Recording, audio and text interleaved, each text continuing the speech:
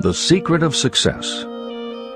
In every chapter of this book, mention is made of the money-making secret that has made fortunes for the exceedingly wealthy men whom I have carefully analyzed over a long period of years.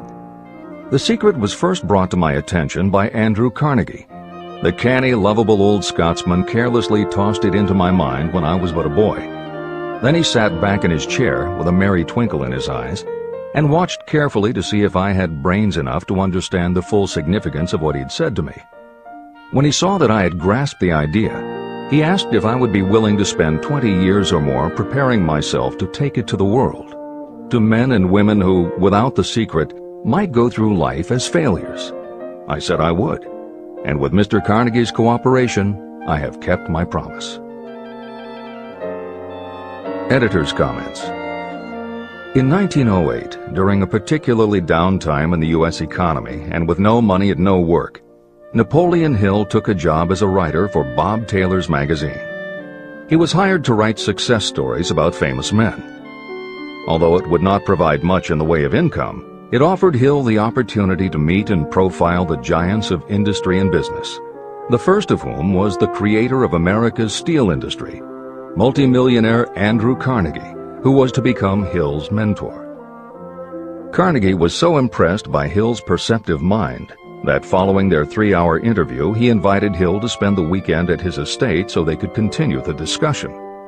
During the course of the next 2 days, Carnegie told Hill that he believed any person could achieve greatness if they understood the philosophy of success and the steps required to achieve it. "It's a shame," he said, "that each new generation must find the way to success by trial and error when the principles are really clear-cut." Carnegie went on to explain his theory that his knowledge could be gained by interviewing those who had achieved greatness and then compiling the information and research into a comprehensive set of principles. He believed that it would take at least 20 years and that the result would be the world's first philosophy of individual achievement. He offered Hill the challenge, for no more compensation than that Carnegie would make the necessary introductions and cover travel expenses. It took Hill 29 seconds to accept Carnegie's proposal. Carnegie told him afterward that had it taken him more than 60 seconds to make the decision, he would have withdrawn the offer. For a man who cannot reach a decision promptly, once he has all the necessary facts, cannot be depended upon to carry through any decision he may make. It was through Hill's unwavering dedication that this book was eventually written. For detailed information on the life of Hill, read or listen to the audiobook of A Lifetime of Riches, the Biography of Napoleon Hill by Michael J. Ritt, Jr. and Kurt Landers. Michael Ritt worked as Hill's assistant for 10 years and was the first employee of the Napoleon Hill Foundation, where he served as executive director, secretary, and treasurer. The material in his book comes from his own personal knowledge of Hill, as well as from Hill's unpublished autobiography. That is the end of the editor's comment. This book, Think and Grow Rich, contains the Carnegie secret, a secret that has been tested by thousands, now millions of people in almost every walk of life. It was Mr. Carnegie's idea that the magic formula, which gave him a stupendous fortune, ought to be placed within reach of people who do not have the time to investigate how others had made their money. It was his hope that I might test and demonstrate the soundness of the formula through the experience of men and women in every calling. He believed the formula should be taught in all public schools and colleges. He said that if it were properly taught, it would revolutionize the entire educational system, and the time spent in school could be reduced to less than half. In Chapter 4, On Faith, you will read the astounding story of the organization of the giant United States Steel Corporation. It was conceived and carried out by one of the young men through whom Mr. Carnegie proved that his formula will work for all who are ready for it. This single application of the secret by Charles M. Schwab made him a huge fortune in both money and opportunity. Roughly speaking, this particular application of the formula was worth $600 million. These facts give you a fair idea of what reading this book may bring to you, provided you know what it is that you want. Editor's comment. According to one method of calculation, through inflation alone, it would take approximately $20 in 2001 to buy what $1 would have bought in 1901. However, to find the contemporary equivalent value of $600 million is not simply a matter of multiplying by the increase in the cost of living.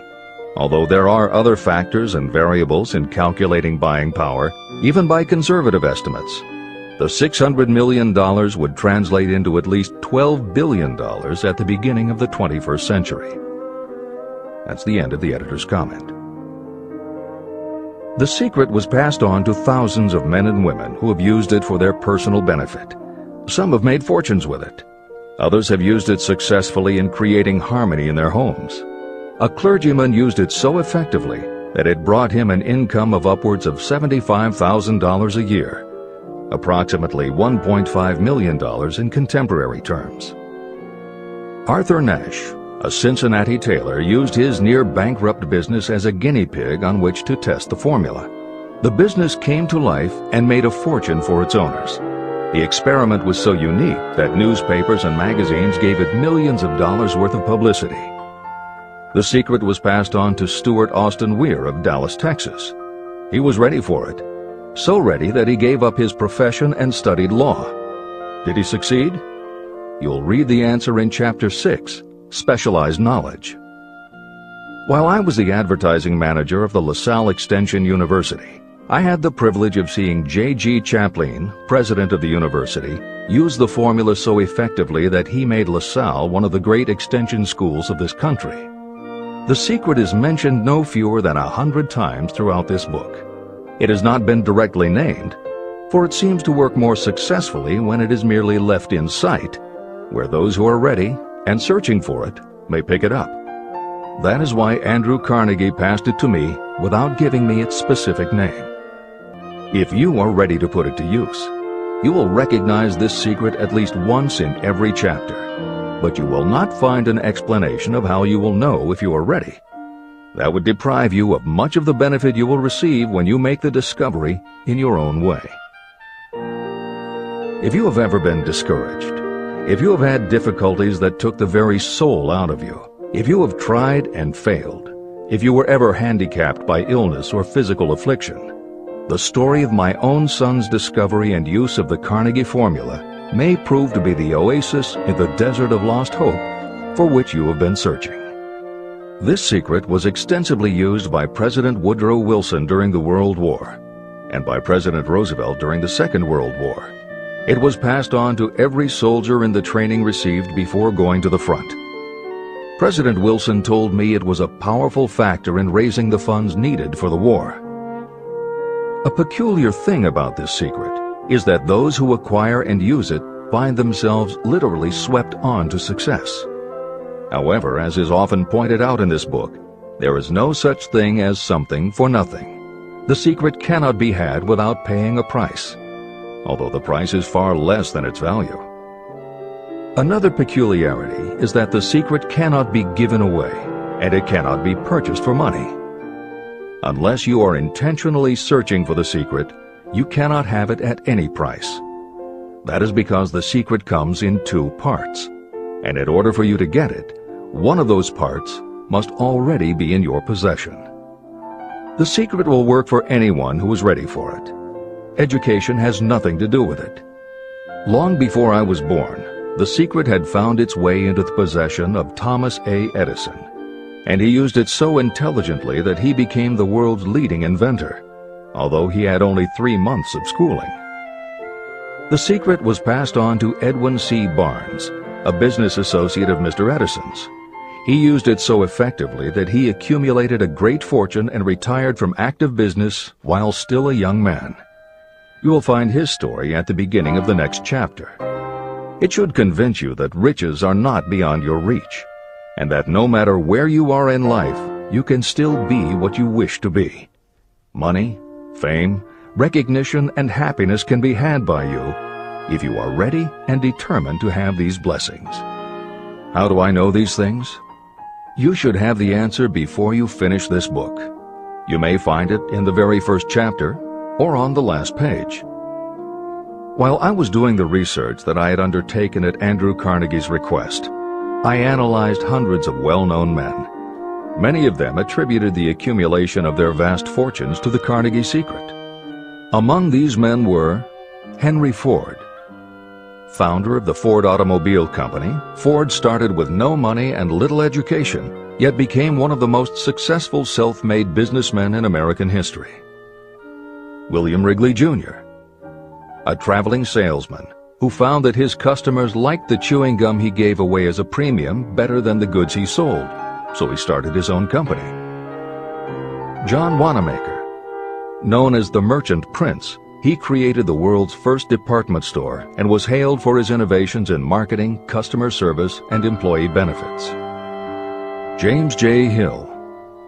Known as the Empire Builder, he built the transcontinental Great Northern Railway, encouraged homesteading in the West, then established shipping routes linking America to Asia. George S. Parker. A school teacher who grew tired of fixing his students' pens, he created a new design, founded the Parker Pen Company, and turned a simple idea into a fortune. E.M. Statler. The son of a poor pastor, he started as a bellboy and worked his way up until he was able to start his own chain of Statler hotels, famous for their luxury and service with a smile. Henry L. Doherty.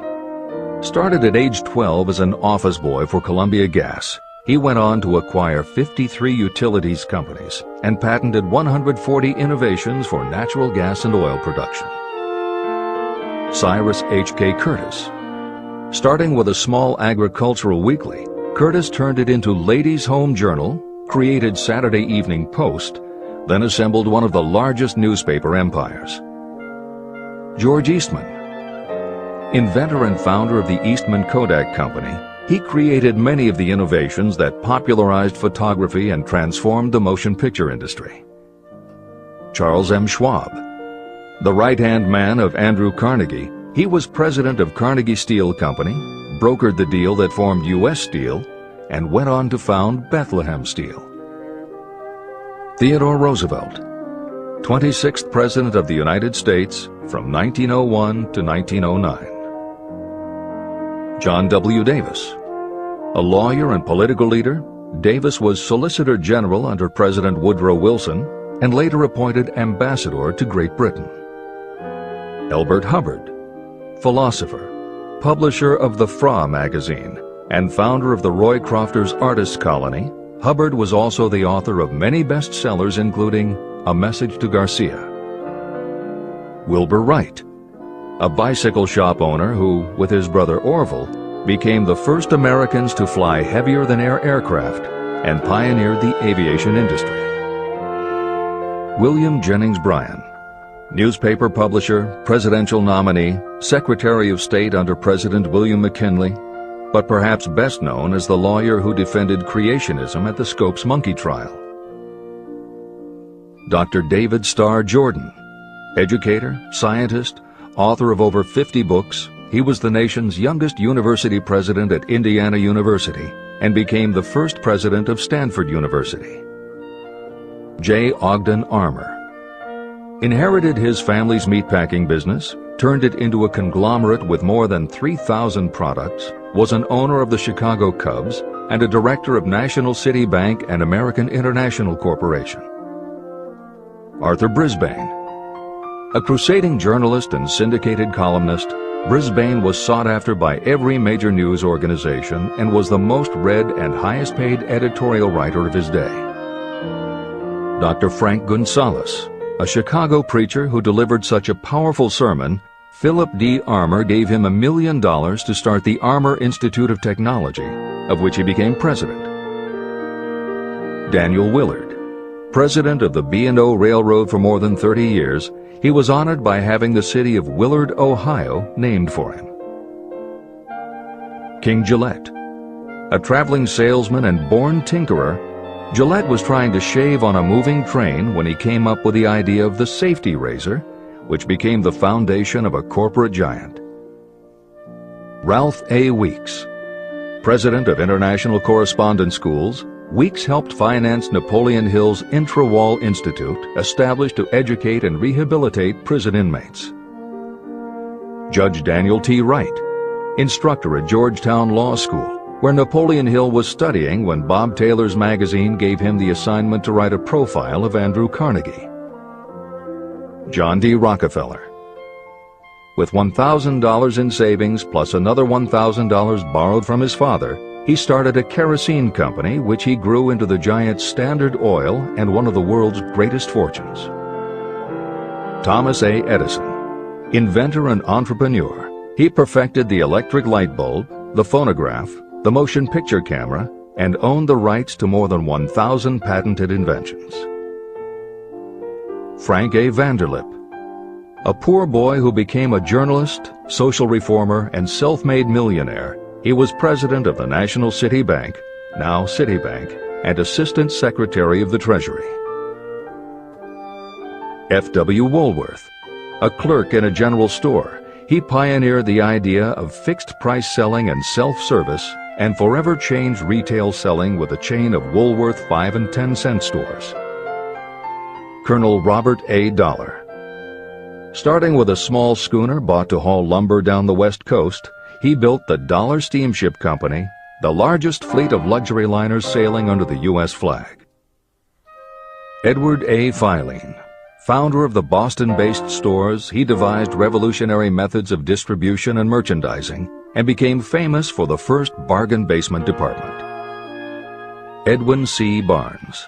The only man Thomas Edison ever had as a partner, Barnes took Edison's failing dictaphone and sold it so successfully it became a fixture in offices and made him a multimillionaire. Arthur Nash. A Cincinnati tailor who used his bankrupt business as a guinea pig for the Carnegie secret and was so successful the newspapers made him famous as Golden Rule Nash. Clarence Darrow. Famed as a lawyer, public speaker, and defender of the underdog, Darrow is best known as the lawyer who defended teaching the theory of evolution at the Scopes monkey trial. Woodrow Wilson. 28th President of the United States of America from 1913 to 1921. William Howard Taft.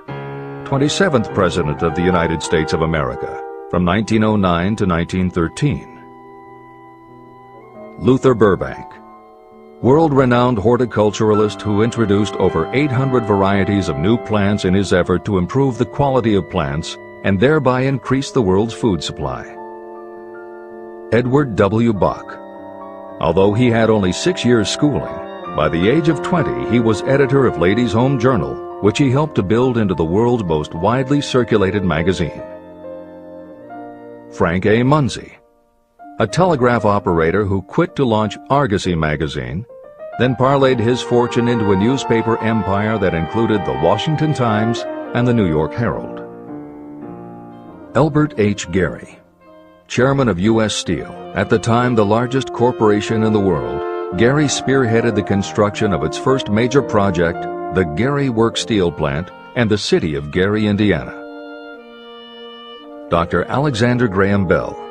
Best known as the inventor of the telephone, Bell also perfected recording devices, advances in aircraft, and was a co-founder of the National Geographic Society. John H. Patterson.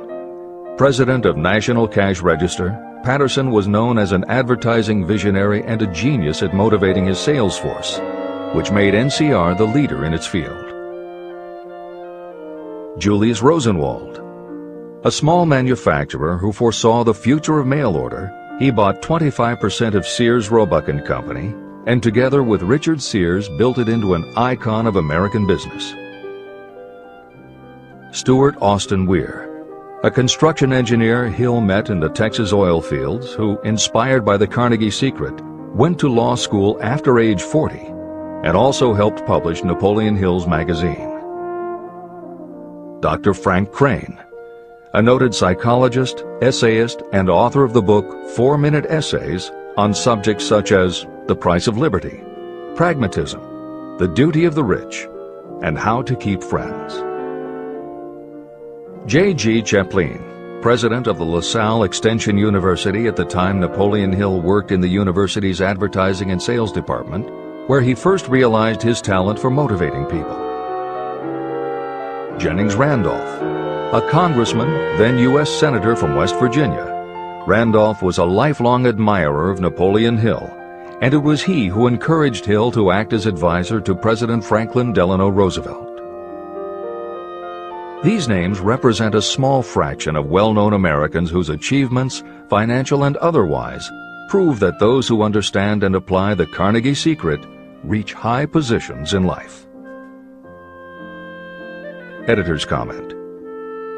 As Napoleon Hill says, the preceding list includes only some of the more than 500 multimillionaires and extraordinarily successful individuals whom Napoleon Hill interviewed prior to writing Think and Grow Rich. It does not include the equally impressive list of people he came in contact with after the publication, nor does it include the names of those who did not have the opportunity to meet Napoleon Hill personally, but who attribute their success to having read this book. It is said that Napoleon Hill and Think and Grow Rich have made more millionaires than any other person in history. It might equally well be said that Napoleon Hill inspired more motivational experts than any other man in history. It is practically impossible to find a motivational speaker who does not draw upon Hill's work. His influence can be seen in the writings of his early peers, Dale Carnegie and Norman Vincent Peale. Later, successful authors and speakers such as W. Clement Stone, Og Mandino, and Earl Nightingale either worked directly with Napoleon Hill or with the Napoleon Hill Foundation.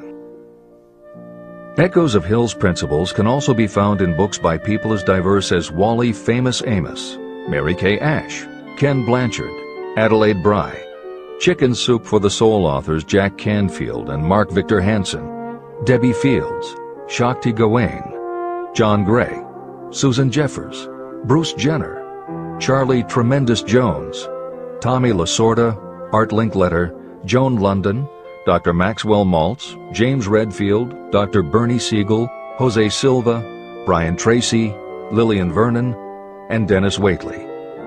Stephen Covey, author of The 7 Habits of Highly Effective People, has often spoken of the influence of Napoleon Hill. Anthony Robbins, arguably the most successful motivational author and speaker at the beginning of the 21st century, has acknowledged Napoleon Hill as a personal hero. That is the end of the editor's comment. I have never known anyone who was inspired to use the Carnegie secret who did not achieve noteworthy success. On the other hand, I have never known anyone to distinguish themselves or to accumulate riches of any consequence without possession of the secret. From these two facts, I draw the conclusion that the secret is more important for self-determination than anything you receive through what is popularly known as education. Somewhere, as you read, the secret will jump from the page and stand boldly before you, if you are ready for it. When it appears, you will recognize it.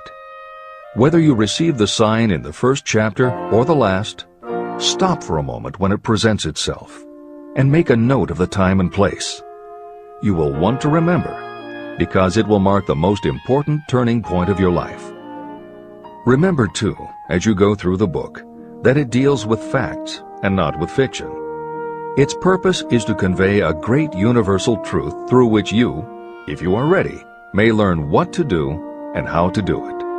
You will also receive the needed stimulus to make a start. As a final word of preparation, may I offer one brief suggestion which may provide a clue how the Carnegie secret may be recognized? It is this: achievement and all earned riches have their beginning in an idea. If you are ready for the secret, you already possess one half of it. Therefore, you will recognize the other half the moment it reaches your mind. Editor's comment. Unlike much of the business and motivational literature available, Think and Grow Rich is not written for readers to skip around from chapter to chapter, taking a concept here and an idea there to solve the problem of the moment. This book is written as a carefully integrated whole, to be read in its entirety, from beginning to end. Concepts that are introduced in one chapter recur in other chapters where their meaning and significance rely upon the reader having already assimilated the earlier knowledge. The chapters are designed to build upon one another in such a way that every word is to be read, every idea is to be considered, and every concept is to be understood and absorbed. Think and Grow Rich is often called the first philosophy of personal achievement, and a philosophy is more than a collection of solutions to business problems. A philosophy is a system of principles that will guide your thoughts and actions, and provide you with a code of ethics and a standard of values. Think and Grow Rich will not just change what you think, it will literally change the way you think. In preparing this new and updated edition, every aspect of Think and Grow Rich has been analyzed to ensure its relevance to the current business climate. In those instances where material might be considered dated or out of step with contemporary practices, the original text has been updated or augmented with relevant new material.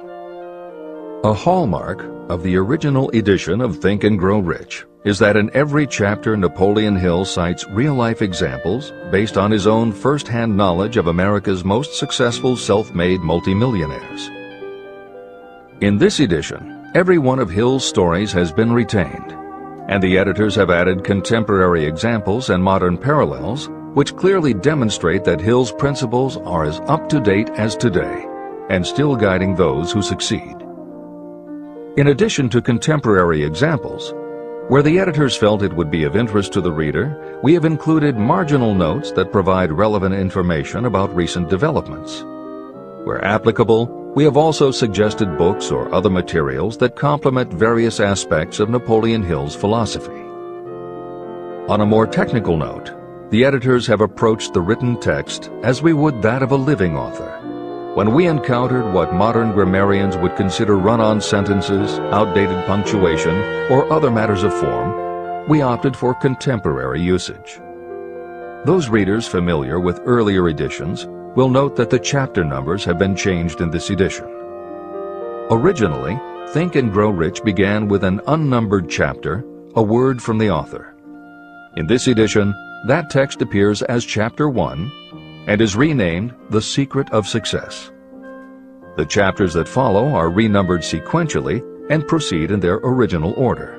The chapter that was previously titled The Mystery of Sex Transmutation has been retitled Sexuality, Charisma and Creativity, and the text has been restructured and annotated to reflect the role of women in contemporary society. All editorial commentary is clearly set off in a font and style that is different from the original text. This is the end of the editor's comments.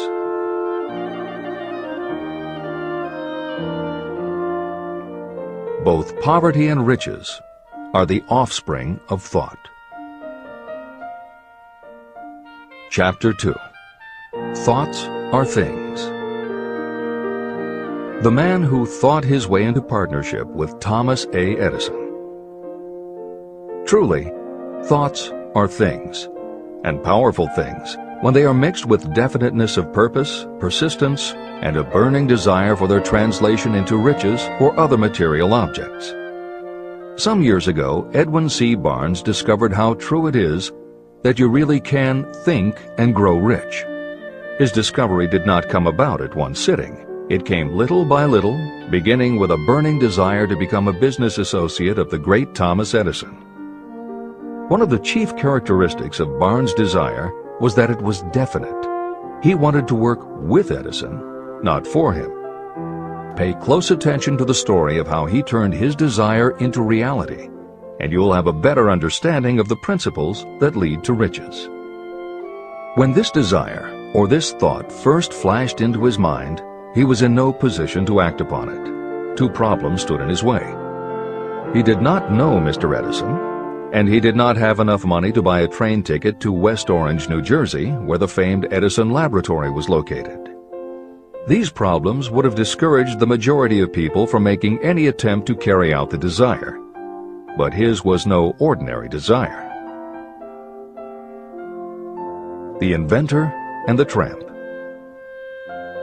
Edwin C. Barnes presented himself at Mr. Edison's laboratory and announced that he had come to go into business with the inventor. Years later, in speaking about that first meeting, Mr. Edison said about Barnes, "He stood there before me looking like an ordinary tramp, but there was something in the expression of his face which conveyed the impression that he was determined to get what he had come after. I had learned from years of experience with men that when a man really desires a thing so deeply that he is willing to stake his entire future on a single turn of the wheel in order to get it, he is sure to win. I gave him the opportunity he asked for, because I saw he had made up his mind to stand by until he succeeded. Subsequent events proved that no mistake was made." It could not have been the young man's appearance that got him his start in the Edison office. That was definitely against him. It was what he thought that counted. Barnes did not get his partnership with Edison on his first interview. What he did get was a chance to work in the Edison offices at a very nominal wage. Months went by. Nothing happened to bring nearer the goal that Barnes had set as his definite major purpose. But something important was happening in Barnes' mind. He was constantly intensifying his desire to become the business associate of Edison. Psychologists have correctly said, when one is truly ready for a thing, it puts in its appearance. Barnes was ready for a business association with Edison, and he was determined to remain ready until he got what he was seeking. He did not say to himself, "Ah, well, what's the use? I guess I'll change my mind and try for a salesman's job." But he did say, "I came here to go into business with Edison, and I'll accomplish my goal if it takes the remainder of my life." He meant it. What a different story people would tell if only they would adopt a definite purpose and stand by that purpose until it had time to become an all-consuming obsession. Maybe young Barnes did not know it at the time, but his bulldog determination and his persistence in focusing on a single desire was destined to mow down all opposition and bring him the opportunity he was seeking. When the opportunity came, it appeared in a different form and from a different direction than Barnes had expected. That is one of the tricks of opportunity. It has a sly habit of slipping in by the back door, and often it comes disguised in the form of misfortune or temporary defeat. Perhaps this is why so many people fail to recognize opportunity. Mr. Edison had just perfected a new device, known at that time as the Edison dictating machine. His salesmen were not enthusiastic about the machine. They did not believe it could be sold without great effort. Barnes saw his opportunity. It had crawled in quietly, hidden in a queer-looking machine that interested no one but Barnes and the inventor. Barnes knew he could sell the Edison dictating machine, and he told Edison so. Edison decided to give him his chance. And Barnes did sell the machine. In fact, he sold it so successfully that Edison gave him a contract to distribute and market it all over the nation. Out of that business association, Barnes made himself rich in money, but he did something infinitely greater. He proved that you really can think and grow rich. How much actual cash that original desire of Barnes was worth to him, I have no way of knowing. Perhaps it brought him $2 or $3 million. Editor's comment. $3 million in the early years of the 20th century would be comparable to more than $50 million in terms of buying power at the beginning of the 21st century.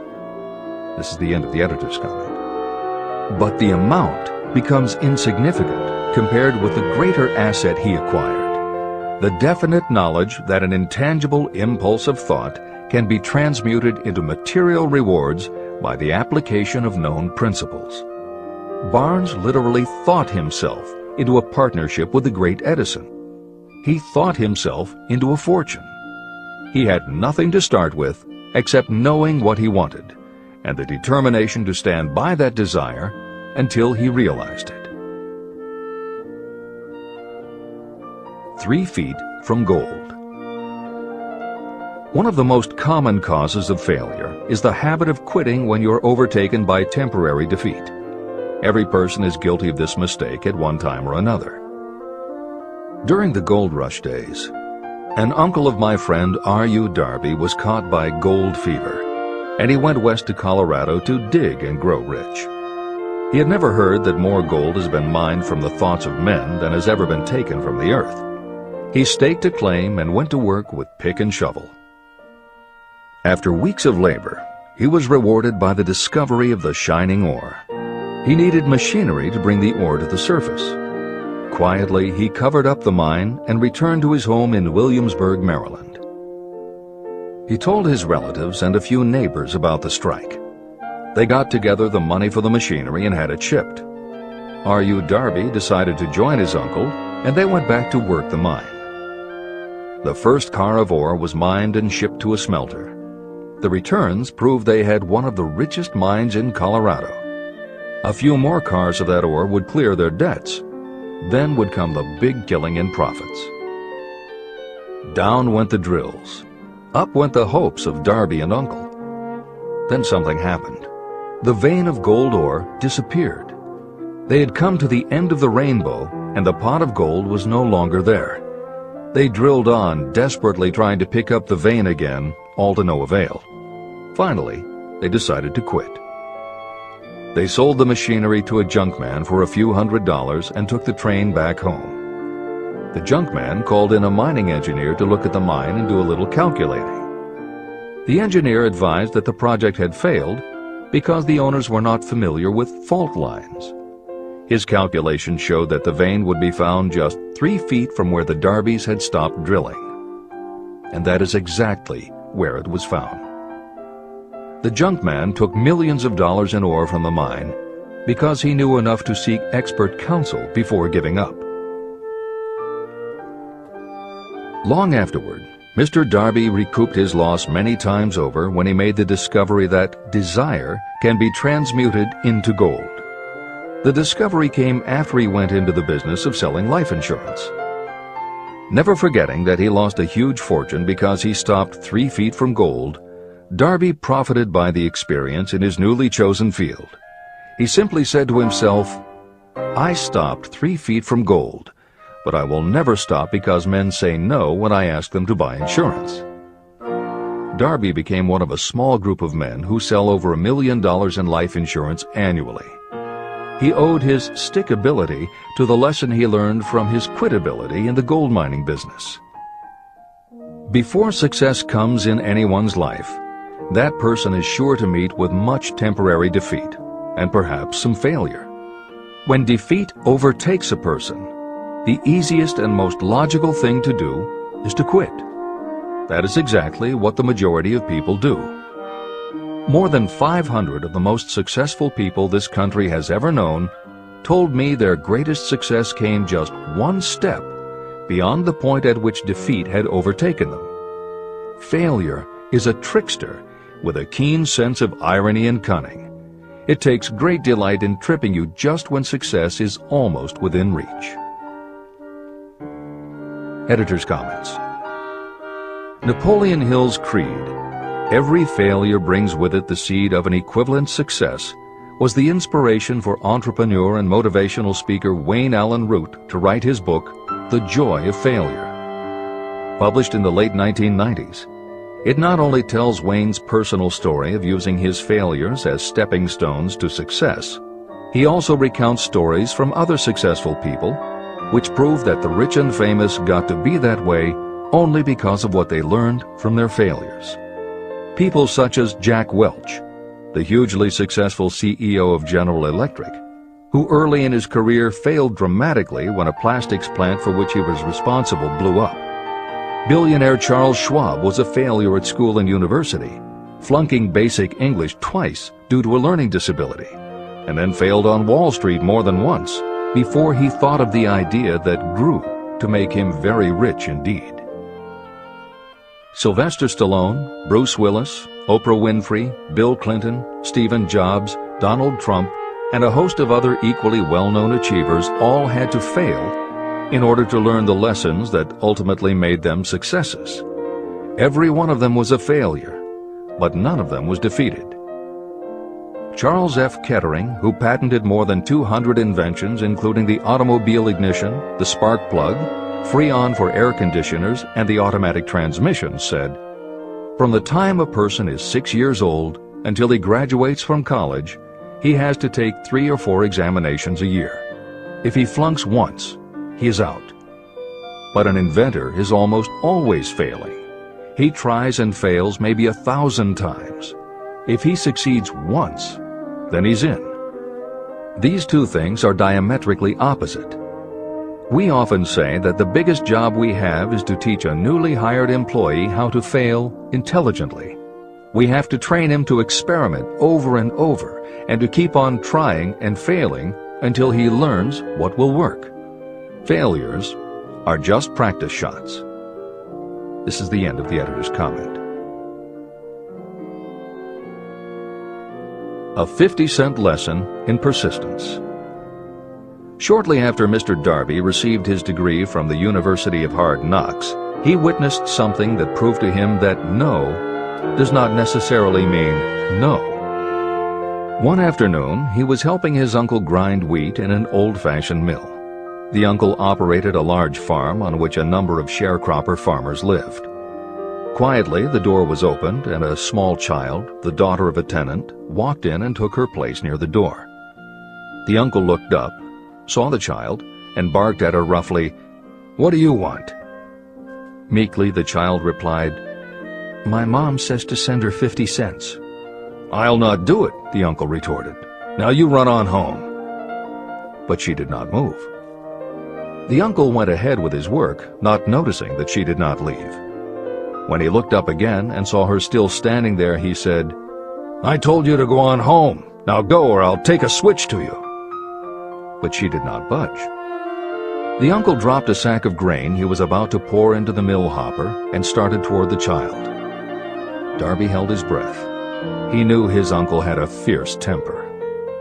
When the uncle reached the spot where the child was standing, she quickly stepped forward one step, looked up into his eyes, and screamed at the top of her voice, "My mom's got to have that 50 cents!" The uncle stopped, looked at her for a minute, put his hand in his pocket, took out $50 and gave it to her. The child took the money and slowly backed toward the door, never taking her eyes off the man whom she had just conquered. After she had gone, the uncle sat down on a box and looked out the window into space for more than 10 minutes. He was pondering, with awe, over the whipping he had just taken. Mr. Darby, too, was doing some thinking. This was the first time in all his experience that he had seen a child deliberately master an adult. How did she do it? What happened to his uncle that caused him to lose his fierceness and become as docile as a lamb? What strange power did this child use that made her master of the situation? These questions flashed into Darby's mind, but he did not find the answer until years later when he told me the story. Strangely, the story of this unusual experience was told to me in the old mill on the very spot where the uncle took his whipping. As we stood there in that musty old mill, Mr. Darby repeated the story and finished by asking, "What can you make of it? What strange power did that child use that so completely whipped my uncle?" The answer to his question will be found in the principles described in this book. The answer is full and complete. It contains enough details and instructions for you to understand and apply the same force that the little child accidentally stumbled upon. Keep your mind alert, and you will learn exactly what strange power came to the rescue of the child.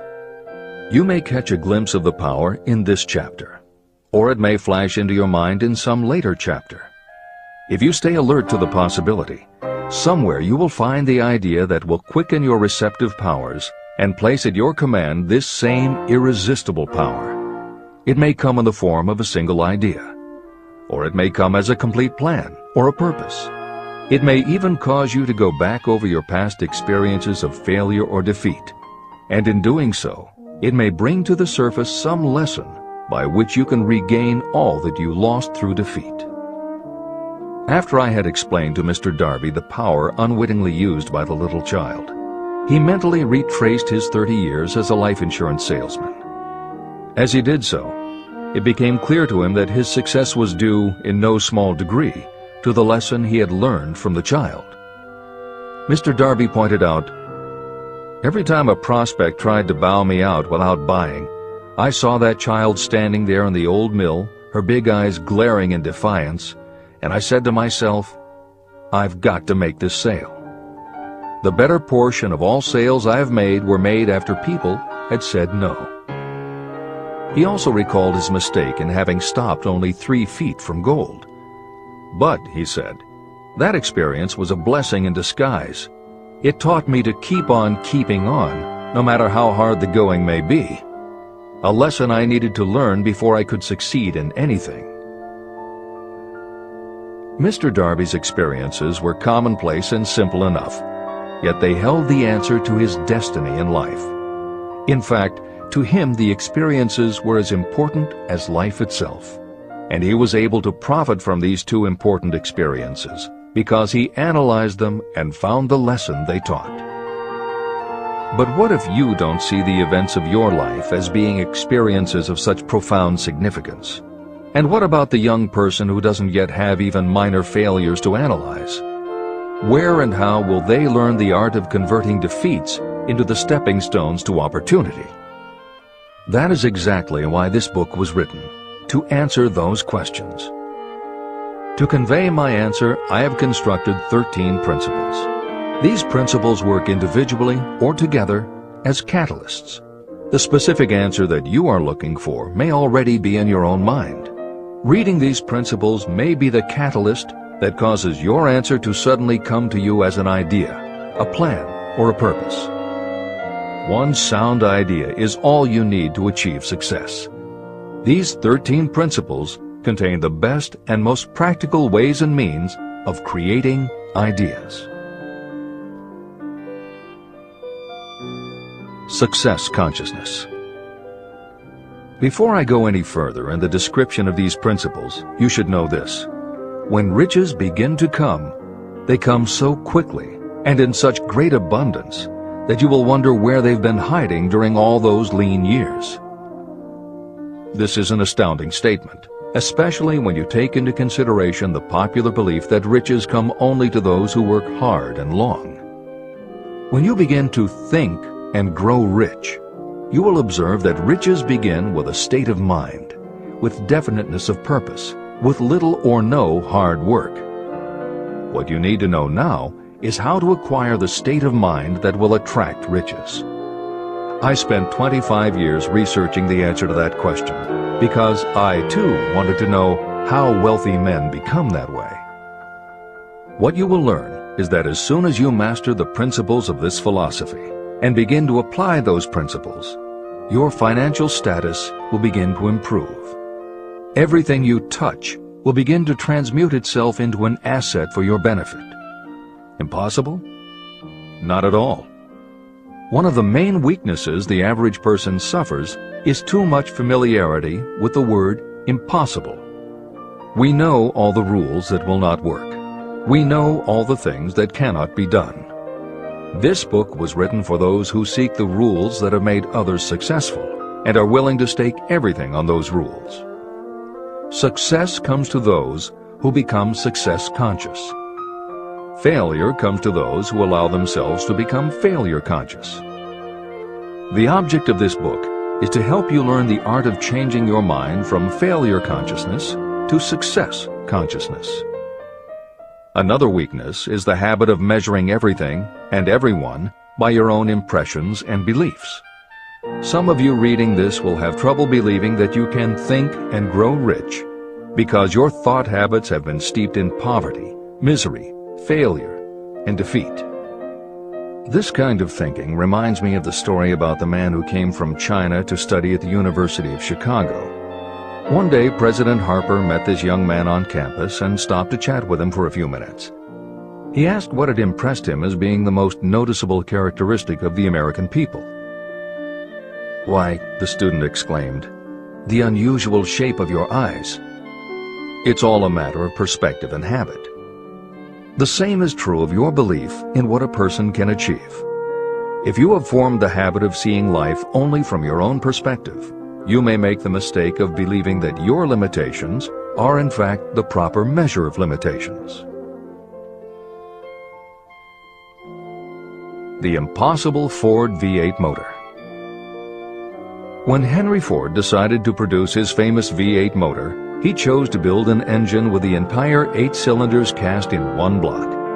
Ford instructed his engineers to produce a design for the engine.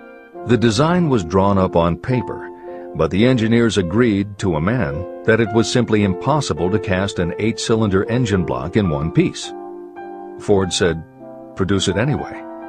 But they replied, "It's impossible." "Go ahead," Ford commanded, "and stay on the job until you succeed, no matter how much time is required." So the engineers went ahead. 6 months went by. Nothing happened. Another 6 months passed, and still nothing. The engineers tried every conceivable plan to carry out the orders, but the thing seemed out of the question. Impossible. At the end of the year, Ford again checked with his engineers, and again they told him they had found no way to carry out his orders.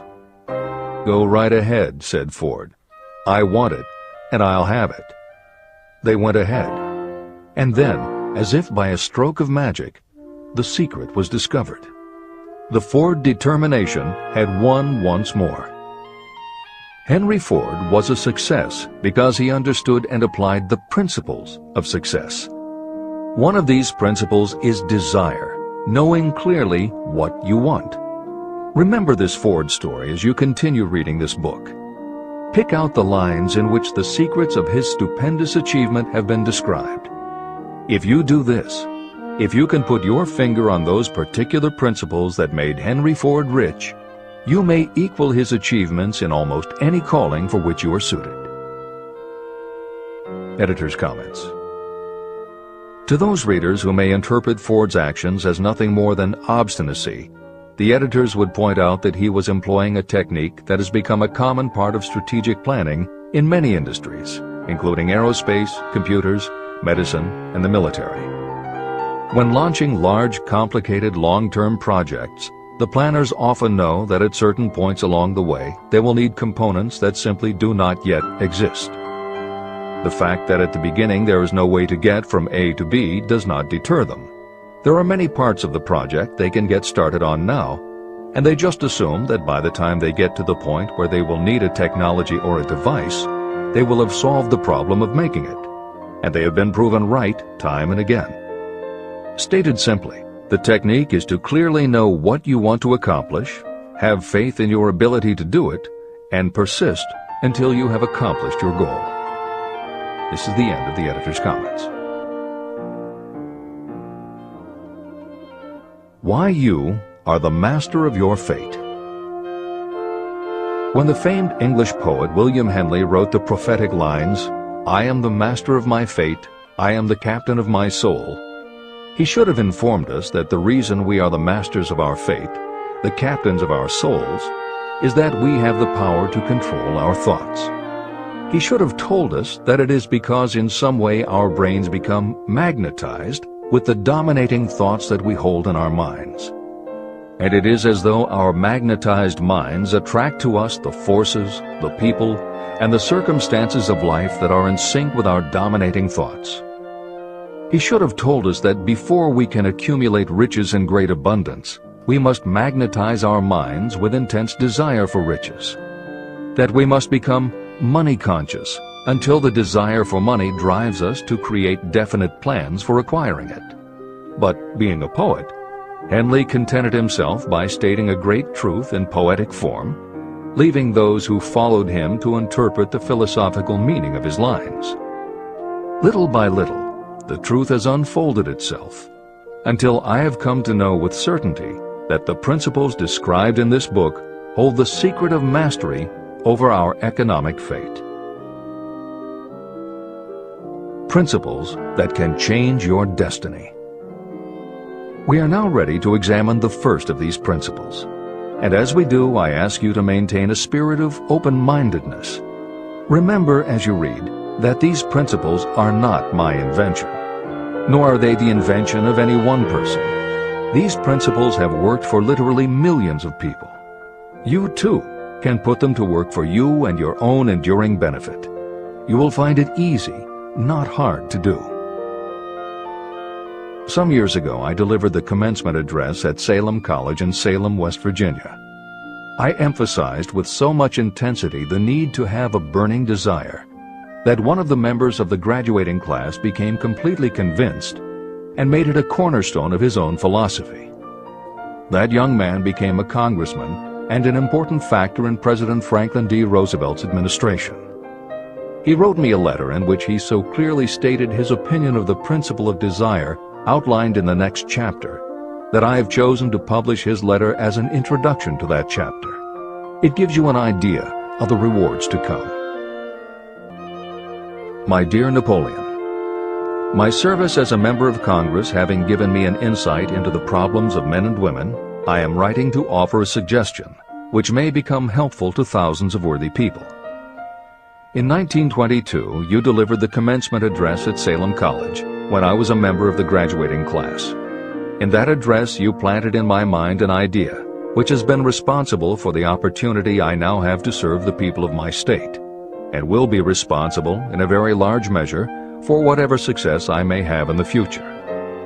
I recall, as though it were yesterday, the marvelous description you gave of the method by which Henry Ford, with but little schooling, without a dollar, with no influential friends, rose to great heights.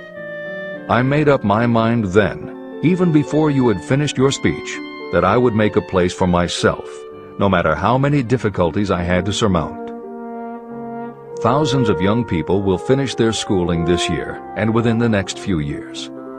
Every one of them will be seeking just such a message of practical encouragement as the one I received from you.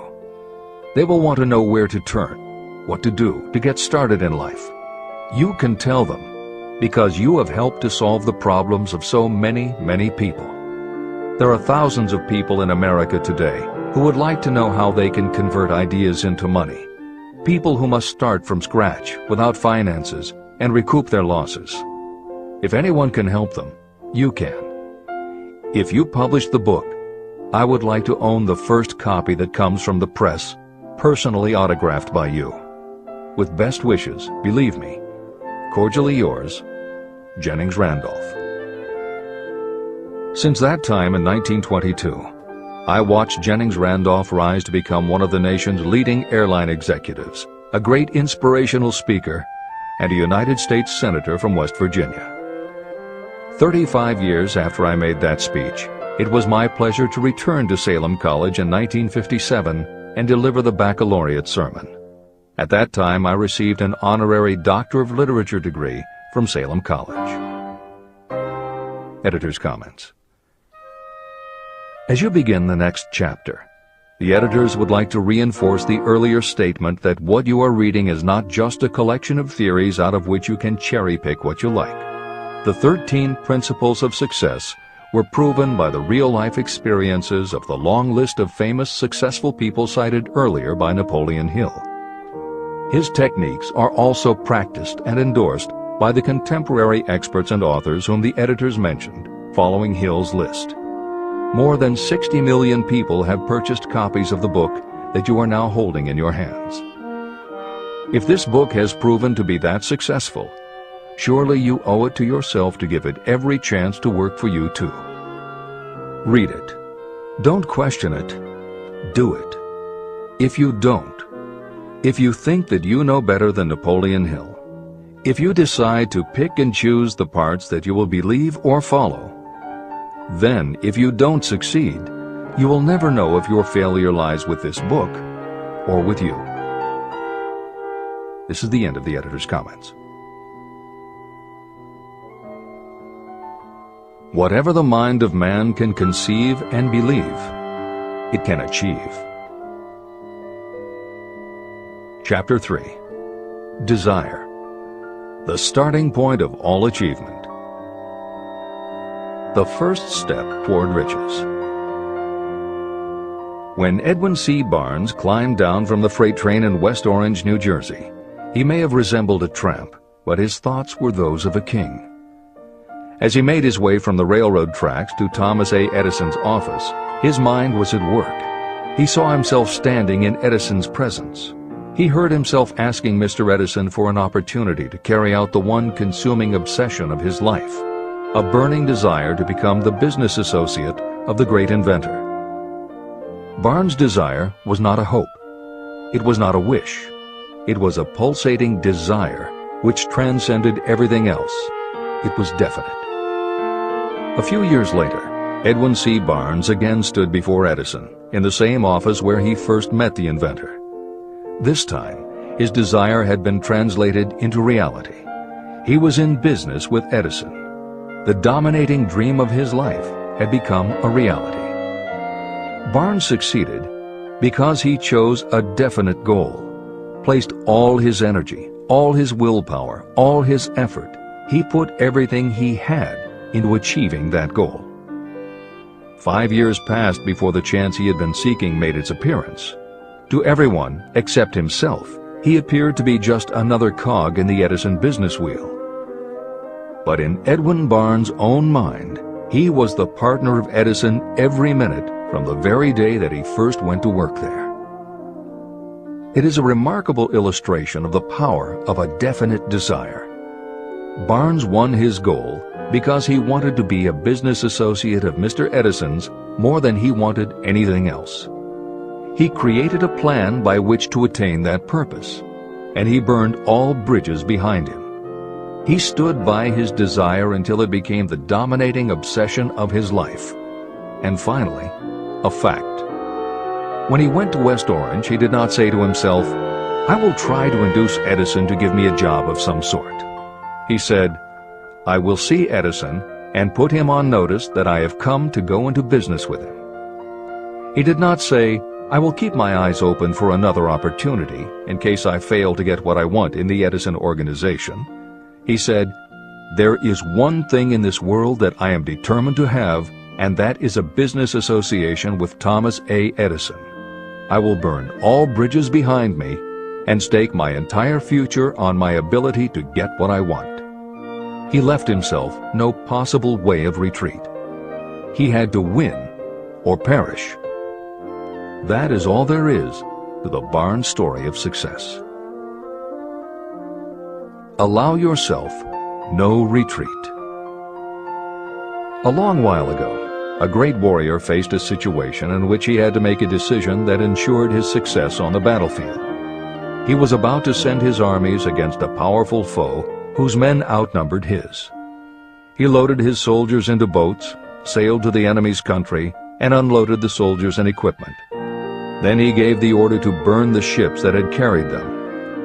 Addressing his men before the first battle, he said, "You see the boats going up in smoke. That means we cannot leave these shores alive unless we win. We now have no choice. We win or we perish." They won. Every person who wins in any undertaking must be willing to burn his ships and cut all sources of retreat.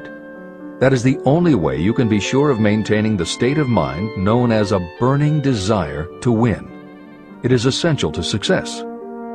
The morning after the Great Chicago Fire, a group of merchants stood on State Street, looking at the smoking remains of what had been their stores.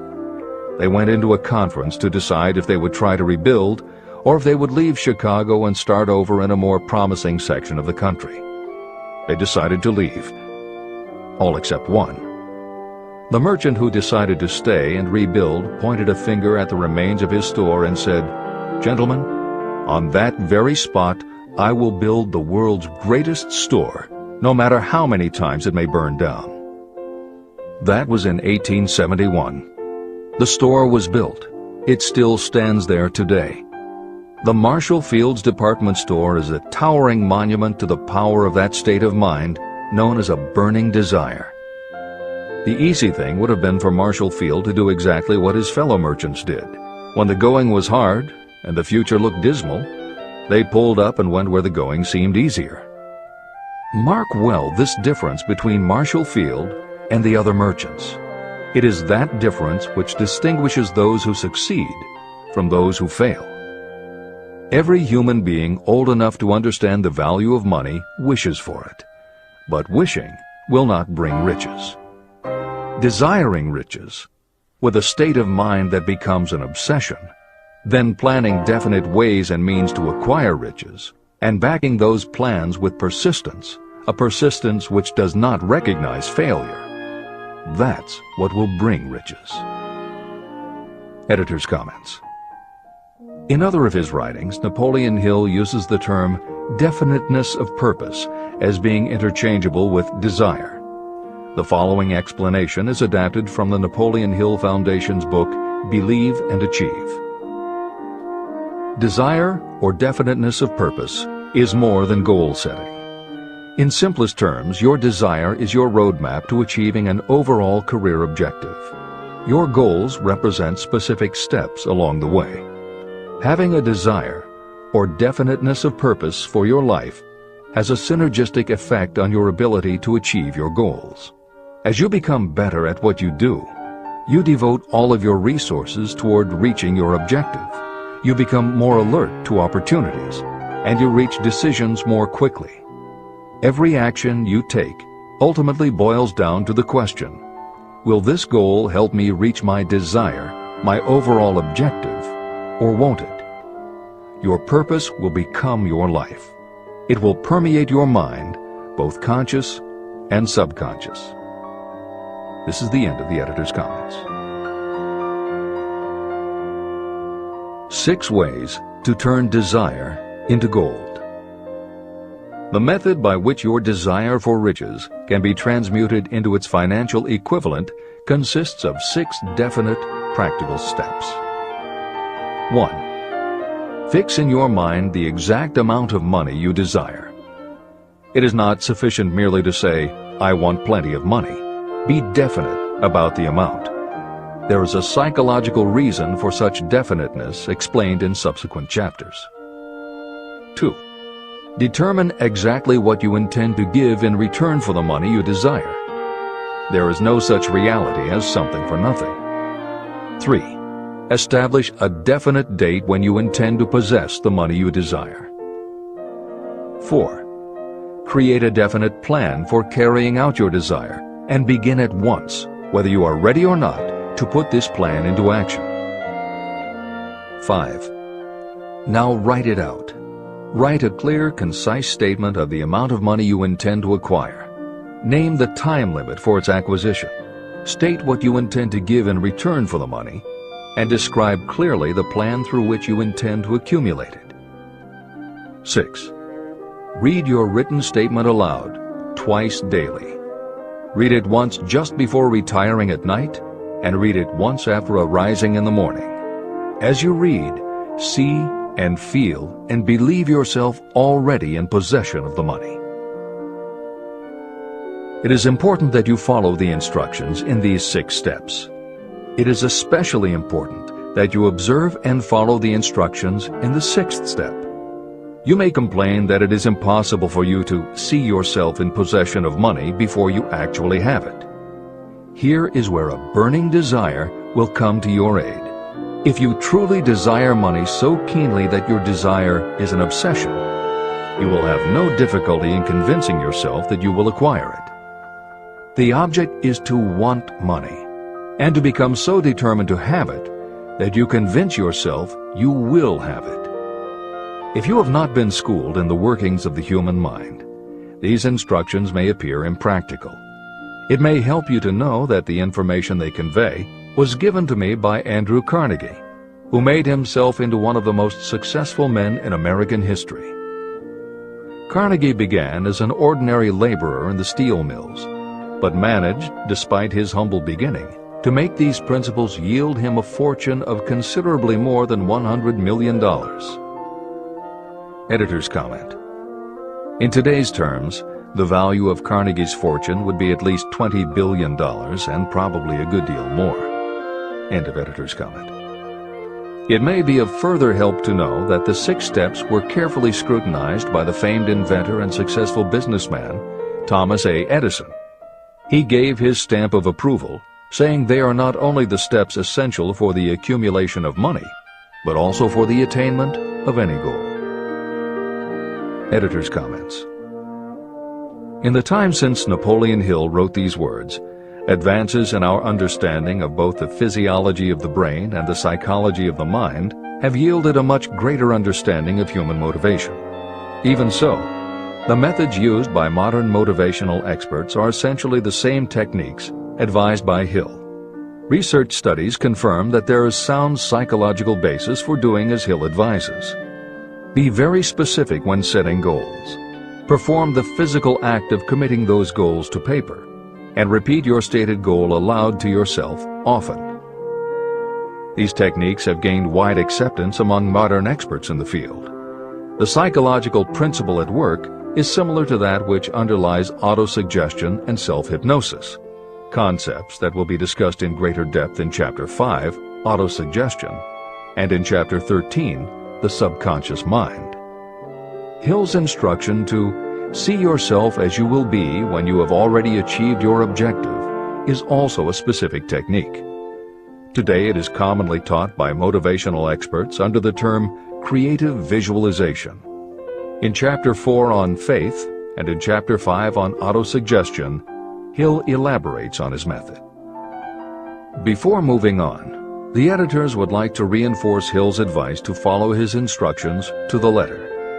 The editors know there is a tendency for the reader to assume that it is enough for them just to intellectually understand a concept. As you read Hill's 6 points, you probably found yourself thinking, sure, some people might need to write things down, but I'm not a kid, I get the idea. Or, okay, I understand that saying it out loud might help some less sophisticated people, but I already understand the point intellectually. If you feel that way, let us remind you that many of the most successful people whom you admire did not think they were too smart or too sophisticated to follow Hill's instructions. The editors would again point out that if Napoleon Hill believed the actual acts of writing and speaking your goals is important, and if psychologists and motivational experts agree, then you would be foolish not to follow this simple advice. Just do it. This is the end of the editor's comments. The steps call for no hard labor. They call for no sacrifice. To apply them does not call for a great amount of education. But the 6 steps do call for enough imagination to see and to understand that the accumulation of money cannot be left to chance or luck. You may as well know right here that you can never have riches in great quantity unless you can work yourself into a white heat of desire for money and actually believe you will possess it.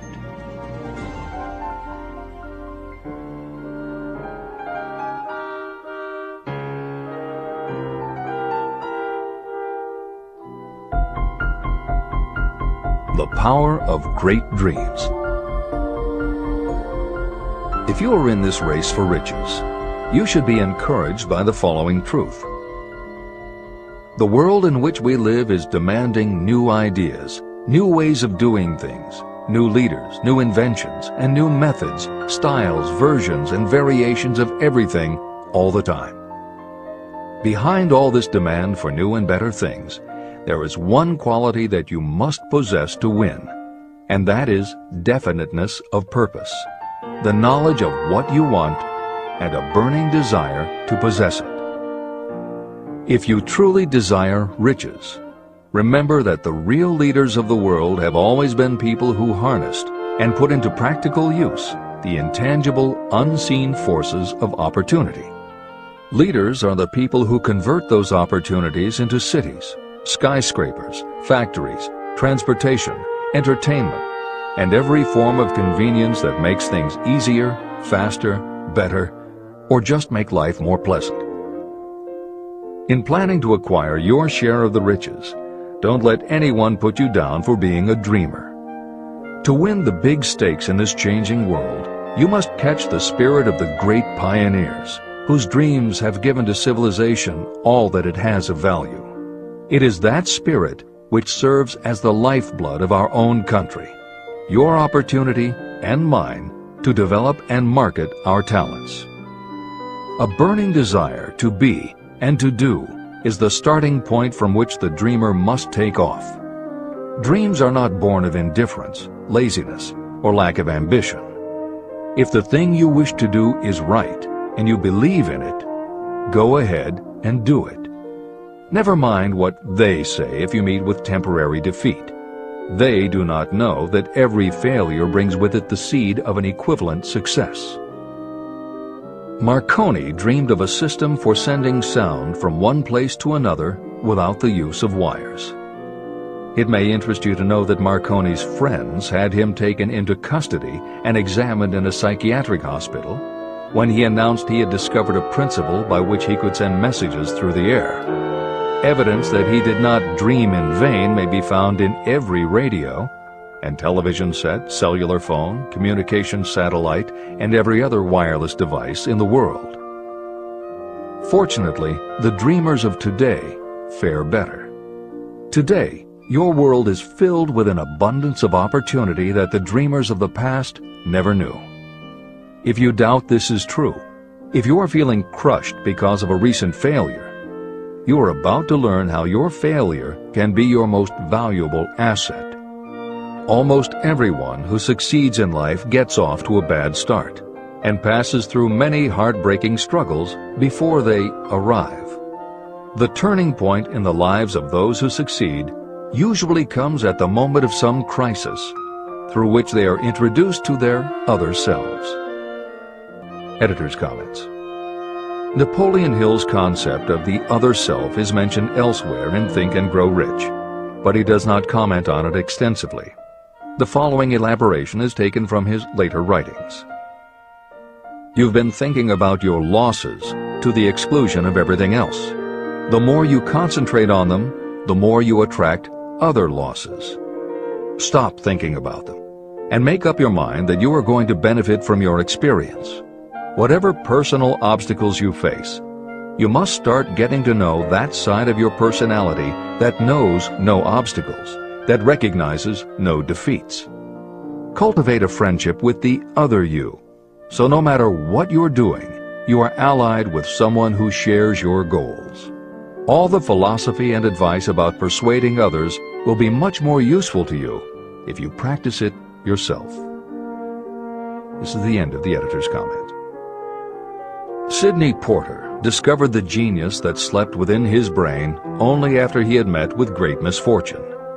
He was found guilty of embezzlement and confined to a prison cell in Columbus, Ohio. And it was there that he became acquainted with his other self. He began to write short stories. Then, while locked in his cell, he began to sell those stories to magazines under the pen name O. Henry. Through the use of his imagination, he discovered himself to be a great author instead of a miserable criminal and outcast. By the time he was released from prison, O. Henry was the most popular short story writer in the country. Editor's comments. More recently, in another prison, another kind of writer met his other self, and country music gained one of its most talented songwriters and biggest stars. As a kid, Merle Haggard's family home was a converted boxcar in Bakersfield, California. After his father died when Merle was 9, more often than not, home for young Merle was a series of juvenile detention centers. At 16, he quit school, and for the next 4 years the only mark Merle Haggard made in the world was a rap sheet for stolen cars, burglaries, and bogus checks. By the age of 20, he was serving time in San Quentin and gaining a reputation as a hard-case con. Then he met his other self. Inspired by a concert Johnny Cash played for the inmates, plus conversations with men on death row and the time he spent in solitary confinement, Haggard learned that he had another self, and that self had something to say through his music. When he got out of solitary, Haggard asked for the hardest job the prison had to offer. He enrolled in night school courses at the prison, straightened himself out, and won his parole after 2.5 years. He went back to Bakersfield and dug ditches during the day so he could polish his songwriting and performing at night. Within 3 years, he had a recording contract. Within 5 years, he had his first top 10 hit, and has since gone on to become one of the most influential voices in modern country music. This is the end of the editor's comments. Thomas Edison dreamed of a lamp that could be operated by electricity, and he began where he stood to put his dream into action. He failed more than 10,000 times. Despite his failures, he stood by that dream until finally he was driven to the discovery of the genius that slept within his brain. Editor's comments. Dean Kamen got to know his other self very early in life. While he was a teenager, Kamen started his own company, building and selling control systems for automated sound and light shows. He was still in high school when he got the contract to automate the Times Square New Year's Eve ball. Though he went on to attend university, he never bothered to graduate because he was too busy working on something he called auto syringe, the first wearable infusion pump for administering drug therapies. His invention was hailed as a medical landmark, as were many of his other breakthroughs, which include a revolutionary kidney dialysis machine, an insulin pump for diabetics, an improved stent used for heart patients, and more than 150 other devices he has patented. One day, seeing the difficulty a man in a wheelchair was having getting up a curb, Kamen set his mind to creating a device that would liberate people confined to wheelchairs. The result is the iBot, a revolutionary wheel device that uses computers and a system of stabilizing gyroscopes that imitate the working of the human body. It not only goes over curbs, but it will even go up and down stairs, travel over almost any kind of rough ground, and will allow the user to raise themselves eye to eye with a standing person. And it does it all without the user having to get out of the device or needing anyone's assistance. In 2001, Kamen hit the front pages when he introduced the Segway, a one-person people mover based on his iBot technology. It's a two-wheel scooter-like device that zips and zooms forward, backward, left, right, and comes to a stop without the rider doing anything more than barely shifting his or her body. It is so sensitive that it is almost as though it obeys the user's thoughts. The Segway may be a world-changing invention, with possible applications for work and travel that stagger the imagination. As this is being written, the Segway is already being used to navigate large warehouses and is being tested by police departments and postal employees. While traffic cops and City Hall wrangle over whether the Segway belongs on the sidewalk or the road, Dean Kamen is dreaming a new dream. This time, the dream is an invention that may literally bring light to some of the darkest corners of the earth. Kamen has developed a non-polluting electric generator that can use almost anything as fuel. But here's the extraordinary part. He has created a revolutionary closed system so that the engine's heat is used to purify 10 gallons of drinkable water every hour. This amazing invention could bring safe drinking water to parts of the world where contaminated water kills millions, and at the same time, it will provide a source of cheap, reliable electric power. Dean Kamen is not some academic hidden in a lab somewhere. Kamen is an inventor, but like Thomas Edison, he is also an entrepreneur and businessman, creating and marketing devices that are changing the public perception of what an inventor is. This is the end of the editor's comments. Henry Ford, poor and uneducated, dreamed of a horseless carriage. He went to work with what tools he possessed without waiting for opportunity to favor him, and now evidence of his dream belts the entire earth. He put more wheels into operation than any man who ever lived because he was not afraid to back his dreams. Editor's comments. Stephen Jobs and Steve Wozniak, two university dropouts, dreamed of making and selling computers that the average person could use. Like Ford, working with the tools they possessed, they built the first Apple computer in the Jobs family garage. And like Ford, they weren't afraid to back their dreams. After showing their prototype to a local retailer, they got an order for 25 machines. Jobs sold his Volkswagen, and Woz sold his expensive Hewlett-Packard scientific calculator to raise $1,300 to start their new company. They took the money, convinced the local electronics suppliers to grant them a line of credit, and started production of the Apple I. they revolutionized the computer hardware and software industry. Released in 1976 and priced at $666, the Apple I earned them $774,000. 2 years later, they introduced the Apple II, which in the next 3 years earned $140 million. In 1980, Apple went public, and after the first day of trading, the company had a market value of $1.2 billion. Wozniak left the company in 1981, but Jobs pushed through the development of the Macintosh in 1984. In 1985, Jobs left too, but in 1998 he came back to Apple to revitalize the floundering company with the creation of the iMac computers, the animation company Pixar, the iPod, and iTunes. In presenting stories of contemporary successes, the editors have followed Hill's style of using real people to illustrate the principles of success. But Napoleon Hill was granted a rare privilege. Unlike anyone before or after, he had the opportunity to personally meet the most powerful and successful people and learn firsthand the dreams that inspired them, the obstacles that confronted them, and how they found the courage within themselves to overcome their failures. Hill met many of the inventors and the empire builders who laid the foundations of 20th century American industry while they were still news, not history. Then for more than 25 years, he studied the habits and learned the secrets of the next generations who built on the foundations, forged new industries, devised new systems, and dreamed new dreams. It was only because Hill was given such unprecedented access over such a long period that he was able to compare, contrast, analyze, and then formulate a philosophy of achievement based on the real stories of real people who had used these techniques to create their success. Think and Grow Rich revolutionized self-help writing, and to this day is the standard against which all motivational literature is measured.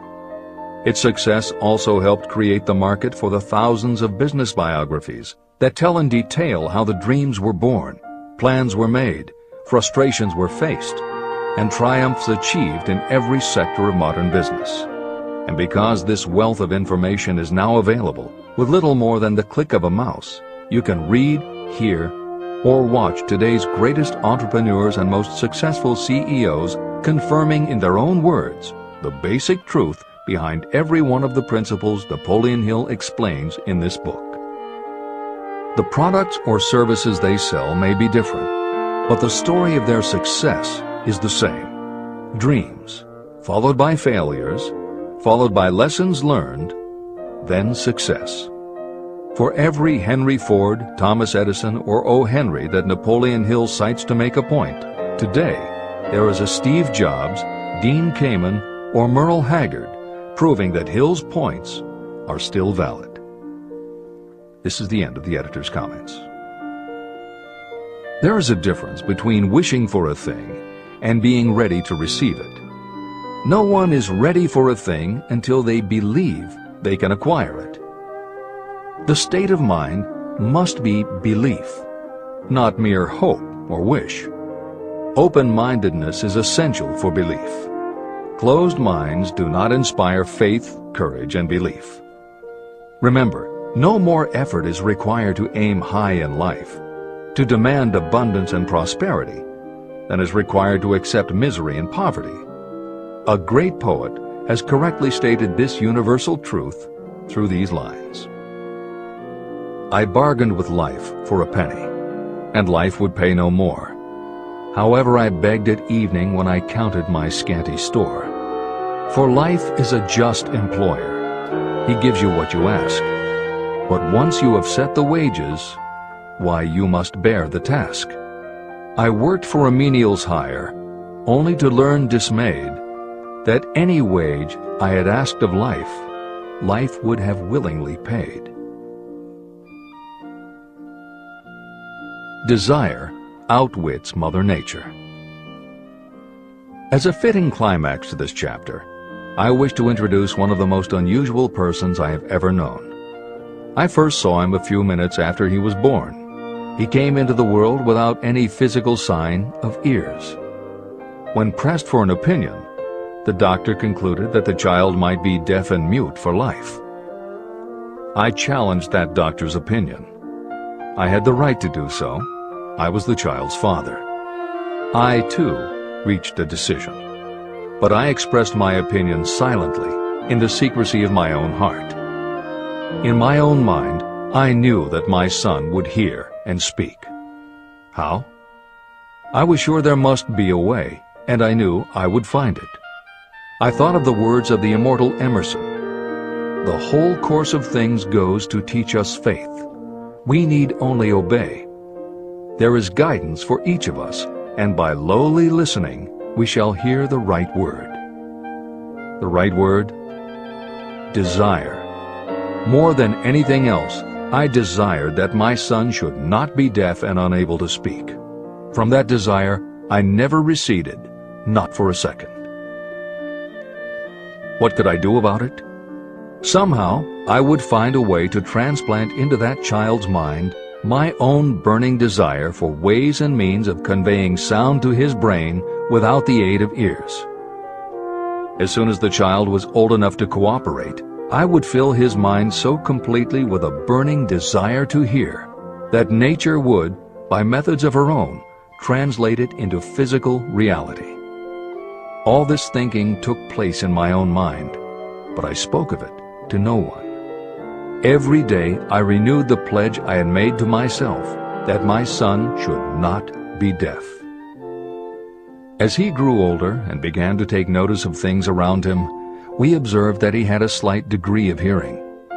When he reached the age when children usually begin talking, he made no attempt to speak, but we could tell by his actions that he could hear certain sounds slightly. That was all I needed to know. I was convinced that if he could hear, even slightly, he might develop still greater hearing capacity. Then something happened that gave me hope. It came from an entirely unexpected source. We bought a phonograph. When the child heard the music for the first time, he went into ecstasies. He promptly appropriated the machine. On one occasion, he played a record over and over for almost 2 hours, standing in front of the phonograph with his teeth clamped on the edge of the case. The significance of this did not become clear to us until years afterward. At the time, we had never heard of the principle of bone conduction of sound. Shortly after he appropriated the phonograph, I discovered that he could hear me quite clearly when I spoke with my lips touching his mastoid bone at the base of the skull. Having determined that he could hear the sound of my voice plainly, I began immediately to transfer to his mind the desire to hear and speak. When I discovered that my son enjoyed bedtime stories, I went to work creating stories designed to develop in him self-reliance, imagination, and a strong desire to hear. There was one storyline in particular that I emphasized over and over. Every time I told it, I gave it some new and dramatic coloring. These stories were designed to plant in his mind the thought that his affliction was not a liability, but an asset of great value. As a result of my studies and personal experience, I firmly believe that every adversity brings with it the seed of an equivalent advantage. However, despite my beliefs, I must confess that I did not have the slightest idea how this disability could ever become an asset. He won a new world with 6 cents. As I analyze the experience in retrospect, I can see now that my son's faith in me had much to do with the astounding results. He did not question anything I told him. I sold him on the idea that he had a distinct advantage over his older brother, and that this advantage would reflect itself in many ways. For example, the teachers in school would observe that he had no ears, and because of this they would show him special attention and treat him with extraordinary kindness. And they always did. I also sold him on the idea that when he became old enough to sell newspapers, his older brother had already become a newspaper merchant, he would have a big advantage over his brother. My reasoning was that people would pay him extra money for his wares because they could see that he was a bright, industrious boy despite the fact that he had no ears. When he was about 7, he showed the first evidence that my method of stimulating his mind was bearing fruit. For several months he begged for the privilege of selling newspapers, but his mother would not give the project her consent. Finally, he took matters in his own hands. One afternoon, when he was left at home with the staff, he climbed through the kitchen window, shinnied to the ground, and set out on his own. He borrowed 6 cents in capital from the neighborhood shoemaker and invested it in papers, which he sold out. He took his earnings, reinvested in more newspapers, and kept repeating until late in the evening. After balancing his accounts and paying back the 6 cents he had borrowed from his banker, he had a net profit of 42 cents. When we got home that night, we found him in bed asleep with the money tightly clenched in his hand. His mother opened his hand, removed the coins, and cried. Of all things, to me it seemed she was crying over her son's first victory. My reaction was the reverse. I laughed, for I knew that my endeavor to plant in my son's mind an attitude of faith in himself had been successful. His mother saw in his first business venture a little deaf boy who had gone out in the streets and risked his life to earn money. I saw a brave, ambitious, self-reliant little businessman whose stock in himself had been increased 100%. He had gone into business on his own initiative and had won. I was not only pleased, I was impressed. He had clearly demonstrated the first signs of a resourcefulness that would go with him all through life. The little deaf boy went through grade school, high school, and college without being able to hear his teachers, except when they shouted loudly at close range. He did not go to a school for the deaf, and we did not use sign language. We were determined that he should live like any other boy who could hear and speak. We stood by that decision, although it cost us many heated debates with school officials. While he was in high school, he tried an electronic hearing aid, but it was of no value to him. During his last week in college, something happened that marked the most important turning point of his life. Through what seemed to be mere chance, he came into possession of another electronic hearing device, which was sent to him on trial. He was slow about testing it, due to his disappointment with a similar device. Finally, he picked it up carelessly, placed it on his head, and hooked up the battery. Suddenly, as if by magic, his lifelong desire for normal hearing became a reality. For the first time in his life, he heard practically as well as any person with normal hearing. Overjoyed because of the changed world that had been brought to him, he rushed to the telephone, called his mother, and heard her voice perfectly. The next day, for the first time in his life, he plainly heard the voices of his professors in class. For the first time in his life, he could converse freely with other people without them having to speak loudly. Truly, he had come into possession of a changed world. His desire was finally paying dividends. But the victory was not yet complete. He still had to find a definite and practical way to convert his disability into an equivalent asset. Thought that works miracles. Intoxicated with the joy of his newly discovered world of sound, he wrote a letter to the manufacturer of the hearing aid, enthusiastically describing his experience. Something in his letter prompted the company to invite him to New York. He was escorted through the factory, and while talking with the chief engineer, telling him about his changed world, a hunch, an idea, or an inspiration, call it what you wish, flashed into his mind. It was this impulse of thought that converted his disability into an asset destined to pay dividends in both money and happiness to thousands for all time to come. The sum and substance of that impulse was this. It occurred to him that he might be of help to the millions of people who go through life without the benefit of hearing devices, if he could find a way to tell them the story of his changed world. For an entire month, he carried out intensive research, during which he analyzed the entire marketing system of the manufacturer of the hearing device. Then he created a plan for reaching out to other hearing-impaired people all over the world, to share with them his newly discovered changed world. When this was done, he put in writing a 2-year plan based upon his findings. When he presented the plan to the company, he was instantly given a position for the purpose of carrying out his ambition. Little did he dream when he went to work that he was destined to bring hope and practical relief to thousands of people who, without his help, would have been limited forever by deafness. There's no doubt in my mind that Blair would have been deaf and unable to speak all his life if his mother and I had not managed to shape his mind as we did. When I planted in his mind the desire to hear and talk and live as other people, there went with that impulse some strange influence that caused nature to become bridge builder and span the gulf of silence between his brain and the outer world. Truly, a burning desire has devious ways of transmuting itself into its physical equivalent. Blair desired normal hearing. Now he has it. He was born with a condition that in those days might easily have sent a person with a less defined desire to the street with a bundle of pencils and a tin cup. The little white lie I planted in his mind when he was a child, by leading him to believe his impaired hearing would become a great asset, has justified itself.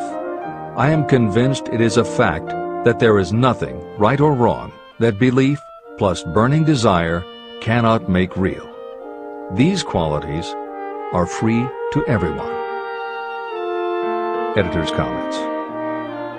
As Napoleon Hill was finishing this chapter on desire, it was reported that the famed opera singer Madame Schumann-Heink had died. A passage in her obituary struck Hill as being so appropriate to the subject of this chapter that he was moved to comment as follows. End of editor's comment. One short paragraph in the newspaper story about the famed opera singer Madame Schumann-Heink gives the clue to this unusual woman's stupendous success. I quote the paragraph because the clue it contains is none other than desire. Early in her career, Madame Schumann-Heink visited the director of the Vienna Court Opera to have him test her voice. But he did not test it. After taking one look at the awkward and poorly dressed girl, he exclaimed, none too gently, "With such a face, and with no personality at all, how can you ever expect to succeed in opera? My good child, give up the idea. Buy a sewing machine and go to work. You can never be a singer." Never is a long time. The director of the Vienna Court Opera may have known much about the technique of singing, but he knew little about the power of desire when it assumes the proportion of an obsession. If he had known more of that power, he would not have made the mistake of condemning genius without giving it an opportunity. Editor's comments. Although few readers of this edition will be familiar with Madame Schumann-Heink, every reader knows a half-dozen similar stories.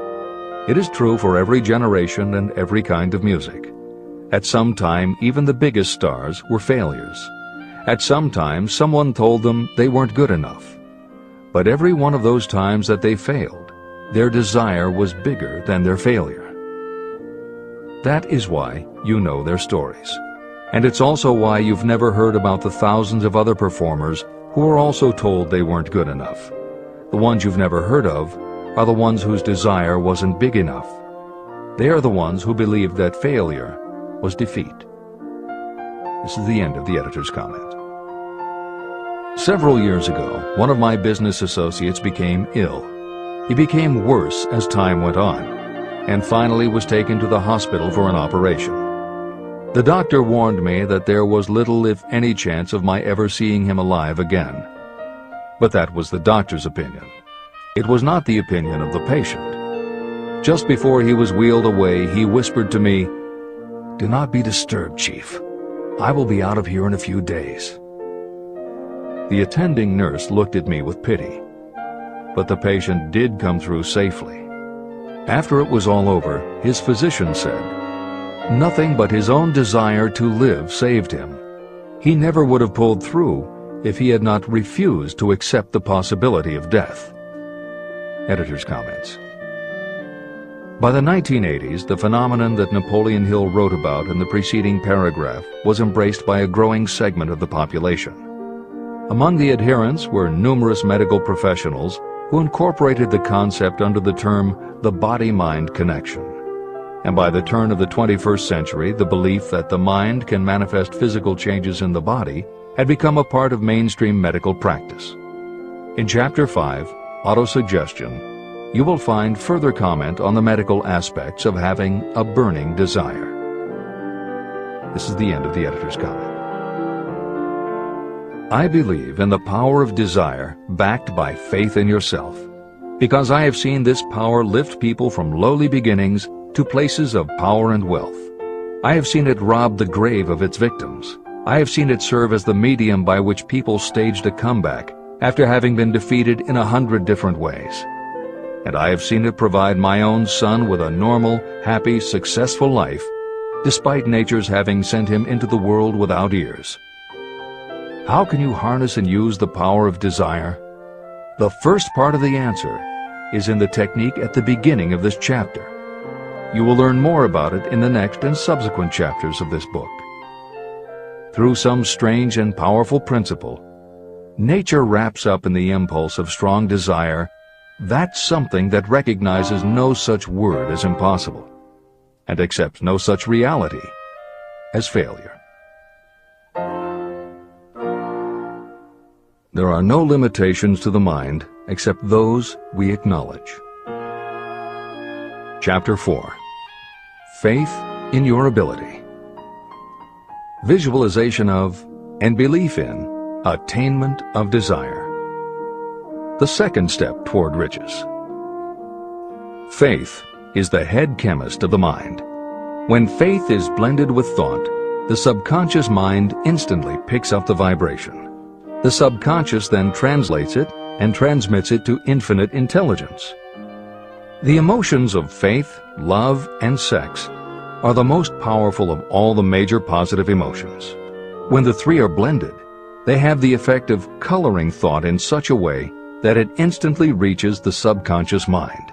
There, it is changed into a form that induces a response from infinite intelligence. Editor's comments. In the preceding paragraph, Napoleon Hill uses two terms, faith and infinite intelligence, both of which may convey to the reader a religious connotation that Hill did not intend. The following will define the meaning of the words as Hill uses them in the following chapter. In modern usage, the word faith has become almost interchangeable with religious belief, which is not the way Hill uses the word. Faith, as it is used here, means having confidence, trust, and an absolute unwavering belief that you can do something. And in order for you to have faith in yourself as Hill means it, it has to be true on a subconscious level. If you have a nagging doubt in the back of your mind, or if you are just going through the motions of pretending you believe, it won't work because your subconscious will know your doubts. Unless you have absolute total confidence, unless you are convinced without question, then you don't have faith. Hill uses the term infinite intelligence to identify that part of the human mind and thinking process that produces hunches, flashes of insight, and leaps of logic. Hill's concept has similarities to what psychologist Carl Jung called the collective unconscious. And on another level, it is very close to what contemporary psychologists refer to as working in the flow state, or being in the zone. Infinite intelligence is discussed in greater depth in later chapters. Hill also uses another term, the subconscious mind, that should be commented on before the reader proceeds with this chapter. Although there are differing schools of thought, in general, modern psychology developed from the pioneering work of Sigmund Freud and Carl Jung. Each believed that the human mind operates on both a conscious and an unconscious level, but they differed on the role the subconscious plays and the way it influences attitude and action. Through his own research and studies, Napoleon Hill developed a theory of the conscious and subconscious that is closest to the Jungian view. The following briefly describes the basis of Hill's view. The conscious mind. Your conscious mind receives information through the five senses of sight, smell, taste, hearing, and touch. Your conscious mind keeps track of what you need for thinking and operating, and it filters out what you don't need. Your conscious mind, and what your memory retains, is the intelligence with which you normally think, reason, and plan. The subconscious mind. Your subconscious has access to all the same information your conscious mind receives, but it doesn't reason the way your conscious mind does. It takes everything literally. It doesn't make value judgments. It does not filter, and it does not forget. You cannot command your conscious mind to reach out and dip into your subconscious mind. However, under certain circumstances, all those forgotten facts and ideas that are always there in your subconscious can, if they are firmly rooted, influence your conscious attitudes and actions. This is the end of the editor's comments. How to develop faith. The following statement is very important in understanding the importance of autosuggestion in the transmutation of desire into its physical or monetary equivalent. Namely, faith is a state of mind that may be induced or created by affirmation or repeated instructions to the subconscious mind through the principle of autosuggestion. The repetition of affirmations is like giving orders to your subconscious mind, and it is the only known method of voluntary development of the emotion of faith, absolute belief that you can do something. As an illustration, consider why you are reading this book. You want to acquire the ability to transmute the intangible thought impulse of desire into its physical counterpart, money. By following the instructions laid down in the later chapters on autosuggestion and the subconscious mind, you will learn techniques to convince your subconscious mind that you believe you will receive that for which you ask. Your subconscious will act upon that belief and pass it back to you in the form of faith, followed by definite plans for procuring that which you desire. Faith in yourself and your abilities is a state of mind that you will be able to develop at will after you have mastered the 13 principles in this book. This is true because faith is a state of mind that will develop naturally within you when you use and apply these principles. The emotions, or the feeling portion of thoughts, are what give your thoughts vitality, life, and action. The emotions of faith, love, and sex, when mixed with any thought impulse, give it even greater action. All thoughts that have been emotionalized, given feeling, and mixed with faith, absolute belief in your ability, begin immediately to translate themselves into their physical equivalent or counterpart. However, this is not only true of thought impulses that have been mixed with faith, but it is true with any emotion, including negative emotions. What this means is that the subconscious mind will translate into its physical equivalent a thought impulse of a negative or destructive nature just as readily as it will act upon thought impulses of a positive or constructive nature. The following statement made by a noted criminologist illustrates the point. When men first come into contact with crime, they abhor it. If they remain in contact with crime for a time, they become accustomed to it and endure it. If they remain in contact with it long enough, they finally embrace it and become influenced by it. This is the equivalent of saying that a negative impulse of thought that is repeatedly passed on to the subconscious mind often enough is finally accepted and acted upon by the subconscious mind. The subconscious then proceeds to translate that impulse into its physical equivalent by the most practical procedure available. This also accounts for the strange phenomenon that so many millions of people experience, referred to as bad luck. There are millions of people who believe themselves doomed to poverty and failure because of some strange force they call bad luck, over which they believe they have no control. But the truth is that they are the creators of their own misfortunes, because this negative belief in bad luck is picked up by the subconscious mind and translated into its physical equivalent. Your belief, or faith, is the element that will determine the action of your subconscious mind. Once again, let me stress that you will benefit by passing on to your subconscious mind any desire that you wish translated into its physical or monetary equivalent in a state of expectancy or belief that the transmutation will actually take place. The subconscious mind will transmute into its physical equivalent, by the most direct and practical way available, any order that is given to it in a state of belief or faith that the order will be carried out. At this point, it should also be noted that because of the way that the subconscious operates, there is nothing to stop you from deceiving your subconscious mind when giving it instructions through autosuggestion. That is what I did when I deceived my son's subconscious mind. To make this deception more realistic, when you call upon your subconscious mind, you must conduct yourself just as you would if you were already in possession of the material thing that you are demanding. Editor's comments. It is an axiom of contemporary motivation theory that the subconscious mind cannot distinguish between what is real and what is vividly imagined. One of the most frequently cited studies supporting this concept was done with a group of basketball players. The players were divided into 3 teams, and the players on each team were tested on their ability to make free throws. The teams were then separated for a period of time, and each team was given instructions which they were told would improve their abilities. One team was instructed to practice making baskets on a daily basis. The second team was instructed not to practice during the period and not to even think about basketball. The third team was also instructed not to practice during the period, but instead the members were told to spend their daily practice time visualizing in detail the process of making baskets. At the end of the experiment, the teams were again tested. The team that rested showed a decrease in ability. The team that practiced showed a marked increase in ability. And the team that didn't practice but visualized making baskets showed an increase in ability almost equal to those who had practiced daily. As Hill says, you can deceive your subconscious through autosuggestion. If you convincingly plant an idea in your subconscious will accept and work with the idea as though it were a fact. But the key word is convincingly.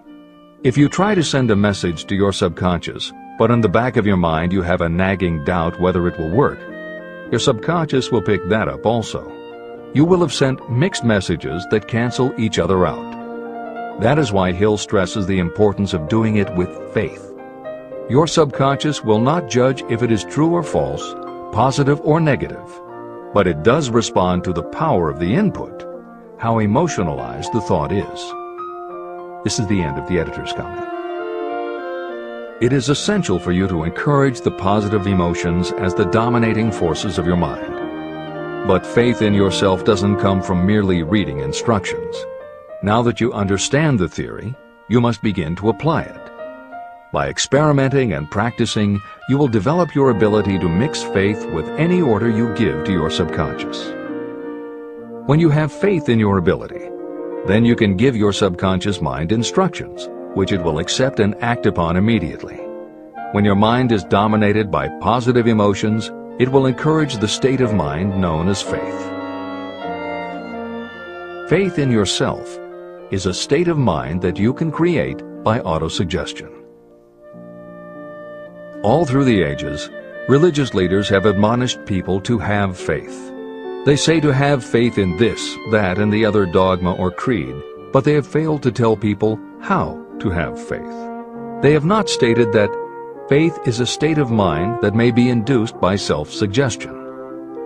In language that anyone can understand, this book explains the principle through which faith in your ability to accomplish a goal may be developed where it does not already exist. Before we begin, you should be reminded again that faith is the eternal elixir that gives life, power, and action to the impulse of thought. Faith is the starting point of all accumulation of riches. Faith is the basis of all miracles and of all mysteries that cannot be analyzed by the rules of science. Faith is the only known antidote for failure. Faith is the element that, when mixed with desire, gives you direct communication with infinite intelligence.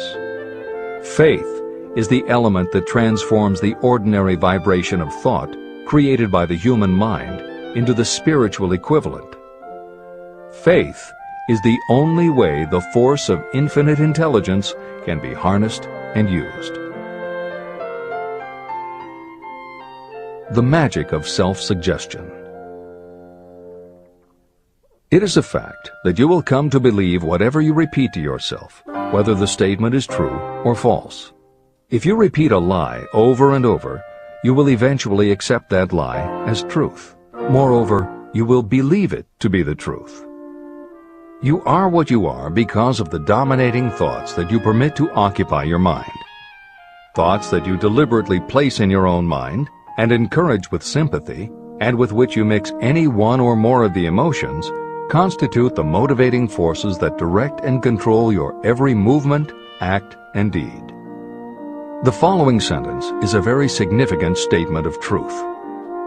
Thoughts that are mixed with any of the feelings of emotions become like a magnetic force, which attracts other similar or related thoughts. A thought that is magnetized with one of the emotions may be compared to a seed. When it is planted in fertile soil, it germinates, grows, and multiplies itself over and over again. What was originally one small seed becomes countless millions of seeds of the same kind. The human mind is constantly attracting vibrations that are in sync with whatever dominates the mind. Any thought, idea, plan, or purpose that you hold in your mind attracts a host of its relatives. Add these relatives to its own force, and it grows until it becomes the prime motivator of the person in whose mind it has been housed. Now, let us go back to the starting point. How can the original seed of an idea, plan, or purpose be planted in the mind? The answer?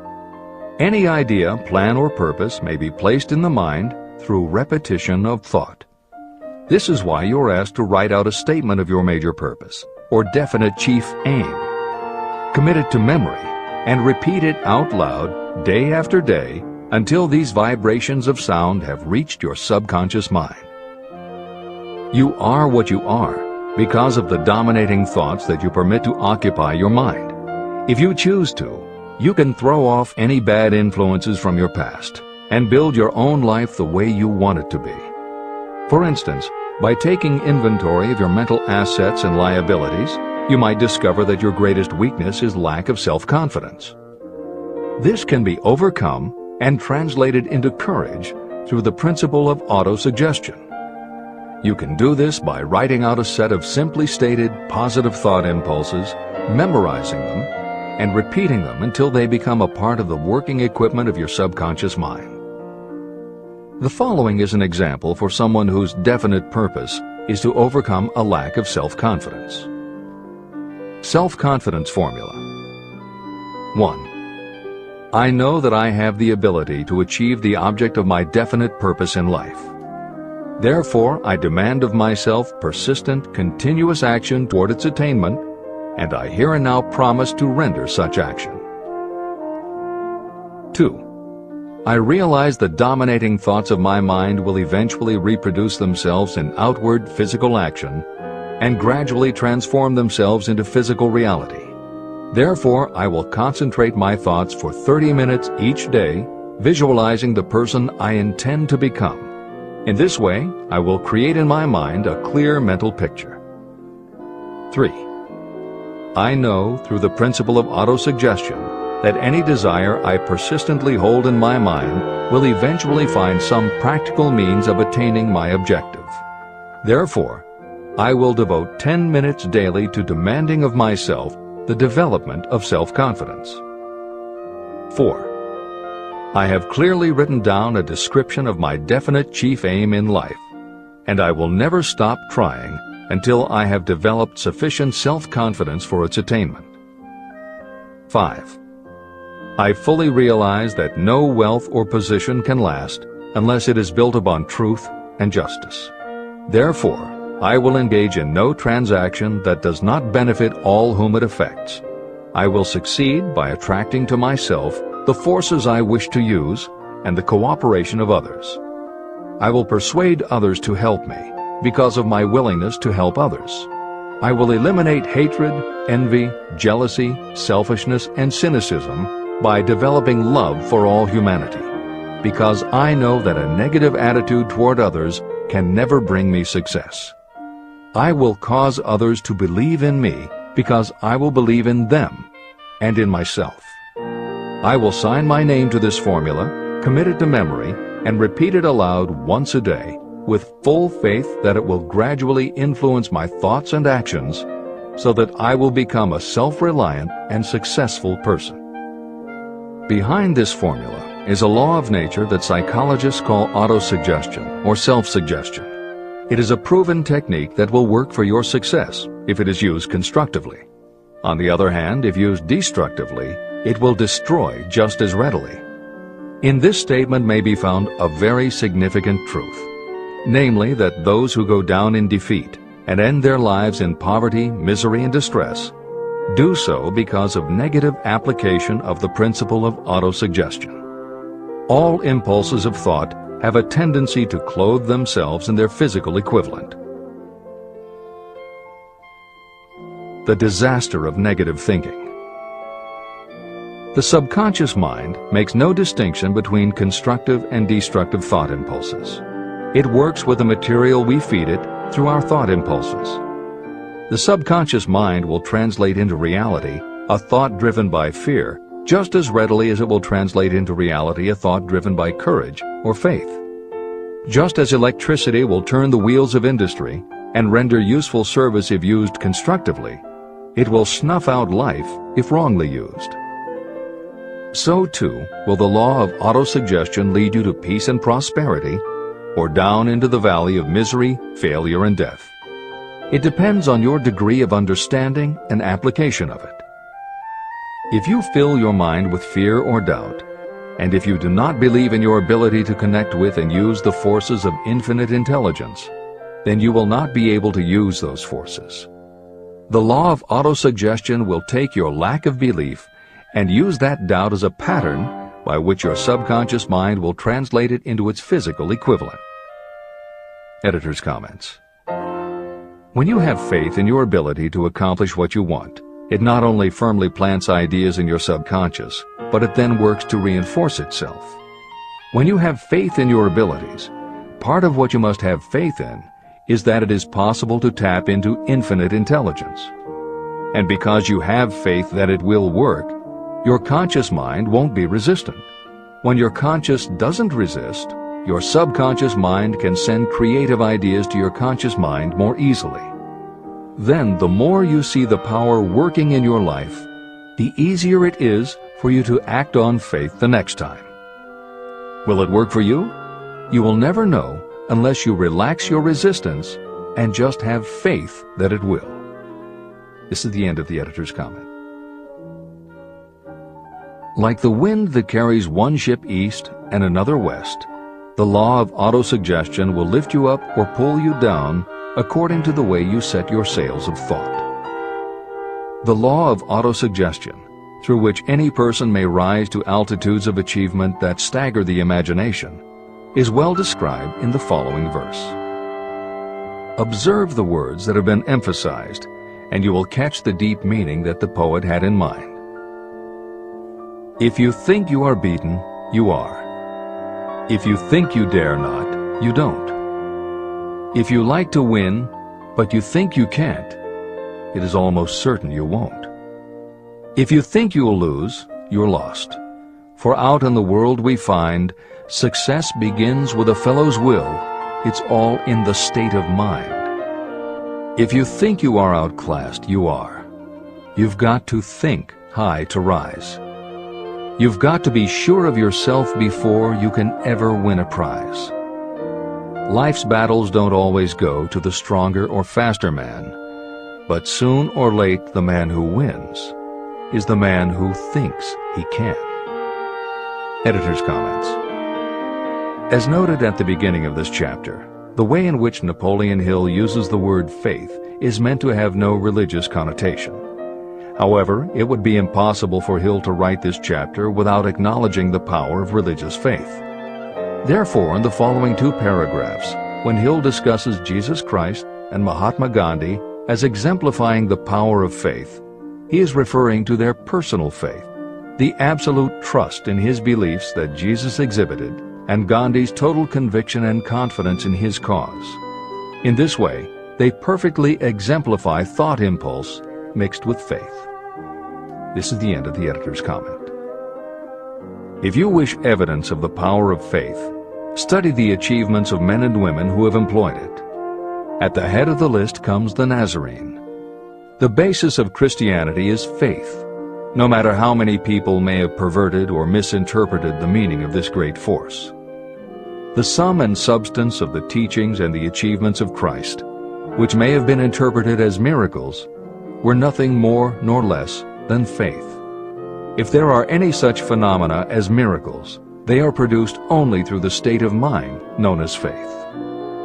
Consider Mahatma Gandhi of India, one of the most astounding examples of the possibilities of faith.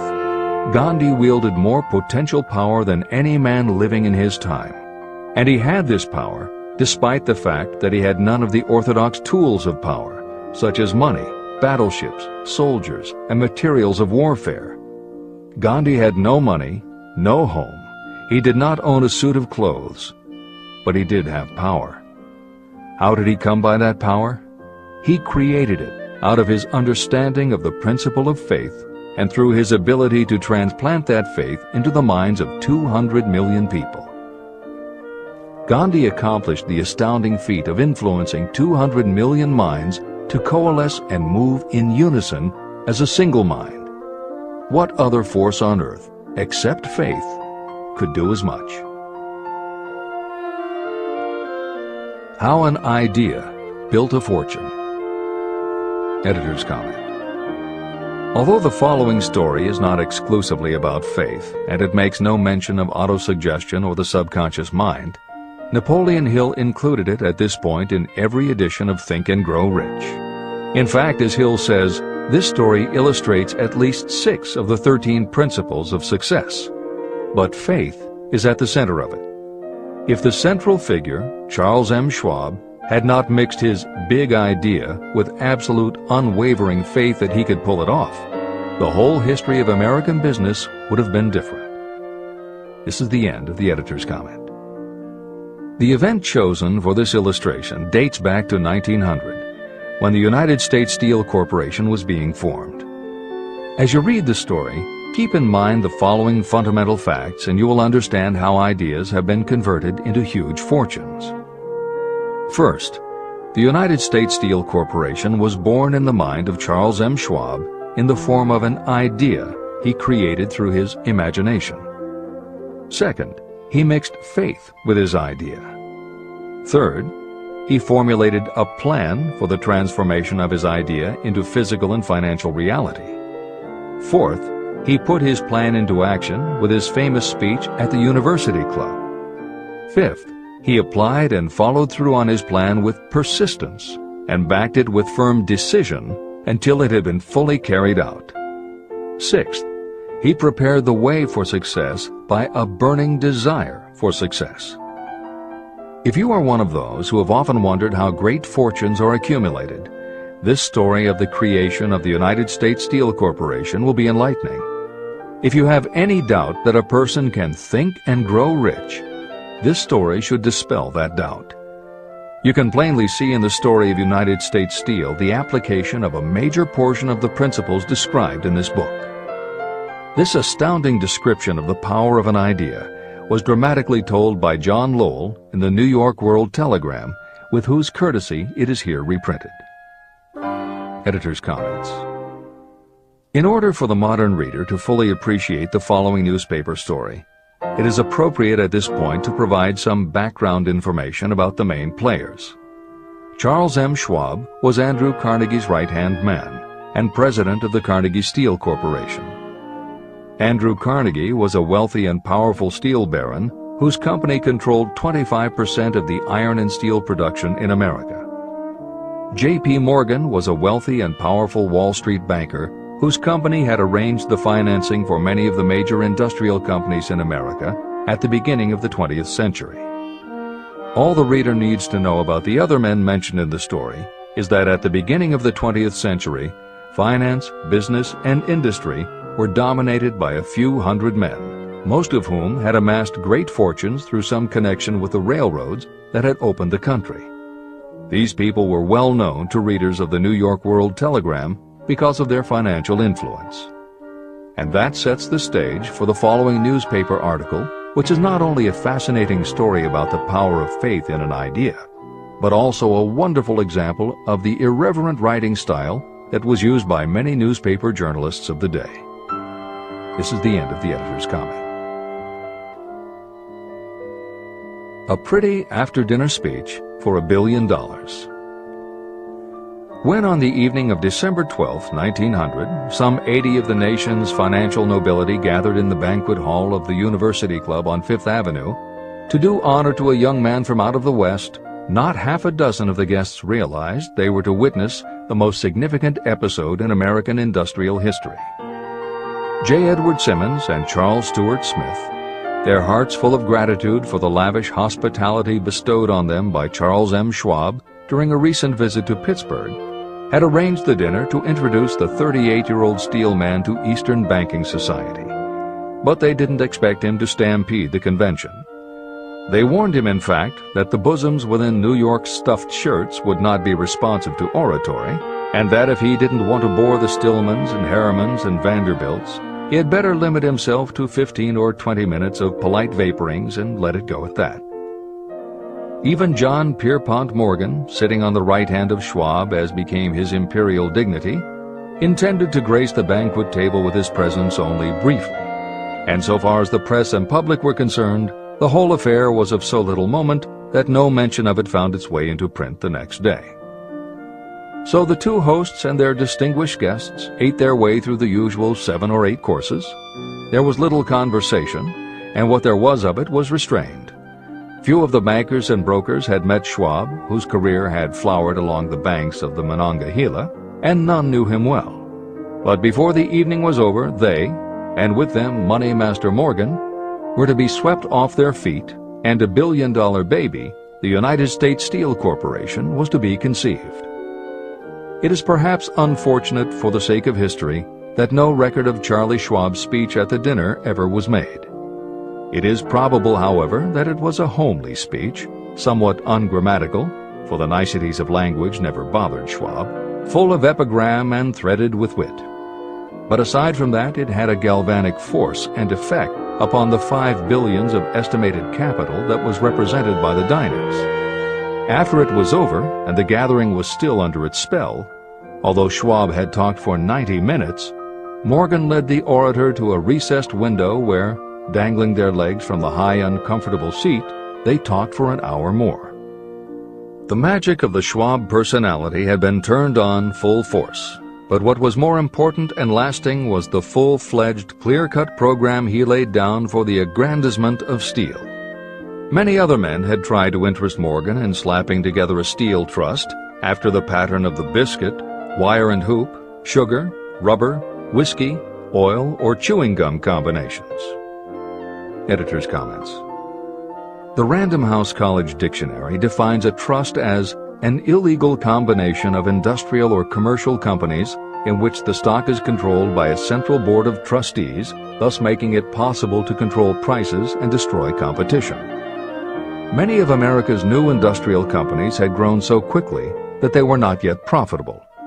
They were saddled with huge debt incurred in raising the capital to finance their rapid expansion, and at the same time they were faced with having to cut costs and slash prices or go out of business. The answer for many was to join up with others in related industries to form what were called trusts or combinations. Although trusts were illegal since the passage of the Sherman Antitrust Act in 1890, companies still tried to find ways to monopolize their industries, and if their efforts weren't technically trusts, they were something very close. The one thing the large company owners who assembled these trusts needed was cash to buy up the many smaller companies they would have to own in order to effectively dominate an industry. J.P. Morgan was the banker who financed many such takeovers. This is the end of the editor's comment. John W. Gates, the gambler, had urged it, but Morgan distrusted him. The Moore boys, Bill and Jim, Chicago stock jobbers who had glued together a match trust and a cracker corporation, had urged it and failed. Elbert H. Gerry, the sanctimonious country lawyer, wanted to foster it, but he wasn't big enough to be impressive. Until Schwab's eloquence took J.P. Morgan to the heights from which he could visualize the solid results of the most daring financial undertaking ever conceived, the project was regarded as a delirious dream of easy-money crackpots. The financial magnetism that began a generation ago to attract thousands of small and sometimes inefficiently managed companies into large and competition-crushing combinations had become operative in the steel world through the devices of that jovial business pirate, John W. Gates. Gates already had formed the American Steel and Wire Company out of a chain of small concerns, and together with Morgan had created the Federal Steel Company.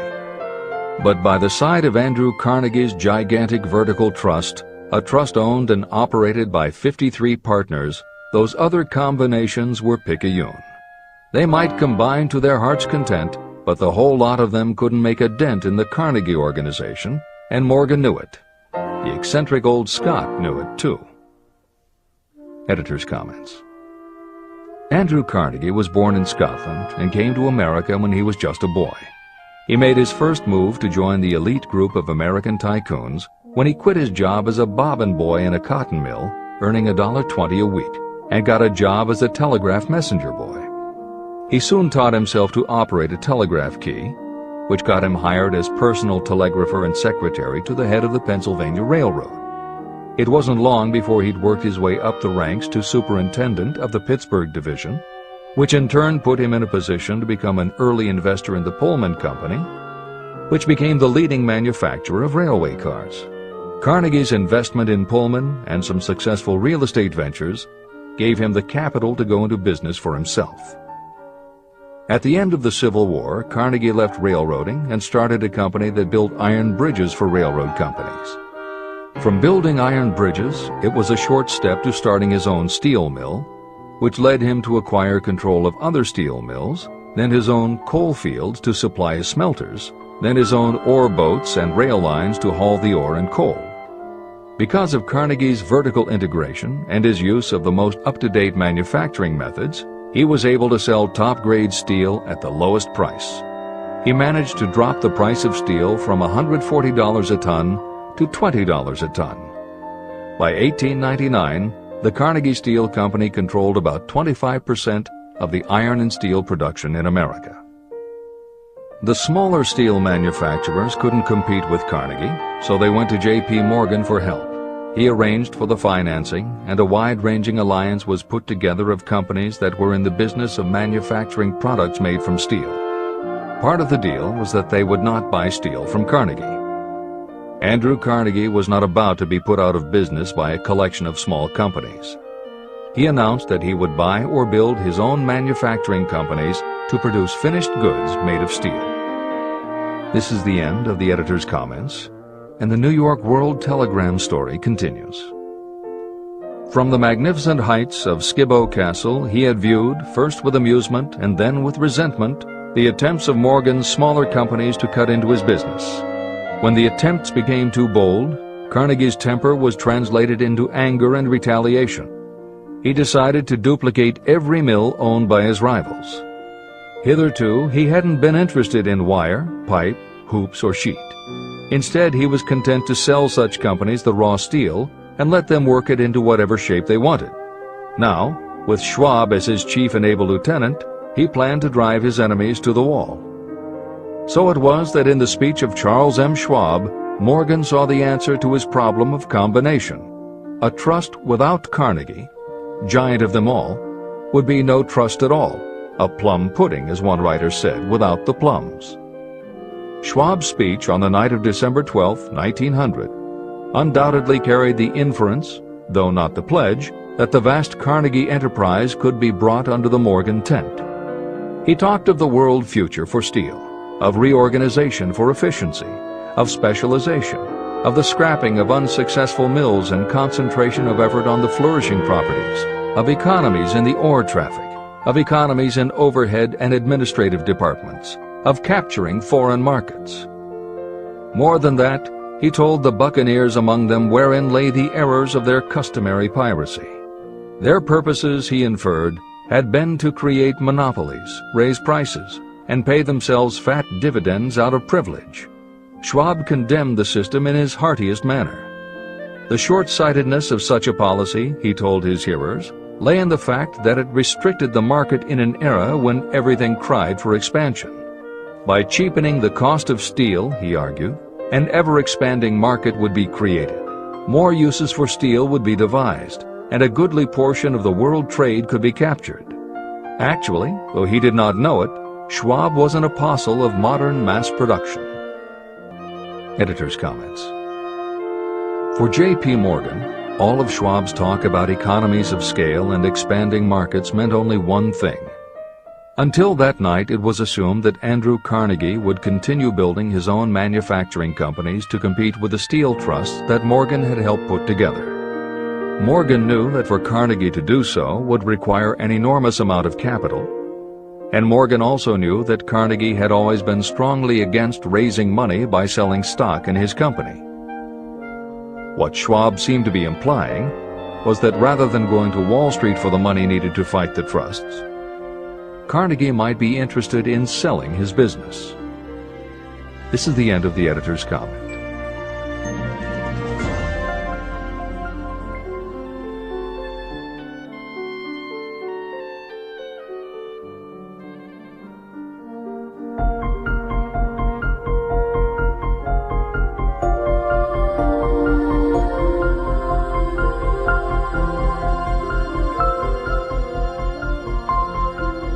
New York World Telegram story continues.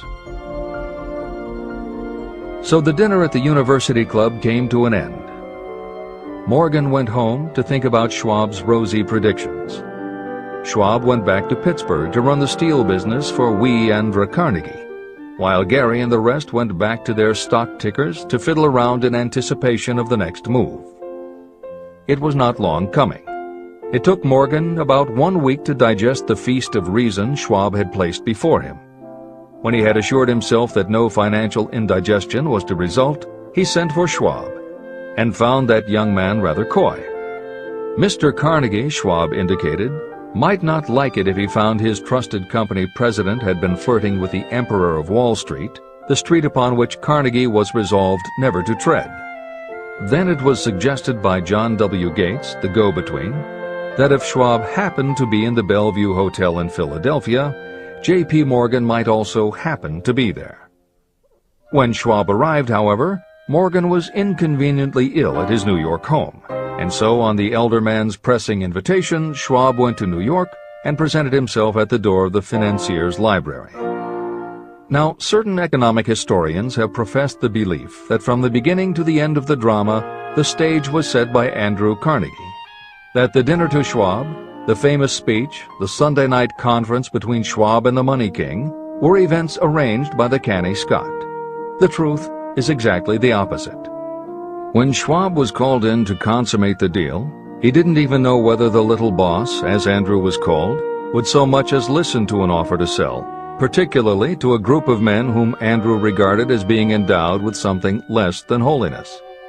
But Schwab did take into the conference with him, in his own handwriting, 6 sheets of copperplate figures, representing to his mind the physical worth and the potential earning capacity of every steel company he regarded as an essential star in the new metal firmament. 4 men pondered over these figures all night. The chief, of course, was Morgan, steadfast in his belief in the divine right of money. With him was his aristocratic partner, Robert Bacon, a scholar and a gentleman. The third was John W. Gates, whom Morgan scorned as a gambler and used as a tool. The fourth was Schwab, who knew more about the processes of making and selling steel than any whole group of men then living. Throughout that conference, the Pittsburghers' figures were never questioned. If he said a company was worth so much, then it was worth that much and no more. He was insistent, too, upon including in the combination only those concerns he nominated. He had conceived a corporation in which there would be no duplication, not even to satisfy the greed of friends who wanted to unload their companies upon the broad Morgan shoulders.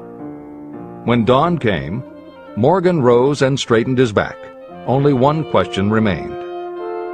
"Do you think you can persuade Andrew Carnegie to sell?" he asked. "I can try," said Schwab. "If you can get him to sell, I will undertake the matter," said Morgan. So far, so good. But would Carnegie sell? How much would he demand? Schwab thought about $320 million. What would he take payment in? Common or preferred stocks? Bonds? Cash? Nobody could raise $1/3 billion in cash. There was a golf game in January on the frost-cracking heath of the St. Andrews Links in Westchester, with Andrew bundled up in sweaters against the cold and Charlie talking volubly as usual to keep his spirits up. But no word of business was mentioned until the pair sat down in the cozy warmth of the Carnegie cottage nearby. Then, with the same persuasiveness that had hypnotized 80 millionaires at the University Club, Schwab poured out the glittering promises of retirement and comfort, of untold millions to satisfy the old man's social caprices. Carnegie capitulated, wrote a figure on a slip of paper, handed it to Schwab and said, "All right, that's what we'll sell for."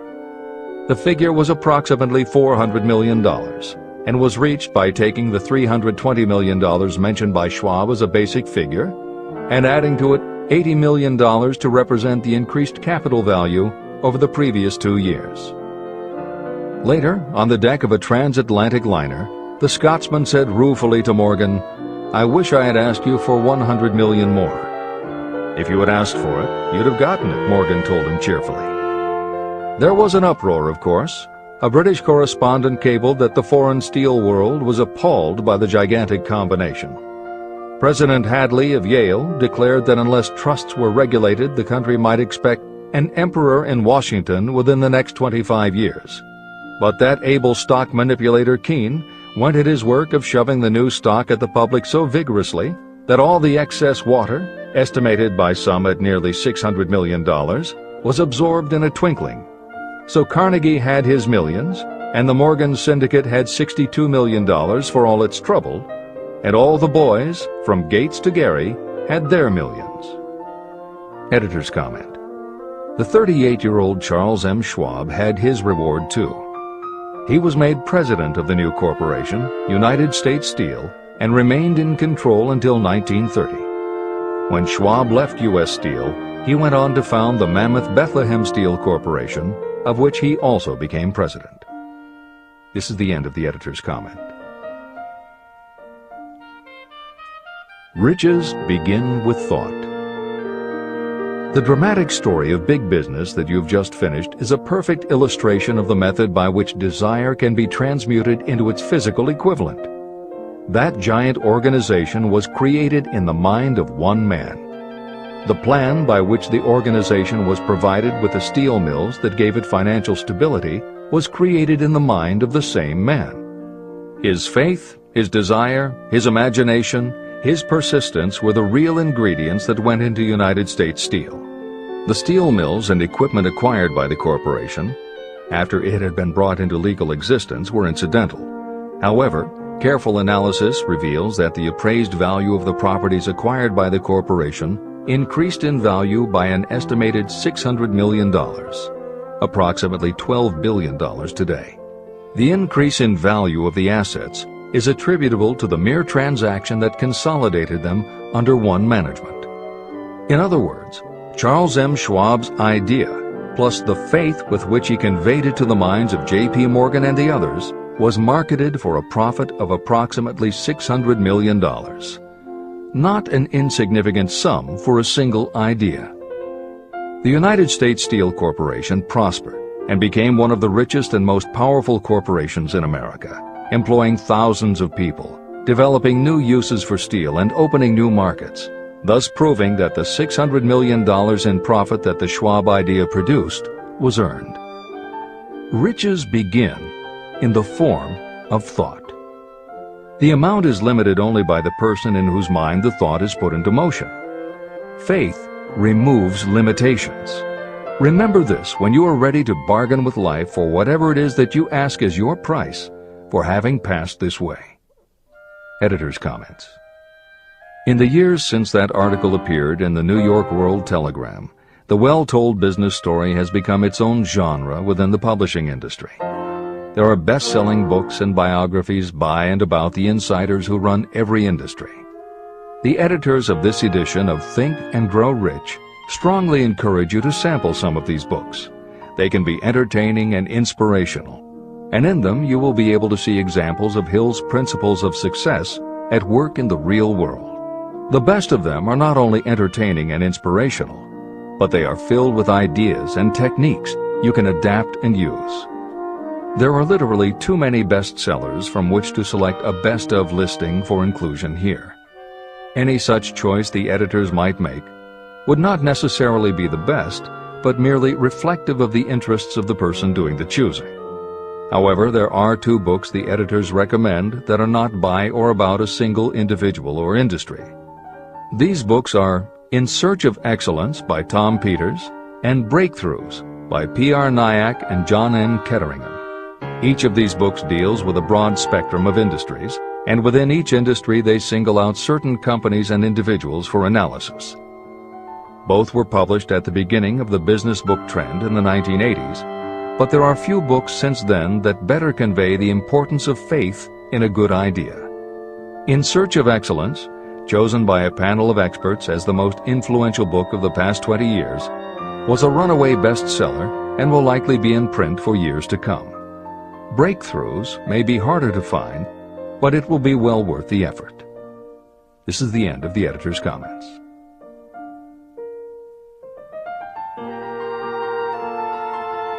A quitter never wins, and a winner never quits. Chapter 5. Autosuggestion, the medium for influencing the subconscious mind. The 3rd step toward riches. Autosuggestion is a term that applies to all suggestions and all self-administered stimuli that reach your mind through the 5 senses.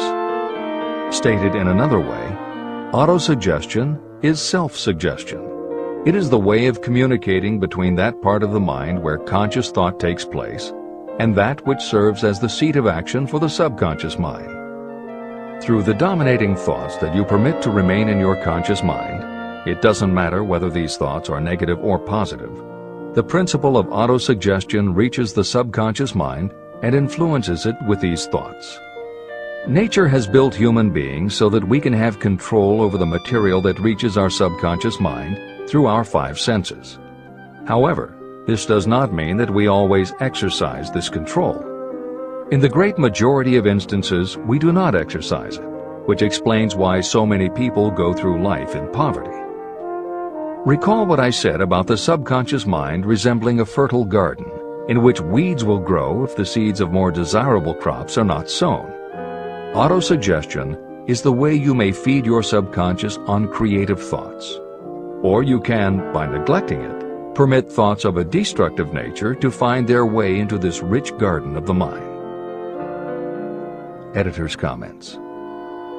Numerous psychological studies and experiments with hypnotherapy have validated Napoleon Hill's concept that a person's subconscious mind retains everything that person ever experienced. Studies also support the theory that the subconscious is non-judgmental. It does not filter or interpret, it simply processes information literally and stores it. For those readers who may be dubious about the subconscious, or that thoughts stored below the level of consciousness can exert enough influence to affect attitude and behavior, the following explanation should alleviate any such doubts. There is no doubt about the existence of the conditions known by the psychological terms fixations, phobias, and compulsive behaviors. These conditions occur when a child has learned something in such a powerful or dramatic way that the knowledge becomes firmly planted in the child's subconscious mind. Then, even as the child grows to adulthood and the conscious mind learns to understand that information from a mature point of view, because the childhood learning experience was so powerful, the subconscious still retains the childhood understanding of the information. The result is a fixation, phobia, or compulsive behavior that causes a response rooted in childhood, which does not make logical sense to the adult's conscious mind. That is because it does not come from the conscious. It comes from the subconscious belief that was so emotionalized it overrides the adult's logical conscious mind.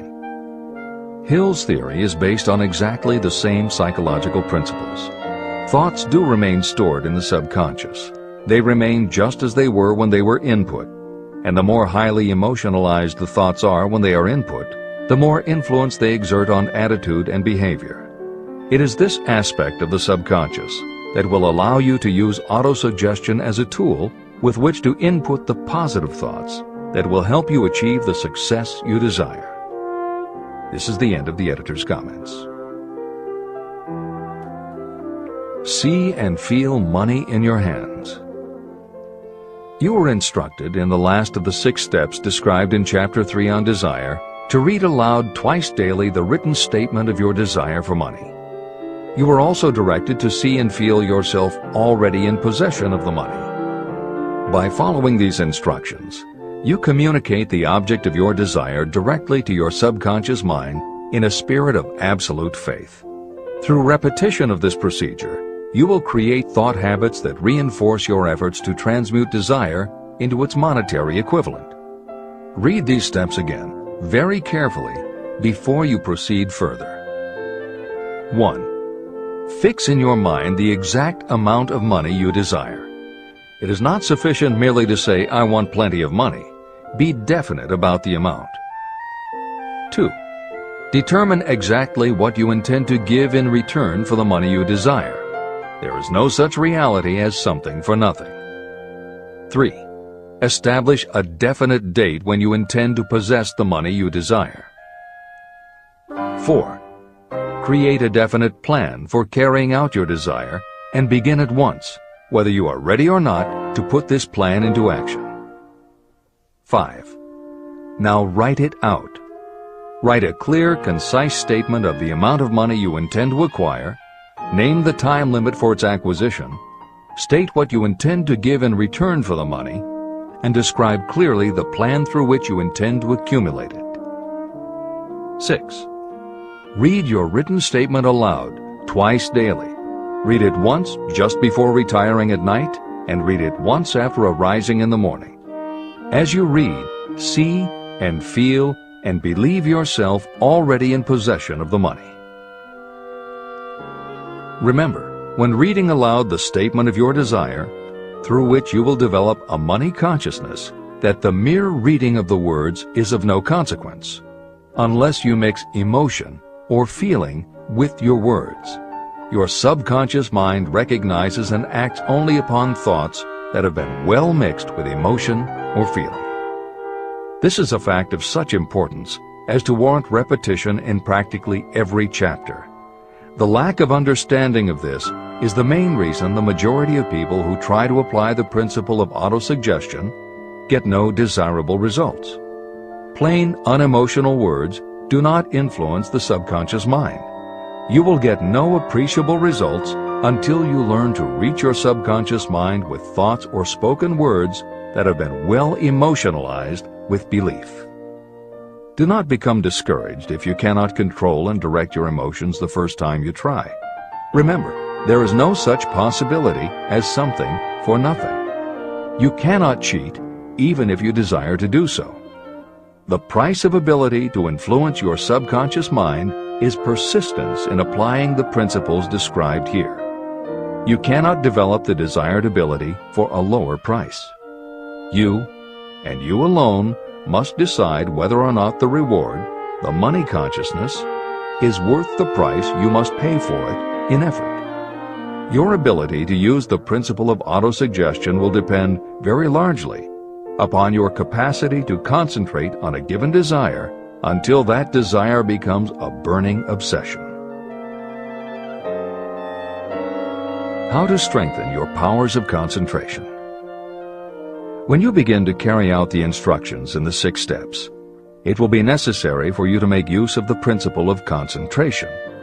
Following are suggestions for the effective use of concentration. When you begin the first of the 6 steps, which instructs you to fix in your own mind the exact amount of money you desire, close your eyes and hold your thoughts on that amount of money until you can actually see the physical appearance of the money. Do this at least once each day. As you go through these exercises, follow the instructions given in Chapter 4 on faith and see yourself actually in possession of the money. Here is a most significant fact. The subconscious mind takes any orders given to it in a spirit of absolute faith and acts upon those orders.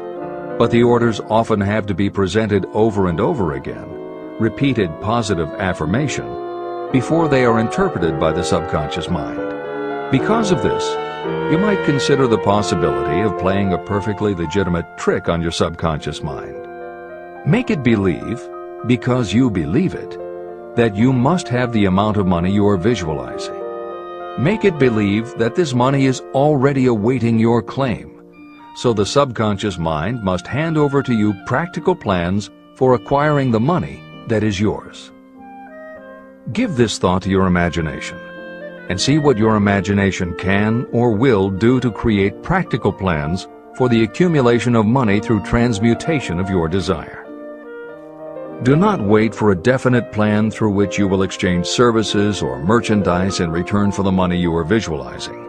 Just start right now to see yourself in possession of the money, demanding and expecting that your subconscious mind will hand over the plans you need. Be on the alert for these plans, and when they appear, put them into action immediately. When the plans appear, they will probably flash into your mind in the form of an inspiration or intuition from infinite intelligence. Treat it with respect and act upon it as soon as you receive it. In the fourth of the 6 steps, you are instructed to create a definite plan for carrying out your desire and begin at once to put this plan into action. Do the same thing here. Close your eyes and create in your mind a vivid image of you carrying out the instructions. Do not trust to your reason when creating your plan for accumulating money through the transmutation of desire. Your reasoning faculty may be lazy, and if you depend entirely upon it to serve you, it may disappoint you. When visualizing the money you intend to accumulate, see yourself rendering the service or delivering the merchandise you intend to give in return for this money. This is important. Editor's comments. The basic principle underlying autosuggestion is closely related to self-hypnosis, and both techniques played an important role in the development of modern psychology. Although all 3 concepts, autosuggestion, hypnosis, and psychology, had to overcome initial public skepticism, unfortunately, autosuggestion and hypnotism were hampered by events that further delayed their acceptance. Hypnosis was an integral part of the therapies used by the major figures in the development of psychology, including Sigmund Freud, Carl Jung, and William James. It fell out of favor as a therapeutic method when stage magicians began to use the technique in their acts. People found it difficult to give serious consideration to a method that was being used in theaters and nightclubs to make members of the audience do ridiculous things for comic effect. Autosuggestion encountered a similar problem. French psychiatrist Émile Coué was the best-known early advocate of autosuggestion. A contemporary of Sigmund Freud, Coué operated a clinic that treated patients diagnosed with psychosomatic ailments, individuals who have convinced themselves they are ill and even show symptoms but do not actually have a disease. Coué treated his patients with an autosuggestion technique that involved the repetition of statements he termed positive affirmations. Coué devised a general, non-specific phrase that would give the subconscious a positive instruction, but was open enough that it did not tell the subconscious how to do it. The positive affirmation was, "Every day, in every way, I am getting better and better." And he instructed his patients to repeat the phrase several times a day. Improvements among his patients happened so quickly and dramatically that his method became the talk of medical and scientific circles, and the use of the phrase practically became a movement in Europe. Word of the success Coué was having with his method spread to America, and he was soon booked to do a lecture tour. At one of his early speaking engagements, a cynical newspaper reporter made a joke of the technique, calling it, "Hell's bells, I'm well." The joke followed Coué wherever he spoke, and the press coverage was so negative he canceled his tour and returned to practice in Europe. Serious scientists and therapists continued to work with autosuggestion. But just as had happened when stage magicians cast doubt upon the efficacy of hypnosis, Coué's method of positive affirmation fell out of favor with the general public. It took the openness of the latter part of the 20th century before the techniques of hypnosis and autosuggestion gained general acceptance once again. Today, if you go on the internet, there are over 40,000 web links featuring positive affirmations, and numerous bestsellers have been written on the subject. Virtually every newspaper, magazine, and television news program regularly features stories on the crucial role the mind plays in personal growth and achievement. Techniques based on autosuggestion have fostered countless best-selling books, audiobooks, and video programs. And every week thousands of people attend seminars, lectures, and retreats to be inspired by motivational speakers or spiritual leaders, and to learn techniques that will help them achieve success, almost all of which are based on the basic principles Napoleon Hill advocates in this book. When Hill instructs the reader to close your eyes and hold your thoughts on that amount of money until you can actually see the physical appearance of the money, he is in fact describing the autosuggestion technique most widely taught by contemporary motivational experts. Today it is called creative visualization, and it is regularly used by some of the most successful trainers of Olympic athletes and professional sports teams. It is used by NASA in training astronauts, and medical professionals use it in a variety of ways, including teaching it to patients who need to elevate their autoimmune system. Using visualization effectively is much more than simply daydreaming about something you would like to have or a goal you would like to achieve. Visualization is a specific technique that involves the use of imagination, creativity, vivid imagery, and affirmations, all focused on creating something you wish to manifest in reality.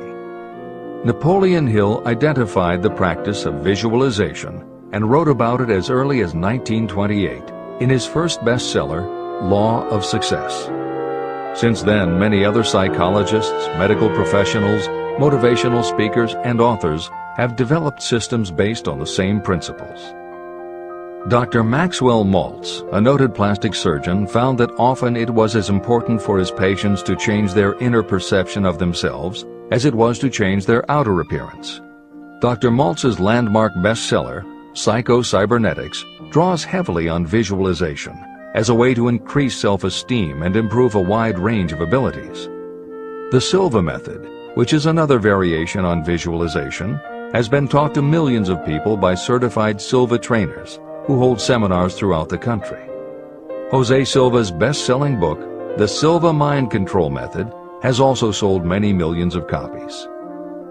In 1978, 50 years after Napoleon Hill wrote about visualization in Law of Success, Shakti Gawain published the phenomenal bestseller Creative Visualization, and Adelaide Bry published Visualization, Directing the Movies of Your Mind. At about the same time, Dr. O. Carl Simonton, an oncologist, concluded that cancer patients who used visualizations in conjunction with chemotherapy treatments had a marked improvement over those who didn't. His bestseller, Getting Well Again, had a profound impact, and it was followed by books from other respected medical professionals, such as Love, Medicine, and Miracles by Dr. Bernie Siegel, and Superimmunity by Dr. Paul Purcell. Other bestsellers by Dr. John Sarno, Dr. Deepak Chopra, and Dr. Andrew Weil have made what once was referred to as alternative medicine, now part of mainstream medical practice. This is the end of the editor's comments. Stimulate your subconscious mind. The instructions given previously for the steps necessary in your desire for money will now be summarized and blended with the principles covered by this chapter as follows. 1. Go to some quiet spot, preferably in bed at night, where you will not be disturbed or interrupted. Close your eyes and repeat aloud, so that you may hear your own words, the written statement of the amount of money you intend to accumulate. Be specific about the time limit for its accumulation, and a description of the service or merchandise you intend to give in return for the money. As you carry out these instructions, see yourself already in possession of the money. For example, Suppose that you intend to accumulate $50,000 by the 1st of January, 5 years from now, and that you intend to give your personal services as a salesperson in return for the money. Your written statement of your purpose should be similar to the following. By the first day of January, I will have in my possession $50,000, which will come to me in various amounts from time to time during the interim.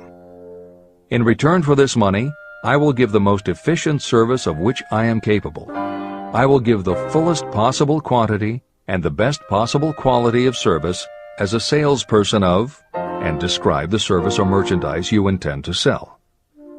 I believe that I will have this money in my possession. My faith is so strong that I can now see this money before my eyes. I can touch it with my hands. It is now awaiting transfer to me at the time and in the proportion that I deliver the service in return for it. I am awaiting a plan for getting this money, and I will follow that plan when it is received. 2. Repeat this program night and morning until you can see in your imagination the money you intend to accumulate. 3. Place a written copy of your statement where you can see it night and morning, and read it just before retiring and upon rising until it has been memorized. Editor's comments. The following is another suggestion, adapted from Hill's later writings, which appear in Napoleon Hill's Keys to Success. Surround yourself with books, pictures, mottos, and other suggestive devices. Pick things that symbolize and reinforce achievement and self-reliance. Constantly add to your collection, and move things to new places where you can see them in a different light and in association with different things. I had a friend who was a realtor who kept her $1 Million Club certificate over her desk to remind herself of what she was capable. One day she took it down to dust and set it on top of a newspaper. When she picked it up again, she saw beneath it an article about the new football coach who had been hired at the university. Guess who bought a house she had been struggling to sell? This is the end of the editor's comments.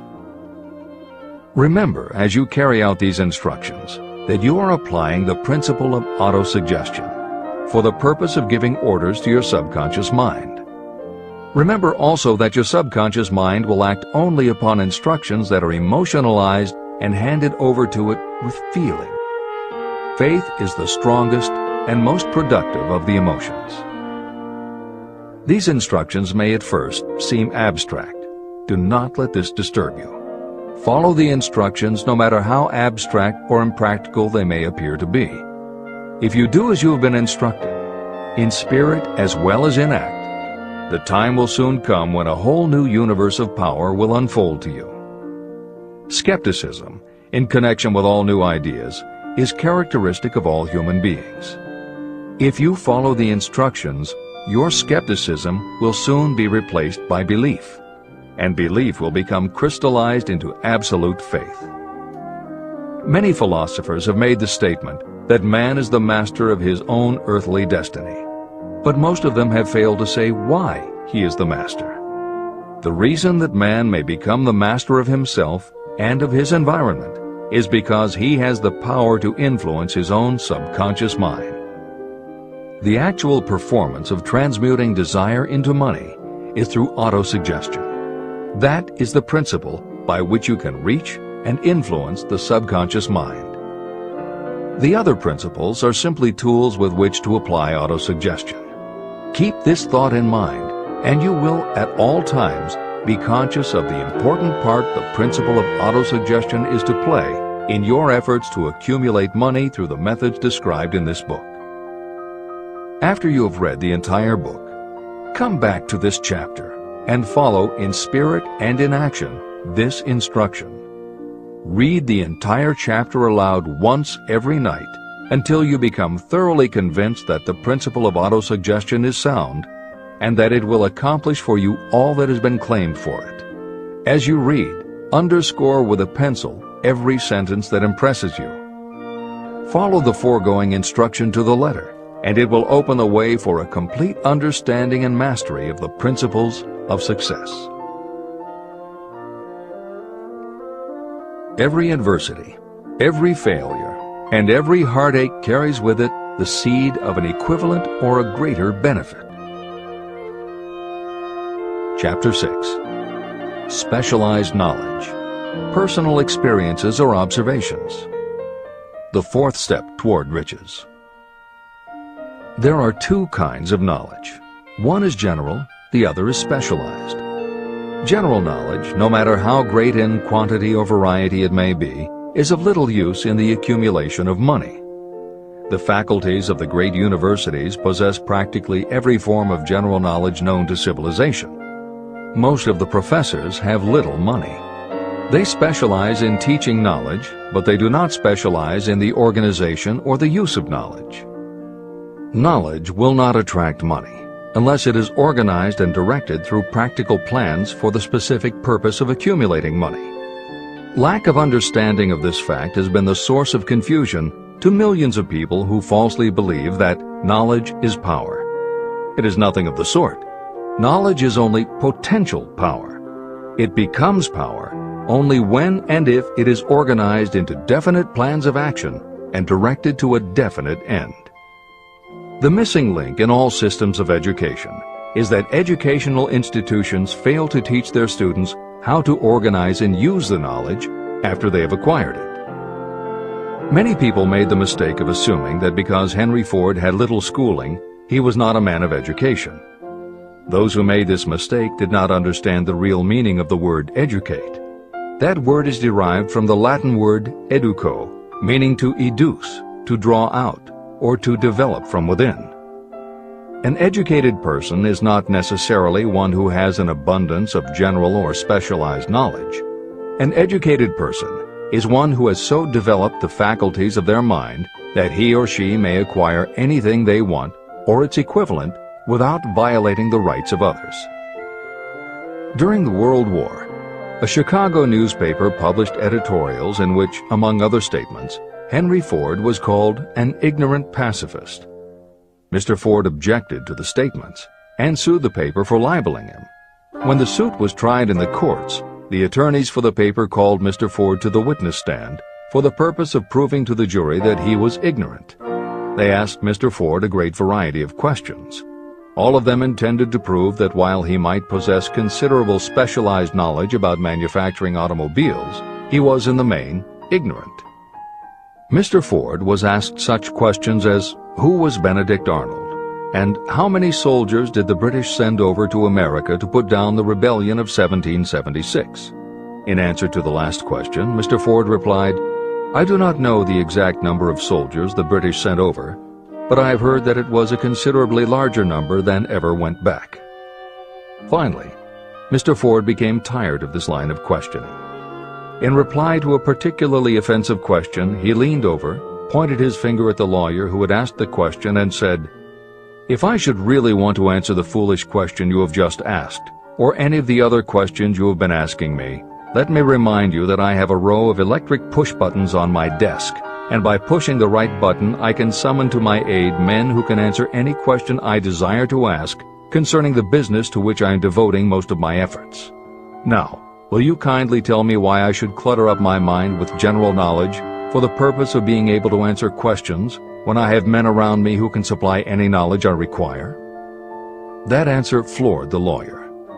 Every person in the courtroom realized it was the answer not of an ignorant man, but of a man of education. Any person is educated who knows where to get knowledge when they need it and how to organize that knowledge into definite plans of action. Through the assistance of his mastermind group, Henry Ford had at his command all the specialized knowledge he needed to become one of the wealthiest men in America. It was not essential that he have this knowledge in his own mind. You can get all the knowledge you need. Before you can transmute your desire into money, you will require specialized knowledge of the service, merchandise, or profession that you intend to offer in return for fortune. Perhaps you may need much more specialized knowledge than you have the ability or the inclination to acquire. If this is true, you may bridge your weakness through the aid of your mastermind group. The mastermind is defined as coordination of knowledge and effort in a spirit of harmony between two or more people for the attainment of a definite purpose. The larger meaning of the mastermind group is explained in greater detail in later chapters. Editor's comments.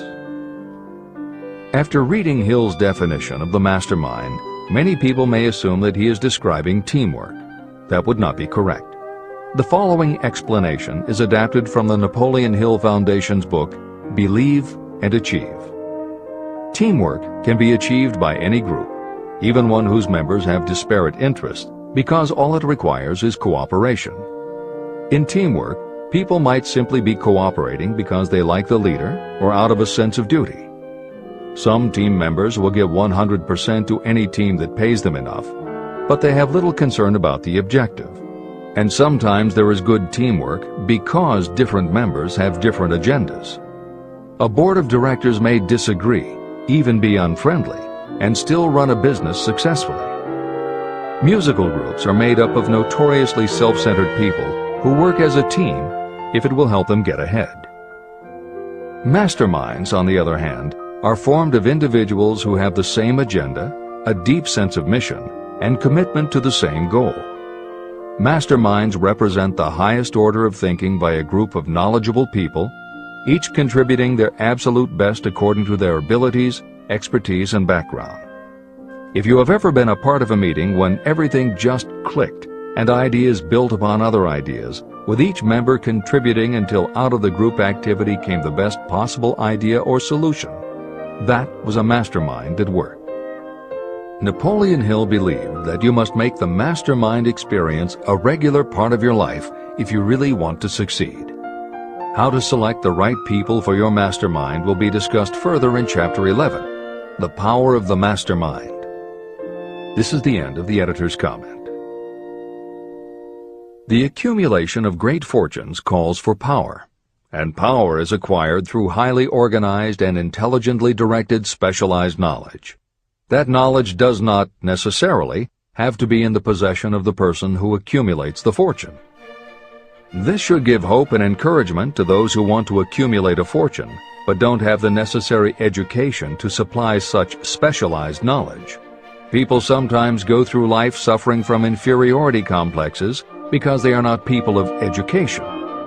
The person who can organize and direct a mastermind group of people who possess the knowledge needed is just as much a person of education as any other individual in the group. Thomas A. Edison had only 3 months of schooling during his entire life, but he did not lack education. Neither did he die poor. Henry Ford had less than a 6th grade schooling, but he managed to do pretty well by himself financially. Albert Einstein was working as a clerk in a patent office when he began to develop his world-altering scientific theories. Editor's comments. Had Einstein been born today, he might have been diagnosed in his early years as having attention deficit disorder. As a child, he was slow to learn to talk. As a student, he showed little promise and was expelled from at least one school. But what Einstein could do was to focus his concentration on a goal of his choice. His famous theories were the result of thought experiments, experiments that took place inside his mind.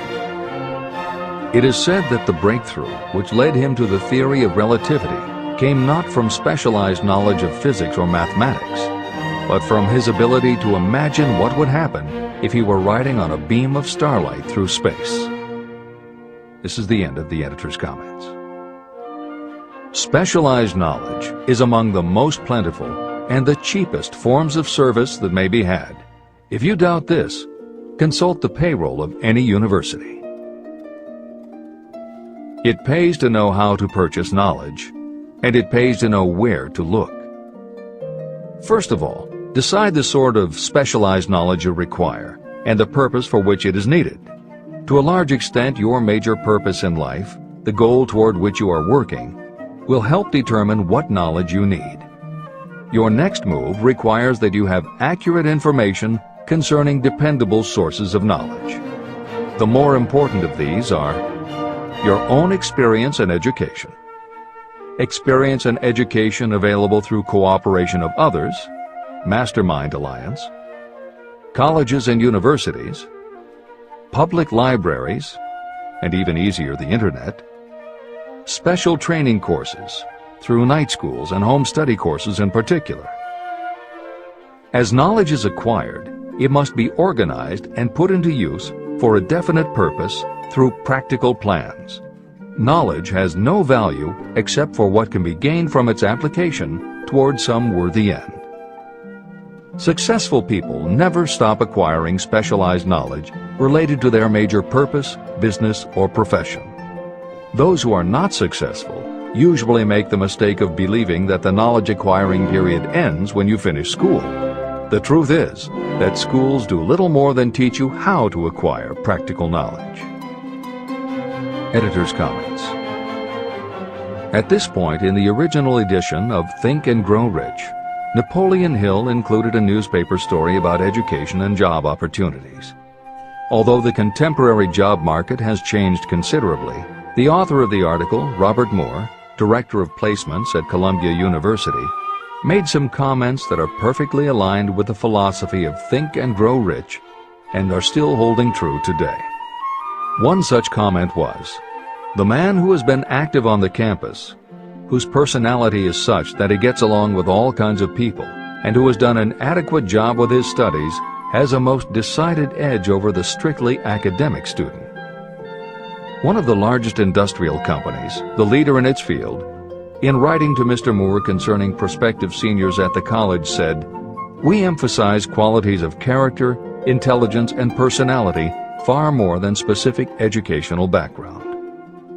Although few would argue that education is valuable, as Moore implies above and as Hill noted earlier about Edison, Ford, and Einstein, academic accomplishment has never been a sure indicator of success.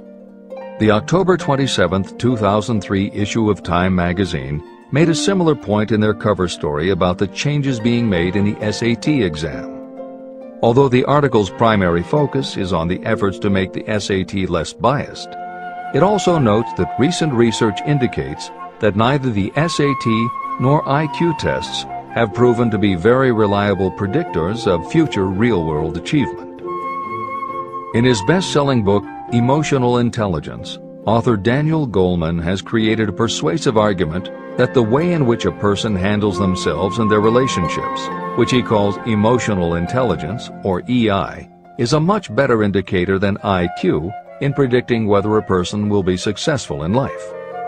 In his later books, Working with Emotional Intelligence and Primal Leadership, Goleman applies his theory to the workplace, focusing on emotional intelligence leadership techniques and comparing corporate managers' EI with their IQ to analyze which has the greatest positive effect on the financial bottom line. Daniel Goleman's theories have caused some significant changes within educational circles and among management theorists, but their greatest impact has been on individuals who have gone through life intimidated because they believe they aren't smart enough. For them, Goleman's books offer convincing evidence that although they may not have conventional education, their natural abilities and interpersonal skills can be far more important in achieving success. This is the end of the editor's comments. One of the most reliable and practical sources of knowledge available to those who need specialized schooling are night schools, extension courses, and seminars. The correspondence schools give specialized training anywhere the U.S. mails go, or via the internet. One advantage of home study training is the flexibility of the study program, which permits you to study during spare time. Another advantage of home study training, if the school is carefully chosen, is that most courses offer some method of personal consultation, which can be of priceless value to those needing specialized knowledge. No matter where you live, you can share the benefits. A lesson from a collection agency. Anything acquired without effort and without cost is generally unappreciated and often discredited. Perhaps this is why we get so little from our marvelous opportunity in public schools. The self-discipline you will learn from a program of specialized study can make up for the wasted opportunity when knowledge was available without cost. Being asked to pay, whether you make good grades or poor, has the effect of causing you to follow through with the course when you would otherwise drop it. I learned this from experience when I enrolled for a home study course in advertising. After completing 8 or 10 lessons, I stopped studying. But the school did not stop sending me bills. In fact, they insisted upon payment whether I kept up my studies or not. I decided that if I had to pay for the course, which I had legally obligated myself to do, I should complete the lessons and get my money's worth. Correspondence schools are well-organized businesses. At the time, I felt that their collection system was somewhat too well organized, but I learned later in life that it was a valuable part of my education. The truth is that their collection department constituted the very finest sort of training on decision-making, promptness, and the habit of finishing what you begin. The collection system that forced me to finish the course turned out to be worth much in the form of money earned. The road to specialized knowledge. We have in this country what is said to be the greatest public school system in the world. One of the strange things about human beings is that they value only that which has a price. The free schools of America and the free public libraries do not impress people because they are free. This is the major reason why so many people find it necessary to acquire additional training after they finish school and go to work. It is also one of the major reasons why employers give greater consideration to employees who take specialized training courses. They have learned that those who have the ambition to give up a part of their spare time to studying at home have in them those qualities that make for leadership. There is one weakness in people for which there is no remedy. It is the universal weakness of lack of ambition. People who give up some of their spare time to take courses seldom remain at the bottom very long. By taking such courses, they open the way for the upward climb, remove many obstacles from their path, and attract the interest of those who have the power to help them. The home study method of training is especially suited to people who have already started working.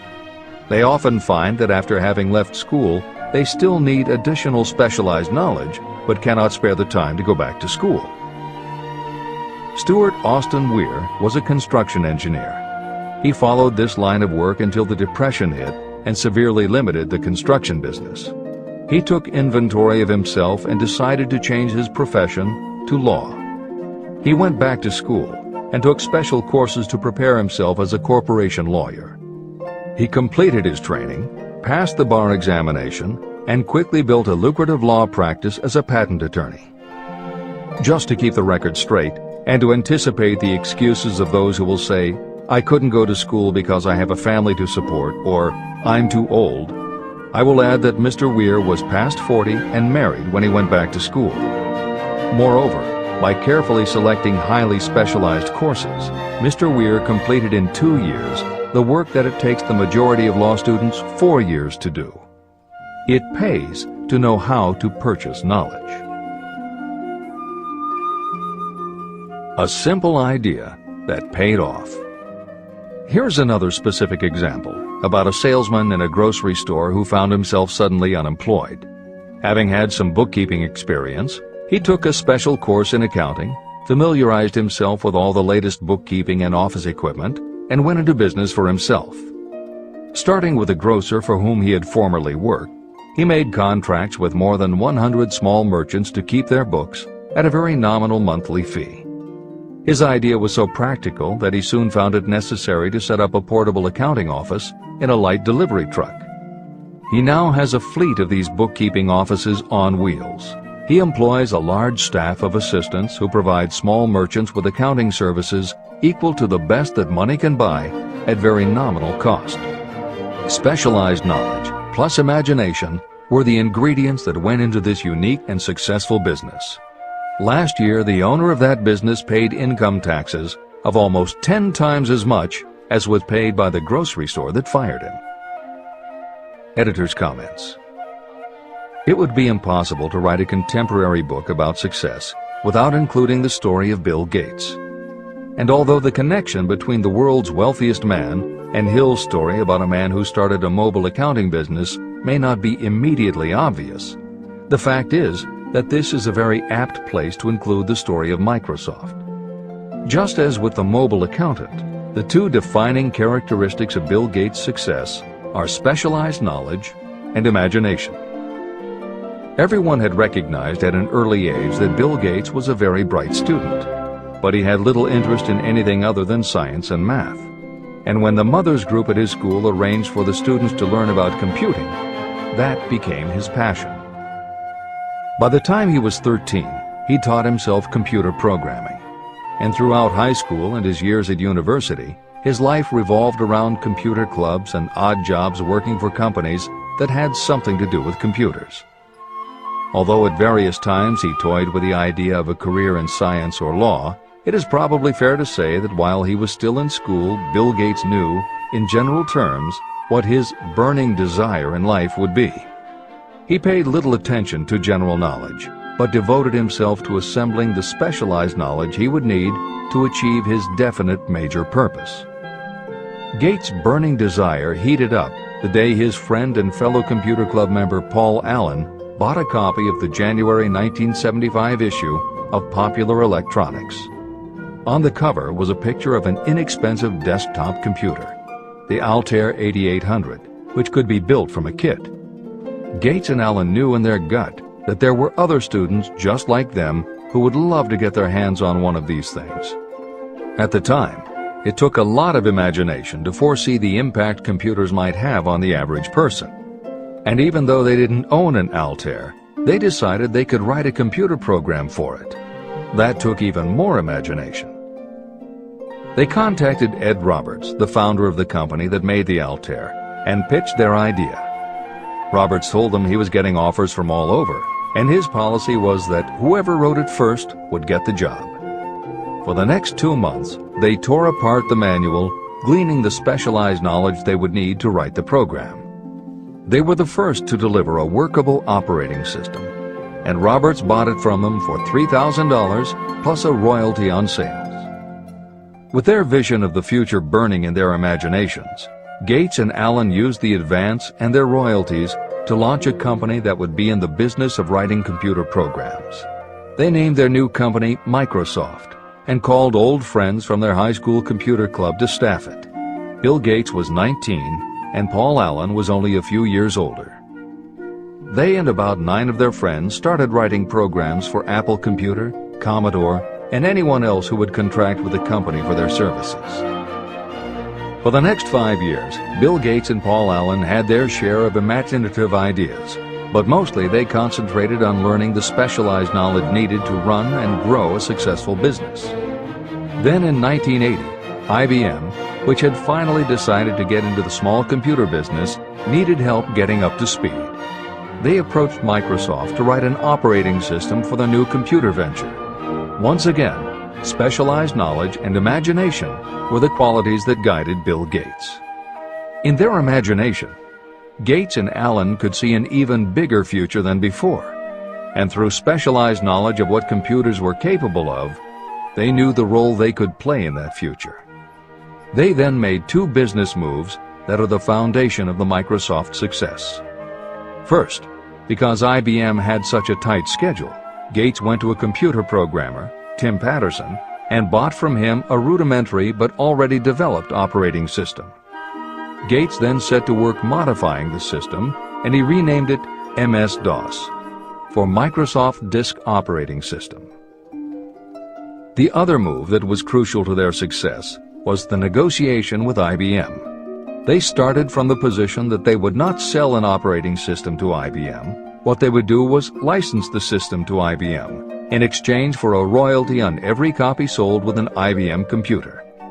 And it would not be an exclusive license, which meant that Microsoft could also license the system to other computer companies.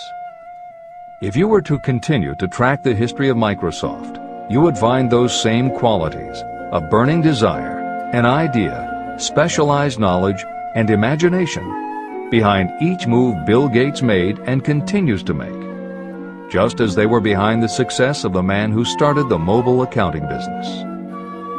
This is the end of the editor's comments. The beginning of the successful mobile accounting business was an idea. I know this is true because I was the one who gave him that idea. Now I'd like to pass on the story of another idea. And it was my accountant friend who indirectly suggested this one to me.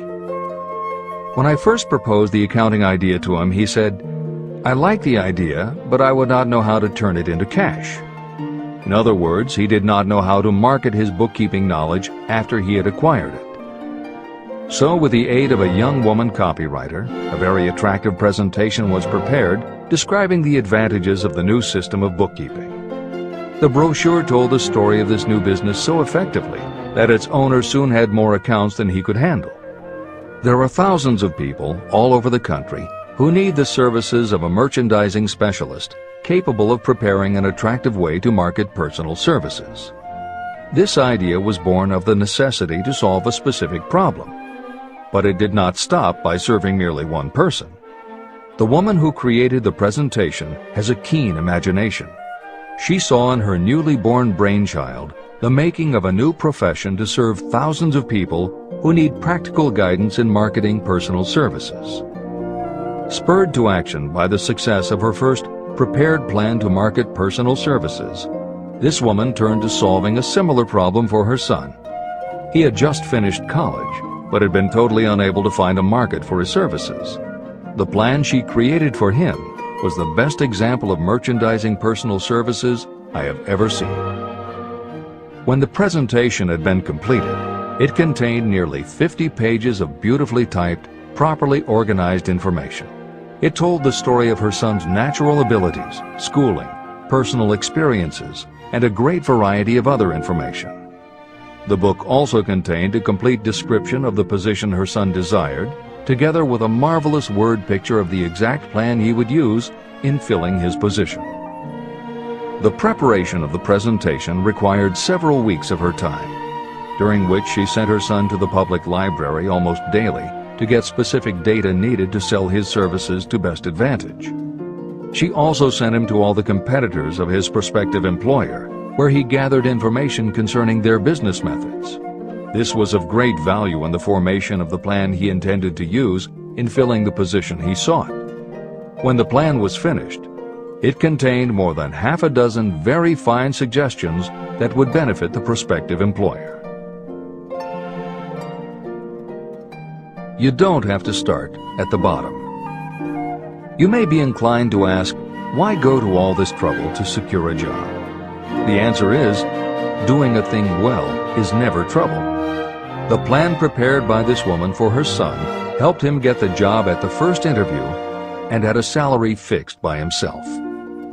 Moreover, and this too is important, the position did not require the young man to start at the bottom. He began as a junior executive at an executive salary. Why go to all this trouble? Well, for one thing, this young man's planned presentation saved him no less than 10 years of working his way up. The idea of starting at the bottom and working your way up may appear to be sound, but the major objection to it is this. Too many of those who begin at the bottom never manage to lift their heads high enough to be seen by those who count. And the outlook from the bottom is not very bright or encouraging. It has a tendency to kill off ambition.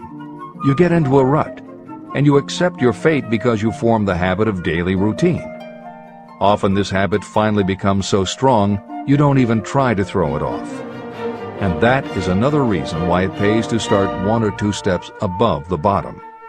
By so doing, you will form the habit of looking around, of observing how others get ahead, of seeing opportunity, and of embracing it without hesitation. A splendid example of what I mean is Dan Halpin. During his college days, he was manager of the famous 1930 championship Notre Dame football team, when it was under the direction of the late Knute Rockne. Halpin finished college at a very unfavorable time. The Depression had made jobs scarce. So after a fling at investment banking and motion pictures, he took the first job with a potential future he could find. It was selling electrical hearing aids on a commission basis. Anyone could start in that sort of job, and Halpin knew it, but it was enough to open the door of opportunity to him. For almost 2 years he worked at the job, but it didn't satisfy him. He would never have risen above that job if he had not done something about his dissatisfaction. He aimed first at the job of assistant sales manager of the company, and he got the job. That single step upward placed him high enough above the crowd for him to see still greater opportunity. Also, it placed him where opportunity could see him. In his new position, he did so well selling hearing aids that A.M. Andrews, chairman of the board of the Dictograph Products Company, a competitor of the company for which Halpin worked, asked to meet with him. Mr. Andrews wanted to know something about that man Dan Halpin, who was taking big sales away from the long-established Dictograph Company. When the interview was over, Halpin was the new sales manager in charge of the Acousticon division of Dictograph. Then, to test young Halpin's mettle, Mr. Andrews went away to Florida for 3 months, leaving him to sink or swim in his new job. He did not sink. Newt Rockney's spirit of all the world loves a winner and has no time for a loser inspired him to put so much into his job that he was elected vice president of the company. Vice president was a job that most would be proud to earn through 10 years of loyal effort. But Halpin turned the trick in little more than 6 months. One of the major points I'm trying to emphasize through this entire philosophy is that we rise to high positions or remain at the bottom because of conditions we can control, but only if we desire to control them. I am also trying to emphasize another point, that both success and failure are largely the results of habit. I have not the slightest doubt that Dan Halpin's close association with the greatest football coach America ever knew planted in his mind the same kind of desire to excel that made the Notre Dame football team world famous. Truly, there's something to the idea that hero worship is helpful, provided you worship a winner. My belief in the theory that business associations are vital factors, both in failure and in success, was clearly demonstrated when my son Blair was negotiating with Dan Halpin for a position. Mr. Halpin offered him a beginning salary of about 1/2 what he could have gotten from a rival company. I brought parental pressure to bear and encouraged Blair to accept the job with Mr. Halpin.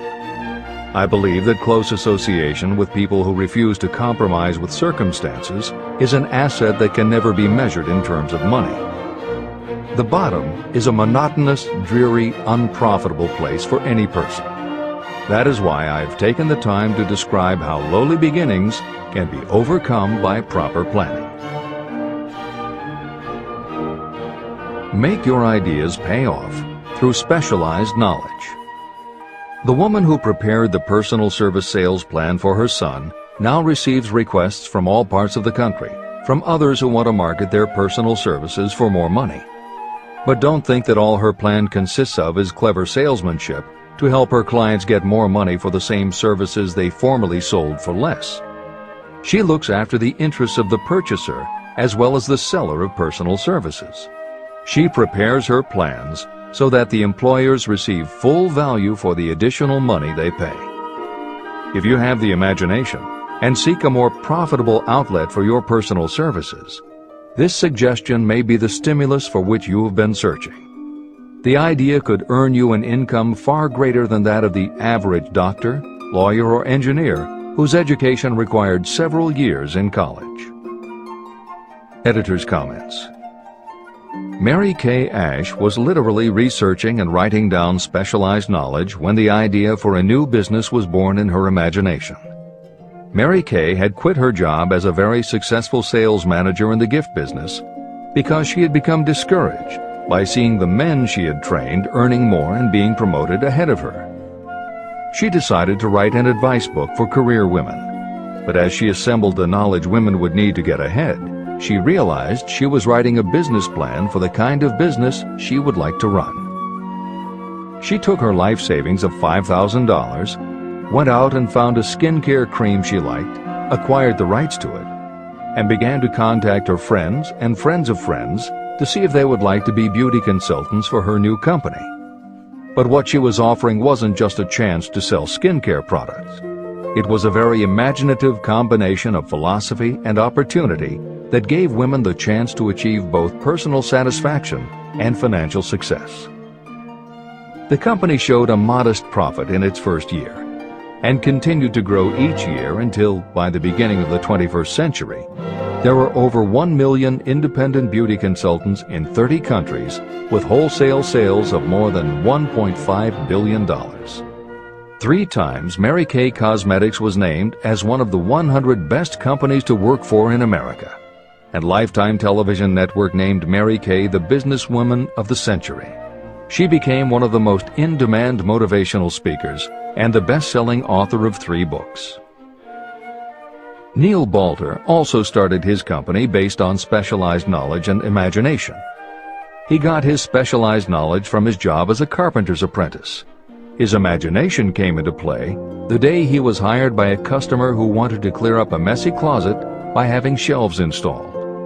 Now that kind of job must have been offered to thousands of carpenters, but not one of them had the imagination to see in it what Neil Balter saw. When he finished the work, Balter didn't just see nicely fitted shelves. He saw that he had created a solution for a problem that was common to every household in America. He took the money he earned from the job and started his own business, California Closet Company, which specialized in shelves and fittings designed to attractively organize closet space for maximum efficiency. But Balter's imagination didn't stop once he had his own business up and running. Now he could imagine an even bigger operation.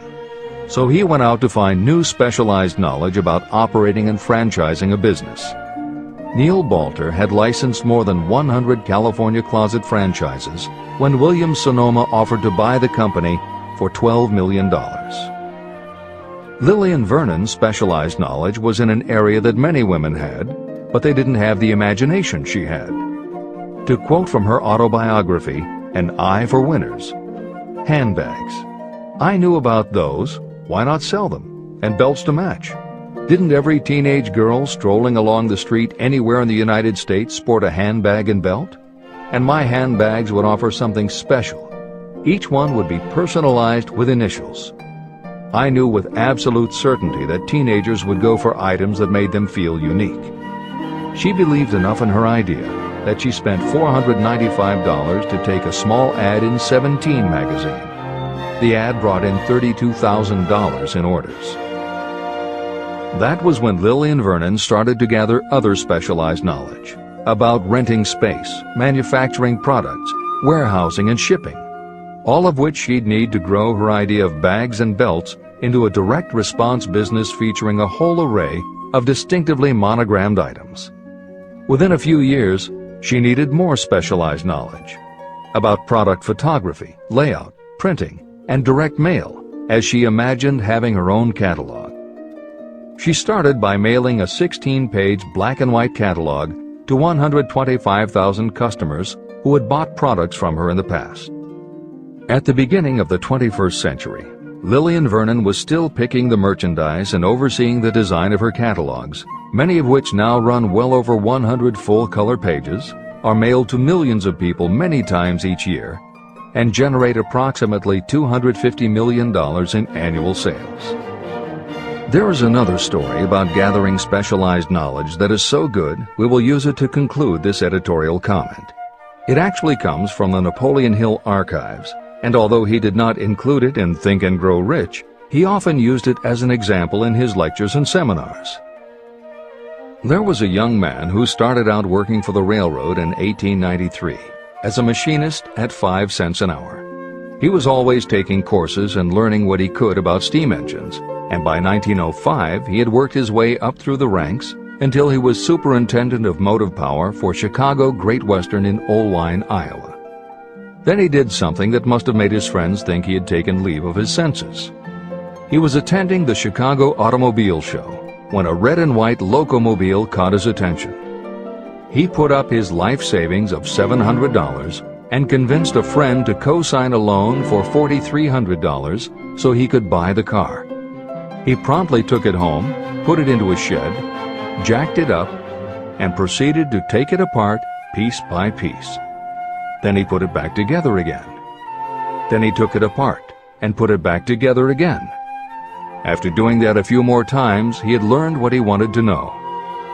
And that was how Walter P. Chrysler gathered the specialized knowledge he needed to get himself out of railroading and into the automobile business. This is the end of the editor's comment. There is no fixed price for sound ideas. Behind all ideas is specialized knowledge. But remember, specialized knowledge is more abundant and more easily acquired than ideas. Because of this truth, there are ever-increasing opportunities for the person capable of helping men and women sell their personal services. Capability means imagination, the one quality needed to combine specialized knowledge with ideas to create organized plans that will yield riches.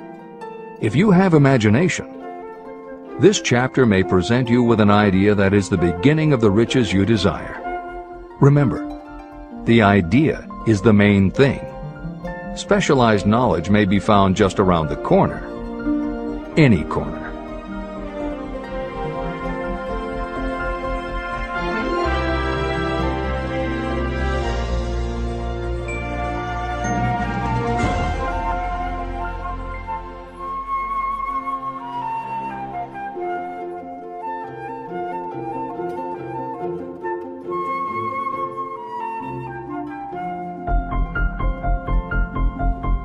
Happiness is found in doing, not merely in possessing.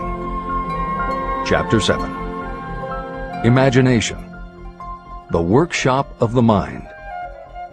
The fifth step toward riches.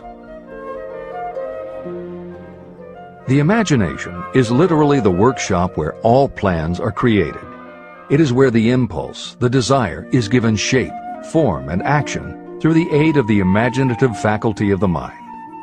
It has been said that we can create anything that we can imagine. Through the aid of imagination, we have discovered and harnessed more of nature's forces during the past 50 years than during the entire history of the human race previous to that time. And even with all we have accomplished, we have come nowhere near the limit of what we are capable. Our only limitation, within reason, lies in the development and use of our imagination. The human imagination offers so much possibility. It is as though we have merely discovered that we have an imagination and have just started to use it in a very elementary way. Two forms of imagination. The imaginative faculty functions in two forms. One is known as synthetic imagination, and the other as creative imagination. Editor's comments. In modern usage, the word synthetic has taken on a negative connotation, implying that something is artificial, not the real thing. Today, the word synthesized, which is defined as something made up from component parts, would better describe what Hill had in mind and has been substituted here accordingly. This is the end of the editor's comment. Synthesized imagination. Through this faculty, you arrange old concepts, ideas, or plans into new combinations. Synthesized imagination does not create anything. It merely works with the material of experience, education, and observation with which it is fed. It is the faculty used by most inventors, with the exception of those geniuses who draw upon the creative imagination when they cannot solve problems through synthesized imagination. Creative imagination. Through the faculty of creative imagination, the finite human mind has direct communication with infinite intelligence, the faculty through which hunches and inspirations are received. It is by this faculty that all basic or new ideas are handed over to mankind. It is through this faculty that we pick up vibes from other people, and in that way one individual may tune in or communicate with the subconscious minds of others. This concept is explained in greater detail later. The creative imagination works automatically, but only when your conscious mind is motivated, energized, and working at such a high rate that it becomes very perceptive and receptive, such as when the conscious mind is stimulated through the emotion of a strong desire. The great leaders of business, industry, and finance, and the great artists, musicians, poets, and writers became great because they developed the faculty of creative imagination. Editor's comment. At this point, it should be noted that both kinds of imagination are equally valuable to you, and they work together so seamlessly, it is often hard to tell where one ends and the other begins. For instance, when Jeff Bezos created the idea of Amazon.com, was it synthesized imagination or creative imagination? At the time, many people were getting onto the idea of the internet as a sales medium. From this, it could be concluded that he was drawing upon experience, education, and observation, which would mean he was using synthesized imagination. But why did he decide to sell books? Was that synthesized or creative? Did that idea come out of something in his subconscious that just felt like books were the right thing? And what about that name? Calling a bookstore Amazon didn't make sense to anyone but Bezos, but it certainly caught the public's attention. How important was the name in the store's success? Was that choice creative or synthesized? Now take it a step further. What about eBay? Amazon had already shown that you could sell a lot of goods on the internet. When Pierre Omidyar hit on the idea of selling things on the internet by turning it into an auction house, what part was synthesized and what part was creative? The answer is, it doesn't matter. Whether you are consciously assembling the parts of a plan, or if subconsciously the pieces fall into place and suddenly hit you in a flash of inspiration, all that matters is that you are putting your imagination to work. And the more you use it, the better both the synthesized and the creative will work for you. This is the end of the editor's comment. Desire is a thought, an impulse. It is nebulous and ephemeral. It is abstract and of no value until it has been transformed into its physical counterpart. While the synthesized imagination is the one that will be used most frequently in the process of transforming desire into money, there will be circumstances and situations that demand the use of the creative imagination as well.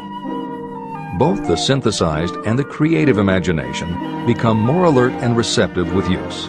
And though your imaginative faculty may have become weak through lack of use, you can revive it. Just as any muscle or organ of the body develops the more it is used, your imagination also becomes more receptive in direct response to the amount that you use it. Use your synthesized imagination. First, let us focus attention on the development of the synthesized imagination.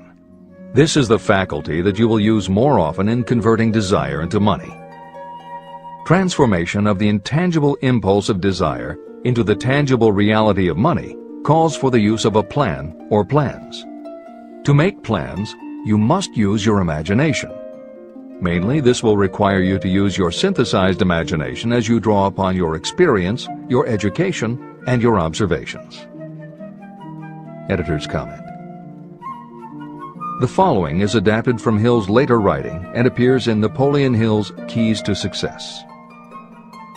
An excellent example of synthesized imagination is Edison's invention of the light bulb. He began with one recognized fact that other people had discovered. A wire could be heated by electricity until it produced light. The problem was that the intense heat quickly burned the wire out, and the light never lasted more than a few minutes. Edison failed more than 10,000 times in his attempt to control this heat. When he found the method, it was by applying another common fact that had simply eluded everyone else. He realized that charcoal is produced by setting wood on fire, covering it with soil, and allowing the fires to smolder. The soil permits only enough air to reach the fire to keep it burning without blazing, and that way the wood isn't burned up. When Edison recognized this fact, his imagination immediately associated it with the idea of heating the wire. He placed the wire inside a bottle, pumped out most of the air, and produced the first incandescent light. It burned for 8.5 hours. Everything that Edison used to make the electric light was widely known, but the way he synthesized the knowledge changed the world and made him a very wealthy man. W. Clement Stone called the process the R2A2 formula. Recognize and relate, assimilate and apply. If you do that with everything you see, hear, think and experience, it will give you a new way of looking at familiar things. If you do that, you can achieve what others believe is impossible. Later in this chapter, you will read of other fortunes that grew from even simpler synthesized ideas. And these stories should lead you to conclude that the combination of ideas is nothing that you couldn't have thought of yourself. That alone should start your own imagination synthesizing ideas.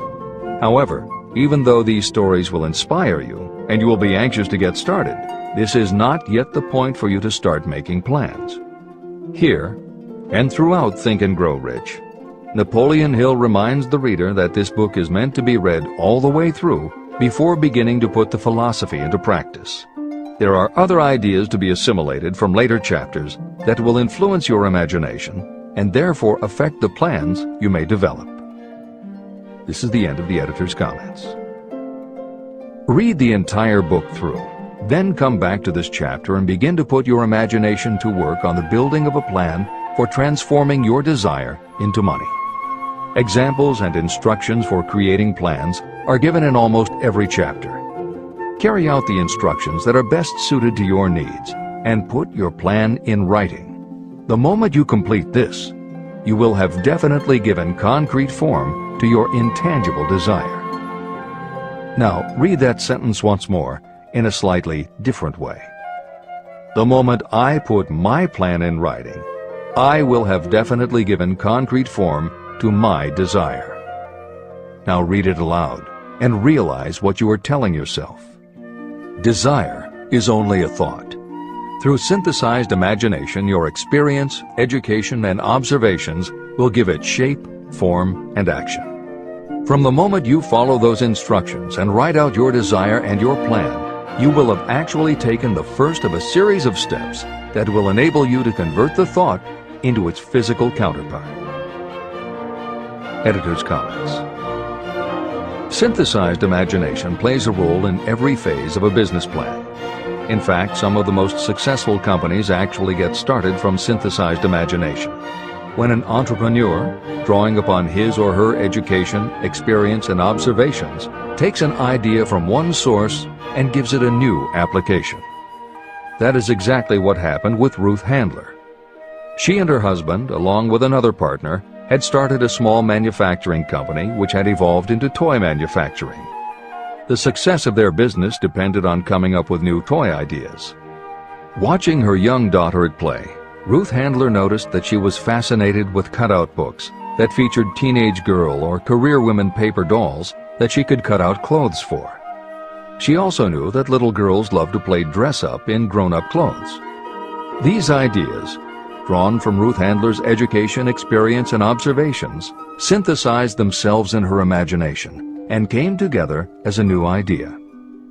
Ruth Handler announced that they should make a lifelike teenage girl doll. Not a paper doll, but a real three-dimensional grown-up doll with a woman's figure, and they could also make grown-up clothes to fit it, so that girls could play dress-up with the doll. In honor of the source of inspiration, Ruth Handler named the new doll after her daughter, Barbie. As obvious as it seems now, until Ruth Handler, no one had the imagination to make and market a doll that looked like a woman. And certainly no one had ever made endless collections of tiny women's fashions for a doll to wear. Previously, we mentioned Jeff Bezos creating Amazon by combining the idea of a bookstore with the internet, and Pierre Omidyar doing the same thing with auctions when he launched eBay. Mary Kay Ash took the idea of women running their own businesses and added the idea of door-to-door sales. Anita Roddick took the trend of all-natural ingredients, combined it with cosmetics, and created the body shop empire. Bernard Marcus and Arthur Blank took the concept of the supermarket, combined it with hardware, and created Home Depot. Thomas Stemberg and Leo Kahn did the same thing with office supplies and launched Staples. Once the connections are made, it may seem obvious, but making these supposedly obvious connections has brought success to many people. Napoleon Hill says imagination is like a muscle that can be strengthened through use. Just as there are specific exercises that will build and improve physical muscles, specific exercises have been developed to improve and build imagination. And it is commonly accepted that creativity developed in one area will affect your creativity in others. Dr. Edward de Bono, one of the most highly regarded experts in the field, has written more than 25 books, including the bestsellers Lateral Thinking and 6 Thinking Hats, that are literally designed to make you think. Dr. Betty Edwards' bestseller, Drawing on the Right Side of the Brain, uses drawing techniques to awaken creativity. Dr. Gabrielle Rico's bestseller, Writing the Natural Way, uses a technique called clustering as a way to break writer's block. And Tony Buzan uses a similar method for opening your mind that he terms mind mapping. In their bestseller, Super Learning, Sheila Ostrander and Lynn Schroeder show ways to use classical music. And Roger Von Eck suggests puzzles and riddles as stimuli in A Whack on the Side of the Head. This is the end of the editor's comments. Tapping into creative imagination.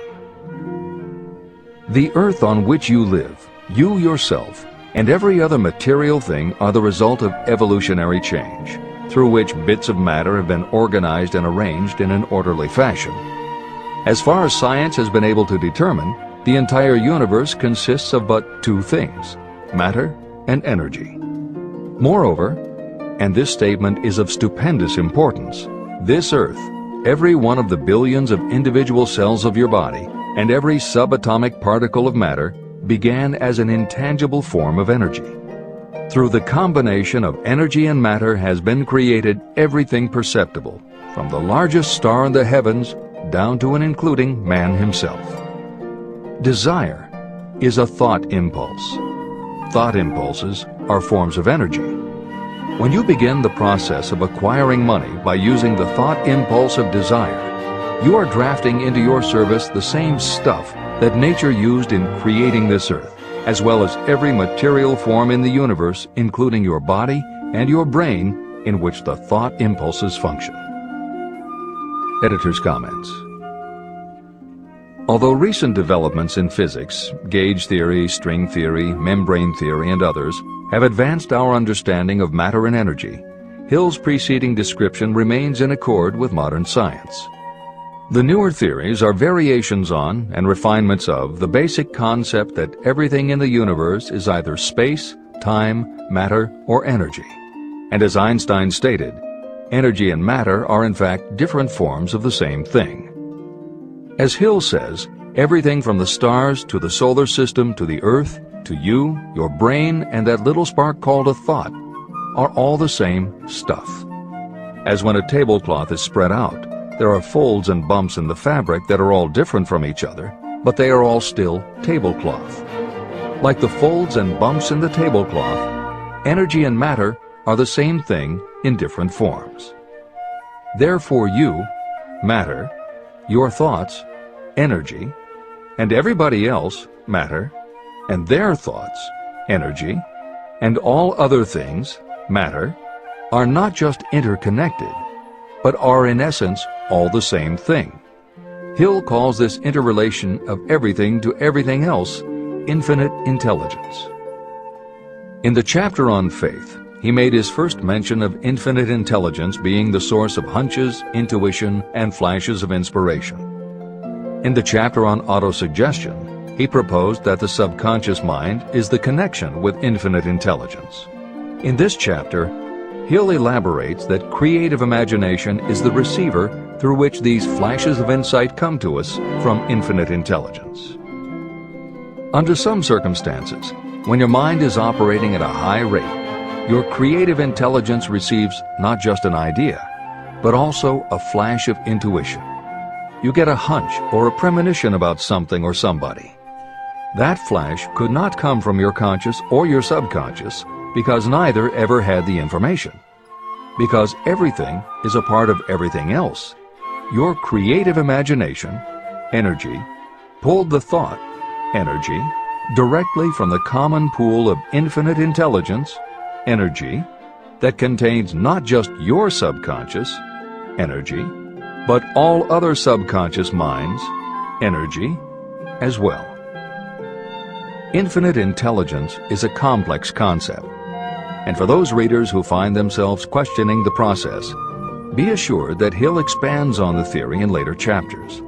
The editors advise the reader to set aside any questions for the moment and focus on the logical and practical application Hill had in mind.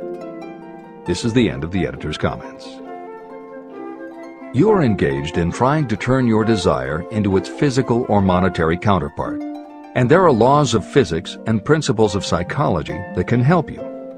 But first, you must give yourself time to become familiar with these laws and learn to use them. Through repetition and by describing these principles from every conceivable angle, I hope to reveal to you the secret through which every great fortune has been accumulated. Strange and paradoxical as it may seem, the secret is not a secret. It is made obvious in the earth, the stars, the planets, in the elements above and around us, in every blade of grass, and every form of life within our vision. Do not be discouraged if you do not fully understand or accept this theory. I do not expect that you will accept all that is in this chapter on your first reading. Assimilate as much as you can now as you read this for the first time. Later, when you reread and study it, you will discover that something has happened to clarify it and give you a broader understanding of the whole.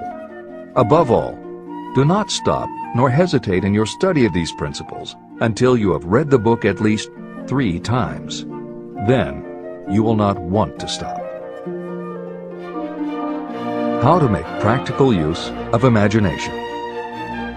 Ideas are the beginning points of all fortunes. Ideas are products of the imagination. Following are 2 true stories about ideas that have yielded huge fortunes. I hope that these stories will convey how important a role imagination can play in turning an idea into success, and that they will illustrate the method by which imagination may be used in accumulating riches. The Enchanted Kettle. In the late 1880s, an old country doctor drove to town, hitched his horse, quietly slipped into a drugstore by the back door, and began dickering with a young drug clerk.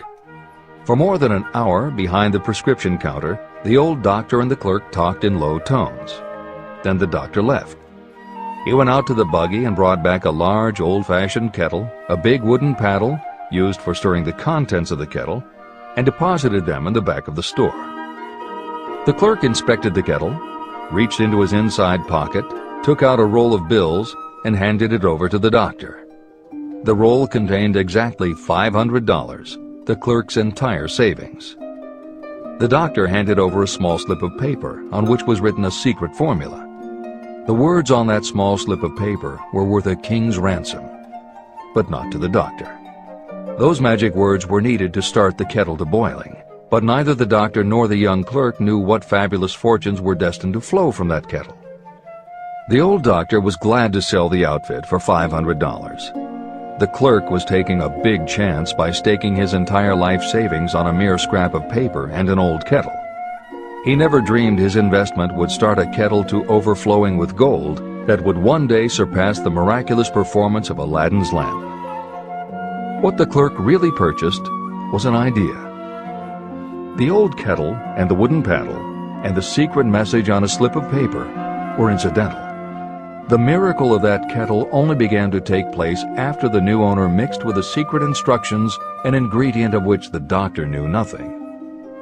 See if you can discover what it was that the young man added to the secret message, which caused the kettle to overflow with gold. Here you have a story of facts stranger than fiction, facts that began in the form of an idea. Just look at the vast fortunes of gold this idea has produced. It has paid, and still pays, huge fortunes to men and women all over the world who distribute the contents of the kettle to millions of people. The old kettle is now one of the world's largest consumers of sugar, thus providing jobs to thousands of men and women engaged in growing sugarcane and in refining and marketing sugar. The old kettle consumes annually millions of bottles and cans, providing jobs to huge numbers of workers. The old kettle gives employment to an army of clerks, stenographers, copywriters, and advertising experts throughout the nation. It has brought fame and fortune to scores of artists who have created magnificent pictures describing the product. The old kettle has converted Atlanta, which was a small southern city, into the business capital of the South, where it now benefits, directly or indirectly, every business and practically every resident of the city. The influence of this idea now benefits every civilized country in the world, pouring out a continuous stream of gold to all who touch it. Gold from the kettle built and maintains one of the most prominent colleges of the South, where thousands of young people receive the training essential for success. If the product of that old brass kettle could talk, it would tell thrilling tales in every language. Tales of love, of business, of professional men and women who are daily being stimulated by it. I am sure of at least one such tale of romance, for I was a part of it. And it all began not far from the very spot on which the drug clerk purchased the old kettle. It was there that I met my wife, and it was she who first told me of the enchanted kettle.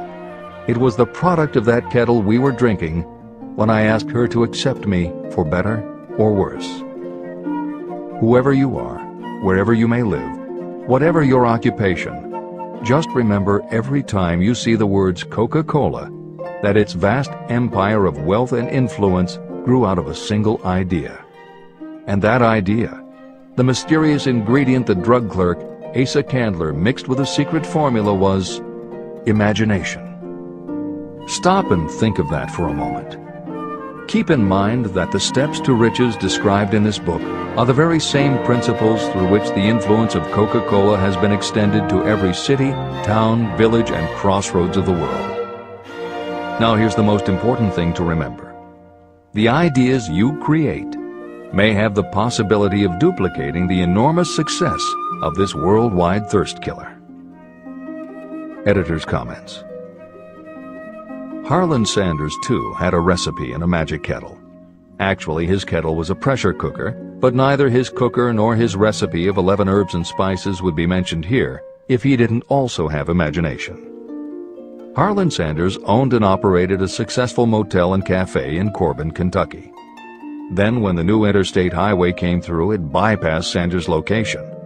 In a short time, his business went broke, leaving him with little more than his recipe for fried chicken and a way to make it quickly in a pressure cooker. At 62 years of age, the Colonel, as people called him, had to find a new way to make a living. That's when the magic ingredient, imagination, came in. He decided he wasn't going to sell fried chicken anymore. Instead, he would sell his method for making it. He packed his recipe and cooker into the back of his car and hit the road to demonstrate his fried chicken to other restaurant owners. In the first 2 years, he managed to sell 5 franchises. 2 years later, he'd sold 200. 4 years later, he was up to 600 locations when he was approached by an investment group to sell his company. Recognizing that the magic wasn't just in the kettle or the recipe, the new owners asked Colonel Sanders to stay on as spokesman for the company, which he did until his death in 1980. Today, there are almost 12,000 KFC locations in more than 80 countries with sales of nearly $10 billion a year. Debbie Fields was a 20-year-old housewife who loved to bake cookies. She had no formal education and no business experience, but she had a recipe and an imaginative idea that people would like to buy fresh, hot, soft cookies from a walk-up store. The business people and bankers she approached told her she was crazy, but she and her husband continued to pitch her idea to banker after banker until they finally wore one down enough to give Debbie Fields a loan to open a store in Palo Alto, California. By noon on her first day, she still hadn't sold a cookie, so she went out into the street and gave away samples. That did it. Her walk-in try-a-sample cookie store took off. Today, Mrs. Fields' stores are all across America. Harvard Business School uses her methods as a case study in efficiency, and Debbie Fields has become a best-selling author, an in-demand motivational speaker, and a television personality. Wally Famous Amos was a Los Angeles talent agent who copied a cookie recipe off the back of a bag of Nestle's chocolate chips. He made a few changes to personalize the recipe and started to give out his version of homemade cookies as a sort of calling card. His clients and business associates liked them so much that Wally finally decided to quit show business and open a store. He did it with a Hollywood agent's flair. He opened on Sunset Boulevard with 2,000 invitations, a red carpet, and celebrities. With the same flair, he put his picture on the bag, filled the bags with cookies, and started selling them to exclusive department stores and specialty shops. 10 years later, Famous Amos cookies were a $10 million business. Ray Kroc was over 50 and selling milkshake mixers when he heard about a hamburger stand in California, owned by Dick and Mac McDonald, that was doing great business. He packed his car and headed to San Bernardino to check it out. What he saw was a sit-down restaurant that had a limited menu featuring a good hamburger recipe, and they were serving them faster than any place he'd ever seen. Figuring that if there were more places like this, he could sell them a lot of milkshake mixers, Kroc pitched the McDonald brothers on the idea of opening some more McDonald's. They were interested, but they didn't know who they could get to open the new restaurants. This time, it was a recipe and a magic griddle, but it still needed the extra ingredient, imagination. On the spot, Ray Kroc offered to go into business with them and open the restaurants himself. According to the signs on the golden arches, Ray Kroc's imagination paid off in billions of hamburgers sold. In 1982, Howard Schultz went to work as the director of marketing for a small coffee importer wholesaler called Starbucks, which had only one location in Seattle's Pike Place market.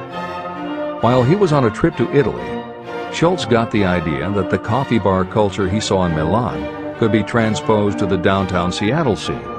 He convinced the company to try it. His coffeehouse idea was such a success that Schultz went out and raised the money to buy the company. 5 years after he joined Starbucks, he was CEO of a company that had 17 locations. 15 years later, Schultz's coffeehouse culture was on every corner of America, and there were more than 7,000 Starbucks worldwide. As a final example of imagination, we offer Paul Newman's salad dressing. Now, it would seem that it doesn't take much imagination for a big celebrity to put his name on a product, and that's what Newman thought too. But when he and his partner, A.E. Hotchner, pitched their salad dressing idea to companies that specialize in marketing foods, nobody was interested unless they would personally put up about $1 million for the first year's operations. According to Newman and Hotchner's book, Shameless Exploitation, they found out that almost all celebrity products in the food business have been disastrous failures, and now nobody would touch them. So when it came to marketing salad dressing, even Paul Newman's big name wasn't the magic they needed. And unless they were willing to put up a ridiculous amount, money wasn't the magic either. The magic would have to be in the imaginative way that they would convince the right people to help them, and in having the perseverance to stick with it until they succeeded.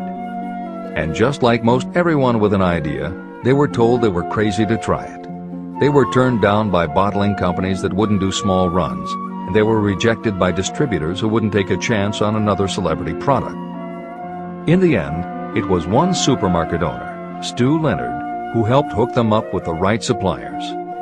But even that wouldn't have been enough if Stu Leonard hadn't had enough imagination to see the possibilities and agree to put Newman's own salad dressing on the shelves in his store. 15 years later, Newman's Own Brands was a $100 million company, which gives all profits to charity. This is the end of the editor's comments. What I would do if I had $1 million. The following story proves the truth of that old saying, where there's a will, there's a way. It was told to me by that beloved educator and clergyman Frank W. Gonzalez, who began his preaching career in the Stockyards region of Chicago. While Dr. Gonzalez was going through college, he observed many defects in our educational system, defects that he believed he could correct if he were the head of a college.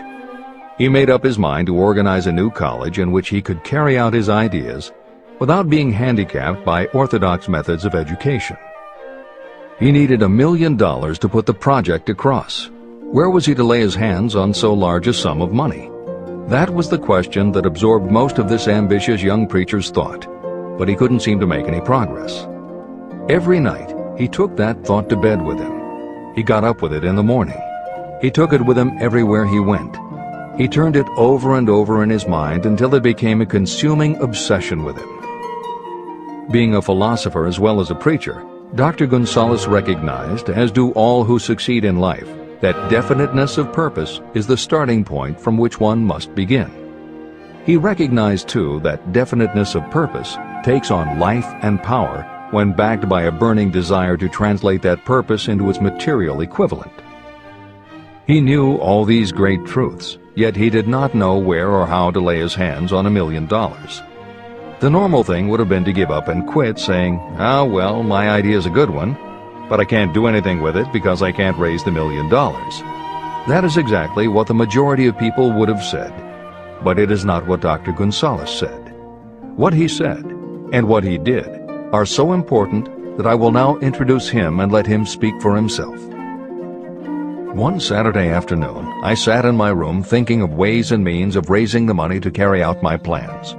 For nearly 2 years I had been thinking, but I had done nothing but think. The time had come for action. I made up my mind then and there that I would get the necessary $1 million within a week. How? I was not concerned about that. The main thing of importance was the decision to get the money within a specified time.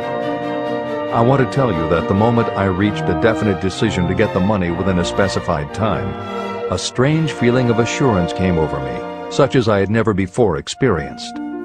Something inside me seemed to say, "Why didn't you reach that decision a long time ago? The money was waiting for you all the time." I called the newspapers and announced I would preach a sermon the following morning entitled, "What I Would Do If I Had $1 Million." I went to work on the sermon immediately, but I must tell you frankly that the task was not difficult because I had been preparing that sermon for almost 2 years. Long before midnight, I had finished writing the sermon. I went to bed and slept with a feeling of confidence, for I could see myself already in possession of the $1 million. Next morning I arose early, went into the bathroom, read the sermon, then knelt on my knees and asked that my sermon might come to the attention of someone who would supply the needed money. While I was praying, I again had that feeling of assurance that the money would be forthcoming. In my excitement, I walked out without my sermon and did not discover the oversight until I was in my pulpit and about ready to begin delivering it. It was too late to go back for my notes, and what a blessing that I couldn't go back. Instead, my own subconscious mind yielded the material I needed. When I arose to begin my sermon, I closed my eyes and spoke with all my heart and soul of my dreams. I not only talked to my audience, but I fancy I talked also to God. I told what I would do with $1 million if that amount were placed in my hands. I described the plan I had in mind for organizing a great educational institution, where young people would learn to do practical things and at the same time develop their minds. When I had finished and sat down, a man slowly arose from his seat about 3 rows from the rear and made his way toward the pulpit. I wondered what he was going to do. He came into the pulpit, extended his hand, and said, "Reverend, I liked your sermon. I believe you can do everything you said you would if you had $1 million. To prove that I believe in you and your sermon, if you will come to my office tomorrow morning, I will give you the $1 million. My name is Philip D. Armour."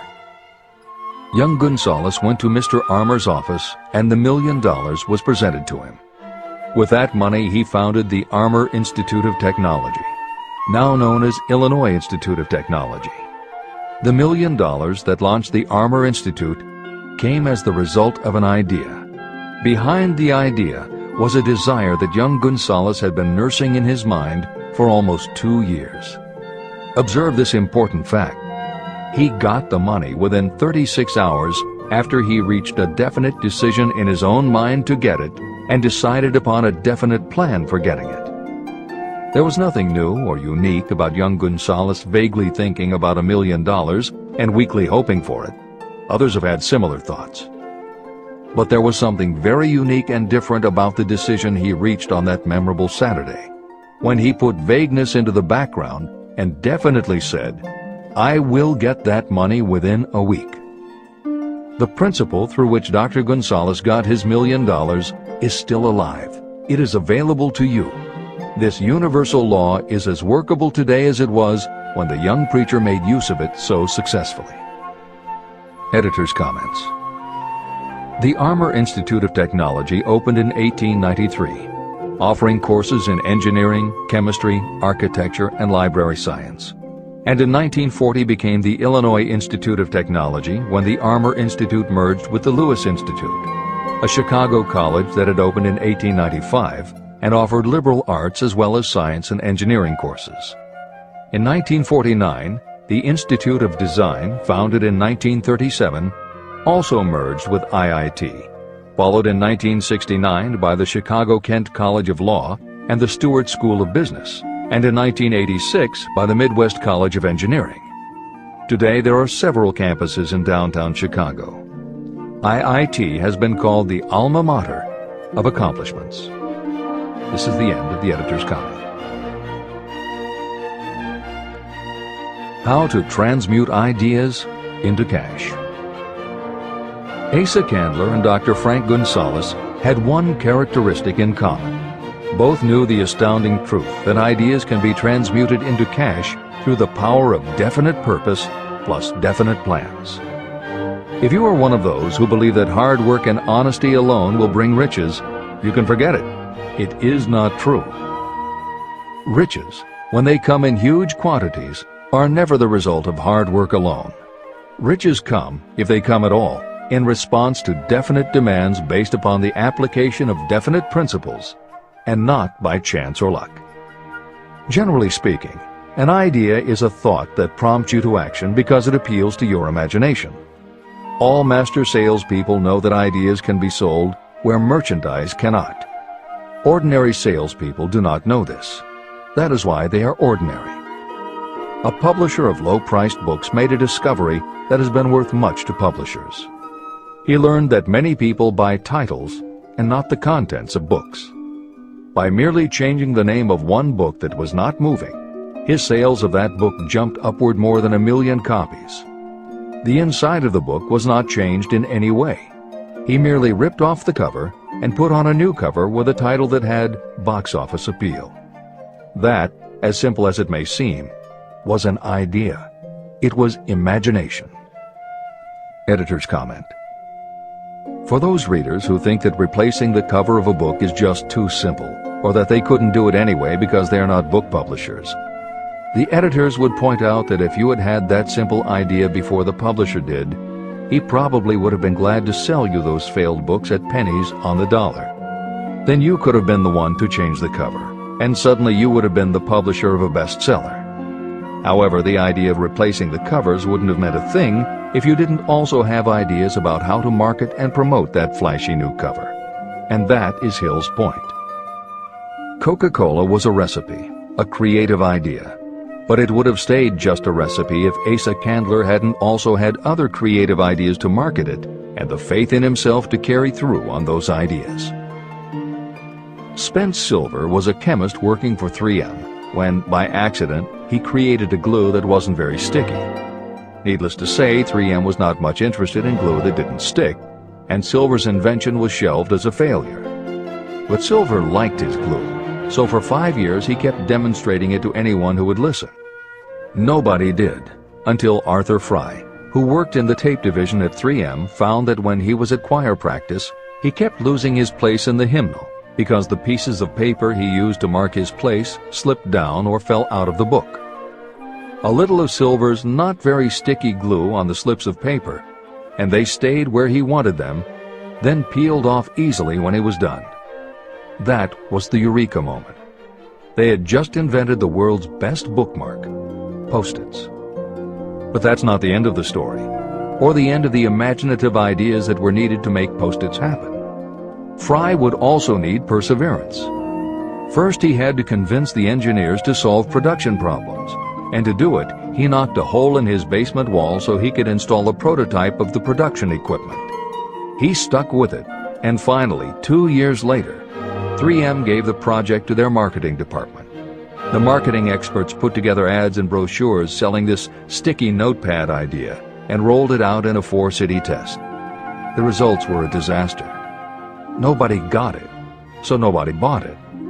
Who would pay money for scratch paper? The Post-it project was about to be scrapped when Jeffrey Nicholson and Joseph Ramey added their imaginations.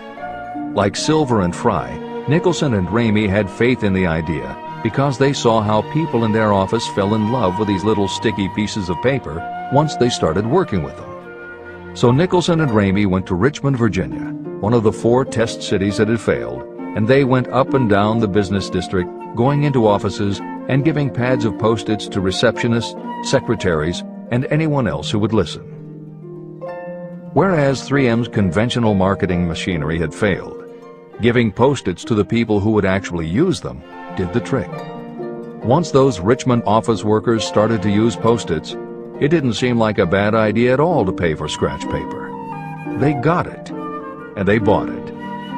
The Richmond test turned from failure to success, and soon Post-its were sticking to everything around the world. Here's another simple idea that imagination turned into success. The story began with a man whose problem was just the opposite of spent silvers. This man had something that stuck too well. George de Mestral was a Swiss mountaineer who went hunting one day with his dog. But when they got home, they were both covered with burrs. The burrs were so difficult to remove that de Mestral put them under a magnifying glass to learn why. He saw that they were covered with tiny hooks which attached themselves to fur and fabric. That was when the flash hit. If burrs stuck where you didn't want them, why couldn't you put tiny hooks on things so they would stick where you did want them? Like everyone else mentioned in this book, de Mestral had an imaginative idea, but that was just the beginning. He also had the faith in himself to keep going when people laughed at his idea, which many did, until he eventually found a French textile plant that would help him do what he wanted. However, even when they finally worked out a way to use cotton fabric to make what they called locking tape, they couldn't afford to mass produce it. And that's when de Mestral accidentally discovered that when you sew nylon under infrared light, it naturally made little hooks. Now they could manufacture it economically. All they needed was a name. One side was fuzzy like velvet, and the other side was crochet, the French word for hook. Take half vel and half crow, combine it with imagination. The result is Velcro, and a Swiss mountaineer becomes a business tycoon. The Sony Corporation once tried to make a very small stereo tape recorder that would work with standard-sized cassettes, but they couldn't do it. They could make a small playback machine, but at the time the electronics needed to also make it a recording machine just couldn't be made small enough. They concluded that the design was a failure. Then one day, Sony's honorary chairman, Masaru Ibuka, walked into the laboratory and saw that a few of the engineers were using the prototypes of the failed tape recorder to listen to music tapes. They didn't seem to care that it couldn't record. They just liked to be able to walk around listening to their favorite music. Then came the imaginative idea that made all the difference. Ibuka remembered that another division was working on lightweight headphones. That was the flash. Ibuka's imagination made the connection that the rest of the engineers had not. In Ibuka's view, they hadn't made a failed recorder. They had created a successful private stereo listener. They added the headphones, named it the Walkman, and it revolutionized both the music business and the electronics industry. Clarence Saunders was a grocery clerk in a small southern retail store. One day he was standing with a tray in his hands waiting his turn in a cafeteria. He had never earned more than $20 a week before then, and no one had ever noticed anything about him that indicated unusual ability. But something took place in his mind as he stood in the line of waiting people that put his imagination to work. That was when he came up with the idea that this same self-serve concept would also work at the grocery store. Clarence Saunders took the idea to his boss. Naturally, his boss told him he was crazy. So Clarence Saunders quit his job, went out and did what he needed to do to raise the money, and opened the first self-serve grocery store. He called it Piggly Wiggly, and Clarence Saunders, the $20 a week grocery clerk, rapidly became the multi-million-dollar chain store grocery man of America. Sylvan Goldman was the owner of a number of Piggly Wiggly stores in Oklahoma, and like any good businessman, he spent a lot of time watching his customers go up and down the aisles, putting their choices into their baskets or net shopping bags. One night, while trying to figure out how to get his customers to buy more at one time, he found himself staring at a basket sitting on the seat of a wooden folding chair. Eureka! He called in his mechanic, Fred Young. They put some wheels on the bottom of the legs, added another basket below the seat, and the shopping cart was born. As this edition is being readied for publication, there are about 35 million shopping carts in America, and approximately 1.25 million new carts are sold each year. Thomas Stenberg, whom we also mentioned earlier, was another supermarket executive who watched his customers as they shopped. By this time, shopping carts were well established in supermarkets, and it was because his customers were pushing shopping carts up and down the aisles that he got his flash of inspiration. He was so sure of his idea that he convinced another supermarket executive, Leo Kahn, to join him. Together, they took the supermarket concept and applied it to selling office supplies. And in 1986, they opened their first store in Brighton, Massachusetts. They called it Staples. In 1989, they took the company public, and 10 years later, there were more than 1,000 Staples stores with revenues exceeding $7 billion. We'll end this commentary with another set of connected stories, which make the point that sometimes the most imaginative part of marketing is in the timing. If you were to go shopping in the late 1800s, it usually meant bartering with a merchant who would then have to get the goods from storage shelves kept behind the counter. In the 1870s, fixed pricing was just starting to be used by storekeepers. Merchants were trying the idea by setting out a table of merchandise that was all priced the same, usually 5 cents. Frank Winfield Woolworth was a clerk in a general store, and he convinced the store owner to let him try the 5-cent table idea. Although it worked, the owner wasn't impressed. So Woolworth borrowed $350 from his boss, and in 1879 opened his first 5-cent store in Utica, New York. It was an entire store full of goods where everything cost a nickel. A year later, he had 4 stores, and the 4th one, in Lancaster, Pennsylvania, was the first that he named F.W. Woolworth's 5 and 10 cent store. 20 years later, he had 238 stores. By the time of his death in 1919, there were over 1,000 F.W. Woolworth locations. He had established the first nationwide chain of general merchandise stores, and he had built the tallest building in New York City as his headquarters. The Woolworth Company stayed true to the original idea and didn't carry any merchandise that cost more than a dime until 1932, when the top price was raised to 20 cents. But as times changed, the fixed price was dropped, the merchandise became more varied, and the company kept growing until it had over 8,000 stores worldwide, selling everything from notions to appliances and furniture. Then in the 1960s and 1970s, something started to happen. The mood of America was changing, but the Woolworth stores weren't. And that was when Sam Walton opened the first Walmart in Rogers, Arkansas in 1962. Walton got into the retail business after the Second World War, when his father-in-law loaned him the money to buy a franchised Butler Brothers store in Bentonville, Arkansas. By 1962, Sam and his brother Bud owned 16 variety stores in Arkansas, Missouri, and Kansas. It was in these stores that Sam Walton first started adding the magic ingredient of imagination. In addition to his flair for promotion, Sam tried new approaches to the way household goods and general merchandise could be sold at retail. He insisted on clean, well-lighted interiors, and he introduced the concept of self-service, with aisles wide enough for shopping carts and checkout counters at the front of the store. He also started buying direct from manufacturers, and he created profit-sharing plans that kept his family of employees loyal, hardworking, and neighborly. In 1962, he incorporated those and other imaginative ideas when he opened his first store that he called Walmart. The basic magic was that he sold brand-name merchandise at discount prices, but there was also magic in the way he kept a friendly hometown feel to his store, even though it was what is now called a big box store. Sam Walton's Walmart store was a success, so he just kept building and opening more of them. First in small towns and rural areas, then in larger towns, then big cities, and it wasn't long before he had a national chain. By 1992, when Sam Walton died, there were more than 1,700 Walmart stores. It was the biggest retailer in the country. It employed more than 600,000 people, and Sam Walton was the richest man in America. In 2003, the stores numbered more than 3,200 in the U.S. and more than 1,100 in foreign countries. The company employed more than 1,300,000 people worldwide and served more than 1 million customers a week.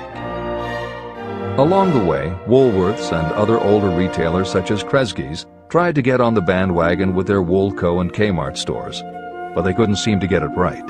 They had given up their old five-and-dime identity to become higher-priced general retailers. And when Walmart came along and redefined that part of the market, the others seemed to have run out of the kind of imagination they'd had in the beginning. Now, here's the twist to the story. David Gold was running a liquor store that he had inherited from his father. He noticed that whenever he put out a display of goods priced at 98 cents or $1, the goods would sell okay. But if his sign said 99 cents, the goods sold out in no time. He decided that he would open a store called the 99-cent only store, where everything would be priced at 99 cents. Sound familiar? Frank Woolworth's imaginative idea from 1879, which had been dropped at his namesake chain by the 1940s and 1950s, had just gotten a fresh shot of imagination from David Gold in 1982.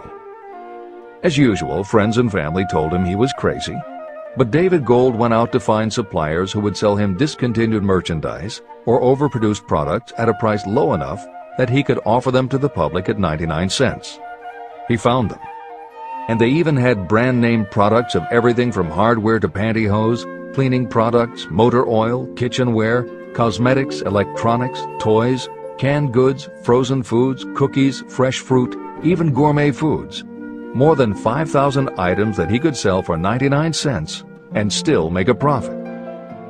David Gold opened his first well-lighted, brightly colored green and fuchsia wide-aisle store in Inglewood, California in 1982. By 2003, he had 142 stores in California, Nevada, and Arizona, and he was listed on the Forbes 400 as having earned a personal fortune estimated at more than $650 million.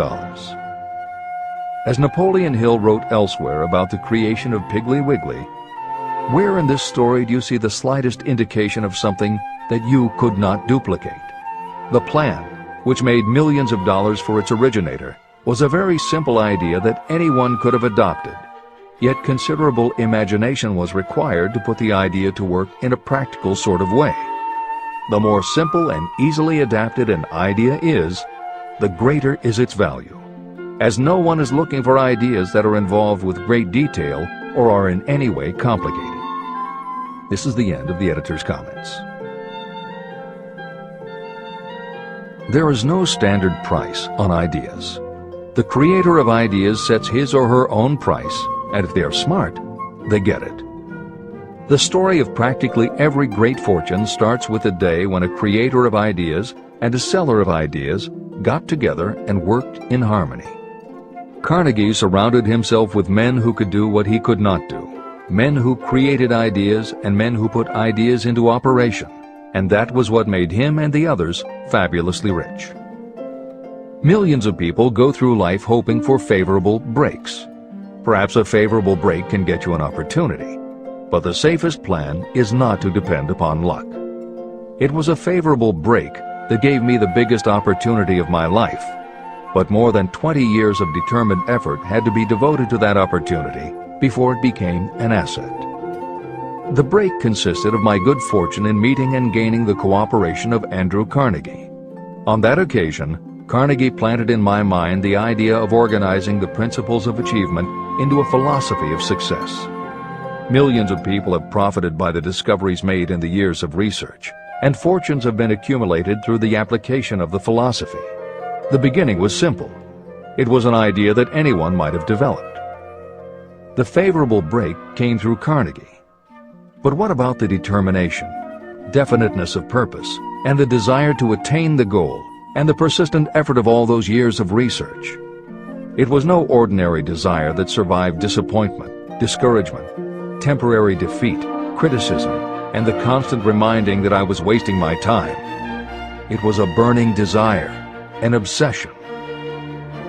When the idea was first planted in my mind by Mr. Carnegie, it was coaxed, nursed, and enticed to remain alive. Gradually, the idea became a giant under its own power, and it coaxed, nursed, and drove me. Ideas are like that. First you give life and action and guidance to ideas. Then they take on a power of their own and sweep aside all opposition. Ideas are intangible forces, but they have more power than the physical brains that give birth to them. They have the power to live on after the brain that creates them has returned to dust. Tell the world what you intend to do, but first, show it. Chapter 8. Organized Planning. The crystallization of desire into action. The sixth step toward riches. You have learned that everything we create or acquire begins in the form of desire. Desire is taken on the first lap of its journey from the abstract to the concrete in the workshop of the imagination, where plans for its transition are created and organized. In Chapter 3, Desire, you were instructed to take 6 practical steps to begin translating your desire for money into its monetary equivalent. One of the steps you must take is the formation of a definite practical plan or plans through which this transformation may be made. Following are the basic instructions for making practical plans. Ally yourself with a group of as many people as you may need for the creation and carrying out of your plan or plans for the accumulation of money, making use of the mastermind principle. Compliance with this instruction is absolutely essential. Do not neglect it. Editor's comment: the Mastermind Alliance is built of 2 or more minds working actively together in perfect harmony toward a common goal.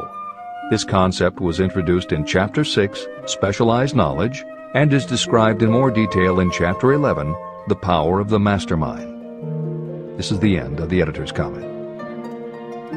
Before forming your Mastermind Alliance, decide what advantages and benefits you may offer the individual members of your group in return for their cooperation. No one will work indefinitely without some form of compensation. No intelligent person should request or expect another to work without adequate compensation, although this may not always be in the form of money. Arrange to meet with the members of your mastermind group at least twice a week, and more often if possible, until you have jointly perfected the necessary plan or plans for the accumulation of money. Maintain perfect harmony between yourself and every member of your mastermind group. If you fail to carry out this instruction to the letter, you may expect to meet with failure. The mastermind principle cannot work where perfect harmony does not prevail. Keep in mind these facts. You are engaged in an undertaking of major importance to you. To be sure of success, you must have plans that are faultless. You must have the advantage of the experience, education, native ability, and imagination of other minds. This is the way it has been done by every person who has accumulated a great fortune. No individual has sufficient experience, education, natural ability, and knowledge to ensure the accumulation of a great fortune without the cooperation of other people. Every plan you adopt for making money should be the joint creation of yourself and every other member of your mastermind group. You may originate your own plans, either in whole or in part, but see that those plans are checked and approved by the members of your Mastermind Alliance. If your first plan fails, try another. If the first plan that you adopt does not work successfully, replace it with a new plan. If this new plan fails to work, replace it with still another, and so on, until you find a plan that does work. Right here is the point at which the majority of people meet with failure, because of their lack of persistence in creating new plans to take the place of those that fail. The most intelligent person living cannot succeed in accumulating money, or in any other undertaking, without plans that are practical and workable. Just keep this fact in mind, and remember when your plans fail, that temporary defeat is not permanent failure. It may only mean that your plans have not been sound. Build other plans. Start all over again. Temporary defeat should mean only one thing: the certain knowledge that there is something wrong with your plan. Millions of people go through life in misery and poverty because they lack a sound plan through which to accumulate a fortune. Your achievement can only be as good as the plans you make. You are never whipped until you quit in your own mind. James J. Hill, who was the greatest railroad builder of them all, met with temporary defeat when he first tried to raise the capital needed to build the Great Northern Railroad from the east to the west. But he turned defeat into victory through new plans. Henry Ford met with temporary defeat not only at the beginning of his automobile career, but even after he had gone a long way toward the top. But he, too, created new plans and went marching on to financial victory. We see people who have accumulated great fortunes, but we often recognize only their triumph, and we overlook the temporary defeats that they had to surmount before arriving. No follower of this philosophy can reasonably expect to accumulate a fortune without experiencing temporary defeat. When defeat comes, accept it as a signal that your plans are not sound. Rebuild those plans and set sail once more toward your goal. If you give up before your goal has been reached, you're a quitter. A quitter never wins, and a winner never quits. Write this sentence on a piece of paper in letters an inch high and place it where you will see it every night before you go to sleep and every morning before you go to work. When you begin to select members for your mastermind group, choose those who do not take defeat seriously. Some people foolishly believe that only money can make money. This is not true. Desire, transmuted into its monetary equivalent through the principles in this book, is the way money is made. Money, of itself, is nothing but inert matter. It cannot move, think, or talk, but it can hear when someone who desires it calls it to come. Intelligent planning is essential for success in any undertaking designed to accumulate riches. Following are detailed instructions to those who must begin the accumulation of riches by selling personal services. It should encourage you to know that practically all the great fortunes began either from selling personal services or from the sale of ideas. When you think about it, what else except ideas and personal services can you give in return for riches if you don't have products or property? Leaders and followers. Broadly speaking, there are two types of people in the world. One type is known as leaders and the other as followers. Decide at the outset whether you intend to become a leader in your chosen calling or remain a follower. The difference in compensation is vast. The follower cannot expect to make as much as a leader, although some followers make the mistake of thinking they should. It is no disgrace to be a follower. On the other hand, it is no credit to remain a follower.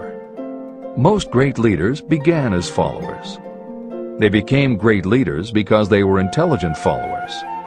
With few exceptions, the person who cannot follow a leader intelligently cannot become an efficient leader. The person who can follow a leader most efficiently is usually the person who develops into leadership most rapidly. An intelligent follower has many advantages, including the opportunity to acquire knowledge from the leader. The major attributes of leadership. The following are important factors of leadership. 1. Unwavering courage based upon knowledge of yourself and your occupation. No follower wishes to be dominated by a leader who lacks self-confidence and courage. Certainly no intelligent follower will be dominated by such a leader for very long. 2. Self-control. The person who cannot control himself can never control others. Self-control sets a strong example for your followers, which the more intelligent followers will emulate. 3. A keen sense of justice. Without a sense of fairness and justice, no leader can command and retain the respect of their followers. 4. Definiteness of decision. Those who waver in decisions show that they are not sure of themselves and therefore cannot lead others successfully. 5. Definiteness of plans. Successful leaders must plan their work and work their plans. Leaders who move by guesswork, without practical definite plans, are like a ship without a rudder. Sooner or later, they will land on the rocks. 6. The habit of doing more than paid for. One of the penalties of leadership is the necessity of the leaders to willingly do more than they require of their followers. 7. A pleasing personality. Leadership calls for respect. Followers will not respect a leader who does not grade high on all of the factors of a pleasing personality. 8. Sympathy and understanding. Successful leaders must be in sympathy with their followers. Moreover, they must understand them and their problems. 9. Mastery of detail. Successful leadership calls for mastery of the details of the leader's position. 10. Willingness to assume full responsibility. Successful leaders must be willing to assume responsibility for the mistakes and the shortcomings of their followers. If a leader tries to shift this responsibility, that leader will not remain the leader. If one of your followers makes a mistake or is incompetent, you must consider that it is you who failed. 11. Cooperation. The successful leader must understand and apply the principle of cooperative effort and be able to induce followers to do the same. Leadership calls for power, and power calls for cooperation. There are two forms of leadership. The first, and by far the most effective, is leadership by consent of and with the sympathy of the followers. The second is leadership by force, without the consent and sympathy of the followers. History is filled with evidences that leadership by force cannot endure. The downfall and disappearance of dictators and kings is significant. It means that people will not follow forced leadership indefinitely. Napoleon, Mussolini, Hitler were examples of leadership by force. Their leadership passed. Editor's comment. The following may also be added to the list: Idi Amin, Francisco Franco, Saddam Hussein, Ferdinand Marcos, Slobodan Milosevic, Juan Perón, General Augusto Pinochet, Pol Pot, General Suharto, the Taliban leaders in Afghanistan, Marshal Josip Broz Tito, Joseph Stalin, and subsequent leaders of the Soviet Union, East Germany, and the other countries in the Communist bloc. This is the end of the editor's comment. Those that remain see their power eroding and slipping away. Leadership by consent of the followers is the only leadership that can endure. People may follow forced leadership temporarily, but they will not do so willingly. Successful leaders will embrace the 11 factors of leadership described in this chapter, as well as some other factors. Those who make these attributes the basis of their leadership will find abundant opportunity to lead in any walk of life. The 10 major causes of failure in leadership. The following are the major faults of leaders who fail. It is just as essential for you to know what not to do as it is to know what to do. 1. Inability to organize details. Efficient leadership calls for the ability to organize and master details. No genuine leader is ever too busy to do anything that may be required in the capacity as leader. Whether a leader or follower, when you admit that you are too busy to change your plans or to give attention to any emergency, you are admitting your inefficiency. The successful leader must be the master of all details connected with the position. That means, of course, that you must acquire the habit of relegating details to capable lieutenants. 2. Unwillingness to render humble service. Truly great leaders are willing, when occasion demands, to perform any sort of labor that they would ask another to perform. The greatest among ye shall be the servant of all is a truth that all able leaders observe and respect.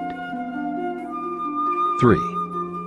Expectation of pay for what they know, instead of what they do with what they know. The world does not pay you for what you know, it pays you for what you do, or what you induce others to do. 4. Fear of competition from followers. Leaders who fear that one of their followers may take their position are practically sure to realize that fear sooner or later. Able leaders train understudies to whom they may delegate any of the details of their position. Only in this way can leaders multiply themselves and be at many places and give attention to many things at one time. It is an eternal truth that leaders receive more pay for their ability to get others to perform than they could possibly earn by their own efforts.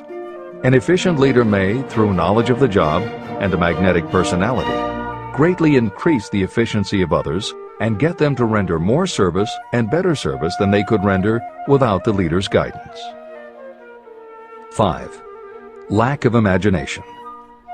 Without imagination, the leader is incapable of meeting emergencies or of creating plans by which to guide followers efficiently. 6. Selfishness. Leaders who claim all the honor for the work of their followers are sure to be met by resentment. The really great leader claims none of the honors. Great leaders are content to see the honors, when there are any, go to their followers, because the great leaders know that most people will work harder for commendation and recognition than they will for money alone. 7. Intemperance. Followers do not respect an intemperate leader. Moreover, intemperance in any form destroys the endurance and the vitality of those who indulge in it. 8. Disloyalty. Perhaps this should have come at the head of the list. Leaders who are not loyal to their duty, and to those both above and below them, cannot maintain their leadership for long. Disloyalty marks you as being less than the dust of the earth, and it will bring the contempt it deserves. Lack of loyalty is one of the major causes of failure in every walk of life. 9. Emphasis of the authority of leadership. The efficient leader leads by encouraging, and not by trying to instill fear in the hearts of those who follow. Leaders who try to impress their followers with their authority come within the category of leadership through force. If you are a real leader, you will have no need to advertise that fact. It is apparent in your conduct, by your sympathy, understanding, fairness, and a demonstration that you know your job. 10. Emphasis of title. Competent leaders require no title to give them the respect of their followers. Leaders who make too much of their titles generally have little else to emphasize. The doors to the office of the real leader are open to all and free from formality or ostentation. These are among the most common causes of failure in leadership. Any one of these faults is sufficient to cause failure. Study the list carefully if you aspire to leadership, and make sure that you are free of these faults. Editor's comment. Warren Bennis, a professor who teaches management and organization, said, "A manager is someone who does things right. A leader is someone who does the right thing." Admiral Grace Hopper was the ranking female Navy officer when she was interviewed for 60 Minutes. She said, "You manage things. You lead people." This is the end of the editor's comment.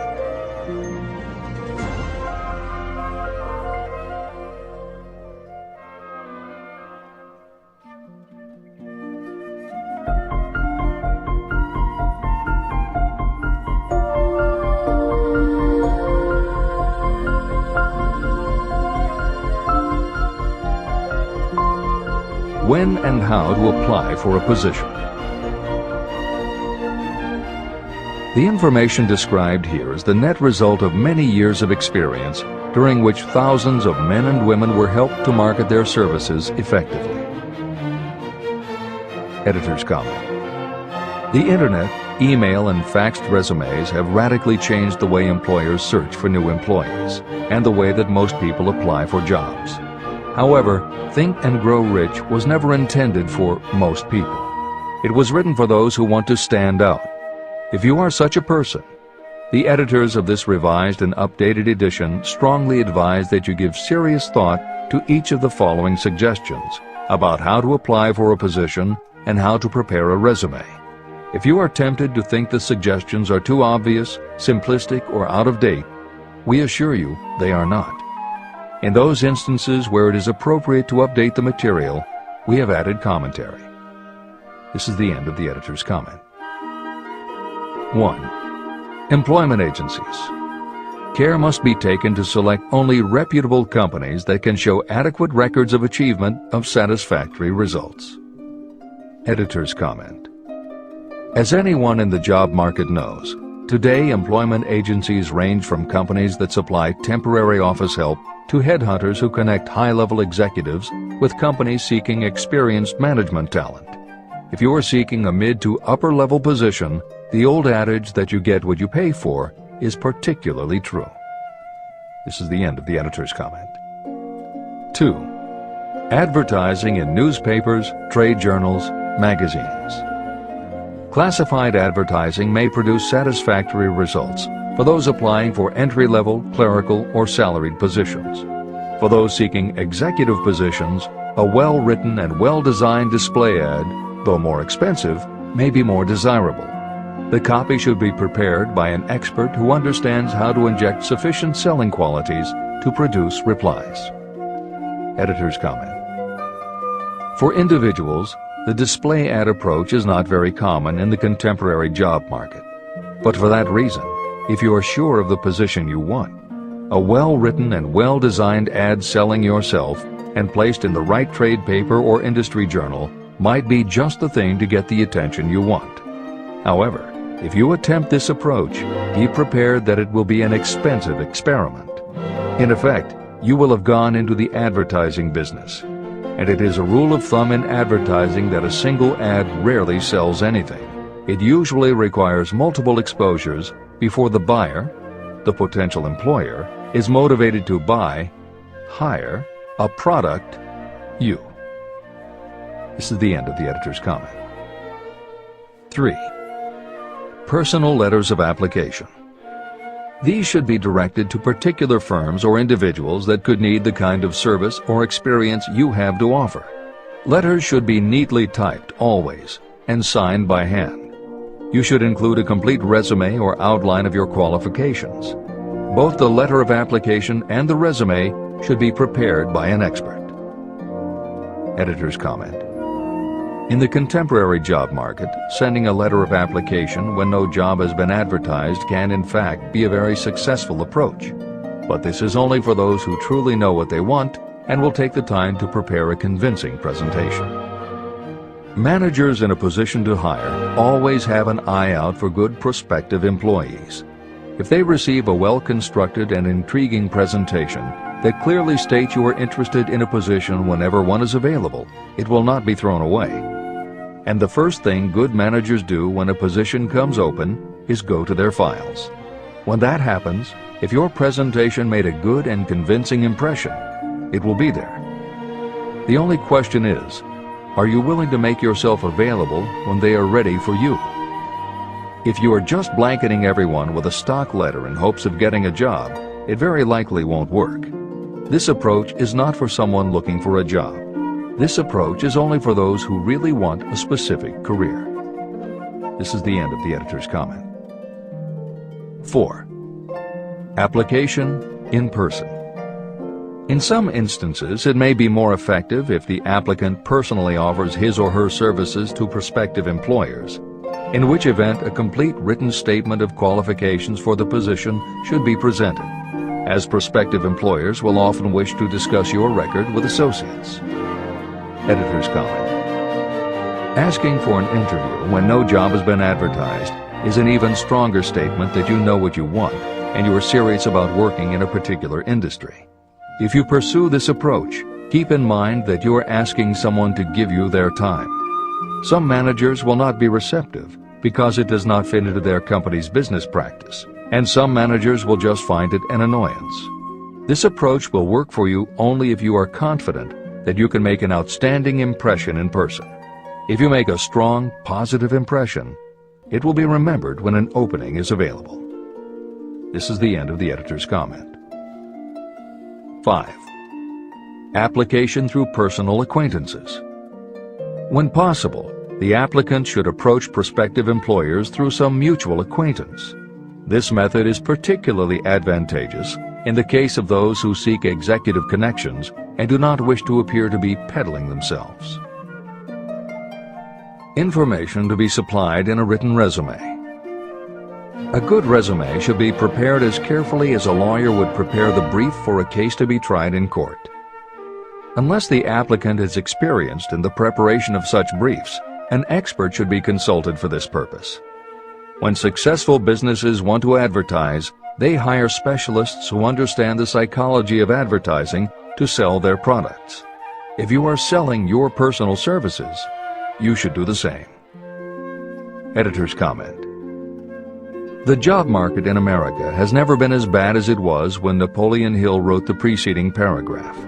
Because of the Great Depression, many adults had never had any kind of steady job, let alone sought a career position, and there were few places to learn how to do it. Since that time, many excellent books have been published on the subject, and companies that offer professional help in preparing resumes have become very common. However, neither books nor copywriters are magic. It all begins with what you have to offer. The editors of this edition suggest that you start to assemble your presentation using the guidelines that appear below. Once you have a first draft, you should review at least one of the books on the subject to see what suggestions are offered that might help you sell yourself better than you have already done. Then, depending how satisfied you are, you might also want to seek advice from a professional who specializes in such presentations. We offer 2 notes of caution. First, make sure that your presentation does not look like something turned out by a resume mill. Having received many resumes over the years, the editors warn you that some professionals use the same stock phrases, buzzwords, and formats for every client, and this can be a dead giveaway that someone else prepared your resume, or that you have simply copied from a book. Your intention should be to make yours stand out. The second word of caution is, don't go overboard in trying to stand out. There is a balance between catching an employer's attention and looking like you are trying too hard. For instance, if you are a New York marketing executive applying to a Los Angeles company, sending your application with a bag of fresh bagels by next morning FedEx would probably make a good impression, whereas sending a dartboard with your picture in the center might be viewed as just a little too cute and a little too much. Clever is good, but professional is a must. Never be so clever that you don't look professional. Following are a set of guidelines for preparing your resume. Because part of your search for a position will involve responding to ads for job openings, and because it has become common to respond by faxing applications and resumes, Napoleon Hill's guidelines should be used to prepare 2 separate presentations. As Hill suggests below, you should prepare an elaborate presentation to be used when mailed or presented in person. But you should also prepare a second, shorter version that is designed specifically to be faxed. Take care to make your fax version complete and interesting, but it should be no more than 3 pages. The following information should appear in your presentation. 1. Education. State briefly but definitely what schooling you've had and in what subjects you specialized in school, giving the reasons for that specialization. Editor's comments. Never exaggerate. This is very serious advice, and it applies not only to education, but also the next 2 categories, experience and references. Smart employers will check in all 3 areas. Labor laws have become so demanding that employers filling responsible positions are very cautious about whom they hire in the first place. There are rules about such things as the difference between salaried and hourly employment, sexual harassment, what constitutes grounds for dismissal, what questions can and cannot be asked in job interviews, and a host of other things that leave the employer open to potential lawsuits. Consequently, smart employers, the kind you want to work for, will check your education, experience, and references. Also, bear in mind, you are providing information that will follow you for the rest of your career. If you keep up with the news, you know that in recent times even executives headed for the top have been dismissed. Military men have resigned in disgrace. Politicians have been removed from office, and professors have been forced to resign, all because someone looked into their background and found that they had exaggerated their qualifications. This is the end of the editor's comments. 2. Experience.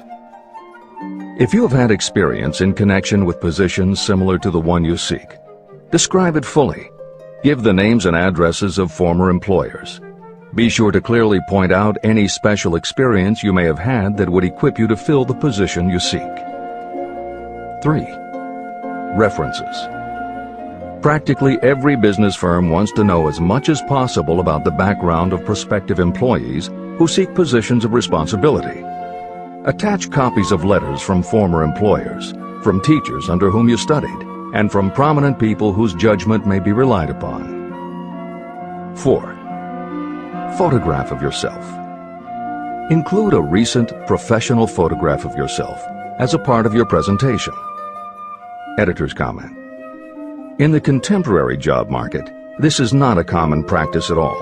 However, from personal experience, the editors of this edition know it can be advantageous.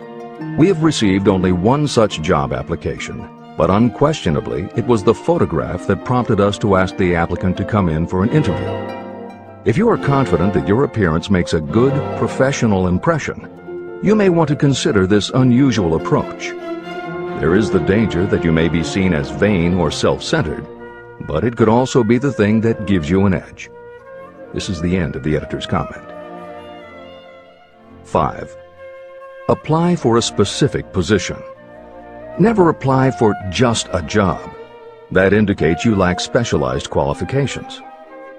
6. State your qualifications for the particular position for which you apply. Give full details why you believe you are qualified for the particular position you seek. This is the most important detail of your application. It will determine, more than anything else, what consideration you receive. 7. Offer to go to work on probation. This may appear to be a radical suggestion, but experience has proved that it seldom fails to win at least a trial. If you are sure of your qualifications, a trial is all you need. Incidentally, such an offer indicates that you have confidence in your ability to fill the position you seek. It is most convincing. Make it clear that your offer is based on your confidence in your ability to fill the position, your confidence in your prospective employer's decision to employ you after the trial period, and your determination to have the position. Editor's comments.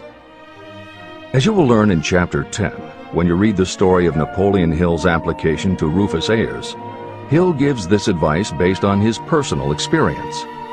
Unfortunately, this is one of those instances where times may have changed so much that the approach is rarely applicable. In today's environment, modern labor laws and business practice may prevent an employer from taking you up on your offer. However, today many companies do have internship programs that allow an employer to test drive employees to see how well they might fit in. This is the end of the editor's comment. 8. Knowledge of your prospective employer's business. Before applying for a position, do sufficient research to familiarize yourself thoroughly with that business and indicate the knowledge you have acquired in this field. This will be impressive because it indicates that you have imagination and a real interest in the position you seek. Editor's comment. When you do this, and you certainly should, bear in mind that you will be talking with people who really know the business. Even by researching extensively, at best you will only know about their business. If you try to appear too knowledgeable or familiar, it may backfire and reveal that you have only a superficial view of the business. Unless you are already working in a particular industry and have insights based on experience, do not be presumptuous. Use your knowledge to indicate that you have taken the time to educate yourself and that you really are interested, but don't try to tell a prospective employer how you would run the business. This is the end of the editor's comment. Remember that it is not the lawyer who knows the most law, but the one who best prepares his case who wins. If your case is properly prepared and presented, your victory will have been more than half won at the outset. Do not be afraid of making your presentation too long. Employers are just as much interested in purchasing the services of well-qualified applicants as you are in securing employment. In fact, the success of most successful employers is due to their ability to select well-qualified lieutenants. They want all the information available. Editor's comment. As noted above, when faxing a resume, it should be no more than 3 pages and should state that you will be pleased to provide a more detailed resume if required. This is the end of the editor's comment. Remember another thing. Neatness in the preparation of your resume and application will indicate that you are a painstaking person. Successful salespeople groom themselves with care. They understand that first impressions are lasting. Your presentation is your sales rep. Give it a good suit of clothes so it will stand out in bold contrast to anything else your prospective employer ever saw. If the position you seek is worth having, it is worth going after with care. More important, if you sell yourself in a manner that shows off your individuality, you probably will receive more money from the very start than you would if you applied for employment in the usual conventional way. When your resume package has been completed, you should prepare individual and personalized copies for each company or person to whom it will be presented.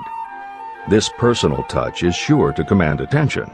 Have it neatly typed, proofread, printed, and properly bound on the finest paper you can obtain. Your photograph should be mounted and included on one of the pages. Prepare a separate binding with the proper company name inserted if it is to be shown to more than one company. If you seek employment through an employment agency, have the agent use copies of your presentation in marketing your services. This will help to gain preference for you, both with the agent and the prospective employers.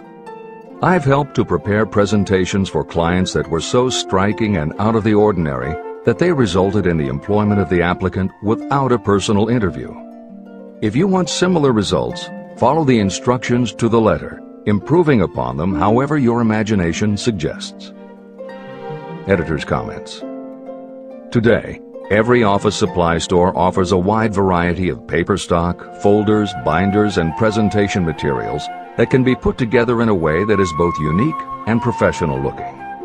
With all of those possibilities available, if you simply present standard sheets of paper stapled in the corner, the response will very likely be standard too.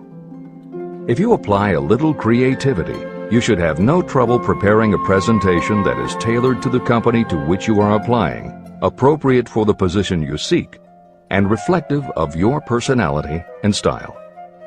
This is the end of the editor's comments. How to get the exact position you desire. Everyone enjoys doing the kind of work for which he or she is best suited. An artist loves to work with paints, a craftsman with his or her hands, a writer loves to write. Those with less definite talents have their preferences for certain fields of business and industry. If America does anything well, it offers a full range of occupations. 1. Decide exactly what kind of a job you want. If the job doesn't already exist, perhaps you can create it. 2. Choose the company or individual for whom you wish to work. 3. Study your prospective employer as to policies, personnel, and chances for advancement. 4. By analysis of yourself, your talents, and your capabilities, figure what you can offer. Plan specific ways and means of giving advantages, services, developments, or ideas that you believe you can successfully deliver. 5. Forget about a job. Forget whether or not there is an opening. Forget the usual routine of, have you got a job for me? Concentrate on what you can give. 6. Once you have your plan in mind, put it on paper in neat form and in full detail. 7. Present it to the proper person with authority, and the rest will come automatically. Every company is looking for people who can give something of value, whether it is ideas, services, or connections. Every company has room for the person who has a definite plan of action that is to the advantage of that company. This procedure may take a few days or weeks of extra time, but the difference in income, in advancement, and in gaining recognition will save years of hard work at small pay. It has many advantages, the main one being that it will often save you from 1 to 5 years of your time in reaching a chosen goal. Every person who starts or gets in halfway up the ladder does so by deliberate and careful planning. The new way of marketing services. Men and women who market their services must recognize the change that has taken place in connection with the relationship between employer and employee. The future relationship should be more in the nature of a partnership, consisting of the employer, the employee, and the public they serve. In the past, employers and employees have bartered among themselves, not considering that in reality they were bargaining at the expense of the third party, the public they serve. Both the employer and the employee should consider themselves as fellow employees whose business it will be to serve the public efficiently. Editor's comment. In the preceding paragraph, Napoleon Hill once again demonstrates his foresight into the future direction of American business.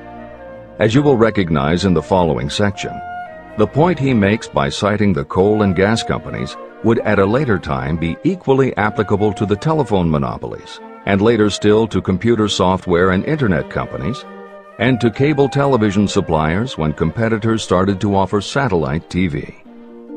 This snapshot of how and why business has changed should provide you with a blueprint for the attitude you must adopt and the way you must conduct yourself if you are going to attain the success you are seeking. This is the end of the editor's comment. During the Depression, I spent several months in the anthracite coal region of Pennsylvania, studying conditions that all but destroyed the coal industry. The coal operators and the unions drove hard bargains in negotiating their labor contracts. The cost of the bargaining was passed on to the customer by adding to the price of the coal. However, in the end, they discovered their actions had worked against them. What their delays and high prices had actually accomplished was to open the market to their competitors. Inadvertently, they had built up a wonderful business for the manufacturers of oil-burning stoves and furnaces, as well as for the producers of oil. A similar experience happened to the gas companies. We can all remember the time when the gas meter reader pounded on the door hard enough to break the panels. When the door was opened, he pushed his way in uninvited with a scowl on his face that plainly said, "What the hell did you keep me waiting for?" All that has undergone a change. The meter man now conducts himself as a gentleman who is delighted to be at your service, sir. Before the gas companies learned that their scowling meter men were offending customers, their competitors, the polite salesmen of oil burners, came along and did a land office business. These illustrations are mentioned here to show that we are where we are and what we are because of our own conduct. If there is a principle of cause and effect that controls business, finance, and transportation, this same principle controls individuals and determines their economic status. Courtesy and service are the watchwords of merchandising today, and they apply to the person who is marketing personal services even more directly than to the employer. In the final analysis, you are employed by the customer. If you fail to serve well, both you and your employer will pay for it by the loss of the privilege of serving. What is your QQS rating? In the preceding, the causes of success in marketing services effectively and permanently have been clearly described. Unless those causes are studied, analyzed, understood, and applied, no one can market services effectively and permanently. Every man or woman must be their own sales force of their personal services. The quality and the quantity of service rendered, and the spirit in which it is rendered, determine the price and the duration of employment. To market your personal services effectively, which means a permanent market at a satisfactory price under pleasant conditions, you must adopt and follow the QQS formula. QQS means that quality plus quantity plus the proper spirit of cooperation equals perfect salesmanship of service. Remember the QQS formula, but do more. Apply it as a habit. Analyze the formula to make sure you understand exactly what it means. Quality of service means the performance of every detail in connection with your position in the most efficient manner possible with the object of greater efficiency always in mind. Quantity of service means the habit of rendering all the service of which you are capable at all times with the purpose of increasing the amount of service rendered as you develop greater skill through practice and experience. Emphasis is again placed on the word habit. Spirit of service means the habit of agreeable, harmonious conduct, which will induce cooperation from associates and fellow employees. Adequate quality and adequate quantity of service is not sufficient to maintain a permanent market for your services. The spirit in which you deliver service is a strong determining factor in connection with both the price you receive and the duration of your employment.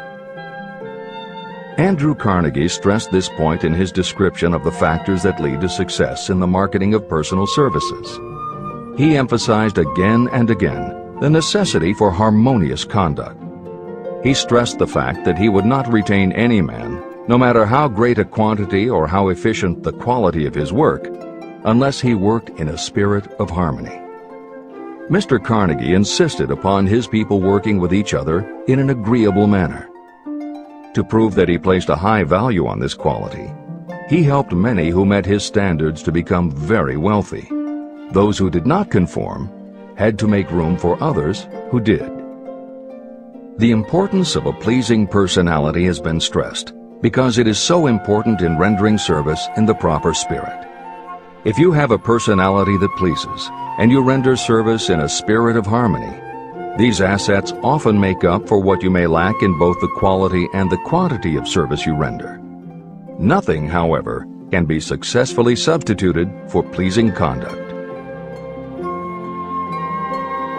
The capital value of your services. The person whose income is derived entirely from the sale of personal services is a merchant, just like the person who sells hard goods, and such a person is subject to exactly the same rules of conduct as the merchant who sells merchandise. I emphasize this because many people who live by the sale of personal services make the mistake of considering themselves free from the rules of conduct and the responsibilities attached to those who are engaged in marketing commodities. The day of the go-getter has been supplanted by the go-giver. The actual capitalized value of your brainpower may be determined by the amount of income you can produce by marketing your services. A fair estimate of the capital value of your brainpower may be made by using the following assumptions. Money, the amount of capital, can be borrowed from a bank at a certain rate of interest. Money is worth no more than brains, and it is often worth much less. Therefore, if your brainpower is as valuable as money, in effect, you should be lending your brainpower, your amount of capital, at least at the same rate that banks charge to lend money. This means that what you earn in a year, your income, is comparable to what a bank earns from a loan in a year, the interest they charge. You can then calculate the capital value of your brainpower using this formula. Divide 100 by the current rate of interest that banks charge for lending money. Then multiply the result by the amount of your annual income. As an example, assume that the current interest rate is 5%. Assume your annual income is $50,000. The formula would be as follows. 100 divided by 5 equals 20, and 20 multiplied by 50,000 equals $1 million. Therefore, if you lend out your brainpower, your capital, at the same rate as the bank lends money, 5% interest, your brainpower is worth $1 million. Competent brains, if effectively marketed, represent a much more desirable form of capital than the money that is required to conduct a business dealing in commodities. This is true because brains are a form of capital that cannot be permanently depreciated by economic depressions, nor can this form of capital be stolen or spent. Moreover, the money that is essential for the conduct of business is as worthless as a sand dune until it has been mixed with efficient brains.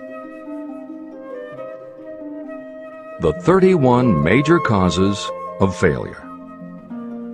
Life's greatest tragedy consists of men and women who earnestly try and fail. The tragedy lies in the overwhelmingly large majority of people who fail as compared with the few who succeed. I have had the privilege of analyzing several thousand men and women, 98% of whom were classed as failures. My analysis proved that there are 13 major principles through which people accumulate fortunes. Each of the 13 principles of success has its own chapter in this book. And there are 31 major reasons for failure. The 31 causes of failure are listed below. As you go through the list, measure yourself point by point. It will help you to discover how many of these causes of failure stand between you and success. 1. Unfavorable hereditary background. There is little, if anything, that can be done for people who are born with a deficiency in brain power. This is the only one of the 31 causes of failure that may not be easily corrected by any individual. My philosophy can offer only one method of bridging this weakness, through the aid of the mastermind. 2. Lack of a well-defined purpose in life. There is no hope of success for the person who does not have a central purpose or definite goal at which to aim. 98 out of every 100 of those whom I have analyzed had no such aim. Perhaps this was the major cause of their failure. 3. Lack of ambition to aim above mediocrity. I can offer no hope for those who are so indifferent they do not want to get ahead in life and are not willing to pay the price. 4. Insufficient education. This is a handicap that may be overcome with comparative ease. Experience has proven that the best educated people are often those who are self-made or self-educated. It takes more than a college degree to make you a person of education. Any person who is educated has learned to get whatever they want in life without violating the rights of others. Education consists not so much of knowledge, but of knowledge effectively and persistently applied. You are paid not merely for what you know, but for what you do with what you know. 5. Lack of self-discipline. Discipline comes through self-control. This means that you must control all negative qualities. Before you can control conditions, you must first control yourself. Self-mastery is the hardest job you will ever tackle. If you do not conquer yourself, you will be conquered by yourself. By stepping in front of a mirror, you may see both your best friend and your greatest enemy. 6. Ill health. No person may enjoy outstanding success without good health. Many of the causes of ill health are subject to mastery and control. These, in the main, are overeating of foods not conducive to health, wrong habits of thought or negative thinking, wrong use of and overindulgence in sex, lack of proper physical exercise, an inadequate supply of fresh air due to improper breathing. 7. Unfavorable environmental influences during childhood. As the twig is bent, so shall the tree grow. Most people who have criminal tendencies acquire them as the result of bad environment and improper associates during their childhood or youth. Procrastination. This is one of the most common causes of failure. Procrastination stands within the shadow of every human being, waiting its opportunity to spoil your chances of success. Most of us go through life as failures because we are waiting for the time to be right to start doing something worthwhile. Do not wait. The time will never be just right. Start where you stand. Work with whatever tools you have at your command, and you will acquire better tools as you go along. 9. Lack of persistence. Most of us are good starters, but poor finishers of everything we begin. People are prone to give up at the first signs of defeat. There is no substitute for persistence. The person who makes persistence his or her watchword discovers that failure finally becomes tired and makes its departure. Failure cannot cope with persistence. 10. negative personality. There is no hope of success for the person who repels people through a negative personality. Success comes through the application of power, and power is attained through the cooperative efforts of other people. A negative personality will not induce cooperation. 11. Lack of control of sexual urges. Sexual energy is the most powerful of all the stimuli that move people into action. Because it is the most powerful of the emotions, if it is controlled, it can be converted into other creative channels. 12. Uncontrolled desire for something for nothing. The gambling instinct drives millions of people to failure. Evidence of this may be found in the Wall Street stock market crash of 1929, during which millions of people tried to make money by gambling on stock margins. Editor's comments. For those who are not familiar with the stock market and buying on margin, the following is a simplified explanation of what caused the crash of '29. The first thing to understand is that prior to the Great Depression, there was widespread optimism about the expanding economy. Businesses were booming, and the people who had invested in those companies were making fortunes almost overnight. When the average person saw how much money was being made, they wanted to get in on it, and there was a way for them to do it. Even average people who didn't have enough ready cash to buy stocks could do so because brokers allowed customers to purchase stocks on margin by making what amounted to a down payment. However, part of the purchase agreement stated that when the brokers called in the margin accounts, which they could do at any time, the customers would have to come up with the rest of the cash immediately to pay the balance owing on the original purchase price. That is why Hill used the term gambling when he referred to the stock market. These average people weren't investing in companies. They were betting on the future rise in value.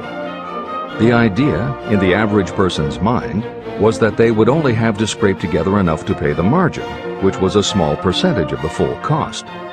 Then when the price of the stock went up, they would sell, which would give them more than enough money to pay the broker the balance owing on the purchase price, and they could pocket the difference. This worked fine as long as stock prices continued to rise, but when the stock market crashed, the stockbrokers called in the margins, and the people who had bought at prices they really couldn't afford suddenly found that they had to come up with the cash. And that was why so many average people got wiped out in the crash of '29. They gambled money they didn't have by buying on margin. This is the end of the editor's comments. 13. Lack of a well-defined power of decision. Those who succeed reach decisions promptly and change them very slowly. Those who fail reach decisions very slowly and change them frequently and quickly. Indecision and procrastination are twins. Where one is found, the other is also usually found. Kill off this pair before they completely tie you to the treadmill of failure. 14. One or more of the 6 basic fears: fear of poverty, fear of criticism, fear of ill health, fear of loss of love, fear of old age, and fear of death. You will find an in-depth analysis of these 6 basic fears in the final chapter. They must be mastered before you can market your services effectively. 15. Wrong selection of a mate in marriage. This is a most common cause of failure. The relationship of marriage brings people intimately into contact. Unless this relationship is harmonious, failure is likely to follow. Moreover, it will be a form of failure that destroys ambition. 16. Overcaution. The person who takes no chances generally has to take whatever is left when others are through choosing. Overcaution is as bad as undercaution. Both are extremes to be guarded against. Life itself is filled with the element of chance. 17. Wrong selection of associates in business. This is one of the most common causes of failure in business. In marketing personal services, you should use great care to select an employer who will be an inspiration and who is intelligent and successful. We emulate those with whom we associate most closely. Pick an employer who is worth emulating. 18. Superstition and prejudice. Superstition is a form of fear. It is also a sign of ignorance. Successful people keep open minds and are afraid of nothing. 19. Wrong selection of a vocation. You cannot have outstanding success in work that you do not like. The most essential step in the marketing of personal services is that of selecting an occupation into which you can throw yourself wholeheartedly. Although money or circumstances may require you to do something you don't like for a time, no one can stop you from developing plans to make your goal in life a reality. Editor's comments. Most contemporary experts agree with Napoleon Hill's statement that finding the work you love is of key importance in achieving success that is truly rewarding. This concept coincides so well with modern attitudes that it has inspired a number of books, including Feel the Fear and Do It Anyway by Susan Jeffers, Wishcraft by Barbara Sher, and Do What You Love, The Money Will Follow by Marcia Sinitar. All three books became bestsellers by expanding upon that single concept. This is the end of the editor's comments. 20. Lack of concentration of effort. The jack of all trades seldom is good at any. Concentrate all of your efforts on one definite chief aim. 21. The habit of indiscriminate spending. You cannot succeed if you are eternally in fear of poverty. Form the habit of systematic saving by putting aside a definite percentage of your income. Money in the bank gives you a very safe foundation of courage when bargaining for the sale of personal services. Without money, you must take what you are offered and be glad to get it. 22. Lack of enthusiasm. Without enthusiasm, you cannot be convincing. Moreover, enthusiasm is contagious, and the person who has it under control is generally welcome in any group of people. 23. Intolerance. The person with a closed mind on any subject seldom gets ahead. Intolerance means that you have stopped acquiring knowledge. The most damaging forms of intolerance are those connected with religious, racial, and political differences of opinion. 24. Intemperance. The most damaging forms of intemperance are connected with overeating, alcohol, drugs, and sexual activities. Overindulgence in any of these can be fatal to success. 25. Inability to cooperate with others. More people lose their positions and their big opportunities in life because of this fault than for all other reasons combined. It is a fault that no well-informed business person or leader will tolerate. 26. Possession of power that was not acquired through self-effort. Sons and daughters of wealthy parents and others who inherit money that they did not earn. Power in the hands of one who did not acquire it gradually is often fatal to success. Quick riches are more dangerous than poverty. 27. Intentional dishonesty. There is no substitute for honesty. You may be temporarily dishonest because of circumstances over which you have no control without permanent damage. But there is no hope for you if you are dishonest by choice. Sooner or later, your deeds will catch up with you, and you will pay by loss of reputation and perhaps even loss of liberty. 28. Egotism and vanity. These qualities serve as red lights that warn others to keep away. They are fatal to success. 29. Guessing instead of thinking. Most people are too indifferent or lazy to acquire facts with which to think accurately. They prefer to act on opinions created by guesswork or snap judgments. 30. Lack of capital.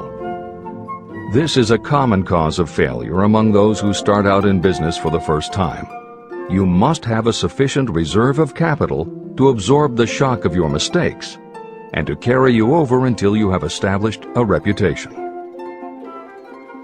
31. Here, name any particular cause of failure from which you have suffered that has not been included in the foregoing list. Contained in these 31 major causes of failure is the description of practically every person who tries and fails. It will be helpful if you get someone who knows you well to go over this list with you and help you to analyze yourself by each of these causes of failure. Most people cannot see themselves as others see them. You may be one who cannot.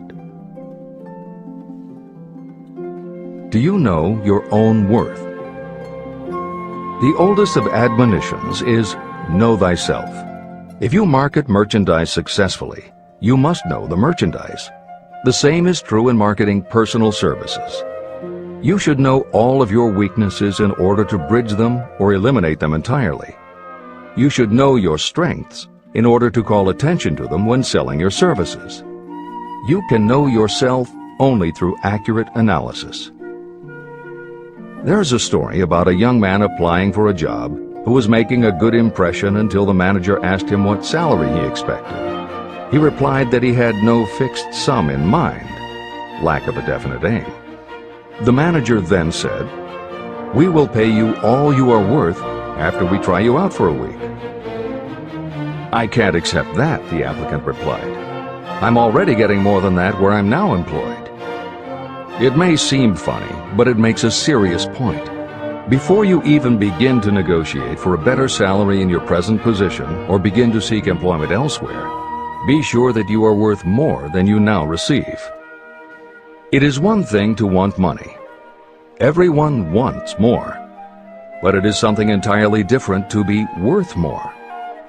Many people mistake their wants for their just dues. Your financial wants have nothing whatever to do with your worth.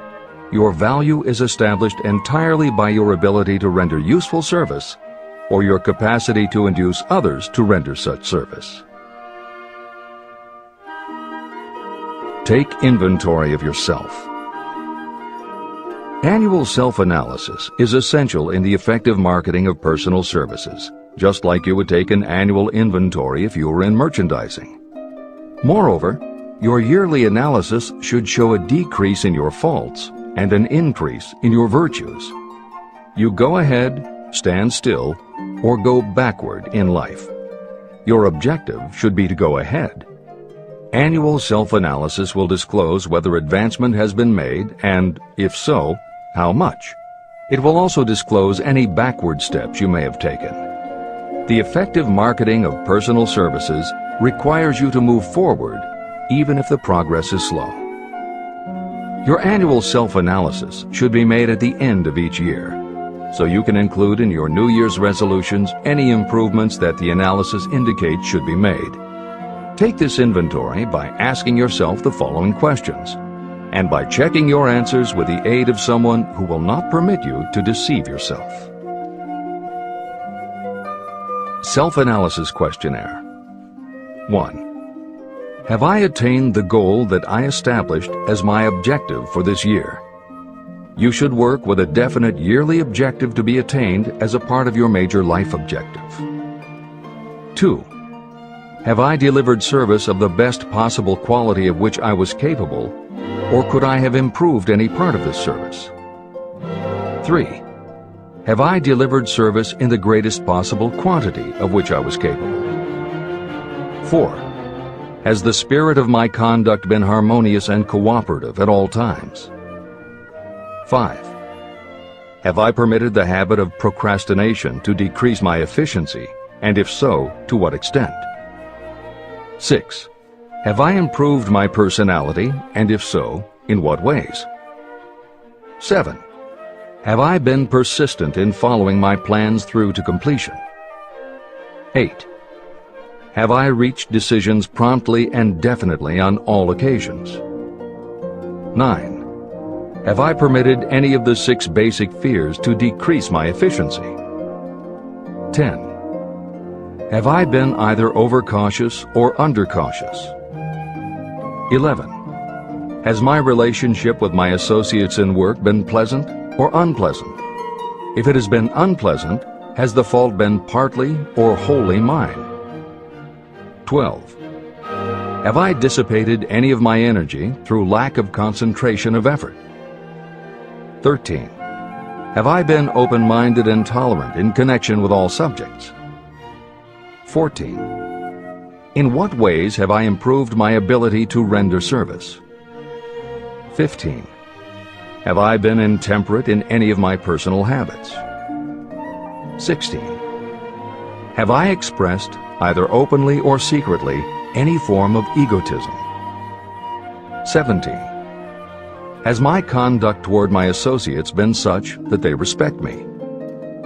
18. Have my opinions and decisions been based upon guesswork or accuracy of analysis and thought? 19. Have I followed the habit of budgeting my time, my expenses, and my income, and have I been conservative in these budgets? 20. How much time have I devoted to unprofitable effort which I might have used to better advantage? 21. How may I rebudget my time and change my habits so I will be more efficient during the coming year?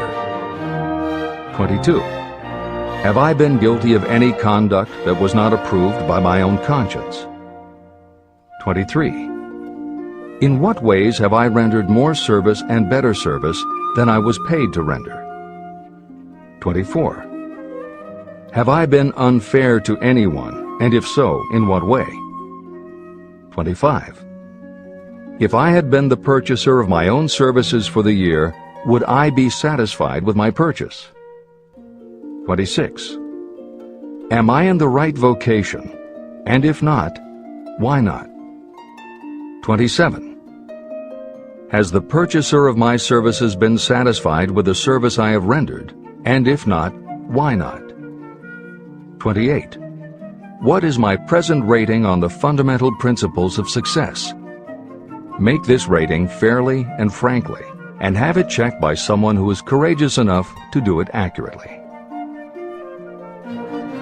After you have finished reading through to the end of this book at least once, and you are sure you have assimilated the information in this chapter, you will be ready to create a practical plan for marketing your personal services. In this chapter, you should have found adequate descriptions of every principle essential in planning the sale of personal services. These include the major attributes of leadership, the most common causes of failure in leadership, a description of the fields of opportunity for leadership, the main causes of failure in all walks of life, and the important questions that should be used in self-analysis. This extensive and detailed presentation has been included because it will be needed by you if you are going to earn your riches by marketing your personal services. Those who have lost their fortunes and those who are just beginning to earn money have nothing but personal services to offer in return for riches. Therefore, it is essential that you have real, practical information that you'll need to market your services to best advantage. Complete assimilation and understanding of the information will help you to market your services, and it will help you to become more analytical and capable of judging people. The information will be priceless to you if you work in an executive position where you select employees. Where and how to find opportunities to accumulate riches. Now that we have analyzed the principles by which riches may be accumulated, you naturally ask, where can I find the opportunities to apply these principles? Very well. Let us take inventory and see what the United States of America offers the person seeking riches.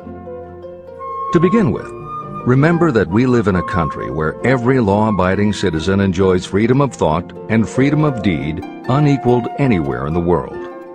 Most of us have never taken inventory of the advantages of this freedom. We have never compared our unlimited freedom with a curtailed freedom in other countries.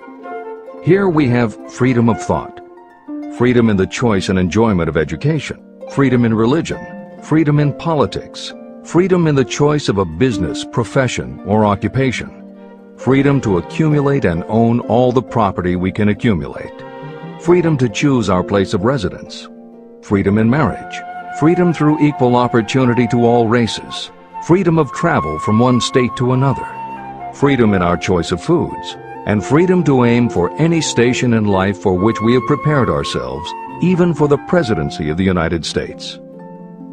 We have other forms of freedom, but this list gives an overview of the most important freedoms that offer you the opportunity to think and grow rich. The United States is the only country guaranteeing to every citizen, whether native-born or naturalized, so broad and varied a list of freedoms. Next, let us recount some of the blessings that our widespread freedom has placed within our hands.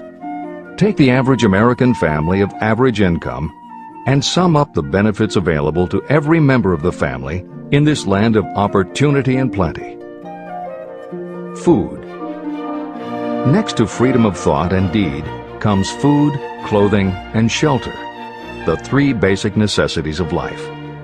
Because of our universal freedom, the average American family has available at its door the choicest selection of food to be found anywhere in the world, and at prices within its financial range. Shelter. This family lives in a comfortable apartment or house, complete with light, heat, water, and many conveniences.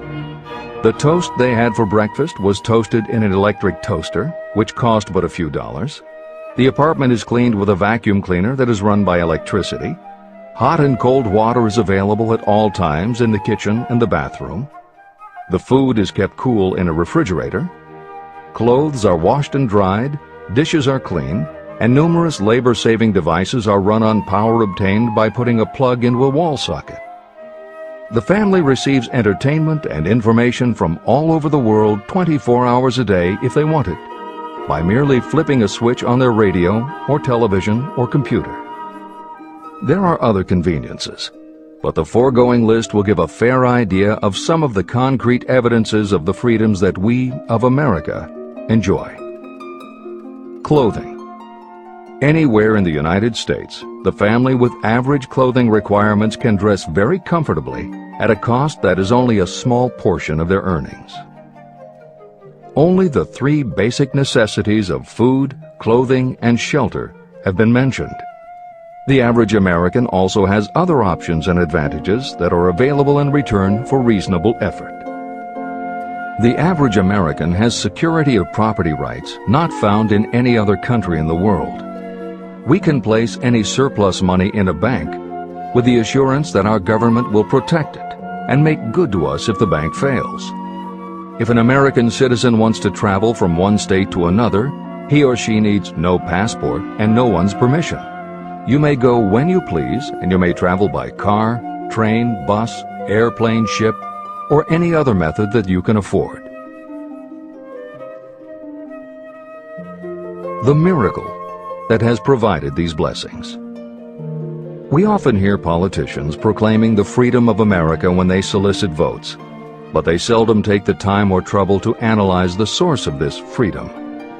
Having no axe to grind, no grudge to express, and no ulterior motives, I will give you a frank analysis of that mysterious, abstract, greatly misunderstood something that gives to every citizen of America more blessings, more opportunities to accumulate wealth, and more freedom of every nature than may be found in any other country. I have the right to analyze the source and nature of this unseen power because I know, and have known for more than half a century, many of the men who organized that power, and many who are now responsible for its maintenance. The name of this mysterious benefactor of mankind is capital. Capital consists not only of money, but also of highly organized, intelligent groups of individuals who plan ways and means of using money efficiently for the good of the public and profitably to themselves. These groups consist of scientists, educators, chemists, inventors, business analysts, publicists, transportation experts, accountants, lawyers, doctors, and other men and women who have highly specialized knowledge in all fields of industry and business.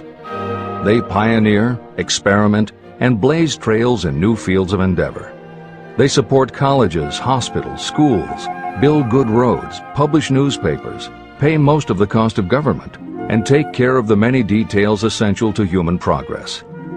Stated briefly, the capitalists are the brains of civilization because they supply the entire fabric of which all education, enlightenment, and human progress consist. Money without brains is always dangerous. Properly used, it is the most important essential of civilization.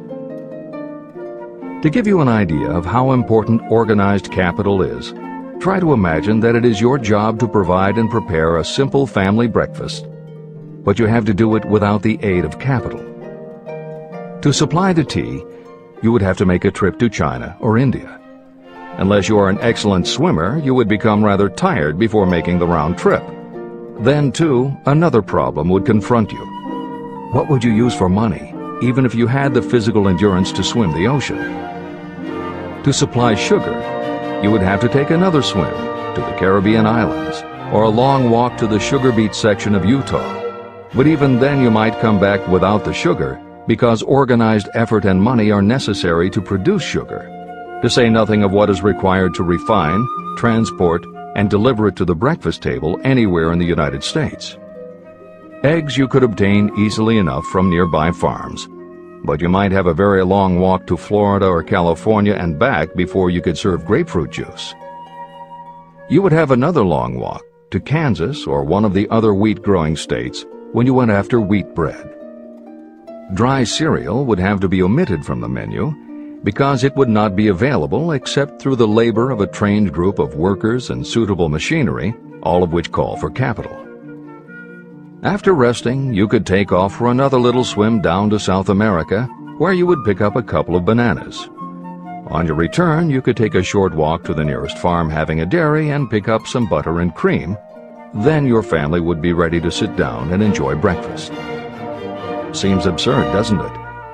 Well, the procedure described would be the only possible way these simple items of food could be delivered if we had no capitalistic system. The capital cornerstone of our lives.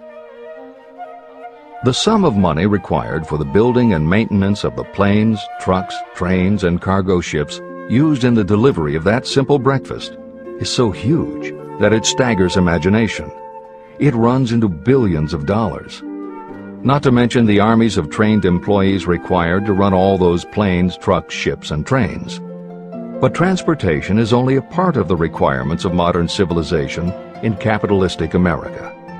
Before there can be anything to haul, something must be grown from the ground or manufactured and prepared for market. This calls for more billions of dollars for equipment, machinery, packaging, marketing, and to pay the wages of millions of men and women. Transportation systems do not spring up from the earth and function automatically. They come in response to the call of civilization. They come through the labor and ingenuity and organizing ability of people who have imagination, faith, enthusiasm, decision, and persistence. These men and women are known as capitalists. They are motivated by the desire to build, construct, achieve, render useful service, earn profits, and accumulate riches. And because they render service without which there would be no civilization, they earn for themselves great riches. Just to keep the record simple and understandable, I will add that these capitalists are the same men and women who are often denounced as the greedy establishment or Wall Street. I'm not attempting to present a case for or against any group or any system of economics. The purpose of this book, a purpose to which I have faithfully devoted more than half a century, is to present to anyone who wants the knowledge the most dependable philosophy through which individuals may accumulate riches in whatever amounts they desire. The reasons I have analyzed the economic advantages of the capitalistic system are: 1. To point out that all who seek riches must recognize and adapt themselves to the system that controls all approaches to fortunes, large or small. 2. to present the side of the picture opposite to the one portrayed by politicians and demagogues and the media, who often refer to organized capital as if it were something poisonous. This is a capitalistic country. It was developed through the use of capital. We who claim the right to partake of the blessings of freedom and opportunity, we who seek to accumulate riches here, should know that neither riches nor opportunity would be available to us if organized capital had not provided these benefits. There is only one dependable method of accumulating and legally holding riches, and that is by rendering useful service. No system has ever been created by which anyone can legally acquire riches through mere force of numbers, or without giving in return an equivalent value of one form or another. Your opportunities in the midst of riches. America provides all the freedom and all the opportunity to accumulate riches that any honest person may require. When you go hunting for game, you select hunting grounds where game is plentiful. When you are seeking riches, the same rule naturally applies. If it is riches you are seeking, do not overlook the possibilities of a country whose citizens are so rich that women alone spend billions of dollars each year for cosmetics and other beauty products. Do not be in too big a hurry to get away from a country whose men willingly, even eagerly, hand over more billions of dollars annually for football, basketball, baseball, and all the related products that go with these and other sporting events. Only a few of the luxuries and non-essentials have been mentioned, but remember that the business of producing and marketing these few products gives regular employment to many millions of men and women, who receive for their services many millions of dollars monthly and spend it freely for both the luxuries and the necessities. Especially, remember that behind all this exchange of merchandise and personal services is an abundance of opportunity to accumulate riches. Here our American freedom comes to your aid. There is nothing to stop you or anyone from engaging in any portion of the effort necessary to carry on these businesses. If you have superior talent, training, experience, you may accumulate riches in large amounts. Those not so fortunate may accumulate smaller amounts. Anyone may earn a living in return for a very nominal amount of labor. So there you are. Opportunity has spread its wares before you. Step up to the front, select what you want, create your plan, put the plan into action, and follow through with persistence. Capitalistic America will do the rest. You can depend on this much. Capitalistic America ensures every person the opportunity to render useful service and to collect riches in proportion to the value of the service. The system denies no one this right. But it does not and cannot promise something for nothing. The system itself is irrevocably controlled by the law of economics, which neither recognizes nor tolerates for long getting without giving.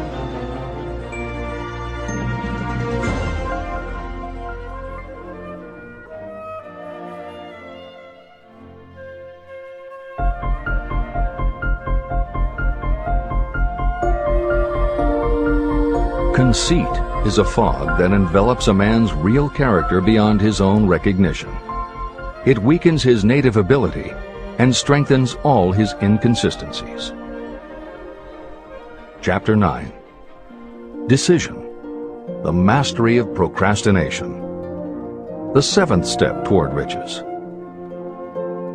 Analysis of over 25,000 men and women who had experienced failure reveals that lack of decision was near the head of the list of the 31 major causes of failure.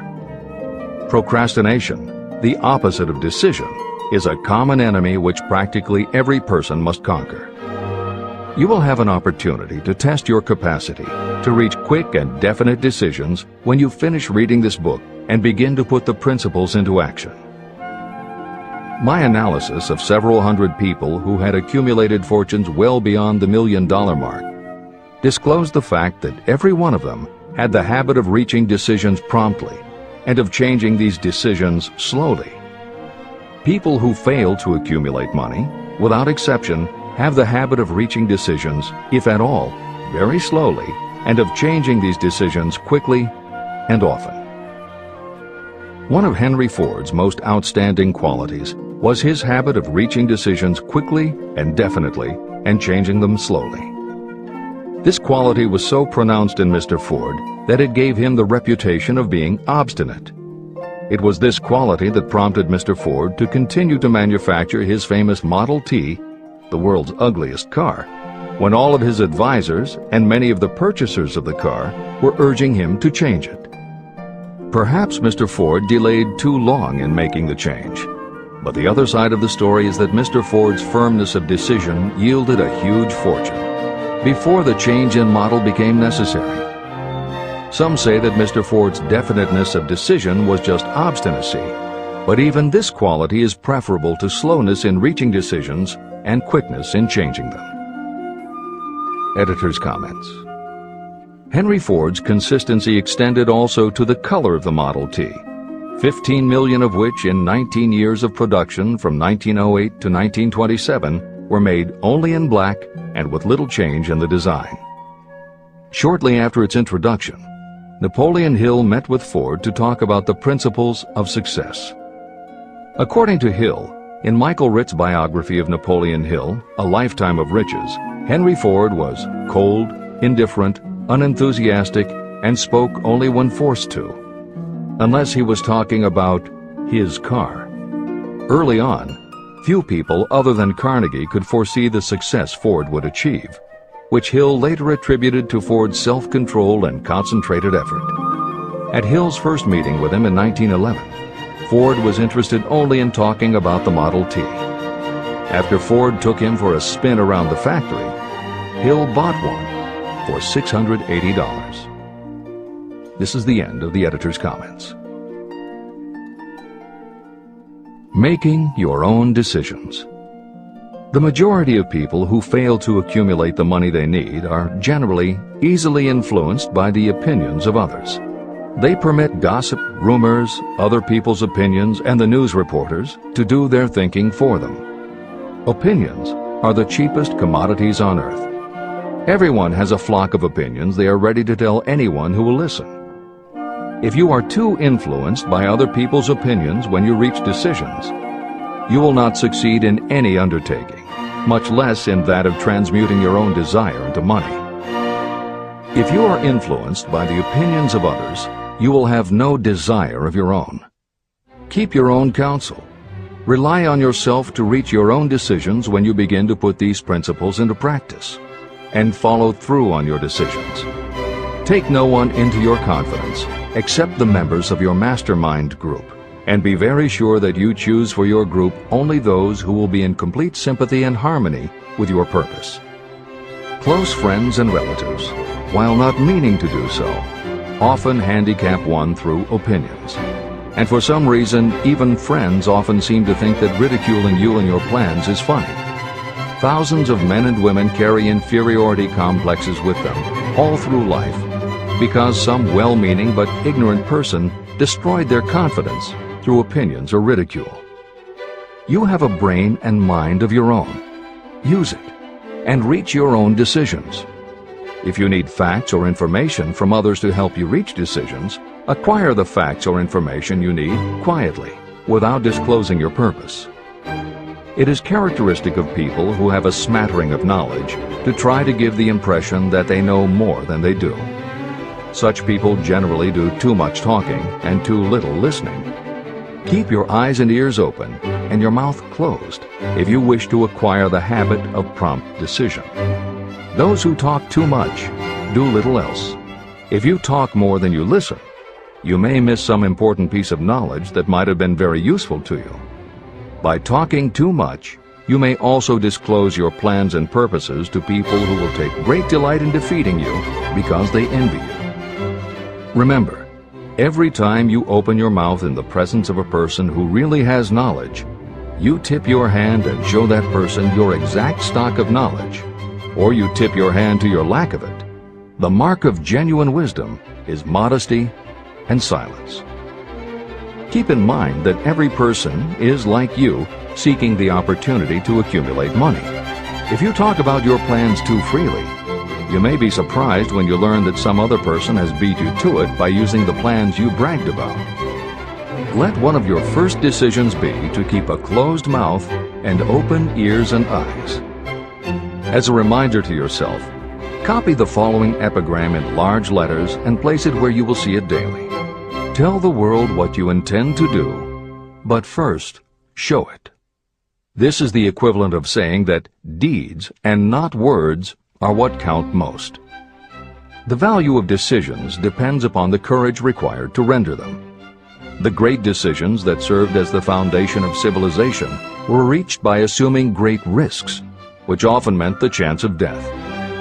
Lincoln's decision to issue his famous Proclamation of Emancipation, which gave freedom to African Americans, was rendered with full understanding that his act would turn thousands of friends and political supporters against him.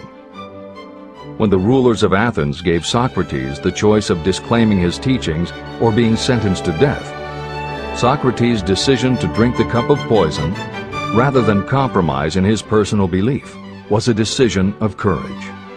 It turned time ahead 1,000 years and gave to people then unborn the right to freedom of thought and of speech.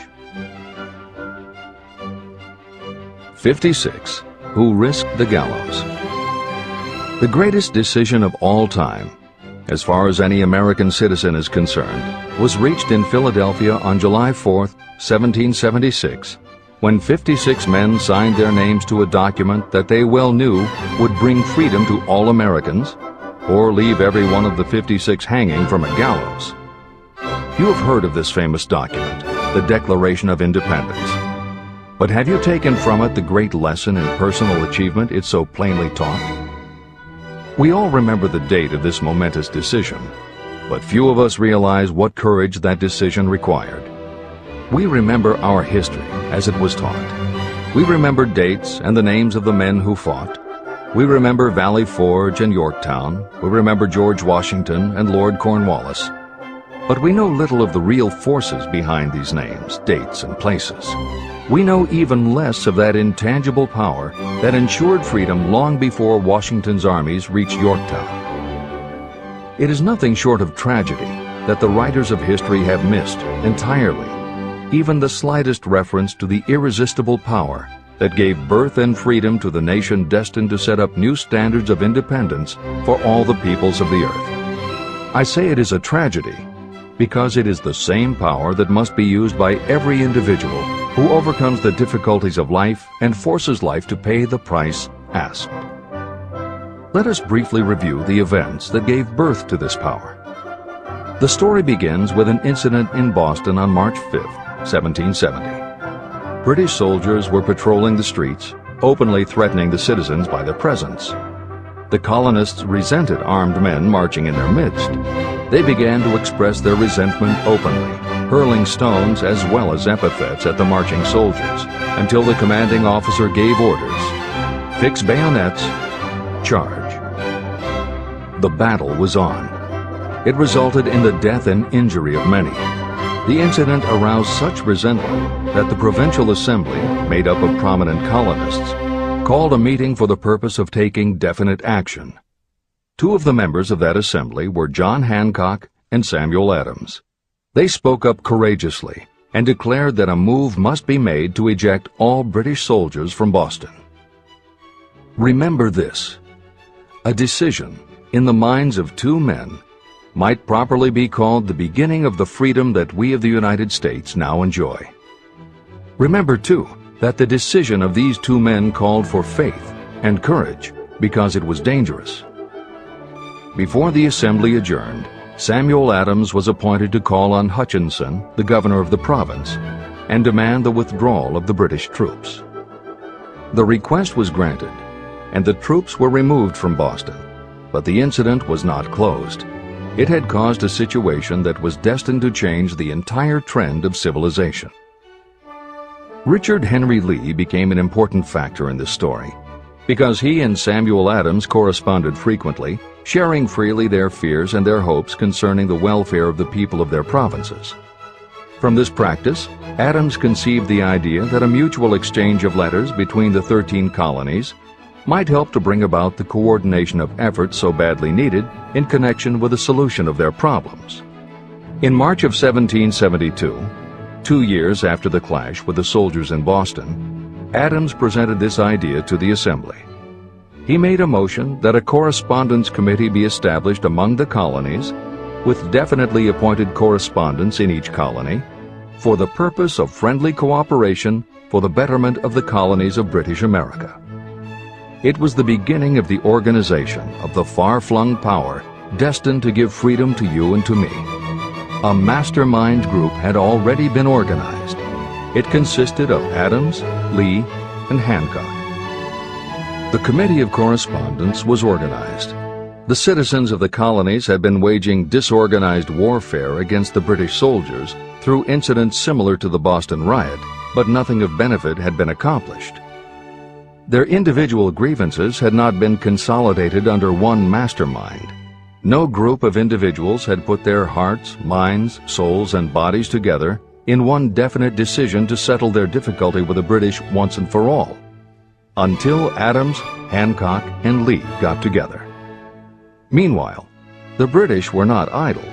They too were doing some planning and masterminding, and they had the advantage of having behind them money and organized soldiery. A decision that changed history.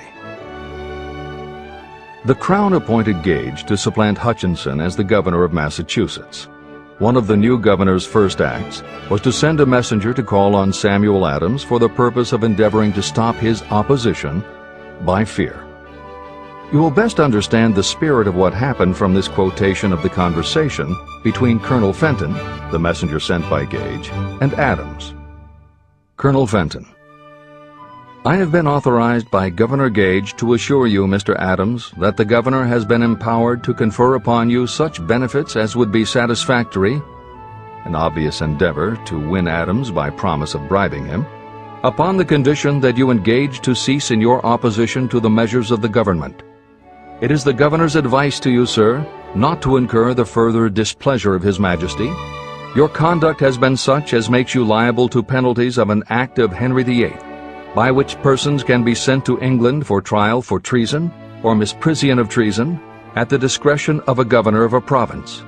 But by changing your political course, you will not only receive great personal advantages, but you will make your peace with the king. Samuel Adams had the choice of two decisions.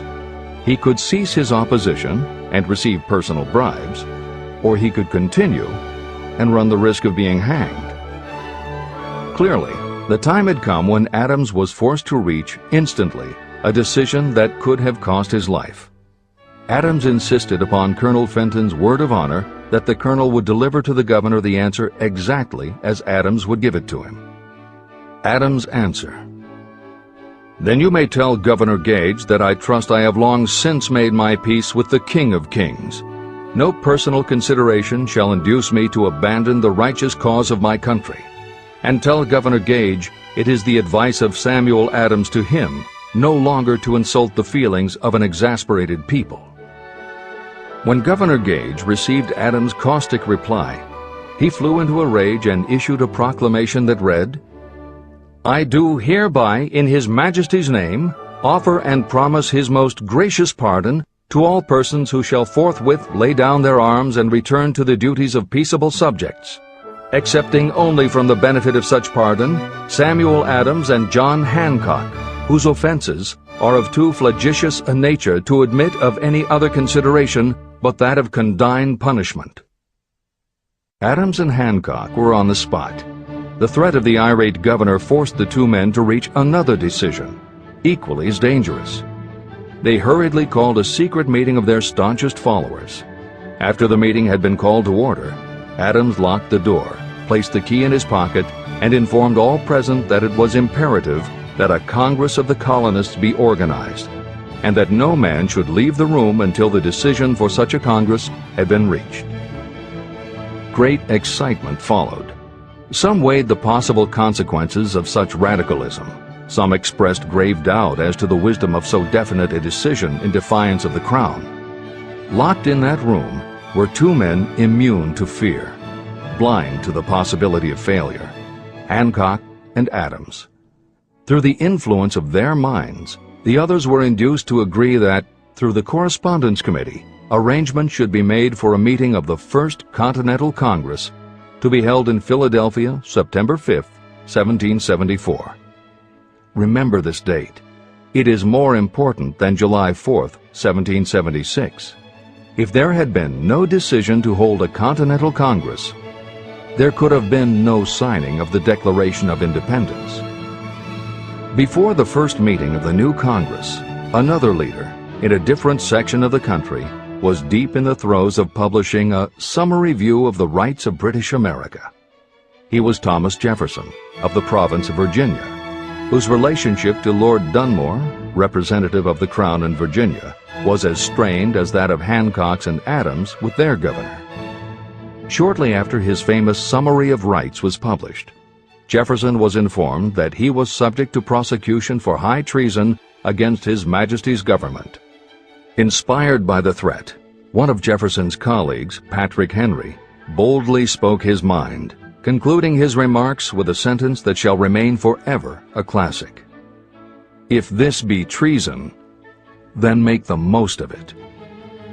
It was such men as these who, without power, without authority, without military strength, without money, sat in solemn consideration of the destiny of the colonies, beginning at the opening of the First Continental Congress and continuing at intervals for 2 years, until on June 7, 1776, Richard Henry Lee arose, addressed the chair, and to the startled assembly made this motion: "Gentlemen, I make the motion that these united colonies are, and of right ought to be, free and independent states, that they be absolved from all allegiance to the British Crown, and that all political connection between them and the state of Great Britain is, and ought to be, totally dissolved."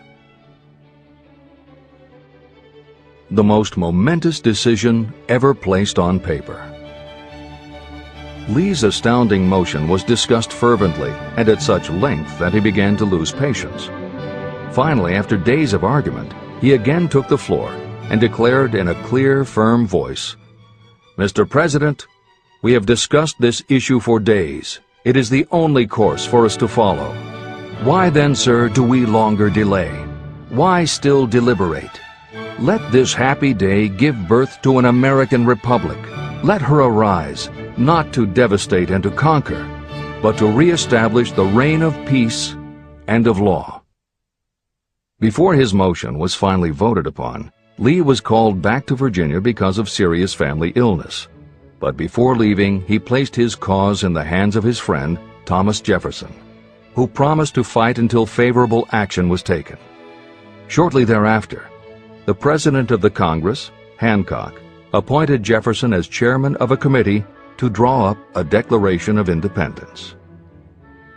Long and hard the committee labored on a document that would mean, when accepted by the Congress, that every man who signed it would be signing his own death warrant should the colonies lose in the fight with Great Britain that was sure to follow. The document was drawn, and on June 28th, the original draft was read before the Congress. For several days it was discussed, altered, and made ready. On July 4th, 1776, Thomas Jefferson stood before the Assembly and fearlessly read the most momentous decision ever placed on paper. When in the course of human events it becomes necessary for one people to dissolve the political bands which have connected them with another, and to assume among the powers of the earth the separate and equal station to which the laws of nature and of nature's God entitled them, a decent respect to the opinions of mankind requires that they should declare the causes which impel them to the separation. When Jefferson finished, the document was voted upon, accepted, and signed by the 56 men, every one staking his own life upon his decision to write his name. By that decision came into existence a nation destined to bring to mankind forever the privilege of making decisions. Analyze the events that led to the Declaration of Independence, and be convinced that this nation, which now holds a position of commanding respect and power among all nations of the world, was born of a decision created by a mastermind consisting of 56 men. Note well the fact that it was their decision that ensured the success of Washington's armies, because the spirit of that decision was in the heart of every soldier who fought with him, and served as a spiritual power which recognizes no such thing as failure. Note also, with great personal benefit, that the power that gave this nation its freedom is the same power that must be used by every individual who becomes self-determining. This power is made up of the principles described in this book.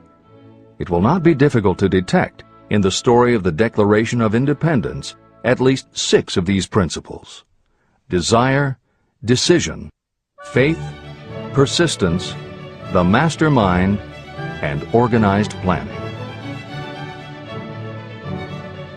Know what you want, and you will generally get it. Throughout this philosophy, you will find the suggestion that thought, backed by strong desire, will transmute itself into its physical equivalent. The story of the founding of America and the story of the organization of the United States Steel Corporation are perfect examples of the method by which thought makes this astounding transformation. In your search for the secret of the method, do not look for a miracle, because you will not find it. You will find only the eternal laws of nature.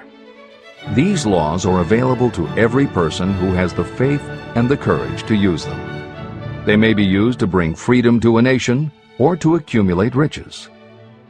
Those who reach decisions promptly and definitely know what they want and generally get it. The leaders in every walk of life decide quickly and firmly. That is the major reason why they are leaders.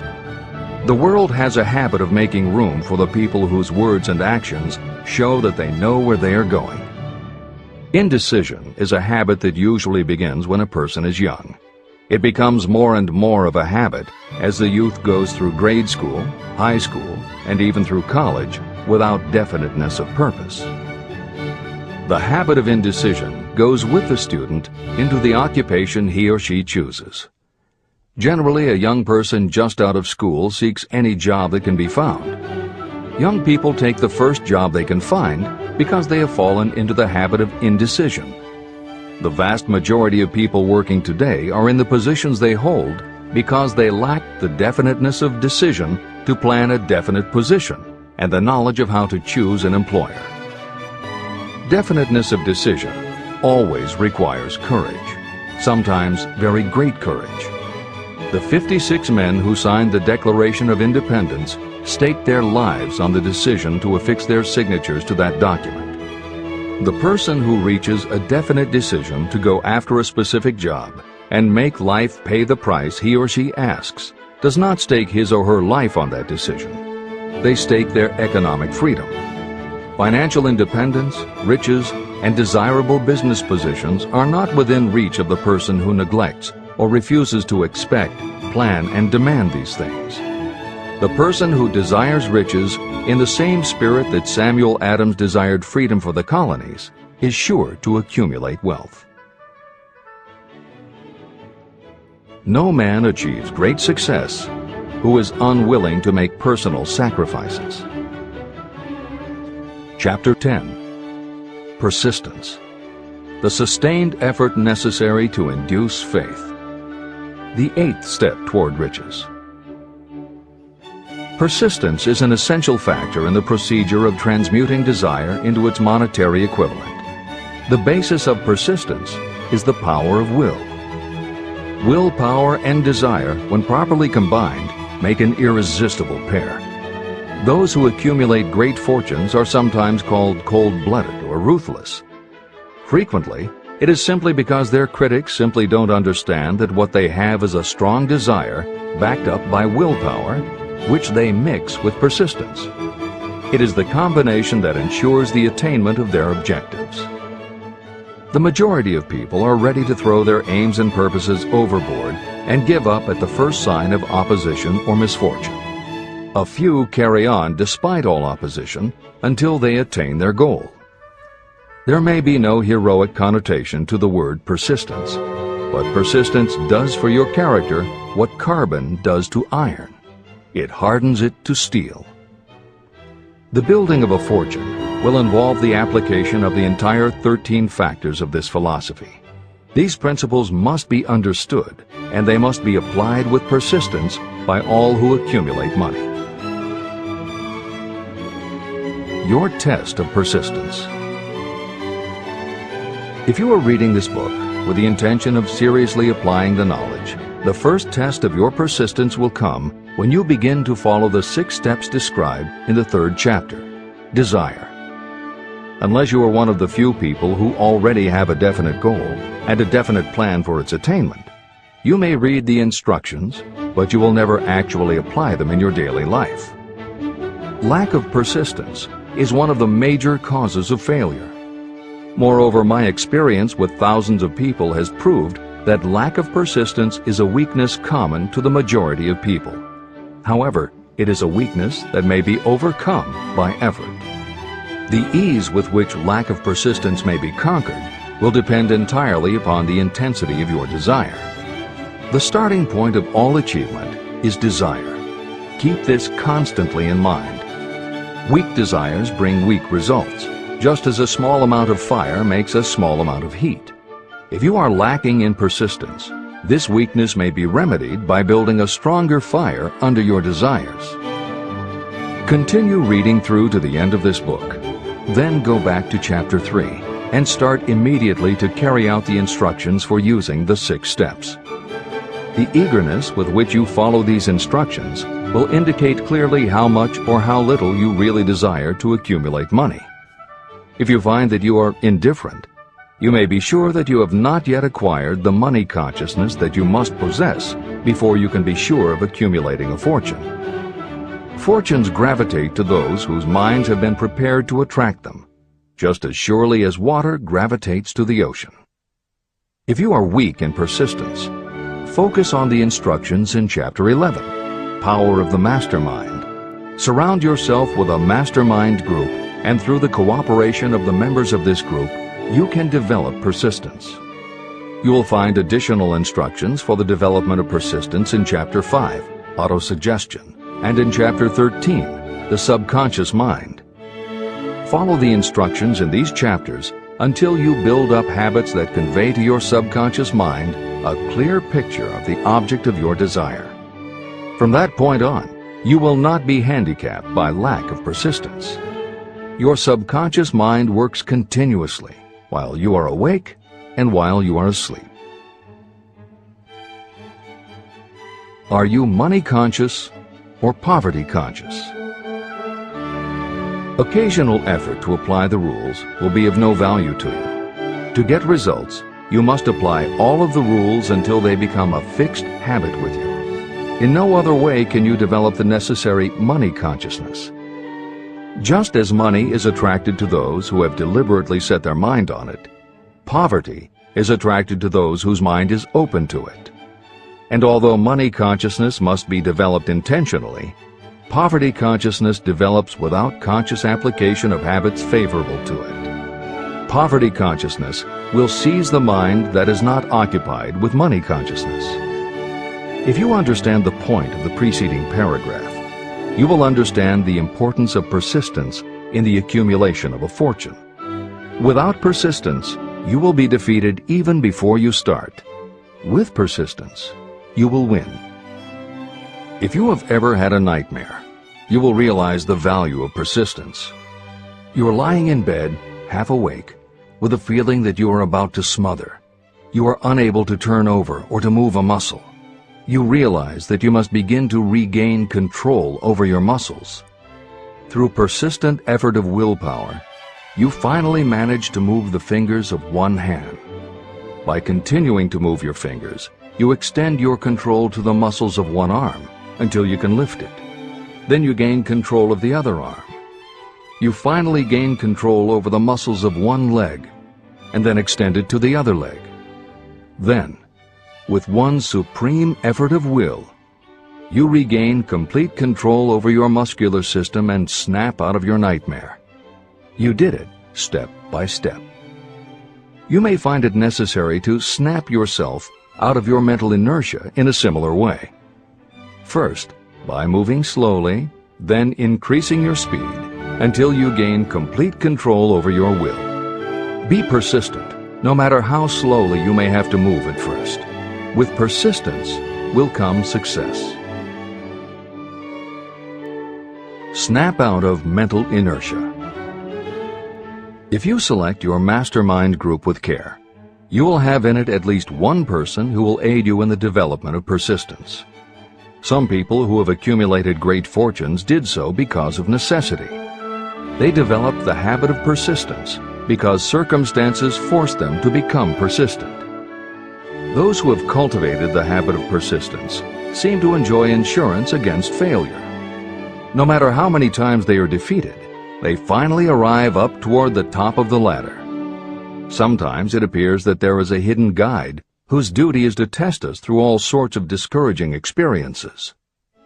Those who pick themselves up after defeat and keep on trying finally arrive, and the world says, "I knew you could do it." The hidden guide lets no one enjoy great achievement without passing the persistence test. Those who can't take it simply do not make the grade. Those who can take it are rewarded for their persistence, and in return they get the goal they are pursuing. But that is not all. They receive something infinitely more important than material compensation: the knowledge that every failure brings with it the seed of an equivalent advantage. Persist past your failures. The people who learn from experience the importance of persistence will not accept defeat as being anything more than temporary. They are the ones whose desires are so persistently applied that defeat is finally changed into victory. We see that an overwhelmingly large number of people go down in defeat, never to rise again. We also see the few who take the punishment of defeat as an urge to greater effort. But what we do not see, what most of us never suspect of existing, is the silent but irresistible power that comes to the rescue of those who fight on in the face of discouragement. If we speak of this power at all, we call it persistence and let it go at that. One thing is sure: if you do not have persistence, you will not achieve noteworthy success in any calling. As I am writing these lines, I can look out the window and see, less than a block away, the great mysterious Broadway, the graveyard of dead hopes and the front porch of opportunity. From all over the world, people have come to Broadway seeking fame, fortune, power, love, or whatever it is that human beings call success. Once in a great while, someone steps out from the long procession of seekers, and the world hears that another person has conquered Broadway. But Broadway is not easily nor quickly conquered. Broadway acknowledges talent, recognizes genius, and pays off in money only after a person has refused to quit. The secret is always inseparably attached to one word: persistence. Editor's comments. Today we think of making it on Broadway in terms of the theater, but here Napoleon Hill uses Broadway as a metaphor for the New York arts, publishing, and entertainment industries in general. In the original edition of Think and Grow Rich, Hill used this introduction to tell of Fannie Hurst, one of the best-selling authors of the day, who pounded the streets of New York for 4 years and received 36 rejection slips from one publisher alone before her persistence paid off and she finally got published. Although Napoleon Hill chose Fannie Hurst to illustrate his point about overcoming poverty and adversity, he knew all about both from personal experience. Hill's own story is one of very humble beginnings and devastating failures that would have defeated most people. It was only through his extraordinary persistence that the original edition of the book you hold in your hands was published. And for that reason, the editors of this edition have included this brief biography of Napoleon Hill. The following is adapted from A Lifetime of Riches, the biography of Napoleon Hill, written by Michael J. Ritt Jr. and Kirk Landers, and also draws upon Napoleon Hill's first bestseller, his 4-volume masterwork, Law of Success. In it, Hill told of the 7 turning points in his own life, and those excerpts told in his words are told in the first person. Born into poverty in the backwoods of Virginia, young Nap, as he was called, was the local gun-toting troublemaker. He would probably have ended up a criminal had his widowed father not met and married Martha Ramey Banner. Nap's new stepmother set out to change the family's mountain ways, and she started by trading Napoleon a typewriter for his 6-shooter pistol.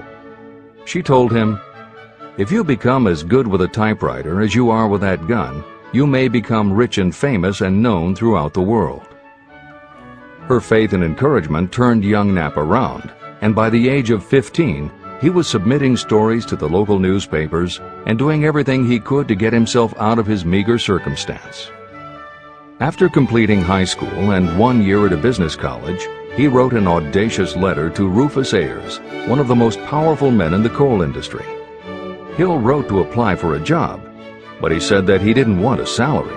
In fact, he said he would pay Ayers. Hill proposed that Ayers could charge him whatever he wanted on a monthly basis, but if at the end of 3 months Hill had proved his worth, he then would expect Ayers to pay him a salary of the same monthly amount. Ayers admired Hill's style and hired him with pay. First turning point. After finishing a course at a business college, I took a job as stenographer and bookkeeper. As a result of having practiced the habit of performing more work and better work than that for which I was paid, I advanced rapidly until I was assuming responsibilities and receiving a salary far out of proportion to my age. Hill also proved to be so trustworthy and honest that Ayers promoted him to replace the manager, making this 19-year-old the youngest manager of a mine and in charge of 350 men. Then fate reached out and gave me a gentle nudge. My employer lost his fortune, and I lost my position. This was my first real defeat, and even though it came about as a result of causes beyond my control, I didn't learn a lesson from it until many years later. Second turning point. My next position was that of sales manager for a large lumber manufacturer in the South. My advancement was rapid, and I did so well that my employer took me into partnership with him. We began to make money, and I began to see myself on top of the world again. Like a stroke of lightning out of a clear sky, the 1907 panic swept down, and overnight it rendered me an enduring service by destroying our business and relieving me of every dollar that I had. Editor's comment. The panic Hill refers to began in the summer of 1907, when a number of banks and stock brokerages declared bankruptcy. Word spread to the general public, and it created a run on the banks as depositors lined up to demand that they be given the money they had on deposit. Banks called in loans to meet the demand for cash, but those borrowers couldn't find buyers for their goods or property, so they couldn't pay back their loans. When the banks couldn't get back the money they had loaned, they repossessed the homes or businesses that the borrowers had put up as collateral. Businesses were closed, farmers were evicted from their land, jobs were lost, so even more banks were forced to close, and it just kept getting worse. America was caught in a downward spiral that was reversed only when the major Wall Street bankers and financial executives, who were themselves in danger of losing their businesses, stepped in to shore up troubled banks. It was in large part because of the bank panic of 1907 that legislation was enacted in 1913 to create the Federal Reserve System. This is the end of the editor's comments. Third turning point. This was my first serious defeat. I mistook it then for failure, but it was not. And before I complete this lesson, I will tell you why it was not. It required the 1907 panic and the defeat that it brought me to redirect my efforts from the lumber business to the study of law. I entered law school with the firm belief that I would emerge doubly prepared to catch up with the end of the rainbow and claim my pot of gold. Napoleon Hill planned to put himself and his brother through law school by writing articles for Bob Taylor's magazine. It was through the magazine that he arranged the fateful meeting with Andrew Carnegie, described at the beginning of this book. As was noted there, when Carnegie proposed the idea of writing The Philosophy of Success, he told Hill that he would have to earn his own way. I attended law school at night and worked as an automobile salesman during the day. Because of the job, I saw the need for trained automobile mechanics.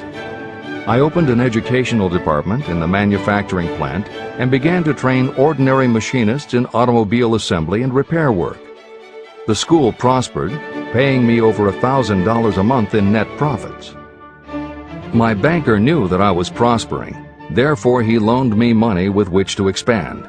A peculiar trait of bankers is that they will loan us money without any hesitation when we are prosperous. My banker loaned me money until I was hopelessly in his debt. Then he took over my business as calmly as if it had belonged to him, which it did. From an income of more than $1,000 a month, I was suddenly reduced to poverty. For the third time, Hill had experienced defeat, but he was not beaten. He got another job, and all the while continued to work on the Carnegie Project. Fourth turning point, 1912. Because my wife's family had influence, I secured the appointment as assistant to the chief counsel for one of the largest coal companies in the world. I was among friends and relatives, and I had a position that I could keep for as long as I wished without exerting myself. What more did I need? Nothing, I was beginning to say to myself. Then, without consultation with my friends and without warning, I resigned. This was the first turning point that was of my own selection. It was not forced upon me. I quit that position because the work was too easy and I was performing it with too little effort. This move proved to be the next most important turning point of my life, although it was followed by 10 years of effort that brought almost every conceivable grief the human heart can experience. I selected Chicago as my new field of endeavor. I made up my mind that if I could gain recognition in Chicago, in any honorable sort of work, it would prove that I had something that might be developed into real ability. Fifth turning point. My first position in Chicago was that of advertising manager for a large correspondence school. I did so well that the president of the school induced me to resign my position and go into the candy manufacturing business with him. We organized the Betsy Ross Candy Company, and I became its first president. The business grew rapidly, and soon we had a chain of stores in 18 different cities. They did so well, in fact, Hill's partners decided they wanted to take over the business. They had Hill arrested on a false charge and then offered to withdraw the charge if he would turn over to them his interest in the business. Outraged at the suggestion, Hill refused. When the case went to court, his partners failed to appear for the hearing. Hill sued them for malicious damage to his character. The judge's ruling completely vindicated Hill and allowed him the option to have his partners thrown in jail. Being arrested seemed at the time a terrible disgrace, even though the charge was false. It was not a pleasant experience, and I would not wish to go through a similar experience again. But I must admit that it was worth all the grief it cost me, because it gave me the opportunity to find out that revenge was not a part of my makeup. Sixth turning point. This turning point came shortly after my dreams of success in the candy business had been shattered, when I turned my efforts to teaching advertising and salesmanship as a department of one of the colleges in the Midwest. My school prospered from the very beginning. I had a resident class and also a correspondence school through which I was teaching students in nearly every English-speaking country. It was 1917, and in April of that year, President Woodrow Wilson declared the United States would enter the war against Germany. Hill contacted the president, who he had previously met through Andrew Carnegie, and offered his services to help the war effort. Hill was given the position of creating public relations materials and helping to sell war bonds. When not operating his school, he threw himself into his war work, for which he insisted that he be paid only $1 a year. Then came the second military draft, and it practically destroyed my school, as it caught most of those who were enrolled as students. At one stroke, I charged off more than $75,000 in tuition fees. Once more, I was penniless. Despite the fact that Hill had to scrape just to get by, he continued to work for President Wilson and continued to refuse to take any compensation. Though Hill had a family to support, and the ridicule of his relatives put a tremendous strain on relations, he also continued to work on the Carnegie Project. Hill later said, "Believe me, there were times when between the needling of my relatives and the hardships I endured, it was not easy to maintain a positive mental attitude and persevere. Sometimes in barren hotel rooms, I almost believed my family was right. The thing that kept me going was my conviction that one day I would not only successfully complete my work, but also be proud of myself when it was finished." Seventh turning point. To describe the seventh of the turning points in my life, I must go back to November 11, 1918, Armistice Day, the end of the World War. The war had left me without a penny, as I have already said, but I was happy to know that the slaughter had ceased and reason was about to reclaim civilization. The time had come for another turning point. I sat down at my typewriter, and to my astonishment, my hands began to play a tune on the keyboard. I had never written so rapidly or so easily before. I did not plan or think about what I was writing. I just wrote whatever came into my mind. What Hill wrote was a long essay in which he described a new idealism based on the golden rule that he thought could emerge from the war.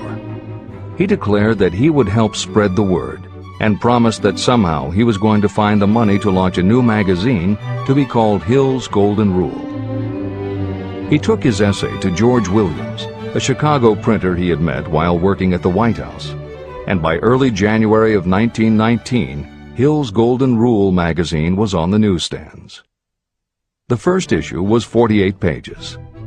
In the beginning, with no money to pay anyone else, Hill wrote and edited every word himself, changing his writing style for each article as well as using a variety of pen names. Additional staff was hired later, which soon led to problems on the inside and on the outside, and Williams attempted to buy out Hill's share of the business. But when Hill realized that one stipulation of the buyout prevented him from any involvement in a competing publication, in October of 1920, he simply left. By April of 1921, he had raised the money for a new publication, Napoleon Hill's magazine, the foundation of which was again the Golden Rule. But it also expanded into presenting many of the principles of success that would become the basis of Hill's later books. The magazine's acceptance and success also led to Hill's success as a speaker and motivator, which led to even greater success for the magazine. At the same time, Napoleon Hill was working with one of the inmates of a penitentiary to develop a correspondence course, which he took to the prisons to encourage prisoner rehabilitation. Most everything Hill did during this time was successful, and the success of the prison program was significant. But the greed of two members of the board of directors, one of whom was the prison chaplain, eventually led in 1923 to the demise of not only the educational rehabilitation programs, but also the magazine and numerous other successful offshoot ventures. The bleak irony, as Michael Ritt notes in A Lifetime of Riches, was that few enterprises in the 1920s could have been more idealistic or humanitarian in concept. Yet in seeking to stir goodness in men's souls, these enterprises had stirred mean-spirited men to a bloodlust that destroyed everything. Without his magazine, Hill went back to teaching and lecturing, which led to an introduction to a crusading newspaper publisher, Don Mellett, who offered to help Hill publish the results of his work on the Carnegie Project. At this same time, Mellett learned that Prohibition gangsters were selling narcotics and bootleg liquor to school children in Canton, and members of the local police force were being bribed to do nothing about it. Mellett was outraged and wrote an expose in his Canton Daily News, while Hill contacted the governor to implement a state investigation of the corrupt police department.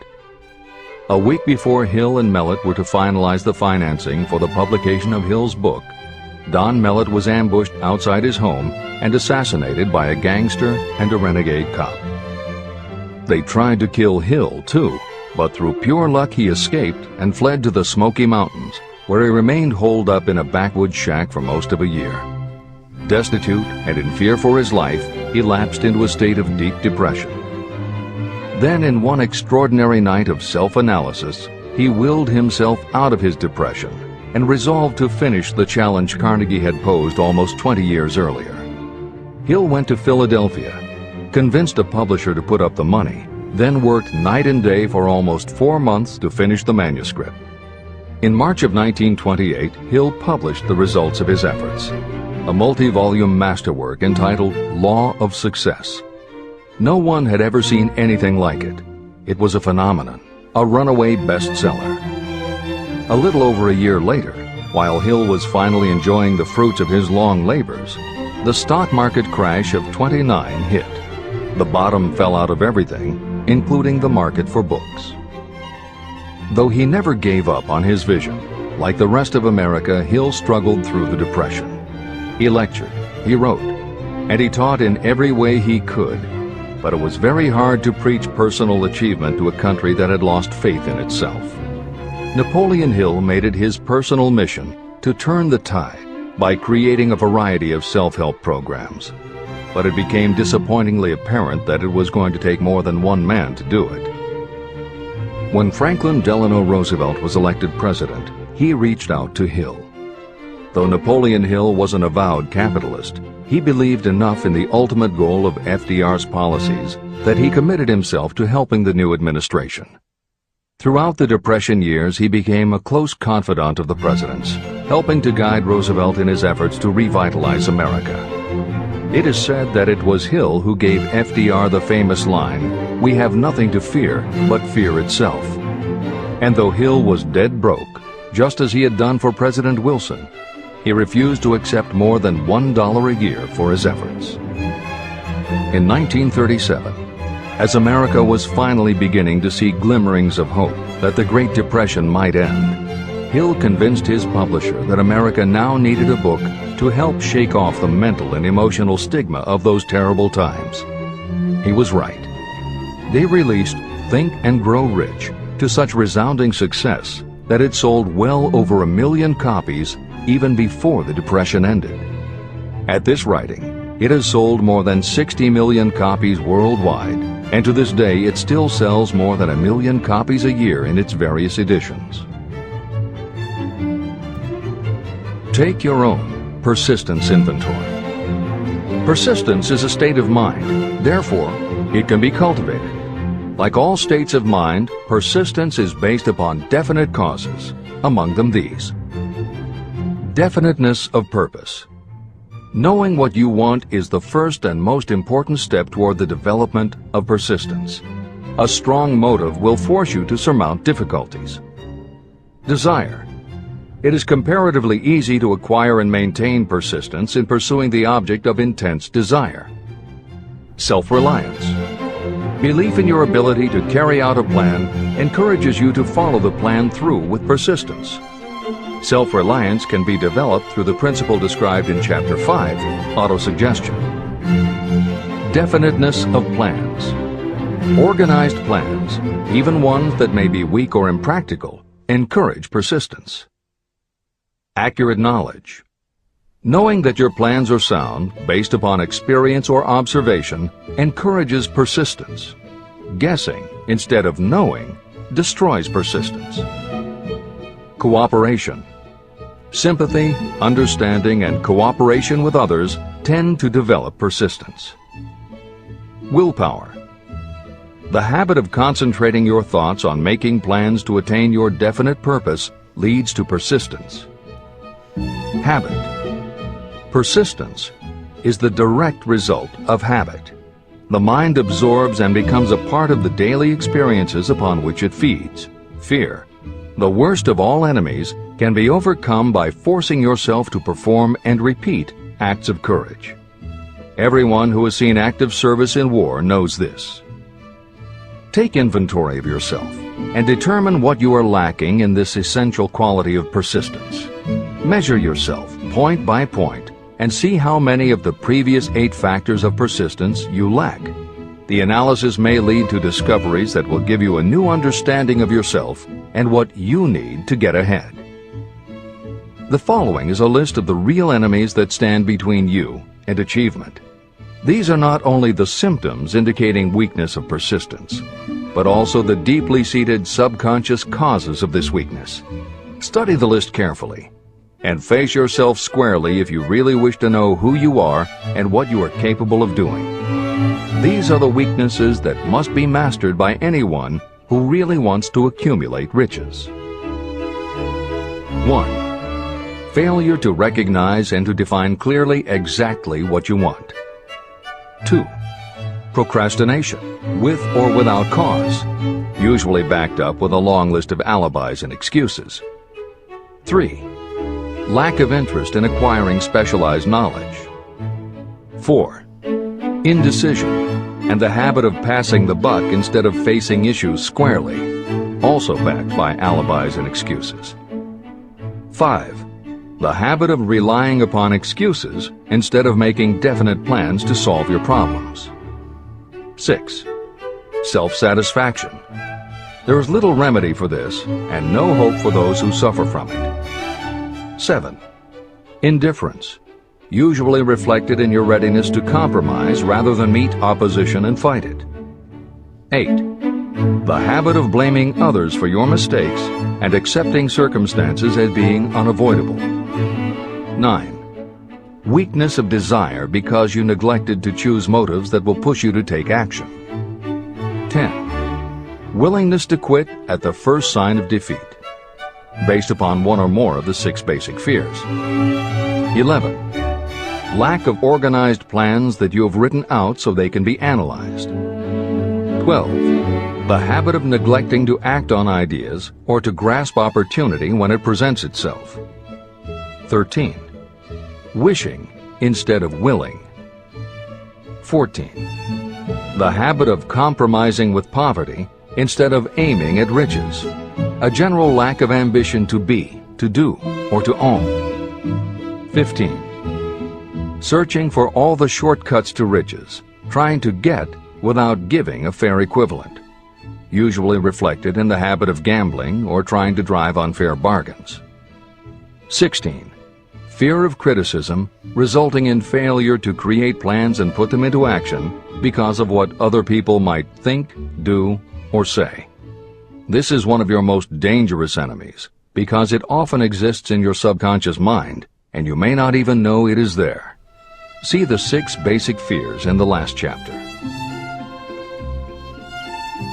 If you fear criticism. Following is an examination of the symptoms of the fear of criticism. The majority of people permit relatives, friends, and the public at large to influence them so that they cannot live their own lives because they fear criticism. Many people make mistakes in marriage but stay married, then go through life miserable and unhappy because they fear criticism. Anyone who has submitted to this form of fear knows the irreparable damage it does by destroying one's ambition and the desire to achieve. Millions of people neglect to go back and get an education after having left school because they fear criticism. Countless numbers of men and women permit relatives to wreck their lives in the name of family duty because they fear criticism. Duty does not require you to submit to the destruction of your personal ambitions and the right to live your own life in your own way. People refuse to take chances in business because they fear the criticism that may follow if they fail. The fear of criticism in such cases is stronger than the desire for success.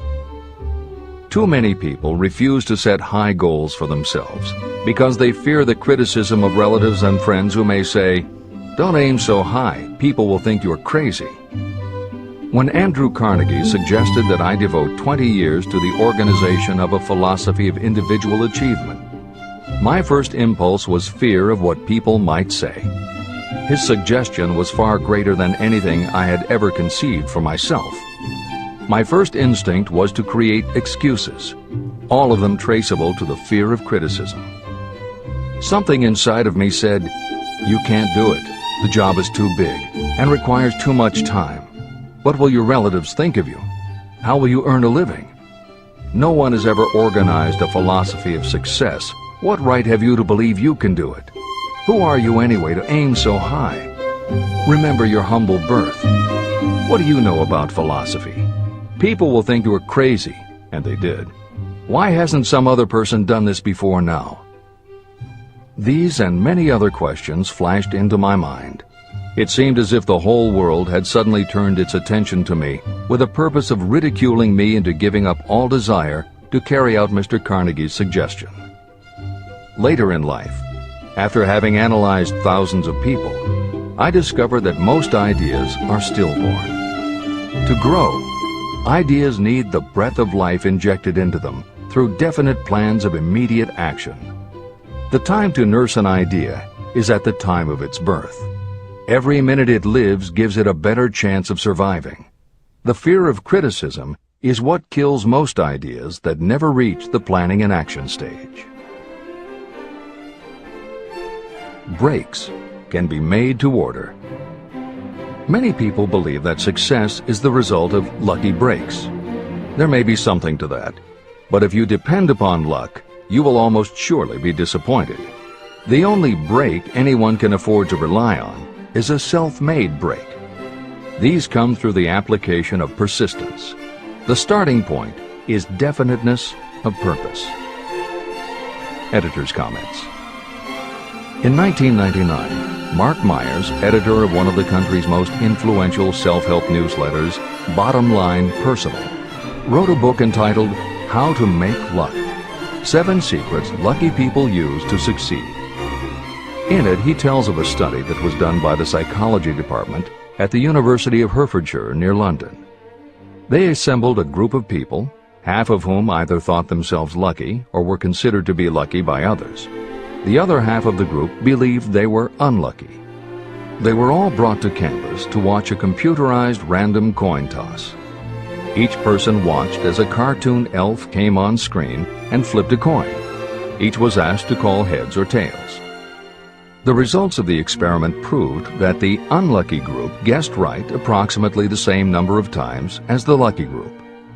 In follow-up interviews, the researchers concluded that the only difference between so-called lucky and unlucky people was that the lucky people tended to remember the good things that had happened in their lives, and those that thought they were unlucky tended to dwell on the bad things. The scientific fact is that luck, in terms of calling a coin toss, spinning a wheel, or turning a card, is completely random, and there's nothing we can do about it. All we can control is what we say and do. Everything else that happens to us depends upon the actions of others and the random world in which we live. Then why do some people seem to be so lucky and get all the lucky breaks? Myers says it is because, unlike luck, lucky breaks are something you can control. And lucky people, whether they know it or not, have taken specific steps to make their good luck. You can influence lucky breaks in 2 ways. You have to intentionally put yourself in luck's way, and you must make people want to help you because they believe that you deserve their help.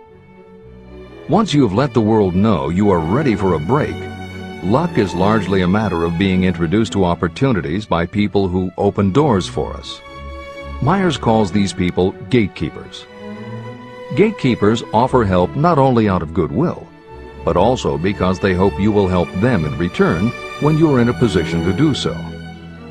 People who are lucky make it a point to impress their gatekeepers so that they will be the first to come to mind when opportunities arise.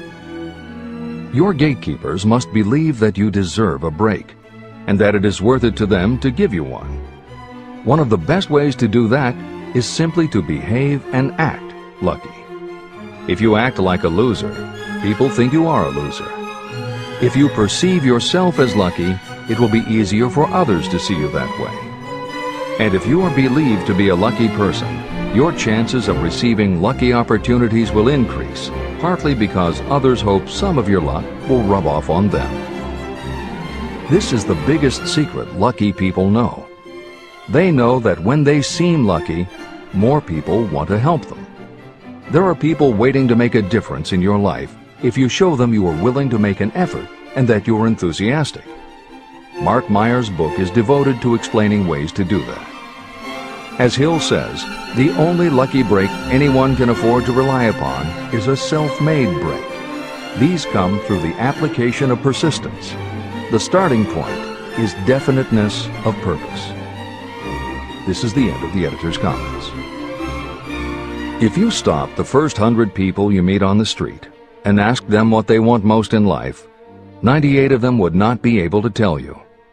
If you press them for an answer, some will say security, many will say money, a few will say happiness, and others will say fame and power. Some might tell you they want social recognition, ease in living, the ability to sing, dance, or write. But none of them will be able to give you the slightest indication of a plan by which they hope to attain these vaguely expressed wishes. Riches do not respond to wishes. They respond only to definite plans backed by definite desires through constant persistence. How to develop persistence. There are 4 simple steps that lead to the habit of persistence. They call for no great amount of intelligence, no particular amount of education, and little time or effort. These necessary steps are: 1. A definite purpose, backed by a burning desire for its fulfillment. 2. A definite plan, expressed in continuous action. 3. A mind closed tightly against all negative and discouraging influences, including negative suggestions of relatives, friends, and acquaintances. 4. A friendly alliance with one or more persons who will encourage you to follow through with both plan and purpose. These 4 steps are essential for success in all walks of life. An important purpose of the 13 principles of this philosophy is to enable you to take those 4 steps as a matter of habit. They are steps by which you may control your economic destiny. They are steps that lead to freedom and independence of thought. They are steps that lead to riches, in small or great quantities. They are steps that lead the way to power, fame, and worldly recognition. They are 4 steps that guarantee favorable breaks. They are steps that convert dreams into physical realities. They are steps that lead also to the mastery of fear, discouragement, indifference. There is a magnificent reward for anyone who learns to take these 4 steps. It is the privilege of writing your own ticket and of making life yield whatever price is asked. How to master difficulties.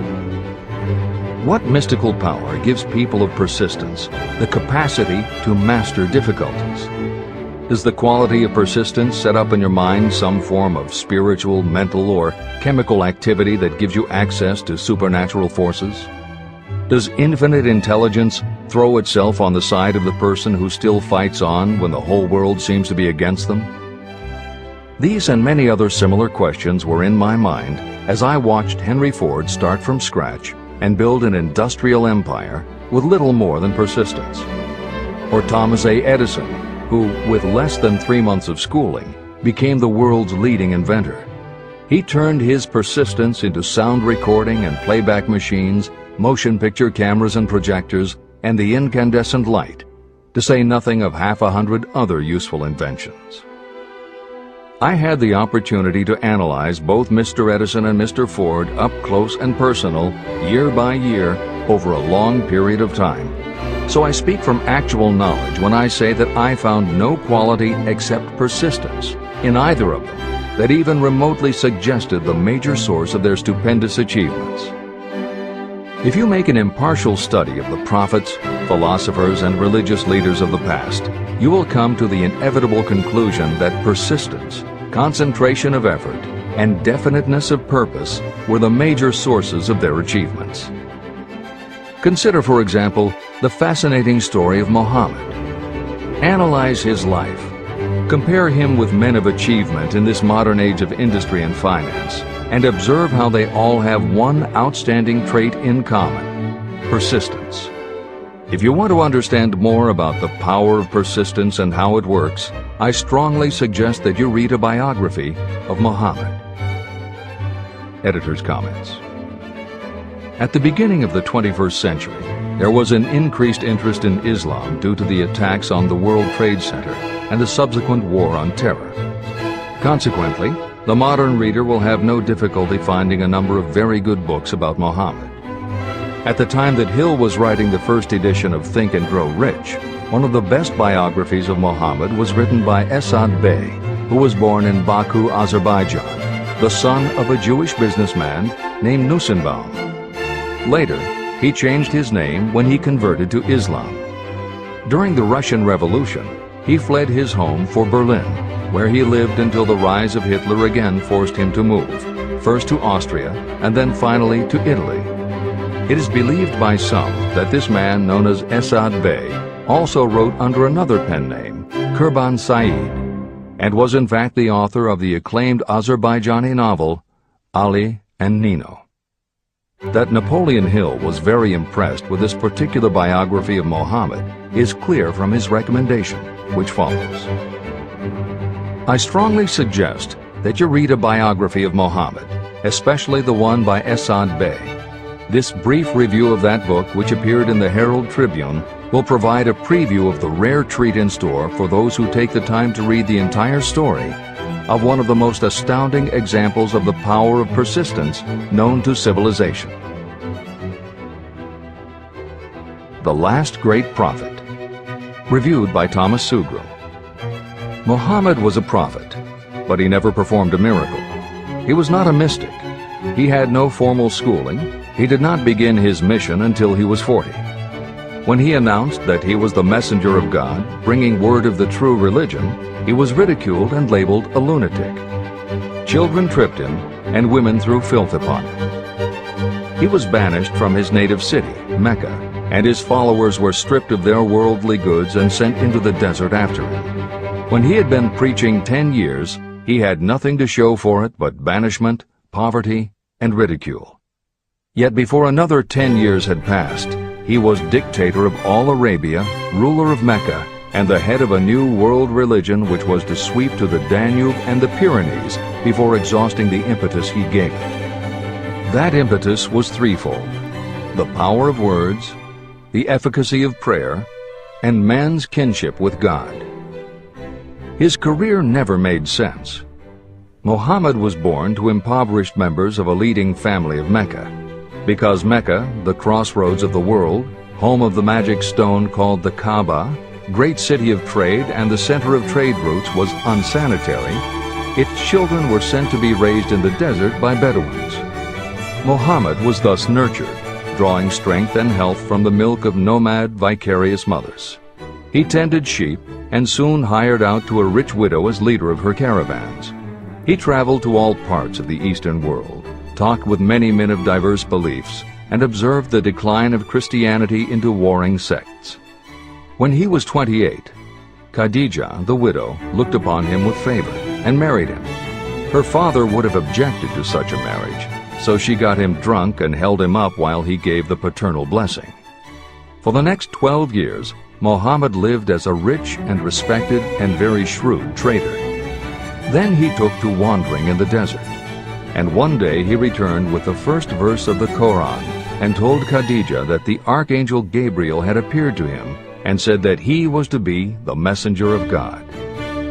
The Quran, the revealed word of God, was the closest thing to a miracle in Muhammad's life. He had not been a poet. He had no gift of words. Yet the verses of the Quran, as he received them and recited them to the faithful, were better than any verses which the professional poets of the tribes could produce. This, to the Arabs, was a miracle. To them, the gift of words was the greatest gift. The poet was all-powerful. In addition, the Quran said that all men were equal before God, that the world should be a democratic state, Islam. It was this political heresy, plus Muhammad's desire to destroy all the 360 idols in the courtyard of the Kaaba, which brought about his banishment. The idols brought the desert tribes to Mecca, and that meant trade. So the businessmen of Mecca, the capitalists, of which he had been one, set upon Muhammad. Then he retreated to the desert and demanded sovereignty over the world. The rise of Islam began. Out of the desert came a flame which would not be extinguished. A democratic army, fighting as a unit and prepared to die without wincing. Muhammad had invited the Jews and Christians to join him, for he was not building a new religion. He was calling all who believed in one God to join in a single faith. If the Jews and Christians had accepted his invitation, Islam would have conquered the world. They didn't. They would not even accept Muhammad's innovation of humane warfare. When the armies of the Prophet entered Jerusalem, not a single person was killed because of his faith. When the Crusaders entered the city, centuries later, not a Muslim man, woman, or child was spared. But the Christians did accept one Muslim idea, the place of learning, the university.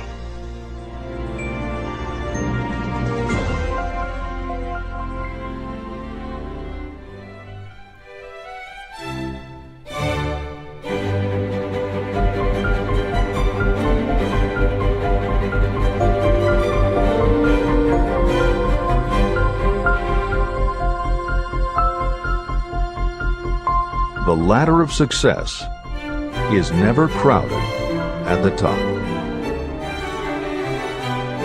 Chapter 11. Power of the Mastermind. The Driving Force. The ninth step toward riches. Power is essential for success in the accumulation of money. Plans are useless without sufficient power to turn them into action. This chapter will describe the method by which an individual may attain and apply power. Power may be defined as organized and intelligently directed knowledge. Power, as the term is used here, refers to organized effort, sufficient to enable an individual to transmute desire into its monetary equivalent. Organized effort is produced through the coordination of effort of two or more people who work toward a definite end in a spirit of harmony. Power is required to accumulate money. Power is necessary to keep the money after it has been accumulated. How can power be acquired? If power is organized knowledge, let us examine the sources of knowledge. Infinite intelligence. This source of knowledge may be accessed with the aid of creative imagination through the subconscious mind, as described in the previous chapters on faith, autosuggestion, and imagination, and as will be elaborated on in Chapter 13, the subconscious mind, and Chapter 14, the brain. Accumulated experience. The accumulated experience of humanity may be found in any well-equipped public library. An important part of this accumulated experience is taught in public schools and colleges, where it has been classified and organized. Editor's comment. The computer revolution and the Internet have had a profound effect upon the quantity of information available and on the ease of access and ability to organize that information. This is the end of the editor's comment. Experiment and research. In the field of science, and in practically every other walk of life, people are gathering, classifying, and organizing new facts daily. This is the source to which you must turn when knowledge is not available through accumulated experience. Here, too, the creative imagination must often be used. Editor's comment. Today, because of the computer revolution and the Internet, publishing and dissemination of information happens so quickly that there is almost no lag time between experiment or research and the integration of those results into available knowledge. This is the end of the editor's comment. Knowledge may be acquired from any of the foregoing sources. It may be converted into power by organizing it into definite plans and by putting those plans into action. If you examine the three sources of knowledge, you will see how difficult it would be if you had to depend upon just your own efforts to assemble all the knowledge you need and turn it into definite plans of action.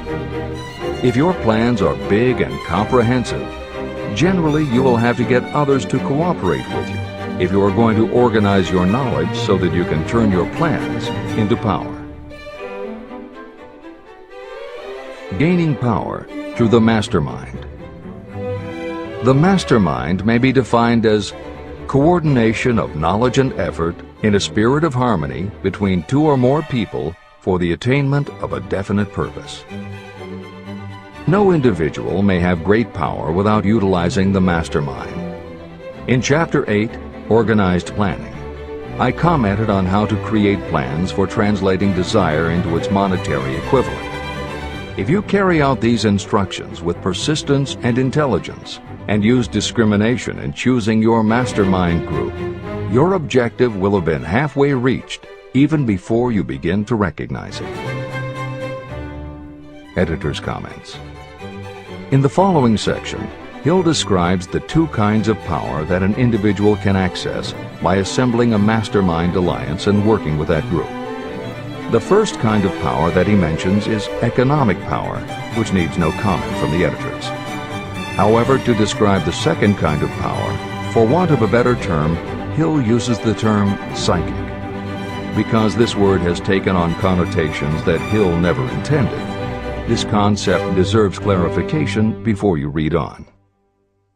As is obvious throughout this book, Napoleon Hill was a very practical man. His use of the word psychic in this chapter has nothing to do with seances, fortune-telling, magic, or any other aspect of the paranormal. The word psychic is defined as of or pertaining to the human mind, and Hill uses the term to describe something pertaining to the mind that everyone reading this book has experienced. It is that feeling you get when you are working together with other people. Everyone is very focused on the same goal, and it is going so well that you seem to be in tune with each other. When that happens, you not only work well with the others, but your own work and ideas also seem to be operating on a higher and better plane than usual.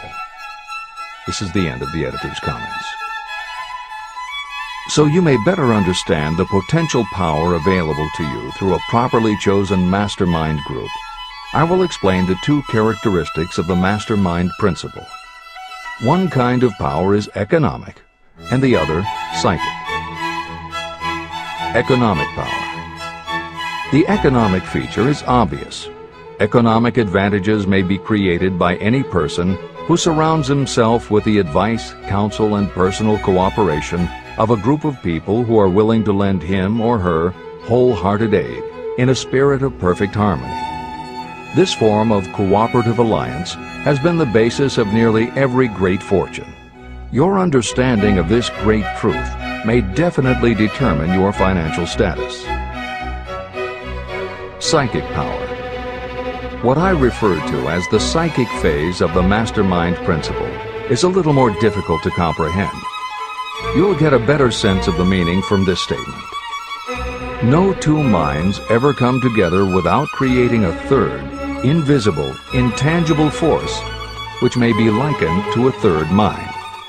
The human mind is a form of energy. When the minds of two people are coordinated in a spirit of harmony, the energy of each mind seems to pick up on the energy of the other mind, which constitutes the psychic phase of the mastermind. The mastermind principle, or rather the economic feature of it, was first called to my attention by Andrew Carnegie. Discovery of this principle was responsible for the choice of my life's work. Mr. Carnegie's mastermind group consisted of a staff of approximately 50 people with whom he surrounded himself for the purpose of manufacturing and marketing steel. He knew little of the technical side of the steel business. His strength was his ability to get others to work together in perfect harmony toward achieving a common goal. Carnegie attributed his entire fortune to the power he accumulated through this mastermind alliance. If you analyze the record of anyone who has accumulated a great fortune, and many of those who have accumulated modest fortunes, you will find that they have either consciously or unconsciously employed the mastermind principle. Great power can be accumulated through no other principle. How to multiply your brain power. The human brain may be compared to an electric battery. It is a fact that a group of batteries will provide more energy than a single battery. It is also a fact that the amount of energy provided by each individual battery depends upon the number and capacity of the cells it contains. The brain functions in a similar fashion. Some brains are more efficient than others. A group of brains coordinated or connected in a spirit of harmony will provide more thought energy than a single brain, just as a group of electric batteries will provide more energy than a single battery. Through this metaphor, you can see that the mastermind principle holds the secret of the power wielded by those who surround themselves with others of great brain power. The following will further define the so-called psychic phase of the mastermind principle. When a group of individual minds are coordinated and function in harmony, the increased energy created through that alliance becomes available to every individual mind in the group. Henry Ford began his business career under the handicap of poverty, illiteracy, and ignorance. Within the inconceivably short period of 10 years, Mr. Ford mastered these 3 handicaps, and within 25 years, he made himself one of the richest men in America. How did he do it? Here is an important clue. Mr. Ford's most rapid strides became noticeable from the time he became a personal friend of the famed inventor Thomas A. Edison. In the story of Ford's success, this is just the first indication of what the influence of one mind upon another can accomplish. Follow his story further, and you will have even more evidence that power may be produced through friendly alliance of minds. It is a fact that Mr. Ford's most outstanding achievements became even more pronounced later, after he formed the acquaintances of Harvey Firestone, John Burroughs, and Luther Burbank, each a man of great mental capacity. People take on the nature and the habits and the power of thought of those with whom they associate in a spirit of sympathy and harmony. Through his association with Edison, Burbank, Burroughs, and Firestone, Mr. Ford added to his own brain power the intelligence, experience, knowledge, and spiritual forces of these 4 men. Henry Ford used the mastermind principle in exactly the way it is described in this book. This principle is available to you. I have already mentioned Mahatma Gandhi. Let me review the method by which he attained his stupendous power. It may be explained in a few words.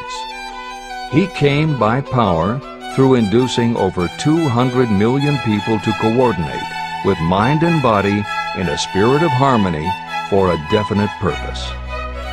In brief, Gandhi accomplished a miracle, for it is a miracle when 200 million people can be induced, not forced, to cooperate in a spirit of harmony. If you doubt that this is a miracle, try to get even 2 people to cooperate in a spirit of harmony for any length of time. Every person who manages a business knows how difficult it is to get employees to work together in a spirit even remotely resembling harmony. Editor's comments. The first step in putting together your mastermind alliance is to clearly know your desire. Your desire will tell you what you need. It could be a small group, just 2 or 3 people, as was the case with Stephen Jobs and Steve Wozniak when they formed Apple, Bill Gates and Paul Allen launching Microsoft, or Steven Spielberg, Jeffrey Katzenberg, and David Geffen creating DreamWorks SKG. Or it could be a large group, such as the Mastermind Alliance of 30 regional directors of Century 21 Real Estate, which founder Arthur Bartlett firmly believes was essential to the company's success. Napoleon Hill suggests that in most cases, it should be a dozen people or less, and generally the smaller the better. Choosing the people means finding those who not only share your vision, but who will also share their ideas, information, and contacts with you. They will let you use the full strength of their experience, training, and knowledge as if it were your own, and they will do it in a spirit of perfect harmony. The question that immediately comes to every reader's mind is, where do I find people who will help me to that degree? Napoleon Hill cannot answer that question for you, but he does tell you what to look for. Where you look is up to you. And if you really do have the desire to succeed, you will start looking and you won't give up until you find the right people. Napoleon Hill's description of the mastermind that appears below is augmented with additional material from articles and speeches he wrote after the publication of Think and Grow Rich. These were compiled for publication by Hill's friend, mentor, and business associate, W. Clement Stone, and appear in two books, Napoleon Hill's Keys to Success and Believe and Achieve. This is the end of the editor's comments. Finding your mastermind members. Ally yourself with a group of as many people as you may need in order to assemble a mastermind that will assist you in creating and carrying out your plan or plans for the accumulation of money. Compliance with this instruction is absolutely essential. Choose to associate with people who share common values, goals, and interests, yet who each have a strong desire to contribute to the overall effort. Trial and error will be part of the process, but there are two qualities to keep foremost in your mind. The first is ability to do the job. Do not select people for your alliance merely because you know them and like them. Such people are valuable to you because they improve the quality of your life, but they are not necessarily suited to a mastermind alliance. Your best friend may not be the most knowledgeable marketing professional, but perhaps he or she can introduce you to someone who is. The second quality is the ability to work in a spirit of harmony with others. There must be a complete meeting of minds without any reservations. Personal ambition must be subordinate to the achievement of the purpose of the alliance. This includes your own. You must also insist upon confidentiality. Some people can give away an idea simply because they love to talk. You don't need them in your group. Attune yourself to every member of the group. Try to imagine how you would react in a given situation if you were in his or her shoes. Pay attention to body language. Sometimes facial expressions and movements say far more about what a person feels than the words that come out of his or her mouth. Be sensitive to what is not being said. Sometimes what is left out is far more important than what is included. Don't try to force the group along too quickly. Allow for those who want to test ideas by playing devil's advocate. Compensating your mastermind. Before forming your mastermind alliance, decide what advantages and benefits you may offer the individual members of your group in return for their cooperation. No one will work indefinitely without some form of compensation. No intelligent person should request or expect another to work without adequate compensation. Wealth will obviously have the most appeal to your members. Be fair and generous in your offer. Recognition and self-expression may be just as important as money to some of your members. Remember that in such partnerships, the principle of going the extra mile, doing more and better than paid for, is especially important. As the leader, you should set an example for the others to follow. Each member must agree at the outset on the contribution each will make and on the division of benefits and profits. Otherwise, be assured that dissension will arise, you will have wasted everyone's time, you will ruin friendships, and your venture will be destroyed. Meeting with your mastermind. Arrange to meet with the members of your mastermind group at least twice a week, and more often if possible, until you have jointly perfected the necessary plan or plans for the accumulation of money. The first meeting will be involved in sorting out strengths and weaknesses, and in fine-tuning your plans. Your alliance must be active to do any good. Establish specific responsibilities and action steps to be taken. As your mastermind matures and harmony grows among the members, you will find that the meetings create a flow of ideas into every member's mind. Don't let the meetings become so regular and formalized that they inhibit phone calls and other less formal contact. Mastermind maintenance. Maintain perfect harmony between yourself and every member of your mastermind group. If you fail to carry out this instruction to the letter, you may expect to meet with failure. The mastermind principle cannot work where perfect harmony does not prevail. Create a non-threatening environment. Explore all ideas with equal interest and concern for the originator's feelings. Everyone must deal with everyone else on a completely ethical basis. No member should seek unfair advantage at the expense of others.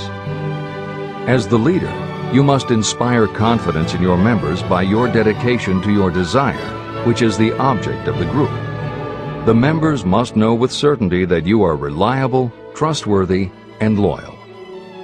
When you are finally ready to present the results of your efforts to investors, buyers, or the public, you may face your greatest leadership challenge in maintaining the harmony of your mastermind. The group's efforts will now be judged by outsiders, and facing judgment takes courage and persistence. The courage of separate individuals is nothing compared with that of a united team. The more you are able to maintain harmony, the greater the power. And the greater the power, the more resistance you can overcome. Marriage and the mastermind. A mastermind alliance with the person you love most deeply is of untold importance. If you are married and have not built your relationship on the same principles of harmony that are crucial to any alliance, you may have some reselling to do with your spouse. Set aside time each day to talk about what you want to achieve and how you're going about it. Rely on your definiteness of purpose to build your persuasive abilities to convince your partner of the benefits of the work you are doing. It is very unlikely that your work will not affect your husband or wife in some significant way, and you absolutely must not drag your partner unwillingly into any adventure. Build your mastermind alliance into your marriage from the start, and it will steady and support you through the darkest moments. In fact, your whole family should be incorporated into your alliance. Lack of harmony at home can easily spill over elsewhere. A united family is a great team. The mastermind and infinite intelligence. The list of sources from which you can get power is headed by infinite intelligence. When two or more people coordinate in a spirit of harmony and work toward a definite objective, they place themselves in position to absorb power directly from that great universal storehouse that I refer to as infinite intelligence. This is the greatest of all sources of power. It is the source to which geniuses and great leaders turn, whether they may be conscious of the fact or not. In Chapter 13, the subconscious mind, and Chapter 14, the brain, the methods for accessing infinite intelligence will be described in greater detail. This is not a course on religion. Neither the principle of infinite intelligence nor any other principle in this book should be interpreted as interfering with, endorsing, or rejecting any person's religious beliefs. This book is confined exclusively to instructing the reader how to transmute the definite purpose of desire for money into its monetary equivalent.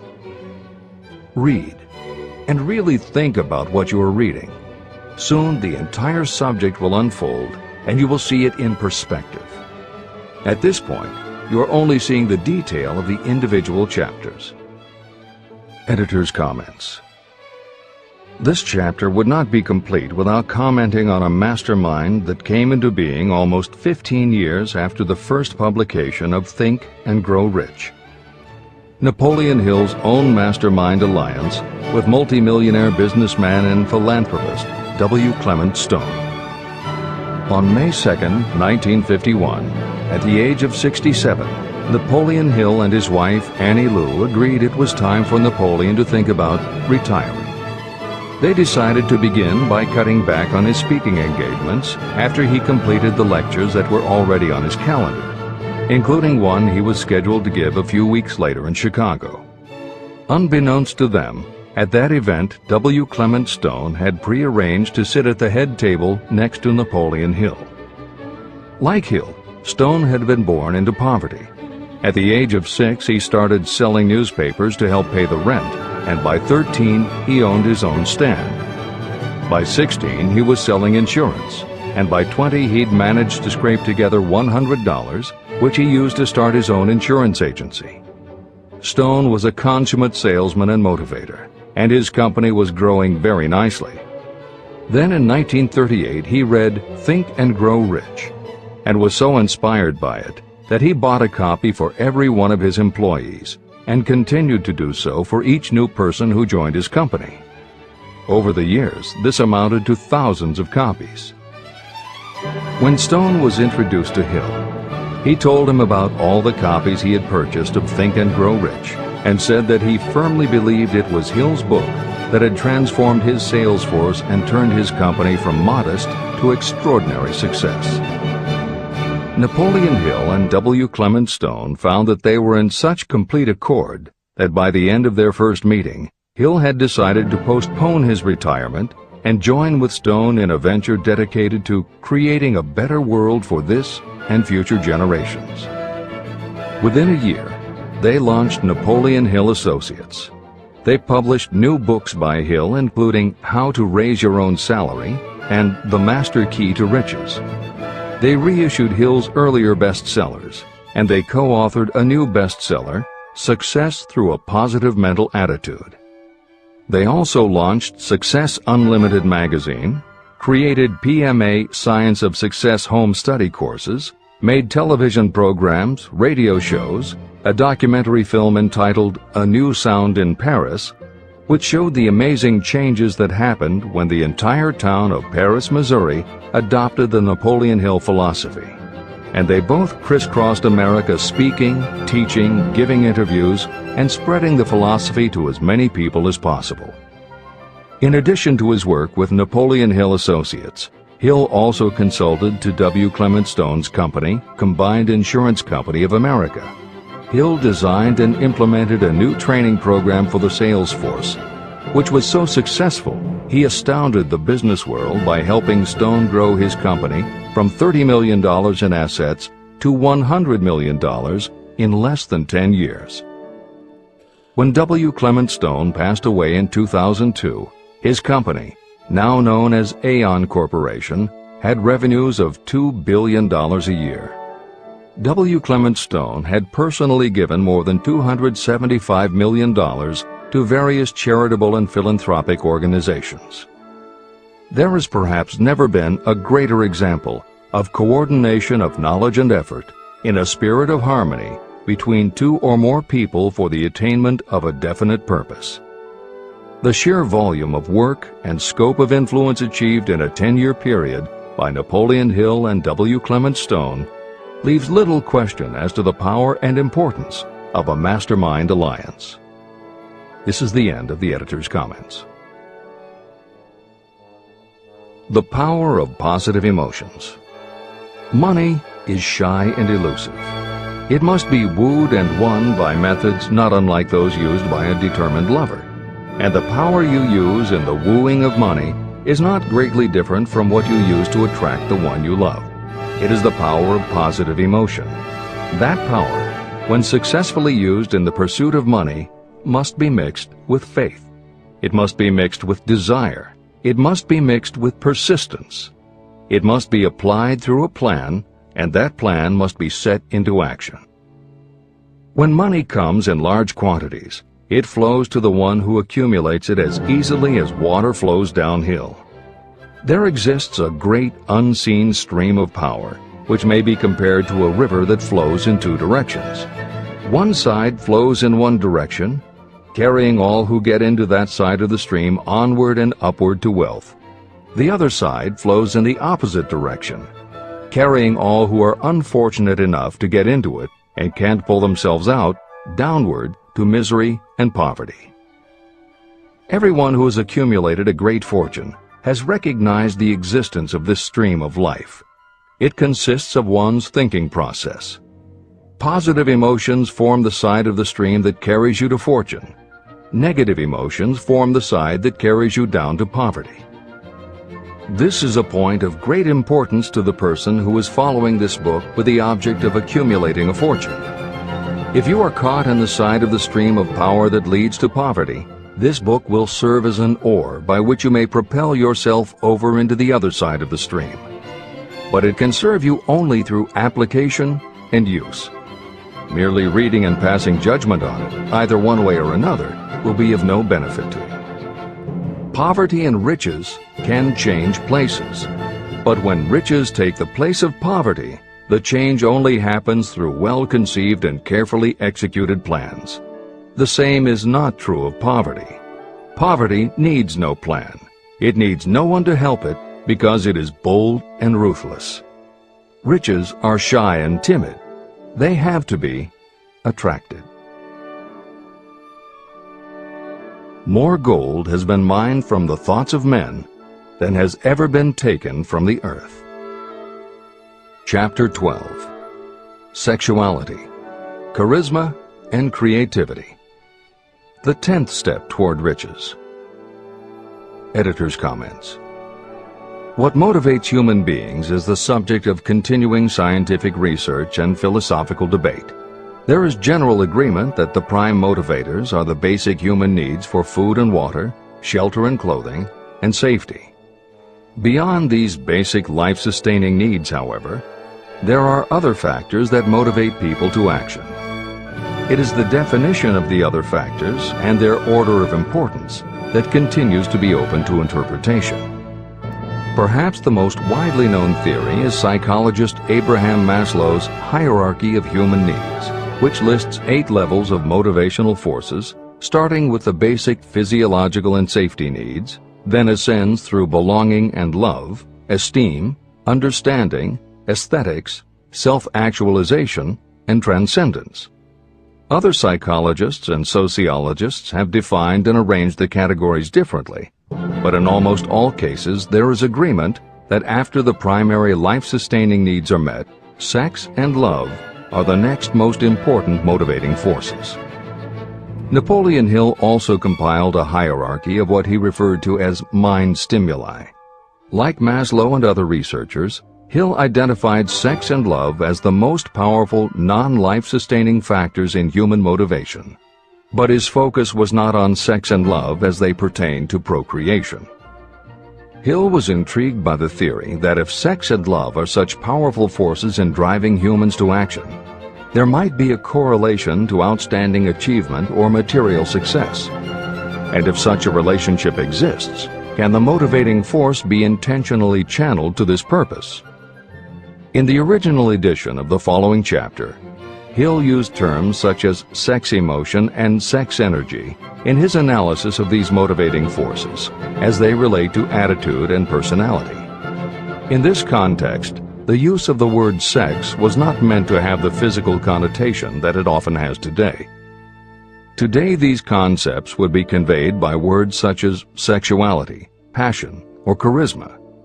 In this edition, where appropriate, the editors have opted for the modern usage of these and similar terms. This is the end of the editor's comments.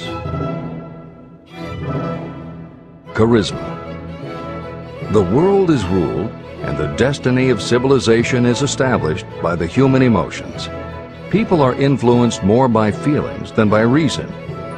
Your creativity is set into action entirely by emotions and not by cold reason. The human mind responds to stimuli, through which it may be keyed up in such a way that it takes on characteristics such as enthusiasm, creative imagination, and intense desire. The stimuli to which the mind responds most freely are 1. The desire for sexual expression, 2. Love, 3. A burning desire for fame, power, or financial gain, money, 4. Music, 5. Close friendship and/or admiration, 6. A mastermind alliance based upon the harmony of 2 or more people who ally themselves for advancement, 7. Mutual suffering, such as that experienced by people who are persecuted, 8. Autosuggestion, 9. Fear, 10. Alcohol and drugs. The desire for sexual expression comes at the head of the list of stimuli that step up the mind and start the wheels of physical action. The emotions associated with a human sexual drive bring into being a state of mind. When motivated by this desire, People often show courage, willpower, persistence, imagination, and creative ability that they don't normally have. So strong and impelling is the desire for sexual expression that people freely run the risk of life and reputation because of it. A river may be dammed and its water controlled for a time, but eventually it will force an outlet. The same is true of the emotions related to sexual expression. It may be submerged and controlled for a time, but its very nature causes it to be ever-seeking means of expression. The desire for sexual expression is inborn and natural.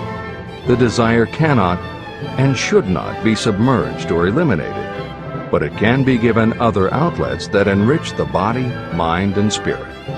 When harnessed and redirected, this motivating force has been used as a powerful creative force in literature, art, and other pursuits, including the accumulation of riches. A teacher who has trained more than 30,000 salespeople came to the conclusion that individuals who are most confident sexually are the most efficient salespeople.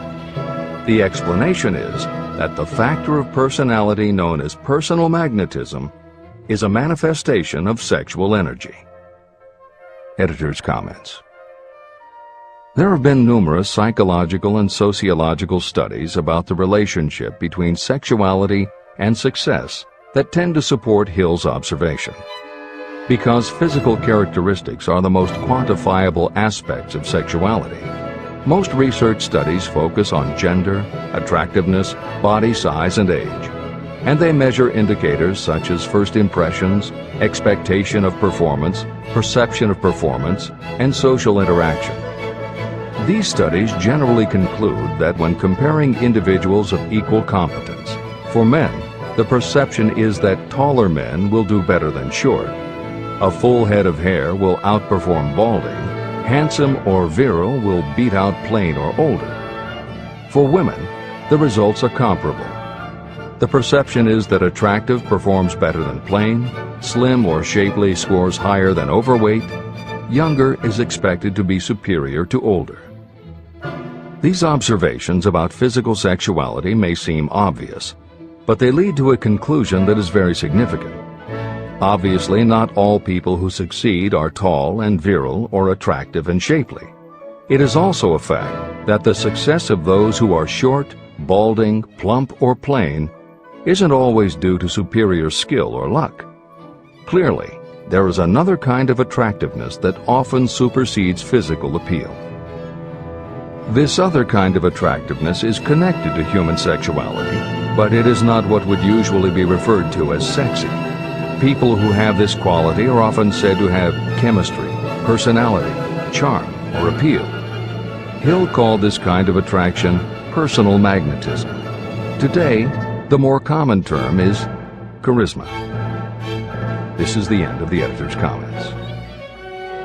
When employing salespeople, a good sales manager looks for personal magnetism or charisma as the first requirement. People who lack this kind of sexual energy will never become enthusiastic, nor inspire others with enthusiasm. And enthusiasm is one of the most important requisites in salesmanship, no matter what you're selling. The public speaker, preacher, lawyer, or salesperson who is lacking in charisma is a flop as far as being able to influence others is concerned.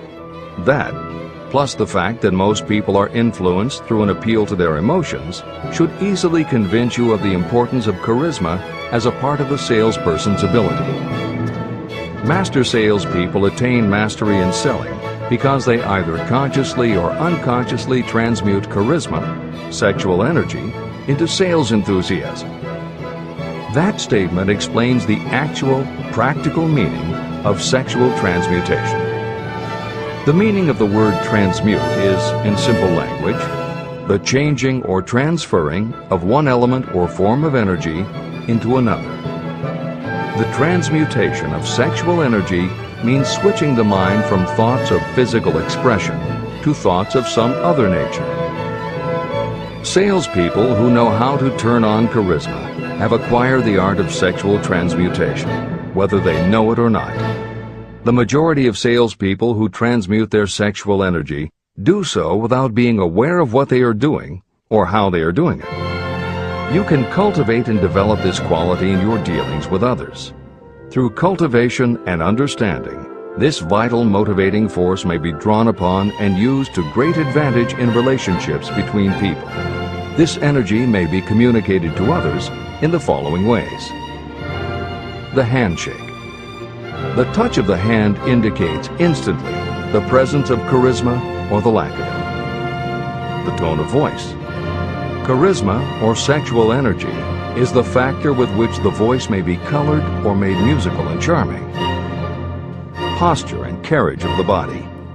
People with charisma move briskly and with grace and ease.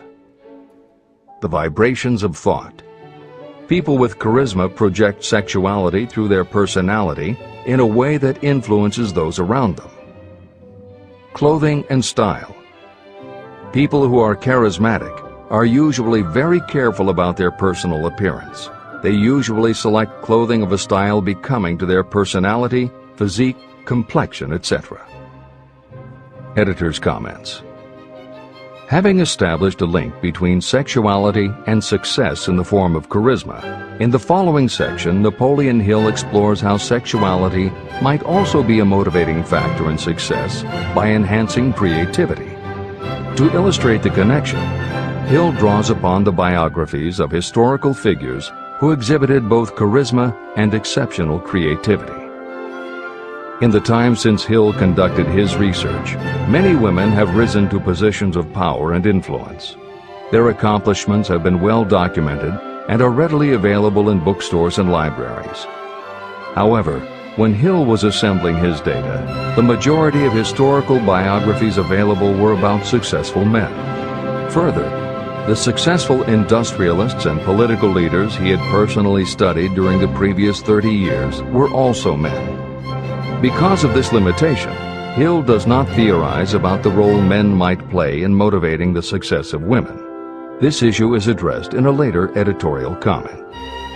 This is the end of the editor's comments. Creativity. It seemed quite significant to me when I made the discovery that practically every great leader I had the privilege of analyzing was a man whose achievements were largely inspired by a woman. In most instances, the woman was a wife, of whom the public had heard little or nothing. In a few of the cases I studied, the source of inspiration was the other woman. The pages of history are filled with the records of great men whose achievements may be traced directly to the influence of women who aroused the creative faculties of their minds. Napoleon Bonaparte was one of these. When inspired by his first wife, Josephine, he was irresistible and invincible. When his better judgment or reasoning faculty prompted him to put Josephine aside, he began to decline. His defeat and exile to St. Helena were not far distant. Abraham Lincoln was a notable example of a great leader who achieved his greatness through the discovery and use of his faculty of creative imagination. It is noted in practically every book written about Lincoln that he discovered and began to use this faculty as the result of the love that he experienced when he met Anne Rutledge. This is more than an interesting historical fact. It is of significance in connection with the role sexuality plays in the study of the source of genius. Following is a list of famous men of outstanding achievement: George Washington, Napoleon Bonaparte, William Shakespeare, Abraham Lincoln, Ralph Waldo Emerson, Robert Burns, Thomas Jefferson, Elbert Hubbard, Elbert H. Gary, Woodrow Wilson, John H. Patterson, Andrew Jackson, Enrico Caruso. Wherever there was evidence available in connection with the lives of these men of achievement, it indicated most convincingly that each possessed a highly developed sexual nature. An analysis of the information taken from biographies and historical writings leads to the following conclusions. 1. Those of greatest achievement have a highly developed sexual nature, but have learned the art of transmutation of sexual energy. 2.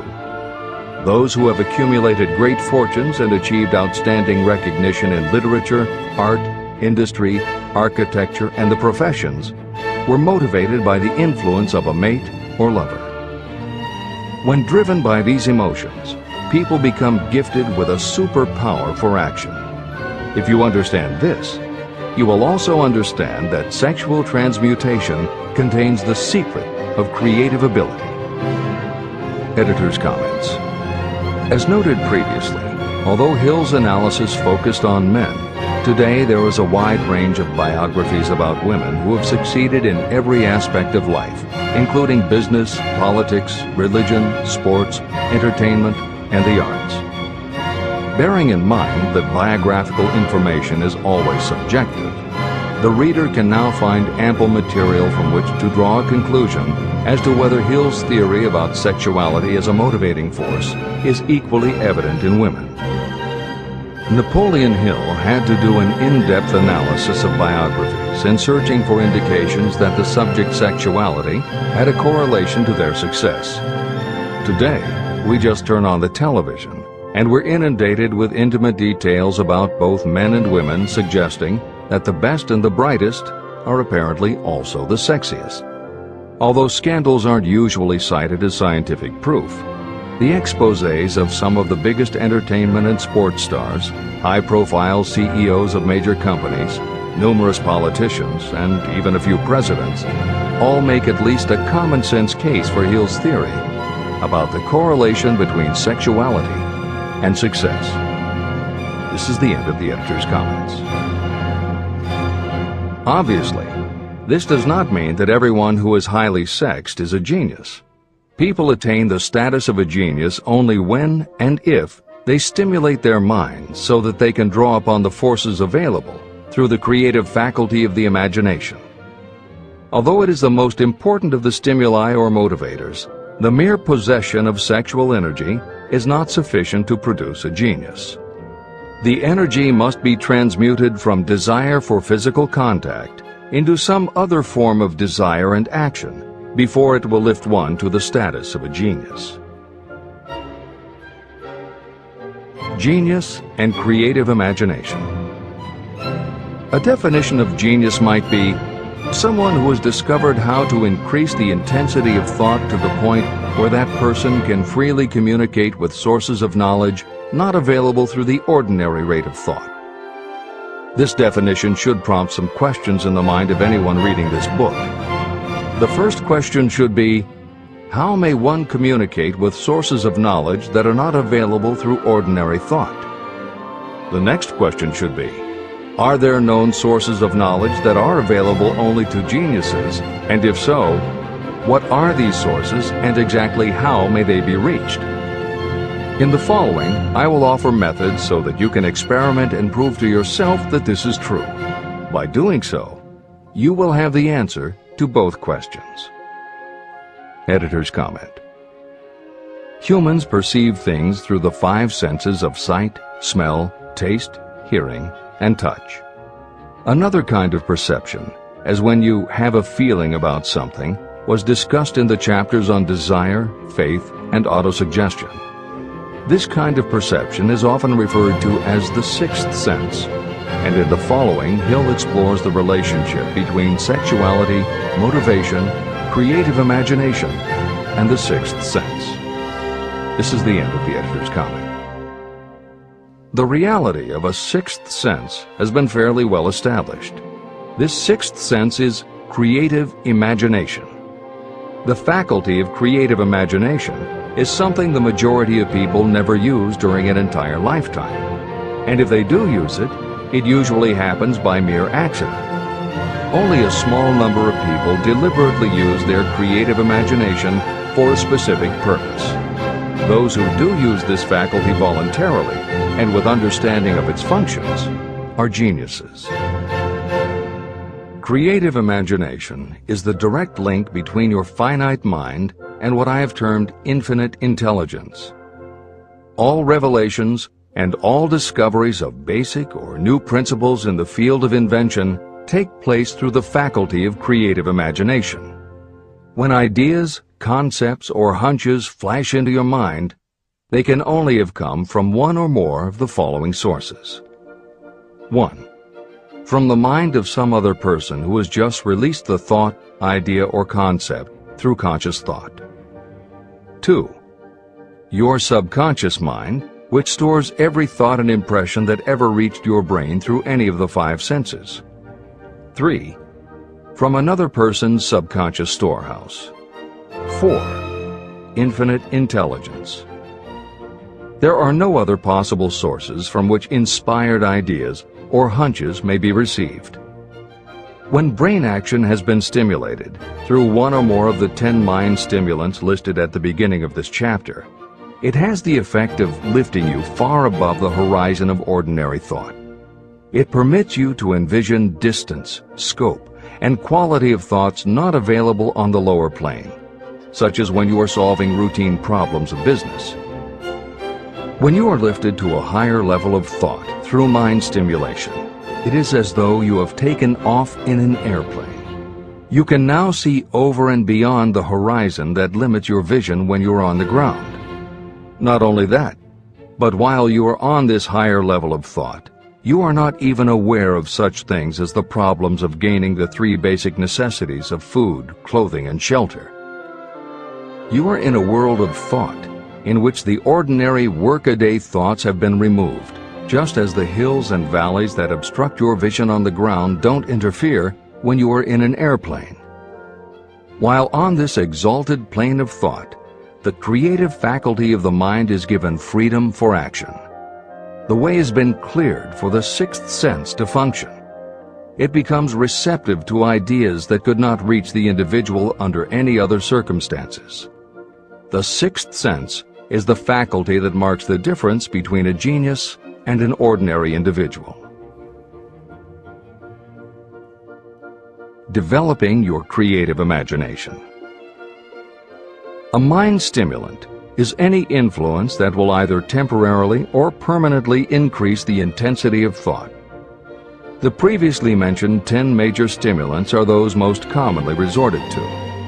Through these sources you may commune with infinite intelligence, enter the storehouse of your subconscious mind, or perhaps even that of another person. That is all there is to genius. The more you use your creative faculty, the more alert and receptive it becomes to factors originating outside your conscious mind. And the more this creative faculty is used, the more you will rely upon it for your thoughts and ideas. This faculty can be cultivated and developed only through use. What we generally refer to as our conscience operates entirely through the faculty of the 6th sense. The great artists, writers, musicians, and poets become great because they acquire the habit of relying upon the still small voice that speaks from within through their creative imagination. Anyone with a keen imagination knows that some of their best ideas come through so-called hunches. One of the best-known public speakers admits that his speeches are only really great when he closes his eyes and begins to rely entirely upon the faculty of creative imagination. When asked why he closed his eyes just before the climax of his speech, he replied, "I do it because then I speak through ideas that come to me from within." One of America's most successful and best-known financiers has the habit of closing his eyes for 2 or 3 minutes before making a decision.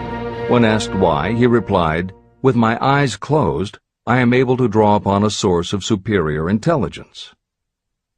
Dr. Elmer R. Gates created more than 200 useful patents through the process of cultivating and using his creative faculty.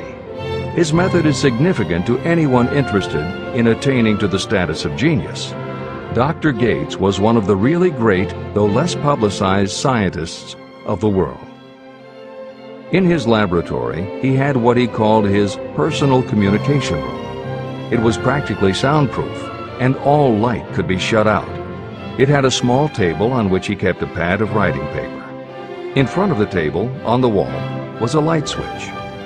When Dr. Gates desired to draw upon the forces available to him through his creative imagination, he would go into this room, seat himself at the table, shut off the lights, and concentrate on the known factors of the invention he was working on. He would stay in that position until ideas began to flash into his mind in connection with the unknown factors of the invention. On one occasion, ideas came through so fast that he was forced to write for almost 3 hours. When the thoughts stopped flowing, he examined his notes and found they contained a minute description of principles that had no parallel in the known data of the scientific world. Moreover, the answer to his problem was right there in those notes. Dr. Gates earned his living by sitting for ideas. He did it for individuals and corporations, and some of the most sensible people and largest traditional corporations in America paid him to do it. The part of your mind that you generally use for reasoning may be faulty, because it is largely guided by your accumulated experience. Not all knowledge that you have learned through experience is accurate. Many times your creative ideas are much more reliable because they come from sources that are more reliable than those available to the reasoning faculty of the mind. Methods used by geniuses are available to you. The major difference between the genius and the ordinary inventor is that the genius makes use of both the synthesized and the creative faculties of imagination. For example, the scientific inventor begins an invention by organizing and combining the known ideas or principles accumulated through experience through the synthesized faculty, the reasoning faculty. If the inventor finds this accumulated knowledge is insufficient, the scientist then draws upon the sources of knowledge available through the creative faculty. The method by which the inventor does this varies with the individual, but this is the essence of the procedure. 1. The inventor stimulates his or her mind so that it functions on a higher than average plane through one or more of the mind stimulants. 2. The inventor then concentrates on the known factors, the finished part of the invention, and creates in his or her mind a perfect picture of the unknown factors, the unfinished part of the invention. The inventor holds this picture in mind until it has been taken over by the subconscious, then relaxes by clearing his or her mind of all thought and waits for the answer to flash into mind. Sometimes the results are both definite and immediate. At other times the results are negative, depending on the state of development of the sixth sense or creative faculty. Thomas Edison tried out more than 10,000 different combinations of ideas through the synthetic faculty of his imagination before he tuned in through the creative faculty and got the answer that perfected the incandescent light bulb. His experience was similar when he produced the phonograph. Editor's comments. Synchronicity, precognition, intuition, flashes of insight, hunches, gut feelings, symbolic dreams. These are all aspects of the phenomena Napoleon Hill was describing in his two correlated terms, creative imagination and infinite intelligence. And the fact that Hill made a serious study of this function of the mind puts him in exceptional company. The fathers of modern psychology, Sigmund Freud and Carl Jung, recognized and tried to explain this sixth sense. Jung's concept of the collective unconscious, which is the very basis of Jungian psychology, is in many ways identical to Hill's concept of infinite intelligence. Scientists from Archimedes to Newton to Einstein to the team of Watson and Crick, who determined the structure of DNA, all conceded that intuition was instrumental in their discoveries. Duke University created a department for the sole purpose of studying these phenomena under scientific conditions. Many scientists admit to using personalized techniques similar to Hill's method for accessing intuition and creativity. These include Friedrich Kekulé, who discovered the molecular structure of benzene through a dream symbol; physiologist Otto Loewi, who had a hunch followed by a dream that won him the Nobel Prize in Medicine; and as mentioned above, James Watson's breakthrough in the structure of DNA. Mozart, Shelley, Coleridge, Huxley, Descartes, Robert Louis Stevenson all claimed intuition played a role in their creations. William Blake learned the secret to a copper engraving process from a dream. British Prime Minister Winston Churchill firmly believed a premonition saved him from being killed by a bomb during the Blitz of London. As was noted earlier, psychiatry, clinical hypnosis, and affirmations all had to overcome considerable skepticism before they were accepted. That is also true of those phenomena Hill terms infinite intelligence. However, in the 1970s and 80s, the public's interest was piqued by well-researched books such as The Intuitive Edge by Philip Goldberg, Creative Dreaming by Patricia Garfield, and The Right Brain Experience by Mary Lee Zdenek. Though these anomalies of the mind still defy laboratory proof, contemporary researchers continue to publish tantalizing results. This is the end of the editorial comments. Nature has equipped the human brain and mind with internal stimulants that safely trigger the mind to tune in to fine and rare thoughts. No satisfactory substitute for nature's stimulants has ever been found. However, history is not lacking in examples of people who rose to the status of genius as the result of using artificial mind stimulants. Edgar Allan Poe wrote The Raven while under the influence of alcohol, dreaming dreams no mortal ever dared to dream before. Samuel Taylor Coleridge wrote Kubla Khan during an opium-induced dream, and Robert Burns wrote best when intoxicated. For auld lang syne, my dear, we'll take a cup of kindness yet, for auld lang syne.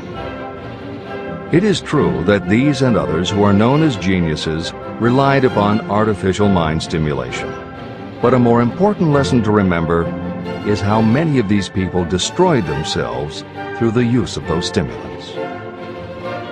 Editor's comments.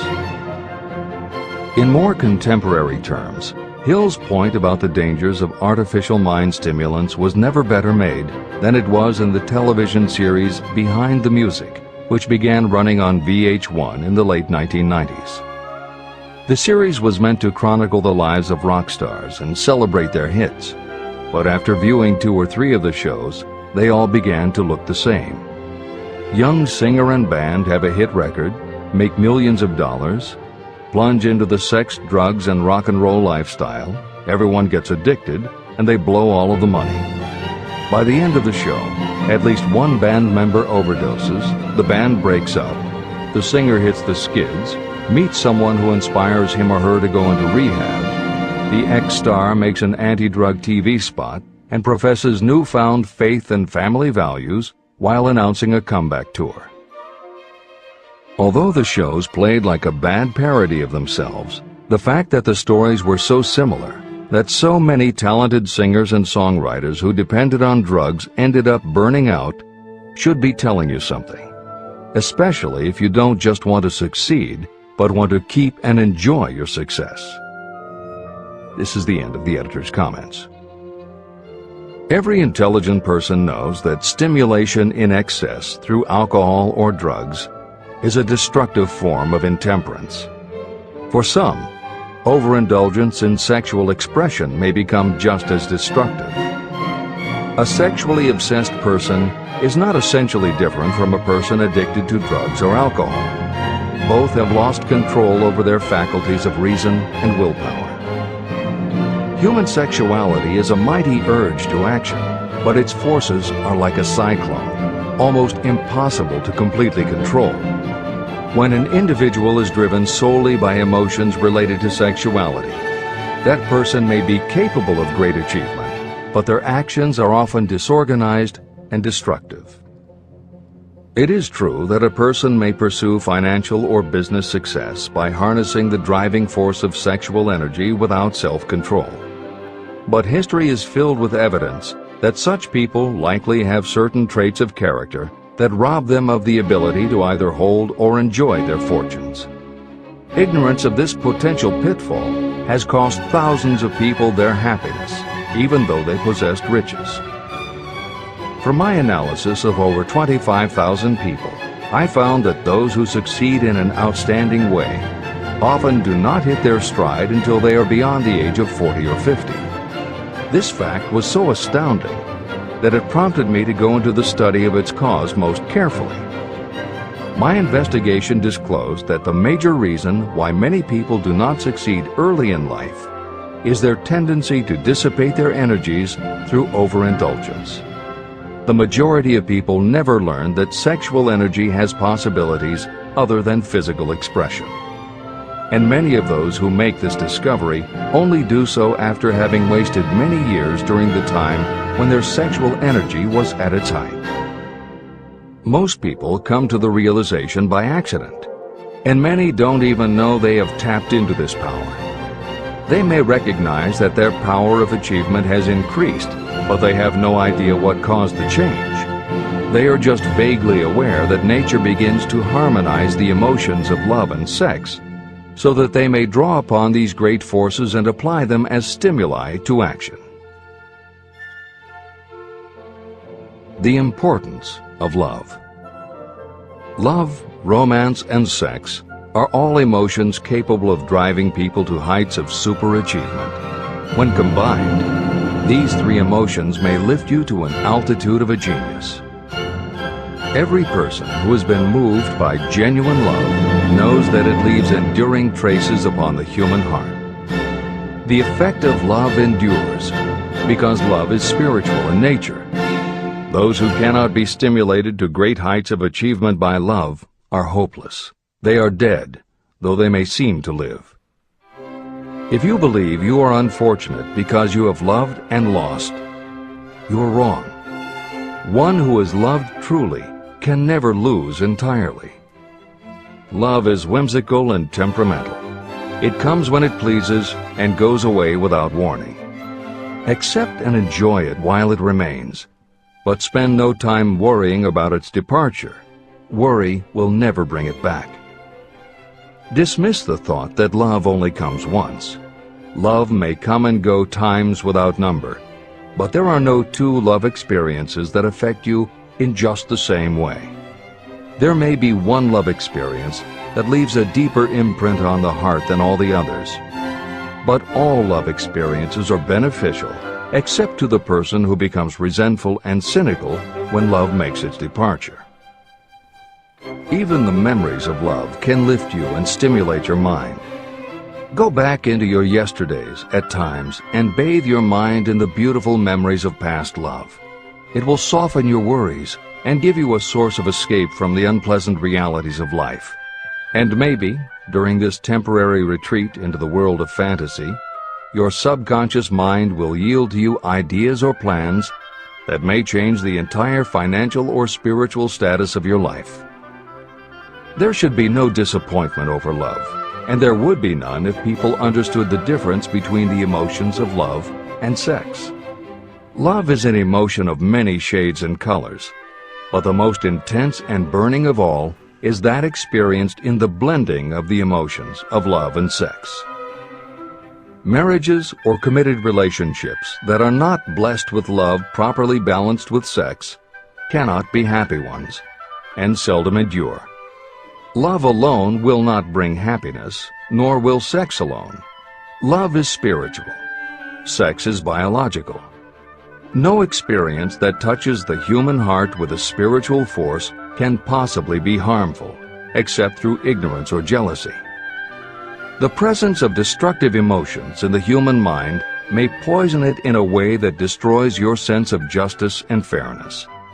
Just as a chemist can take certain chemical elements, none of which are harmful in themselves, and by mixing them together create a deadly poison, in a similar manner the emotions of sex and jealousy, when mixed, may turn just as lethal. Love is the emotion that serves as a safety valve and brings balance, reason, and constructive effort. Love is, without question, life's greatest experience. It can bring you into communion with infinite intelligence. When love guides the emotions, it may lead you well on your way toward creative effort. The road to genius consists of the development, control, and use of sex, love, and romance. Briefly, the process may be stated as follows. Encourage the presence of the positive emotions as the dominating thoughts in your mind, and discourage all the destructive emotions. The mind is a creature of habit. It thrives on the dominating thoughts fed to it. Through your willpower, you may discourage the presence of any emotion and encourage the presence of any other. Control of your mind through the power of your will is not difficult. Control comes from persistence and habit. The secret of control lies in understanding the process of transmutation. When any negative emotion presents itself in your mind, it can be transmuted into a positive or constructive emotion by the simple procedure of changing your thoughts. There is no other road to genius than through voluntary self-effort. When the emotion of romance is added to those of love and sex, the obstructions between the finite mind and infinite intelligence are removed. Then, a genius has been born.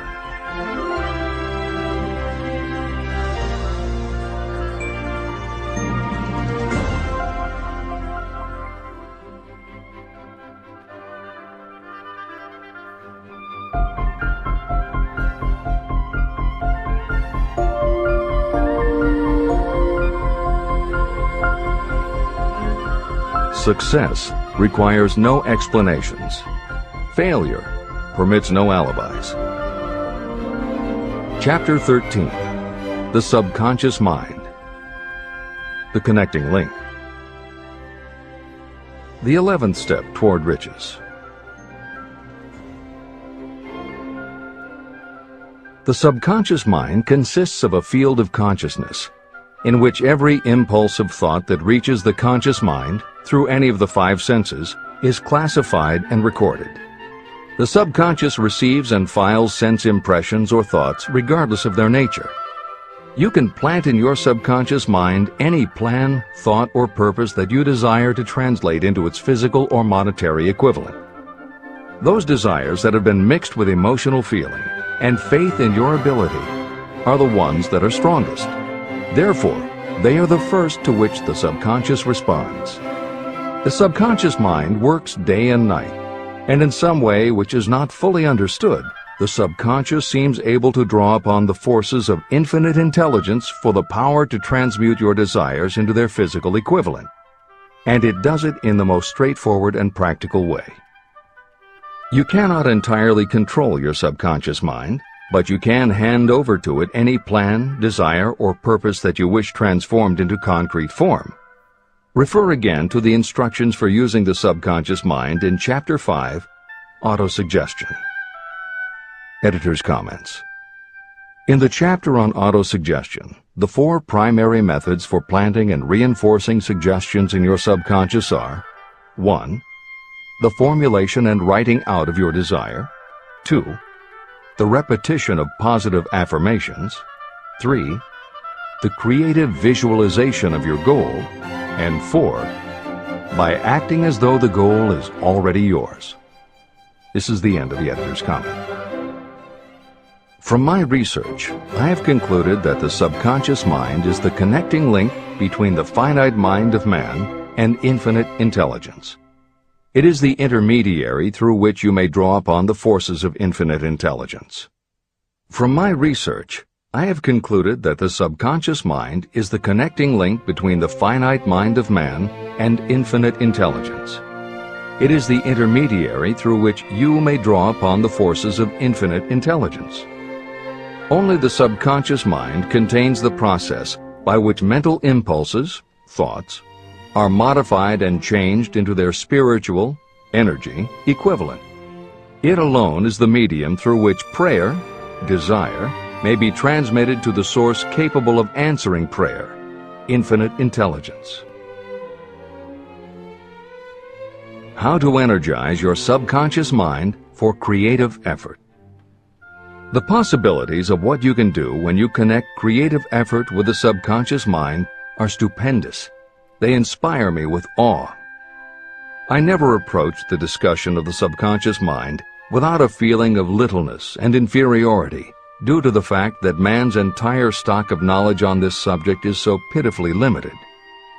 First, you must accept as a reality the existence of the subconscious mind and what it can do for you. This will enable you to understand its possibilities as a medium for transmuting your desires into their physical or monetary equivalent. And then you will comprehend the full significance of the instructions given in Chapter 3, Desire. You will also understand the importance of making your desires clear and putting them in writing. You will understand as well the necessity of persistence in carrying out instructions. The 13 principles that are the basis of this book are the stimuli with which you acquire the ability to reach and to influence your subconscious mind. Do not become discouraged if you cannot do this on your first attempt. Remember that the subconscious mind can be directed only through habit. You have not yet had time to master faith. Be patient. Be persistent. Editor's comments. There are two aspects to Hill's theory of the subconscious mind. There are two aspects to Hill's theory of the subconscious mind.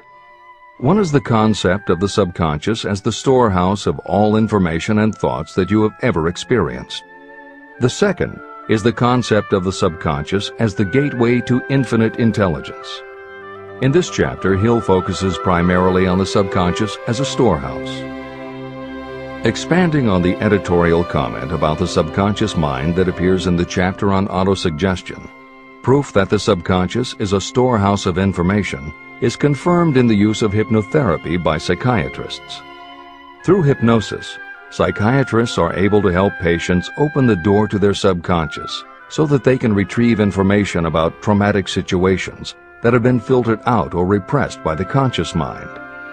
Further proof is in the use of hypnosis by law enforcement officials to recapture information such as license plate numbers and other details that the conscious mind of a witness has filtered out. Although results vary from person to person, there is no doubt that the subconscious has access to information that the conscious mind does not. This storehouse aspect of the subconscious is what accounts for some ideas that come to us through creative imagination. In some instances, bits of information and ideas that our conscious mind has forgotten will connect with each other on a subconscious level to create a new idea. And that idea will be received by our creative intelligence, which presents it to us as a flash of inspiration.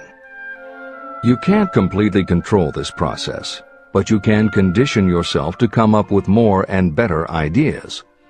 It is a fact that a traumatic experience, the result of which creates a strongly planted idea, can influence the way a person thinks and acts. If that is true, then by intentionally using all of your efforts to powerfully plant an idea in your subconscious, you should be able to create what would amount to a good traumatic experience that will influence the way you think and act in a positive way. This is exactly how you develop what Hill calls a money consciousness. If you do everything within your power to strongly, firmly, and with complete faith and conviction plant the idea that you will be successful and achieve your desire, your subconscious will accept and store that idea. If you have planted the idea so strongly that it is the dominant idea in your subconscious, it will influence all of the other ideas and information stored there.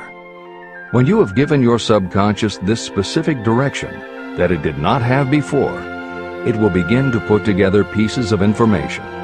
And through your creative intelligence, you will find that you are coming up with more and better plans and ideas to accomplish your goal.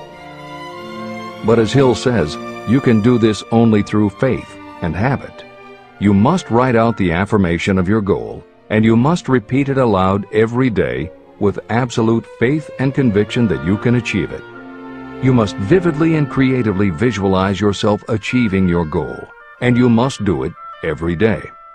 You must conduct yourself with the attitude that says you can accomplish your goal, and that you deserve the help of those who can help you to accomplish your goal. And you must conduct yourself in that way every day. If you seriously commit yourself to doing these things, it will change the way you think and act. Your subconscious will do everything it can to transmute your desire into reality, and other people will want to do what they can to help you succeed. This is the end of the editor's comments. Many statements in the chapters on faith and on autosuggestion are repeated here for the benefit of your subconscious mind. Remember, your subconscious mind functions whether you make any effort to influence it or not. This means that thoughts of fear, poverty, and all negative ideas will affect your subconscious mind unless you master these impulses and give it more desirable food on which it may feed. The subconscious mind will not remain idle. If you don't plant desires in your subconscious mind, it will feed on the thoughts that reach it as the result of your neglect. Both negative and positive thoughts are reaching your subconscious mind continuously. These thoughts come from the four sources. 1. Consciously from other people. 2. Your subconscious. 3. Subconsciously from other people. And 4. Infinite intelligence.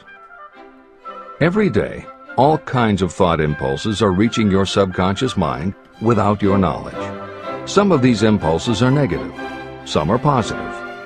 Right now, you should be specifically trying to shut off the flow of negative impulses and actively working to influence your subconscious mind through positive impulses of desire. When you achieve this, you will possess the key that unlocks the door to your subconscious mind. Moreover, you will control that door so completely that no undesirable thought may influence your subconscious mind. Everything that you create begins in the form of a thought impulse. You can create nothing that you do not first conceive as a thought. Through the aid of the imagination, thoughts may be assembled into plans. The imagination, when under your control, may be used to create plans or purposes that lead to success in your chosen occupation. All thoughts that you want to turn into success and have planted in the subconscious mind must pass through the imagination and be mixed with faith, your faith in your own abilities.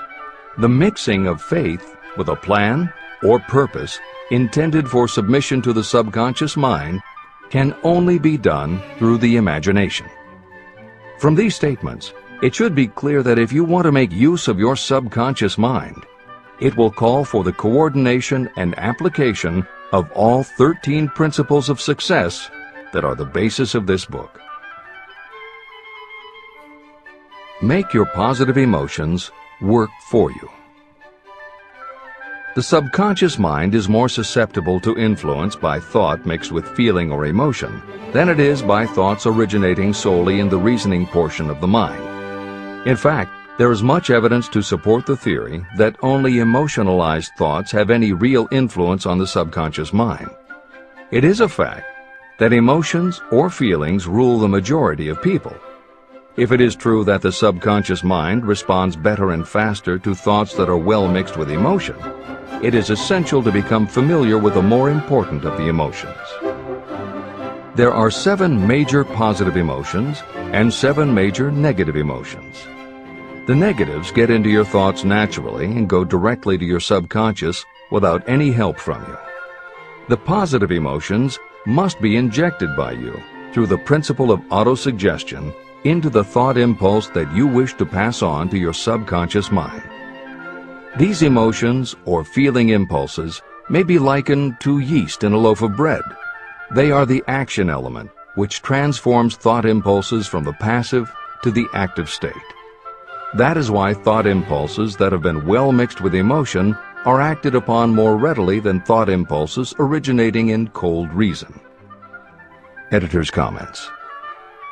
W. Clement Stone, Napoleon Hill's friend, mentor, and business partner, arranged for the publication of many of Napoleon Hill's later writings. The following is adapted from material that appears in 2 of these books, Napoleon Hill's Keys to Success and Believe and Achieve. Enthusiasm is a positive mental attitude, an internal impelling force of intense emotion, a power compelling creation or expression. Being enthusiastic is an impelling external expression of action.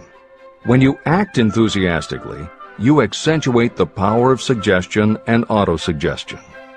The sales manager, public speaker, minister, lawyer, teacher, or executive who acts enthusiastic by speaking in an enthusiastic, sincere manner develops genuine enthusiasm. If you act enthusiastic, your emotions will follow.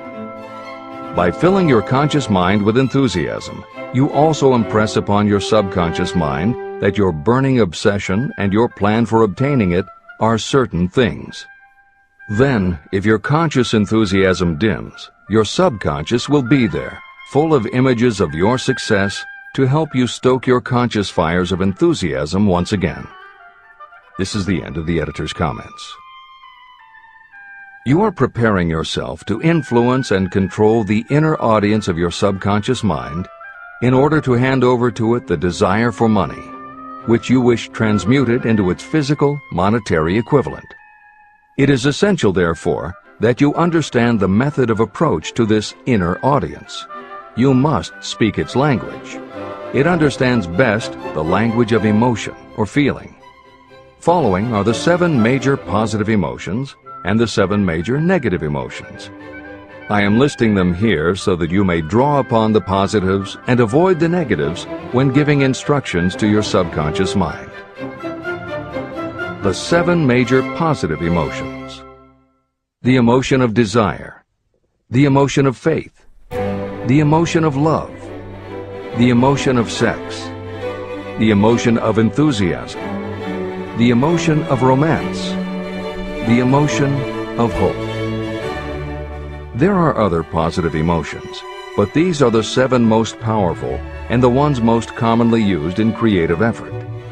Master these 7 emotions. They can be mastered only by use, and the other positive emotions will be at your command when you need them. Remember that you are studying a book that is intended to help you develop a money consciousness by filling your mind with positive emotions. The 7 major negative emotions to be avoided. The emotion of fear, the emotion of jealousy, the emotion of hatred, the emotion of revenge, the emotion of greed, the emotion of superstition, the emotion of anger. Positive and negative emotions cannot occupy the mind at the same time. One or the other must dominate. It is your responsibility to make sure that positive emotions constitute the dominating influence of your mind. That is where the law of habit will help you. Form the habit of applying and using the positive emotions. Eventually, they will dominate your mind so completely that the negatives cannot enter it. Only by following these instructions literally and continuously can you gain control over your subconscious mind. The presence of a single negative in your conscious mind is sufficient to destroy all chances of constructive aid from your subconscious mind. Editor's comments. Napoleon Hill's concern about the susceptibility of the subconscious mind to negative thoughts, emotions, and comments is well known to professionals who work with these techniques. In clinical hypnotherapy, there is an axiom referred to as the law of reversed effect, which states that whenever there is a conflict between imagination and willpower, the imagination wins.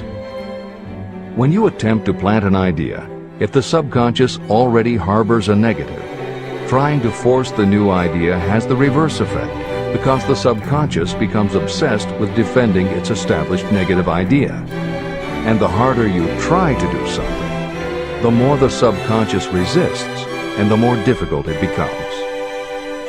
Even the use of the word try is warned against because it gives the suggestion to the subconscious of a preconceived failure.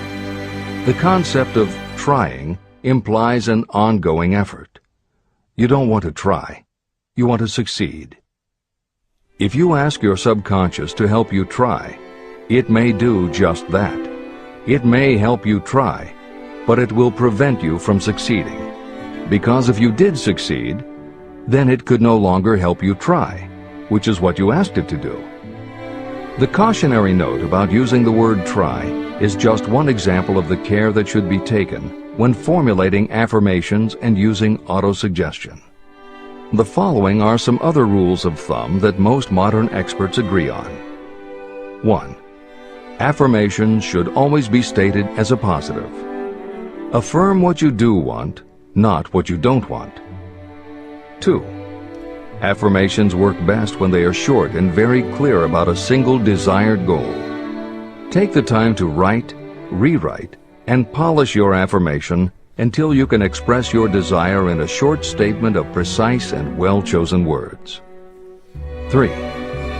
Affirmations should be specific about the desired goal, but not about how to accomplish it. Your subconscious knows better than you what it can do and how it can do it. 4. Do not make unreasonable time demands. Your subconscious can't make anything happen suddenly or now. 5. Just saying the words will have little effect. When you affirm your desire, you must do it with such faith and conviction that your subconscious becomes convinced of how important it is to you. As you affirm your desire to yourself, visualize it in your mind's eye as big as a billboard. Make it big, powerful, and memorable. 6. Repetition of your emotionalized affirmation is crucial. At this time, it is your habit to think one way. By repeating your affirmation often every day, your new way of thinking will begin to be your automatic response. Keep reinforcing it until it becomes second nature to you, and your habit will have become to think the new way, the way you want to think. This is the end of the editor's comments. We form habits based on the degree of reinforcement we receive. Habits make no moral judgments. They can be either good or bad. Both are formed through repetition. If we try something and like the results, we repeat the action. You can replace negative thoughts with positive ones. You can replace inaction with action, and you can form any habit you choose. Your thoughts are the only thing that you can completely control if you choose to do so. You can control your thoughts to control your habits. The secret of effective prayer.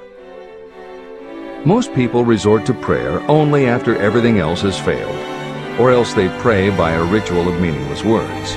And because most people who pray do so only after everything else has failed, they go to prayer with their minds filled with fear and doubt. Because fear and doubt are the emotions that are mixed with their prayer, these are the emotions the subconscious mind passes on, and these are the emotions that infinite intelligence receives and acts upon.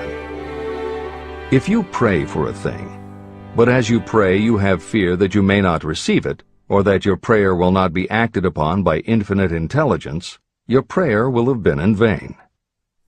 Prayer does sometimes result in the realization of that for which one prays. If you have ever had the experience of receiving something for which you prayed, go back in your memory and recall your actual state of mind while you were praying, and you will know for sure that the theory here described is more than a theory.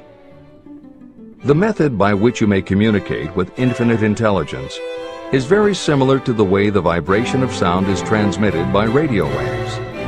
Sound cannot be transmitted through the atmosphere until it has been changed into a very high rate of vibration.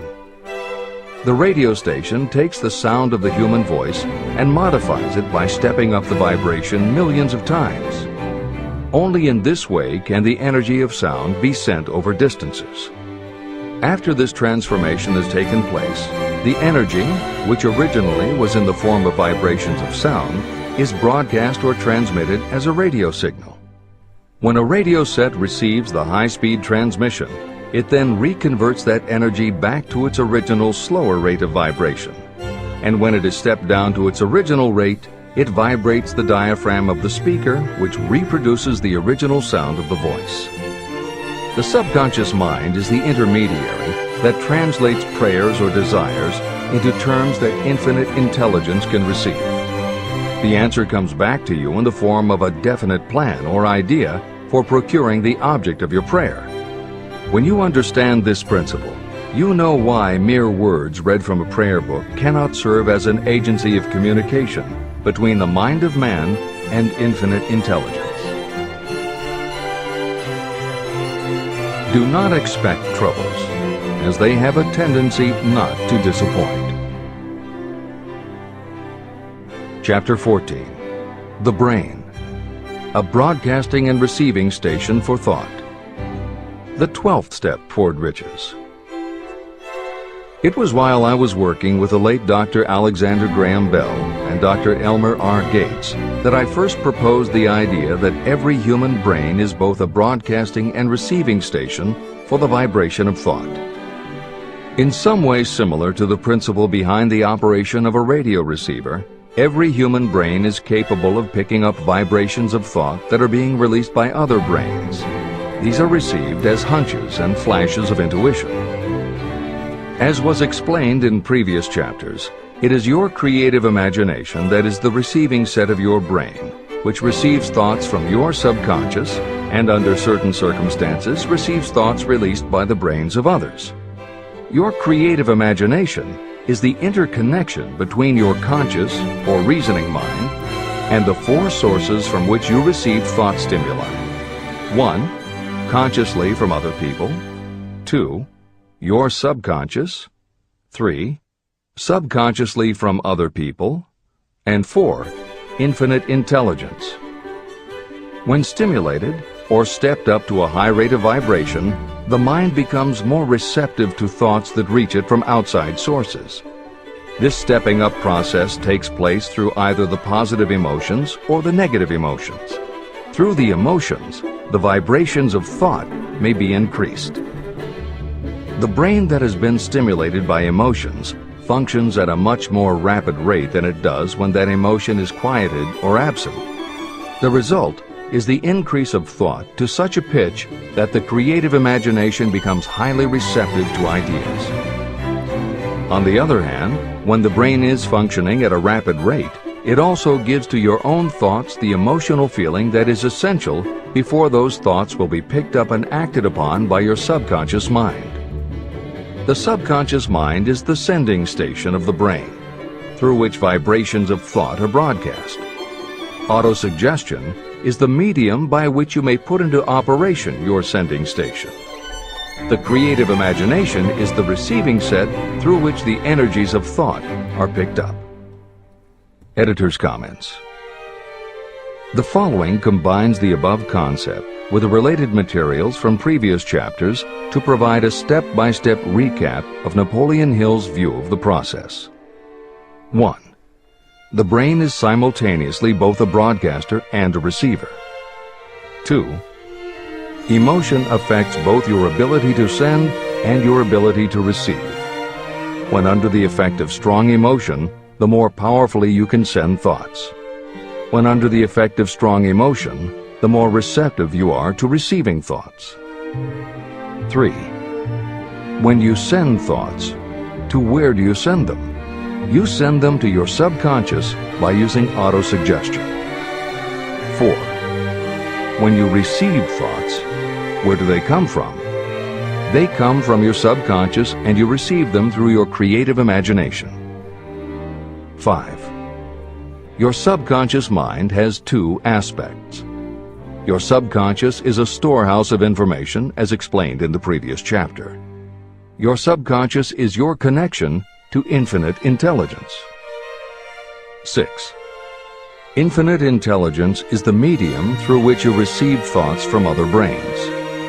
Infinite intelligence is Hill's term for describing the following basic law of physics. Because everything in the universe is made of time, space, energy, or matter, and because matter is just energy in a different form, then everything is actually different parts of the same thing. This means that your subconscious mind, energy, has a common base with every other subconscious mind, energy. 7. Thoughts from other brains come to you as follows. When you are under the effect of a strong emotion and your receiver is especially receptive, sometimes its pull is so strong that it attracts a thought from the subconscious mind of another brain.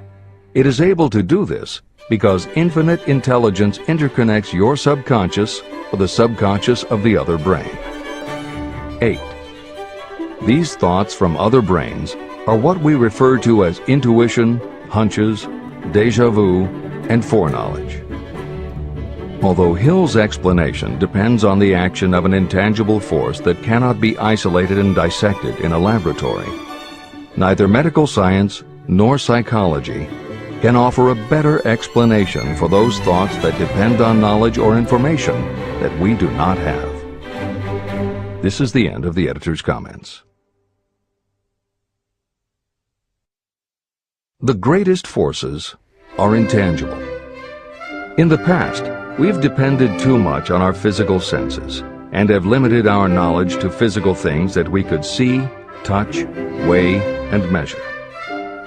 I believe we have entered the most marvelous of all ages, an age that will teach us more about the intangible forces of the world about us. Perhaps we shall learn that there is an other self that is more powerful than the physical self we see when we look in a mirror.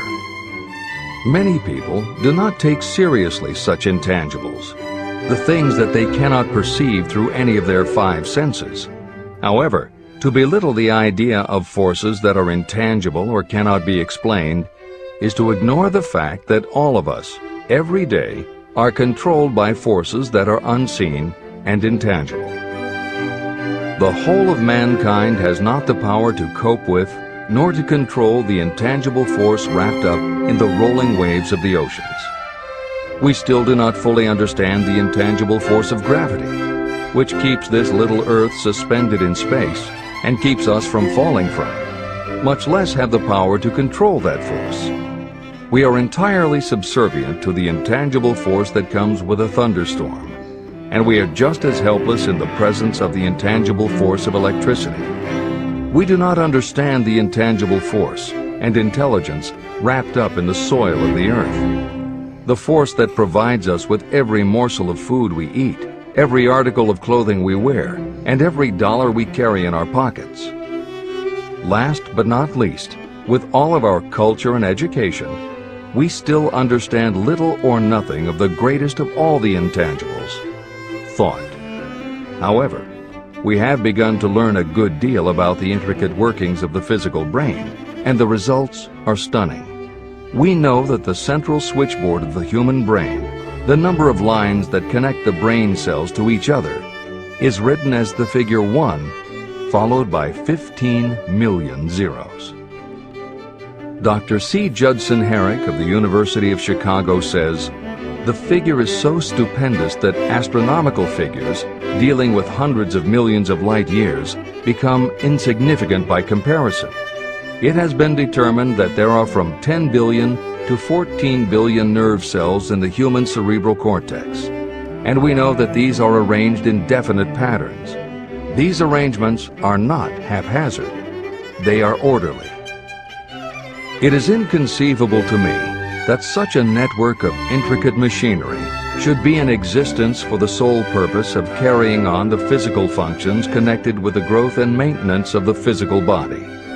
Is it not likely that the same system, which gives billions of brain cells the media for communication, one with another, also provides the means of communication with other intangible forces?"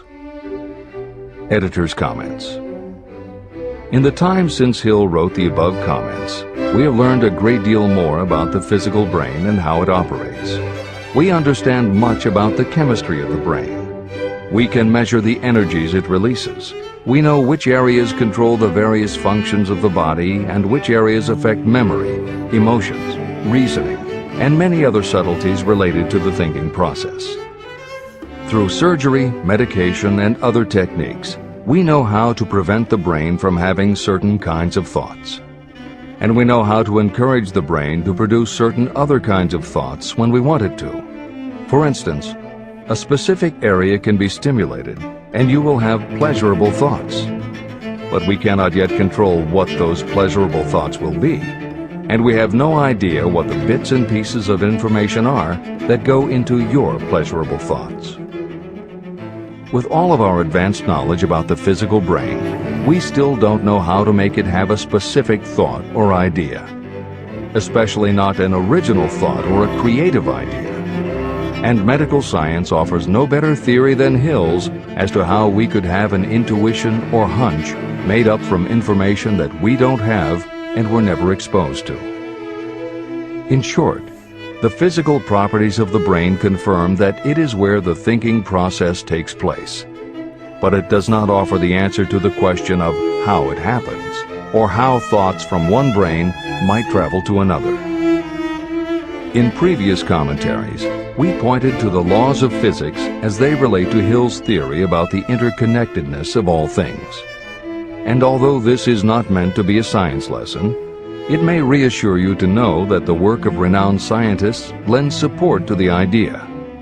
Quantum theory deals with subatomic particles so minuscule that they are almost at the level of the basic stuff from which everything is made.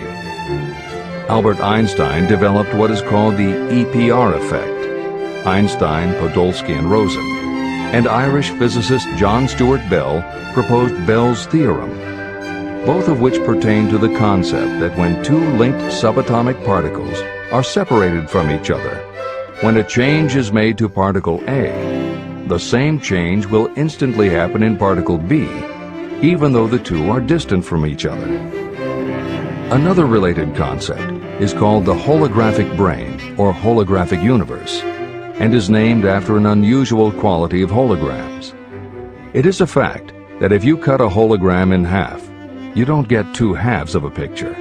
You get two separate but complete pictures. Cut either one of those in half, and you get another two complete pictures. Cut other pieces, and again you get whole images. Every part of a hologram has the whole of the information in the original. In the 1970s, Carl Pribram, a neurophysiologist at Stanford University, announced the results of his studies which suggest that memory is not in a specific part of the brain, but is spread throughout the brain like the image on a holographic plate. At almost the same time, renowned physicist David Bohm proposed that the workings of the universe were like a holographic image, that among all things there is total interconnectivity, and that all things influence all other things. In effect, every part of the universe contains the whole of the universe. That is probably more than enough science for most readers. The point is, Hill was not alone in his conclusion that through some intangible force, your subconscious shares interconnectivity with everything else in the universe. Previously, the example was given of the folds and bumps in a tablecloth, all being different, but all still tablecloth. Here is another way to envision the intangible interconnection of all things. Suppose you were to drill 5 holes in a wall, and have someone outside the room put their fingers and thumb through the holes and wiggle them. If you then bring into your room someone who only believes in tangible things that he or she can see, that person will see 5 separate objects that can move independently of each other. You may tell the person that behind the wall the objects are connected and all part of the same hand, but because they cannot see the connection and disbelieve anything they don't understand, the person will not be convinced. Neither modern medicine, nor psychiatry, nor technology can yet conclusively show us behind the wall. But the fact remains, we have all had a hunch about somebody, and it turns out to be right. A premonition that something will happen, and it does. Or a feeling that something isn't right with someone who is not there with you, and it turns out to be true. How does this information come to us? As mentioned previously, psychologist Carl Jung called the intangible connection the collective unconscious, also called universal subconscious. Others call it the totally unified theory, the great first cause, the universal mind, or spirit, and some see it as another way of describing God.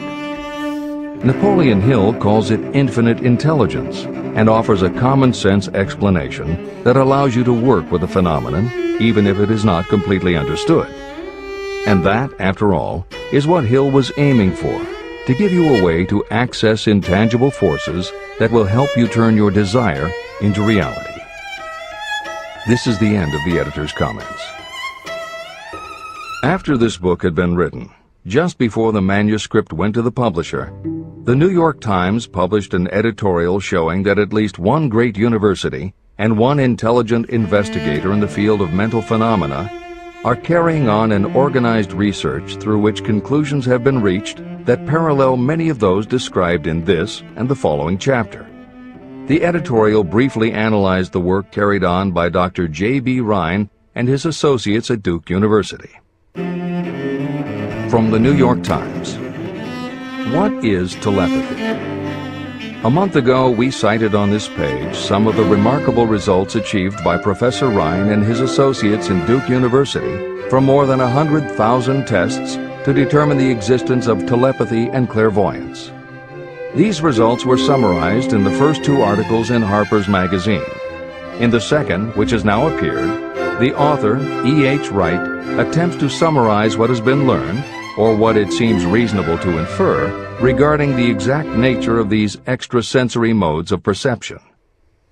The actual existence of telepathy and clairvoyance now seems to some scientists enormously probable as the result of Rhine's experiments. Various percipients were asked to name as many cards in a special pack as they could without looking at them and without other sensory access to them. About a score of men and women were discovered who could regularly name so many of the cards correctly that there was not one chance in many a million of their having done their feats by luck or accident. But how did they do them? These powers, assuming that they exist, do not seem to be sensory. There is no known organ for them. The experiments work just as well at distances of several hundred miles as they did in the same room. These facts also dispose, in Mr. Wright's opinion, of the attempt to explain telepathy or clairvoyance through any physical theory of radiation. All known forms of radiant energy decline inversely as the square of the distance traversed. Telepathy and clairvoyance do not. But they do vary through physical cause, as our other mental powers do. Contrary to widespread opinion, they do not improve when the percipient is asleep or half asleep, but on the contrary, when he is most wide awake and alert. Rhine discovered that a narcotic will invariably lower a percipient score, while a stimulant will always send it higher.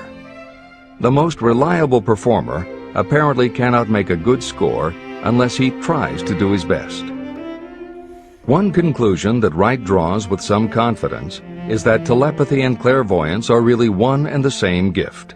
That is, the faculty that sees a card face down on a table seems to be exactly the same one that reads a thought residing only in another mind. There are several grounds for believing this.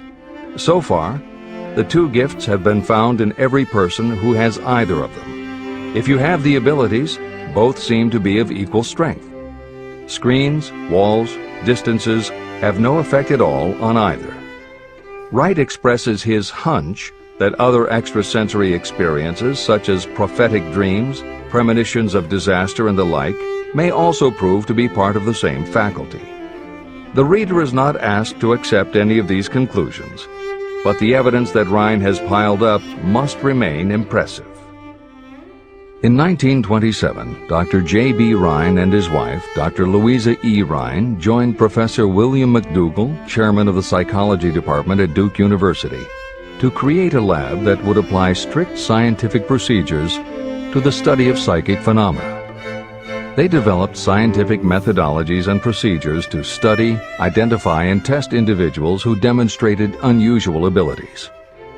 It was Dr. Rhine who coined the term extrasensory perception, ESP, and he adopted the word parapsychology to describe their studies. It is fair to say that the research done at the Rhine lab is some of the most advanced work on the entire subject.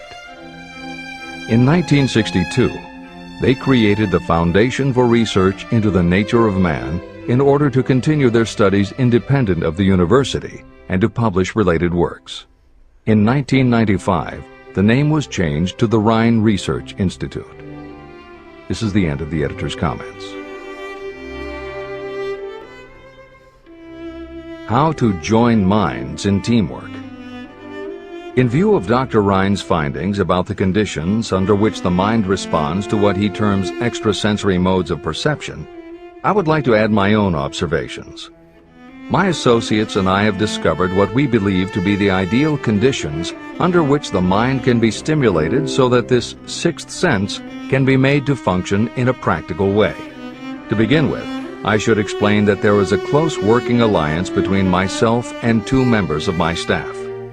Through experimentation and practice, we have discovered how to stimulate our minds so that we can, by a process of blending our three minds into one, find the solution to a great variety of problems that are submitted by my clients.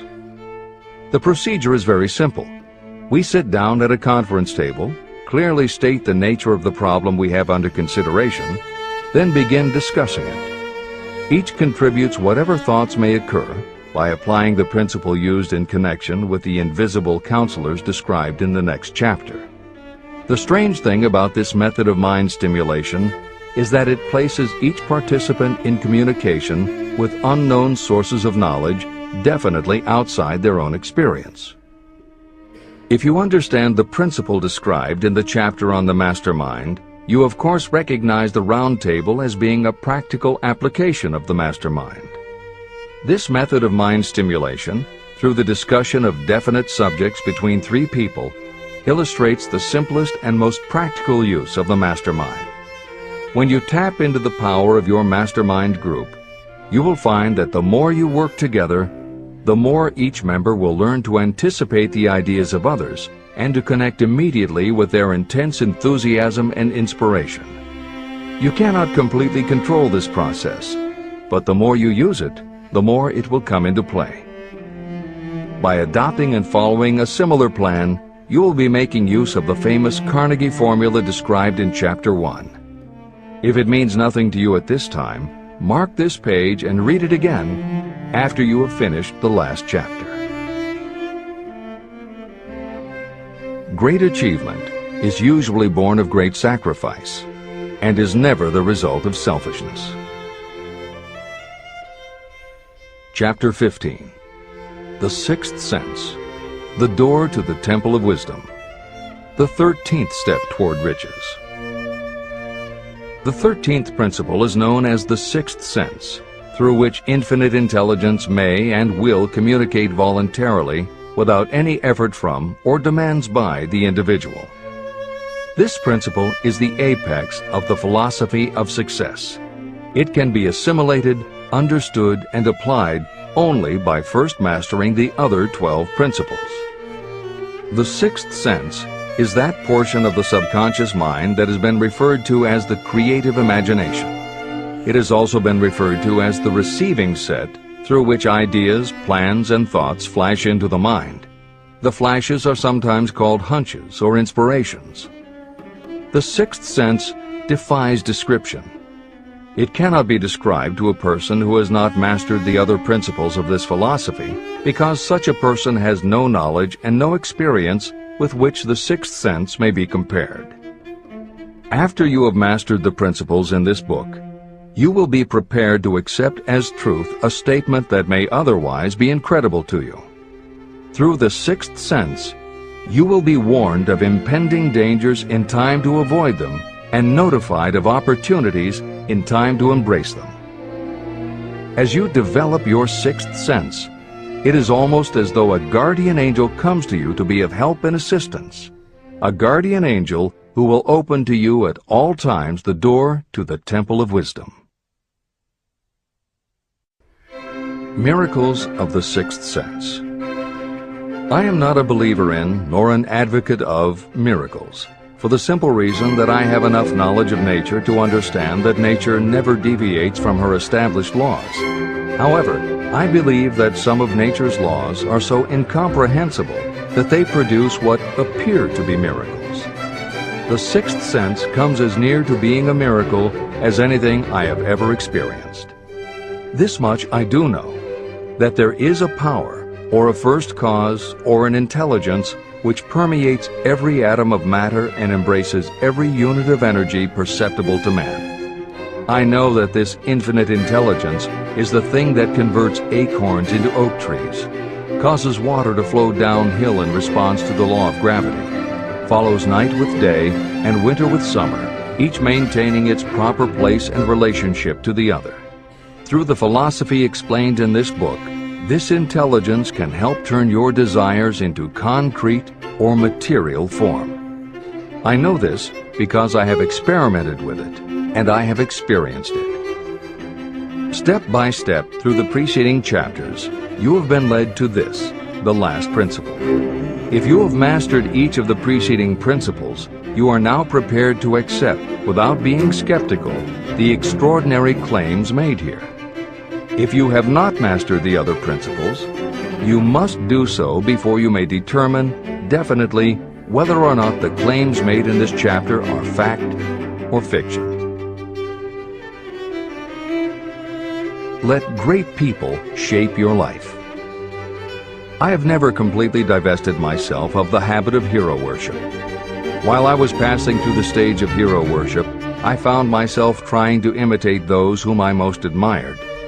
My experience has taught me that the next best thing to being truly great is to emulate the great, to try to act like them, be like them, and feel like them as much as I could.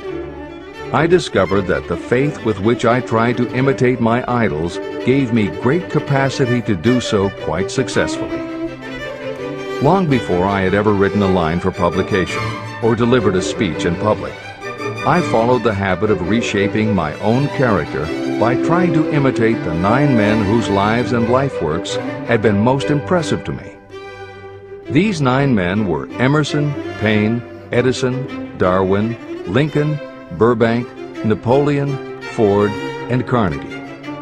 Every night, over a long period of years, I held an imaginary council meeting with this group, whom I called my invisible counselors.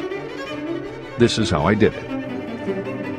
Just before going to sleep at night, I would shut my eyes and see, in my imagination, this group of men seated with me around my council table. Here I had not only an opportunity to sit among those whom I considered to be great, but I actually dominated the group by serving as the chairman. I had a very definite purpose in using my imagination in this way. My purpose was to rebuild my own character, so it would become a composite of the characters of my imaginary counselors. Realizing that I had to overcome the handicap of being born and raised in an environment of ignorance and superstition, I deliberately assigned myself the task of voluntary rebirth through the method I have described above. Building character through autosuggestion. I knew, of course, that we all become what we are because of our dominating thoughts and desires. I knew that every deeply seated desire causes a person to find a way to turn that desire into reality. I knew that self-suggestion is a powerful factor in building character. In fact, it is the sole principle through which character is built. With this knowledge of how the mind works, I was fairly well armed with the equipment needed to rebuild my character. In these imaginary council meetings, I called on my cabinet members for the knowledge I wished each to contribute. I would even speak out loud to each of them as follows. Mr. Emerson, I desire to acquire from you the marvelous understanding of nature which distinguished your life. I ask that you impress upon my subconscious mind those qualities you possessed that enabled you to understand and adapt yourself to the laws of nature. Mr. Burbank, I request that you pass on to me the knowledge that enabled you to so harmonize the laws of nature that you caused the cactus to shed its thorns and become an edible food.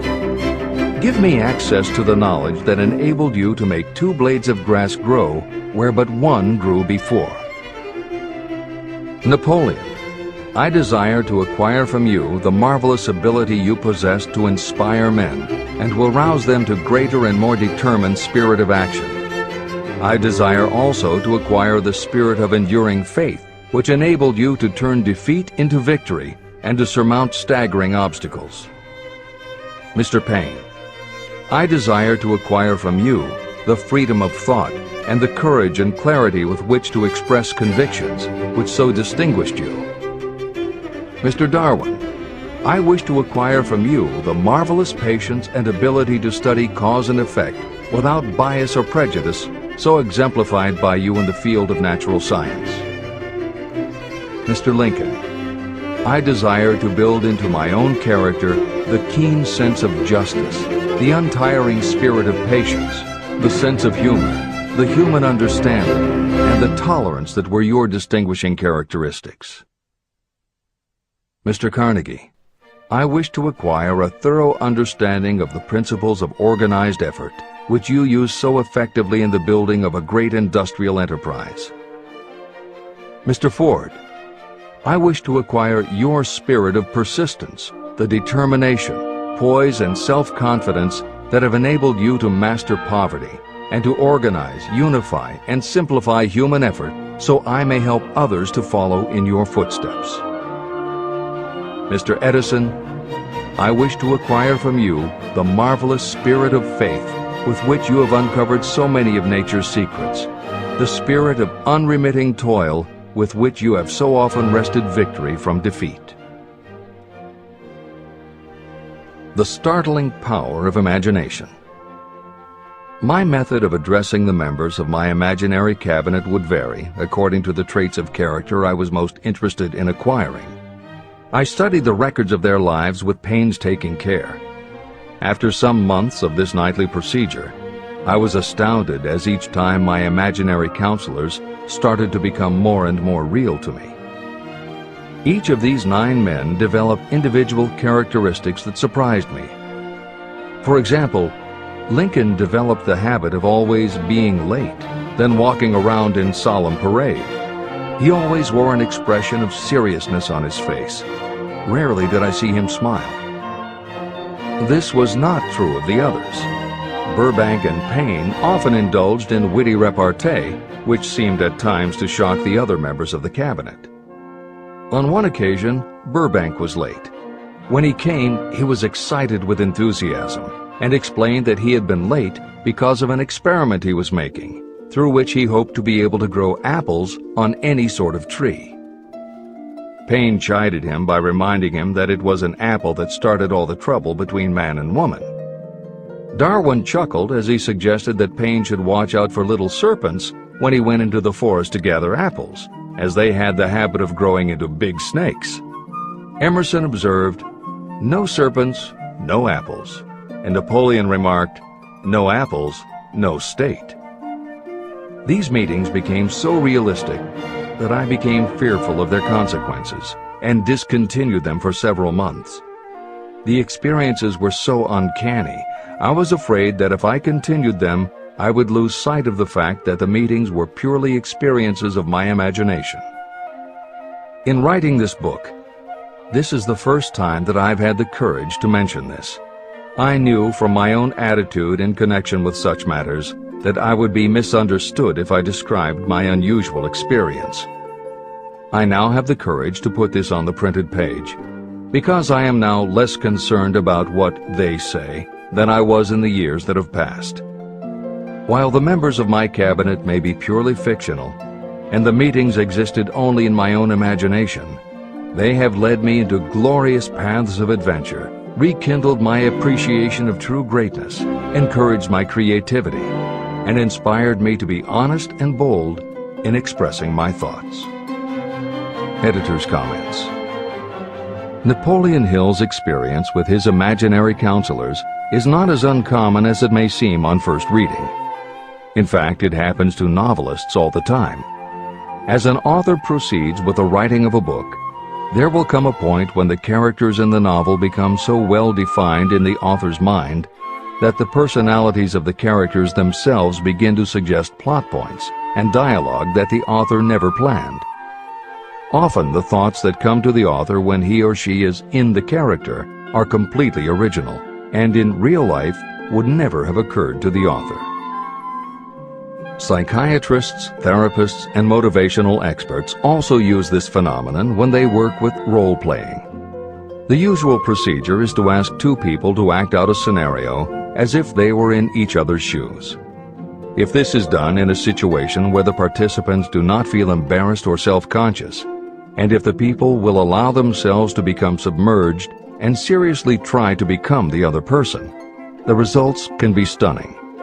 Depending on the faith with which you approach it, you can get not just a general sense of what the other person is going through, but also have flashes of insight, actually feel what the other person feels, and gain a real understanding about the reactions or motivations of others.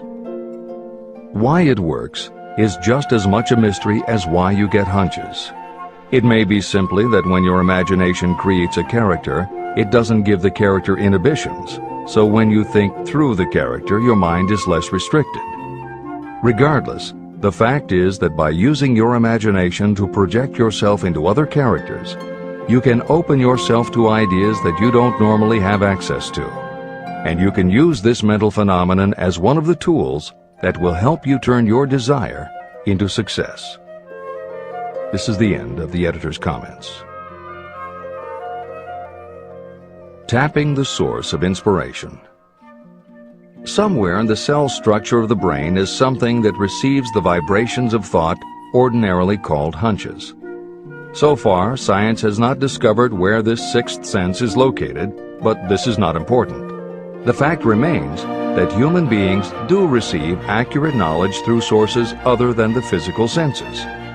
Generally, such knowledge is received when the mind is under the influence of extraordinary stimulation. Any emergency that arouses the emotions and causes the heart to beat more rapidly may bring the sixth sense into action. Anyone who has experienced a near accident while driving knows that the sixth sense often comes to your rescue and by split seconds helps to avoid the accident. I mention this as background to the following statement of fact. On many occasions when I have faced emergencies, some of them so grave that my life was in jeopardy, I have been miraculously guided past these difficulties through the influence of my invisible counselors. My original purpose in conducting council meetings with imaginary beings was solely to use autosuggestion to impress upon my subconscious mind certain characteristics that I wanted to acquire. In more recent years, my experimentation has taken on an entirely different trend. I now go to my imaginary counselors with every difficult problem that confronts me and my clients. During my meetings with these invisible counselors, I find my mind most receptive to ideas, thoughts, and knowledge that reach me through the sixth sense. The results are often astonishing, although I do not depend entirely on this form of counsel. The sixth sense is not something that one can take off and put on at will. Ability to use this great power comes slowly through application of the other principles outlined in this book. No matter who you are, or what may have been your purpose in reading this book, you can profit by it even if you don't fully understand how or why the principle described in this chapter works. This is especially true if your major purpose is that of accumulation of money or other material things. This chapter on the sixth sense was written because the book is designed to present a complete philosophy by which individuals may unerringly guide themselves in attaining whatever they ask of life. The starting point of all achievement is desire. The finishing point is the kind of knowledge that leads to understanding. Understanding of yourself, understanding of others, understanding of the laws of nature, and the recognition and understanding of happiness. Full understanding of this comes only through familiarity with and use of the principle of the sixth sense. In reading this chapter, you may have found yourself lifted to a high level of mental stimulation. Splendid! Come back to this again a month from now, read it once more, and observe that your mind will soar to a still higher level of stimulation. Repeat this experience from time to time, giving no concern as to how much or how little you learn at the time. Eventually, you will find yourself in possession of a power that will enable you to throw off discouragement, master fear, overcome procrastination, and draw freely upon your imagination.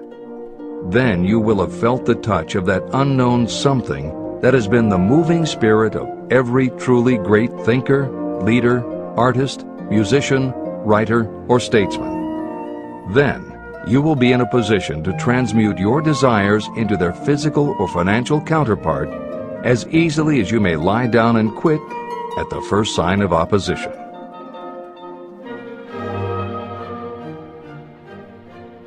The man who actually knows just what he wants in life has already gone a long way toward attaining it. Chapter 16. The 6 Ghosts of Fear. How many are standing in your way? Take inventory of yourself as you read this closing chapter. and find out how many of the ghosts are standing in your way. Before you can put any portion of this philosophy into successful use, your mind must be prepared to receive it. The preparation is not difficult. It begins with study, analysis, and understanding of 3 enemies that you will have to clear out: indecision, doubt, and fear. The sixth sense will never function while these 3 negatives, or any one of them, remain in your mind. The members of this unholy trio are closely related. Where one is found, the other 2 are close at hand. Indecision is the seedling of fear. Remember this as you read. Indecision crystallizes into doubt. The 2 blend and become fear. The blending process often is slow. This is one reason why these 3 enemies are so dangerous. They germinate and grow without their presence being observed. The remainder of this chapter describes a state of mind that you must attain before the philosophy can be put into practical use. This chapter also analyzes a condition that has reduced huge numbers of people to poverty, and it states a truth that must be understood by all who accumulate riches, whether measured in terms of money or in terms of a state of mind that may be of far greater value than money. The purpose of this chapter is to turn the spotlight of attention on the cause and the cure of the 6 basic fears. Before you can master an enemy, you must know its name, its habits, and where to attack it. As you read, analyze yourself carefully and determine which, if any, of the 6 common fears have attached themselves to you. And keep in mind that sometimes they are hidden in the subconscious mind, where they are difficult to locate and still more difficult to eliminate. The 6 basic fears. There are 6 basic fears. At one time or another, every person suffers from some combination of these fears. Most people are fortunate if they do not suffer from the entire 6. Named in the order of their most common appearance, they are the fear of poverty, the fear of criticism, the fear of ill health, the fear of loss of love of someone, the fear of old age, and the fear of death. All other fears are of minor importance and are in fact just variations on these 6. Fears are nothing more than states of mind. Your state of mind is subject to your control and direction. You can create nothing that you do not first conceive in the form of an impulse of thought. The following statement is of even greater importance. Thought impulses begin immediately to translate themselves into their physical equivalent, whether those thoughts are voluntary or involuntary. Even thought impulses that are picked up by mere chance, thoughts that have been released by other minds, may determine your financial, business, professional, or social destiny just as surely as the thoughts that you create by intent and design. This circumstance also explains why some people seem to be lucky, while others of equal or greater ability, training, experience, and brain capacity seem destined to have misfortune. The explanation is that you have the ability to completely control your own mind. With this control, you may open your mind to the thought impulses that are being released by other brains, or you can close the doors tightly and admit only thought impulses of your own choice. Nature has endowed human beings with absolute control over only one thing, and that one thing is thought. This fact, coupled with the additional fact that everything we create begins in the form of a thought, leads us very near to the principle by which fear may be mastered. If it is true that all thought has a tendency to clothe itself in its physical equivalent, and this is true beyond any reasonable room for doubt, it is equally true that thought impulses of fear and poverty cannot be translated into terms of courage and financial gain. The first basic fear, the fear of poverty. There can be no compromise between poverty and riches. The two roads that lead to poverty and riches travel in opposite directions. If you want riches, you must refuse to accept any circumstance that leads toward poverty. The word riches is used in its broadest sense, meaning financial, spiritual, mental, and material wealth. The starting point of the path that leads to riches is desire. In Chapter 3, you received full instructions for the proper use of desire. In this chapter on fear, you have complete instructions for preparing your mind to make practical use of desire. Here is the place to give yourself a challenge, which will definitely determine how much of this philosophy you have absorbed. Here is the point at which you can tell what the future holds in store for you. If, after reading this chapter, you are willing to accept poverty, you may as well make up your mind to receive poverty. This is one decision you cannot avoid. But if you demand riches, determine what form and how much will be required to satisfy you. You know the road that leads to riches. You have been given a roadmap. If you follow it, it will keep you on that road. If you neglect to make the start, or stop before you arrive, no one will be to blame but you. This responsibility is yours. No excuse will save you from accepting the responsibility if you now fail or refuse to demand riches of life. All you need is one thing.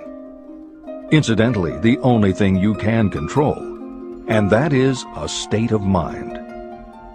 A state of mind is something that is up to you. It cannot be purchased. It must be created.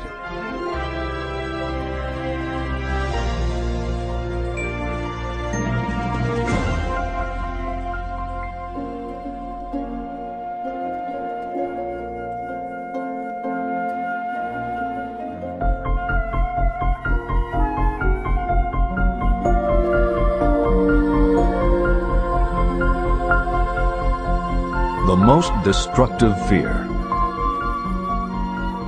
Fear of poverty is a state of mind, nothing else. But it is sufficient to destroy your chances of achievement in any undertaking. This fear paralyzes your ability to use reason, destroys the imagination, kills off self-reliance, undermines enthusiasm, discourages initiative, leads to uncertainty of purpose, encourages procrastination, wipes out enthusiasm, and makes self-control an impossibility. It takes the charm from your personality, destroys the possibility of accurate thinking, diverts concentration of effort.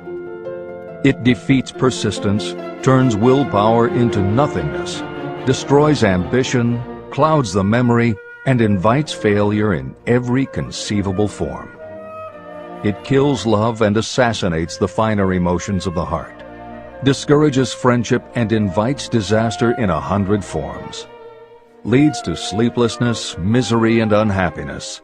And all this despite the obvious truth that you live in a world of overabundance of everything your heart could desire, with nothing standing between you and your desires except lack of a definite purpose. The fear of poverty is, without doubt, the most destructive of the 6 basic fears. It has been placed at the head of the list because it is the most difficult to master. The fear of poverty grew out of our inherited tendency to prey upon our fellow human beings economically. Nearly all animals lower than us are motivated by instinct, but their capacity to think is limited, and therefore they prey upon one another physically. We, with our superior sense of intuition, with the capacity to think and to reason, do not eat others bodily. Human beings get more satisfaction out of eating others financially. Humans are so avaricious that every conceivable law has been passed to safeguard us from one another. Nothing brings so much suffering and humility as poverty. Only those who have experienced poverty understand the full meaning of this. It is no wonder that we fear poverty. Through a long line of inherited experiences, we have learned for sure that some people cannot be trusted where matters of money and earthly possessions are concerned. So eager are we to possess wealth that we will acquire it in whatever manner we can, through legal methods if possible, through other methods if necessary or expedient. Self-analysis may disclose weaknesses that you do not like to acknowledge, but this form of examination is essential if you are going to demand of life more than mediocrity and poverty. Remember, as you check yourself point by point, that you are both the court and the jury, the prosecuting attorney and the attorney for the defense, and that you are both the plaintiff and the defendant. You are on trial. Face the facts squarely. Ask yourself definite questions and demand direct replies. When the examination is over, you will know more about yourself. If you do not feel that you can be an impartial judge, call upon someone who knows you well to serve as judge while you cross-examine yourself. You are after the truth. Get it, no matter at what the cost, even though it may temporarily embarrass you. The majority of people, if asked what they fear most, would reply, "I fear nothing." The reply would be inaccurate, because few people realize that they are bound, handicapped, whipped spiritually and physically through some form of fear. So subtle and deeply seated is the emotion of fear that you may go through life and never recognize its presence. Only a courageous analysis will disclose the presence of this universal enemy. When you begin such an analysis, search deeply into your character. The following is a list of the symptoms to look for. Symptoms of the fear of poverty. 1. Indifference. Commonly expressed through lack of ambition, willingness to tolerate poverty, and the acceptance of whatever compensation life may offer without protest. Also mental and physical laziness and lack of initiative, imagination, enthusiasm, and self-control. 2. Indecision. The habit of permitting others to do your thinking, sitting on the fence. 3. Doubt. Generally expressed through alibis and excuses designed to cover up, explain away, or apologize for your failures. Sometimes expressed in the form of envy of those who are successful, or by criticizing them. 4. Worry. Usually expressed by finding fault with others, a tendency to spend beyond your income, neglect of personal appearance, scowling and frowning, nervousness, lack of poise, self-consciousness, and often the use of alcohol or drugs. 5. Overcaution. The habit of looking for the negative side of every circumstance, thinking and talking about possible failure instead of concentrating on succeeding. Knowing all the roads to disaster, but never searching for the plans to avoid failure. Waiting for the right time to begin, until the waiting becomes a permanent habit. Remembering those who have failed and forgetting those who have succeeded. Seeing the hole in the donut, but overlooking the donut around the hole. 6. Procrastination. The habit of putting off until tomorrow that which should have been done last year, spending more time in creating excuses than it would take to do the job. This symptom is closely related to overcaution, doubt, and worry. Refusal to accept responsibility. Willingness to compromise rather than put up a fight. Compromising with difficulties instead of harnessing and using them as stepping stones to advancement. Bargaining with life for a penny instead of demanding prosperity, opulence, riches, contentment, and happiness. Planning what to do if you fail instead of burning all bridges and making retreat impossible. Weakness of, and often total lack of, self-confidence, definiteness of purpose, self-control, initiative, enthusiasm, ambition, thrift, and sound reasoning ability. Expecting poverty instead of demanding riches. associating with those who accept poverty instead of seeking the company of those who demand and receive riches. Money talks. Some will ask, why did you write a book about money? Why measure riches in dollars alone? Some will believe, and rightly so, that there are other forms of riches more desirable than money. Yes, there are riches that cannot be measured in terms of dollars. But there are also millions of people who say, give me all the money I need, and I will find everything else I want. The major reason why I wrote this book on how to get money is that millions of men and women are paralyzed with the fear of poverty. What this sort of fear does to one was well described by Westbrook Pegler. Editor's comments. James Westbrook Pegler was a controversial newspaper columnist for the Chicago Daily News and the Washington Post. Although his career lasted into the 1960s, he was most widely read and quoted during the 1930s and 1940s. During that period, he went from being a public supporter of Franklin Roosevelt and the New Deal policies to the opposite end of the political spectrum, championing conservative points of view. Pegler was also the author of 3 books based on his columns, and in 1940 won the Pulitzer Prize for his expose of union racketeering. This is the end of the editor's comments.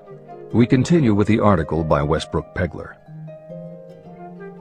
Money is only clamshells or metal discs or scraps of paper, and there are treasures of the heart and soul which money cannot buy.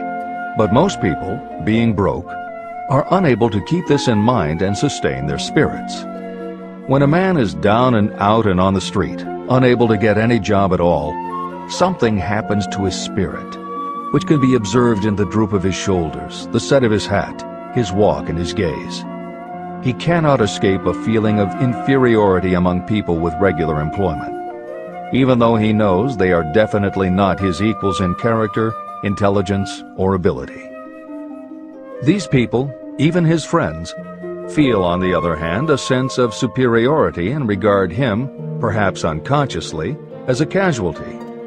He may borrow for a time, but not enough to carry on in his accustomed way, and he cannot continue to borrow very long. But borrowing in itself, when a man is borrowing merely to live, is a depressing experience, and the money lacks the power of earned money to revive his spirits. Of course, none of this applies to bums or habitual ne'er-do-wells, but only to men of normal ambitions and self-respect. Women in the same predicament must be different. We somehow do not think of women at all in considering the down-and-outers. They are scarce in the breadlines, they rarely are seen begging on the streets, and they are not recognizable in crowds by the same plain signs which identify busted men. Of course, I do not mean the shuffling hags of the city streets, who are the opposite number of the confirmed male bums. I mean reasonably young, decent, and intelligent women. There must be many of them, but their despair is not apparent. When a man is down and out, he has time on his hands for brooding. He may travel miles to see a man about a job and discover that the job is filled, or that it is one of those jobs with no base pay, but only a commission on the sale of some useless knick-knack which nobody would buy except out of pity. Turning that down, he finds himself back on the street with nowhere to go, but just anywhere. So he walks and walks. He gazes into store windows at luxuries which are not for him, and feels inferior and gives way to people who stop to look with an active interest. He wanders into the railroad station, or puts himself down in the library to ease his legs and soak up a little heat. But that isn't looking for a job, so he gets going again. He may not know it, but his aimlessness would give him away even if the very lines of his figure did not. He may be well dressed in the clothes left over from the days when he had a steady job, but the clothes cannot disguise the droop. He sees thousands of other people, bookkeepers or clerks or chemists or wagon hands, busy at their work, and envies them from the bottom of his soul. They have their independence, their self-respect and manhood, and he simply cannot convince himself that he is a good man too, though he argue it out and arrive at a favorable verdict hour after hour. It is just money which makes this difference in him. With a little money, he would be himself again. This is the end of the article by Westbrook Pegler. The second basic fear, the fear of criticism. Just how we originally came by this fear, no one can say definitely, but one thing is certain, we have it in a highly developed form. I am inclined to attribute the basic fear of criticism to that part of our inherited nature that prompts us not only to take away other people's goods and wares, but also to justify our actions by criticism of the character of others. It is well known that a thief will criticize the man from whom he steals, that politicians seek office not by displaying their own virtues and qualifications, but by running negative campaigns against their opponents. Designers and clothing manufacturers have not been slow to take advantage of this basic fear of criticism. Every season, styles change. Who establishes the styles? Certainly not the purchaser. It is the designers and manufacturers. Why do they change the styles so often?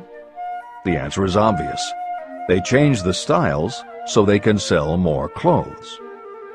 The fear of criticism robs people of their initiative, destroys their power of imagination, limits their individuality, takes away their self-reliance, and does them damage in 100 other ways. Parents often do their children irreparable injury by criticizing them. The mother of one of my friends used to punish him with a switch almost daily, always completing the job with the statement, "You'll land in the penitentiary before you are 20. He was sent to a reformatory at the age of 17. Editor's comments. Modern psychotherapy is well aware of the circumstance that Hill describes in the preceding paragraph. In the chapters on autosuggestion and hypnosis, reference was made to childhood traumas that result in phobias, compulsive behaviors, fixations, or complexes.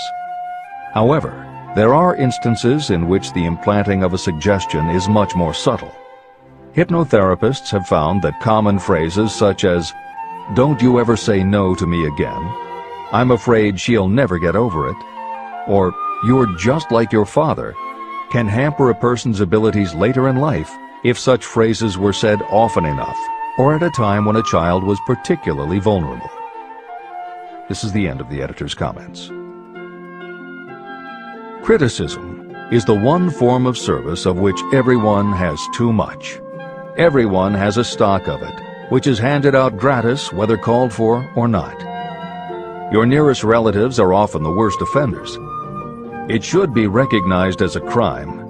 In reality, it is a crime of the worst nature for any parent to build inferiority complexes in the mind of a child through unnecessary criticism.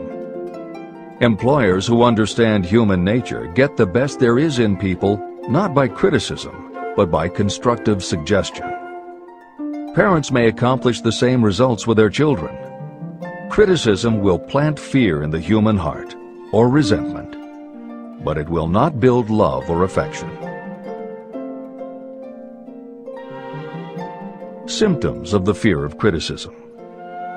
This fear is almost as universal as the fear of poverty, and its effects are just as fatal to personal achievement, mainly because this fear destroys initiative and discourages the use of imagination.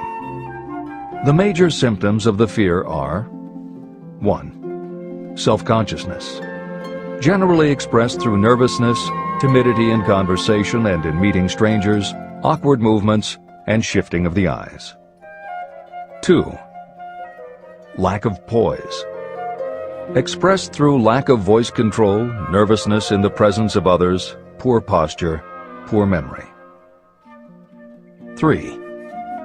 Personality weaknesses, lacking in firmness of decision, personal charm, and ability to express opinions definitely, the habit of sidestepping issues instead of meeting them squarely, agreeing with others without careful examination of their opinions.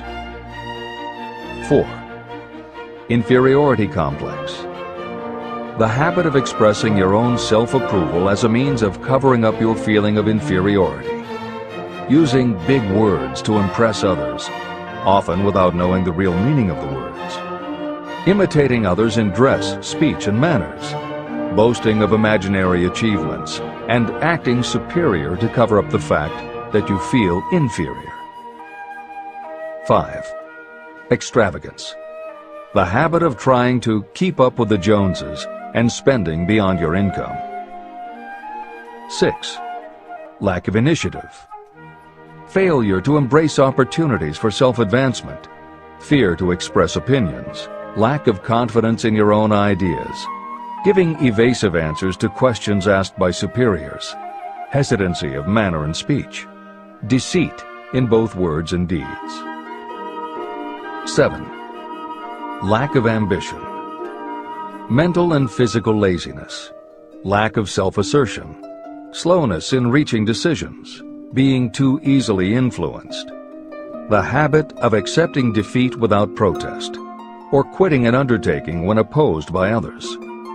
Also the habit of criticizing others behind their backs and flattering them to their faces, suspicion of other people without cause, lack of tactfulness of manner and speech, and unwillingness to accept the blame for mistakes. The third basic fear, the fear of ill health. This fear may be traced to both physical and social heredity. It is closely associated with the causes of fear of old age and the fear of death. We fear ill health because of the terrible pictures that have been planted in our minds of what may happen if death should overtake us. We also fear it because of the economic toll that it may claim. One reputable physician estimated that 75% of all people who visit doctors are suffering with hypochondria, imaginary illness. It has been shown that the fear of disease, even when there is not the slightest cause for fear, often produces the physical symptoms of the disease feared. Powerful and mighty is the human mind. It builds or it destroys. Through a series of experiments, my staff proved how susceptible people are to the power of suggestion. We asked 3 acquaintances to visit separately with the victim. They were instructed to pose the question, "What ails you? You look terribly ill."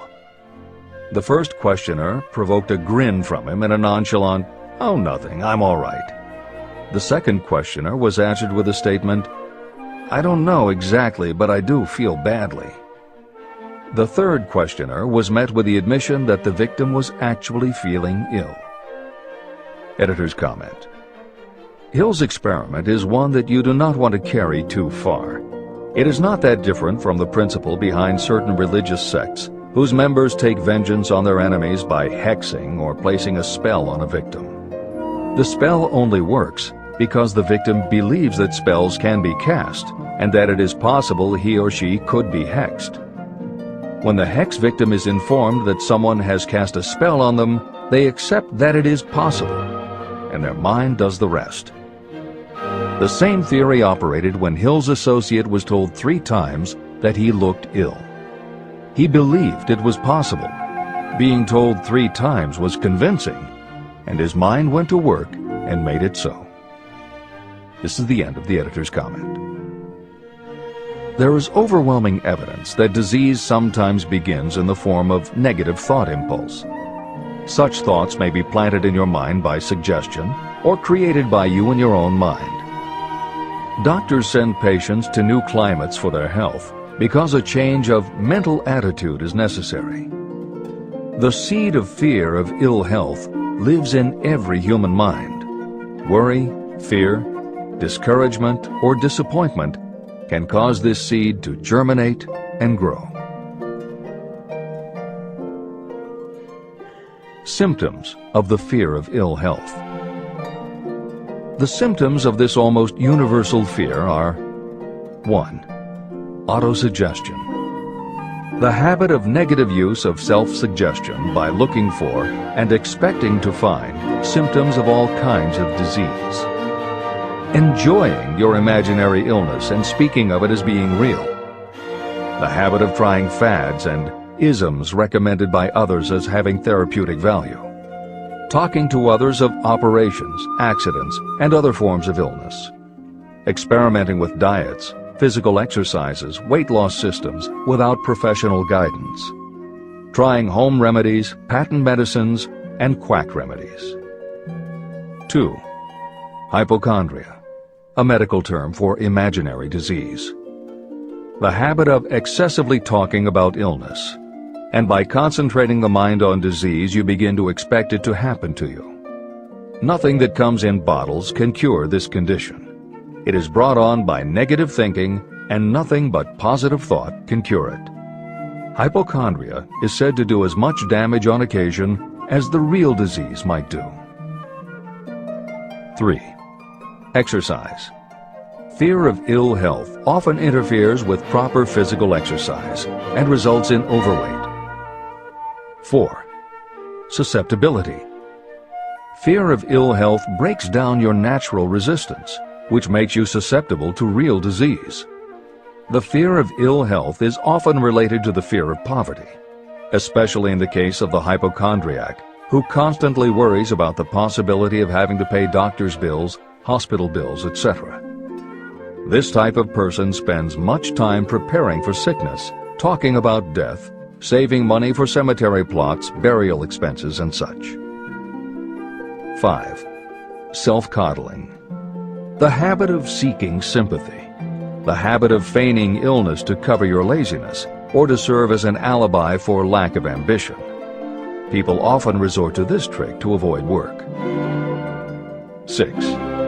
Intemperance. The habit of using alcohol or drugs to destroy pain instead of eliminating the cause. 7. The habit of reading about illness and worrying over the possibility of being stricken by it. The fourth basic fear. The fear of loss of love. Jealousy and other similar forms of neurosis grow out of our fear of the loss of love of someone. This fear is the most painful of all the 6 basic fears. It probably plays more havoc with the body and mind than any of the other basic fears. Editor's comment. By way of introduction to each of the 6 basic fears, Napoleon Hill usually postulates how the fear originated in humans. In the original edition of this book, he suggested that the fear of loss of love may have started with prehistoric man's habit of stealing his neighbor's mate and taking liberties with her whenever he could. Though amusing, this theory does not take into account that women fear the loss of a love just as profoundly as men do. And both men and women fear losing the love of not just their mates, but also of family members and others with whom they are close.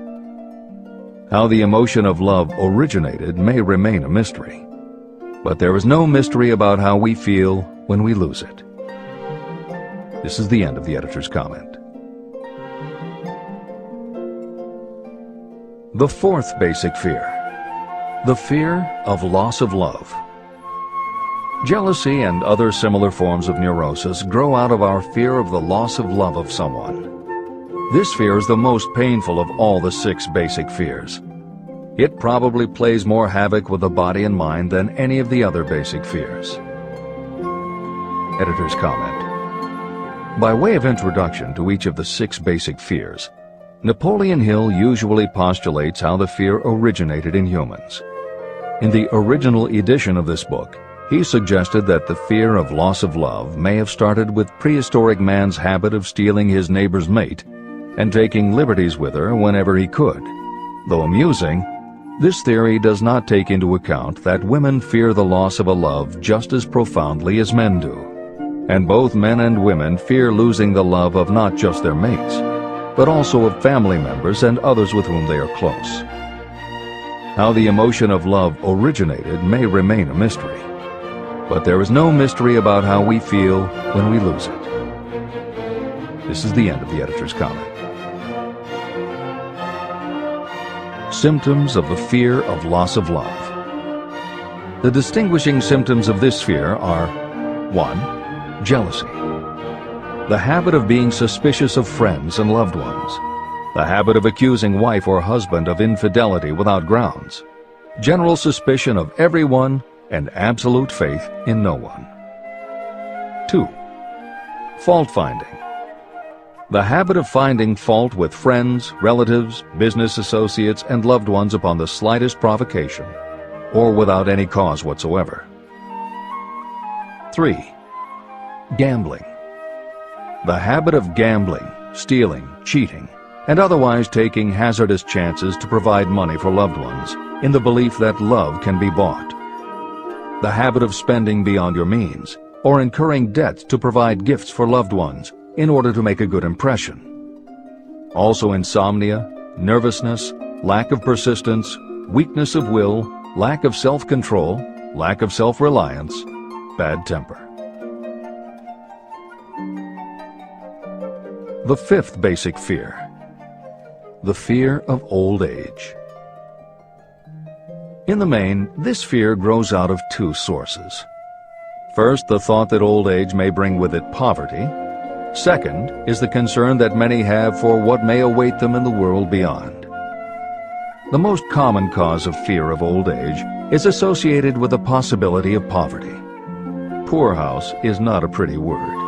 It throws a chill into the mind of every person who faces the possibility of having to spend declining years having to live on some form of charity.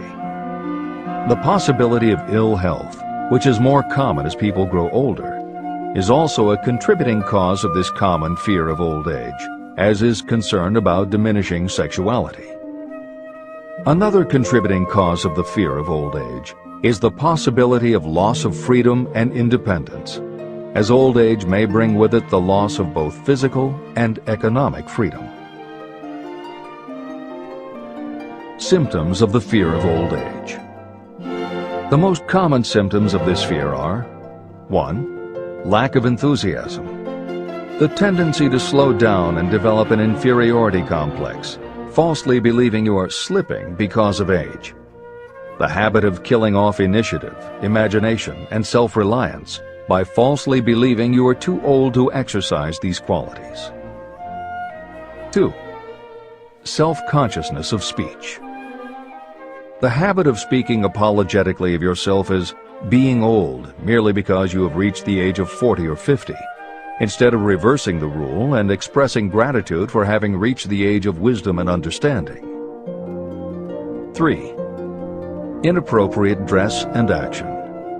Trying to appear much younger than your age by going overboard in your attempt to keep up with the style and mannerisms of youth. The sixth basic fear. The fear of death. To some, this is the cruelest of all the basic fears. The reason is obvious. The terrible pangs of fear associated with the thought of death, in the majority of cases, may be charged to religious fanaticism. So-called heathens are less afraid of death than the more civilized. For hundreds of millions of years we have been asking the still unanswered questions: where did I come from? And where am I going? During the darker ages of the past, the more cunning and crafty were not slow to offer the answer to these questions for a price. Come into my tent, embrace my faith, accept my dogmas, and I will give you a ticket that will admit you straight into heaven when you die, says the religious leader. Remain out of my tent, says the same leader, and the devil will take you and burn you throughout eternity. The thought of eternal punishment destroys interest in life and makes happiness impossible. While the religious leader may not actually be able to provide safe conduct into heaven or send you to hell, the possibility of the latter seems terrible.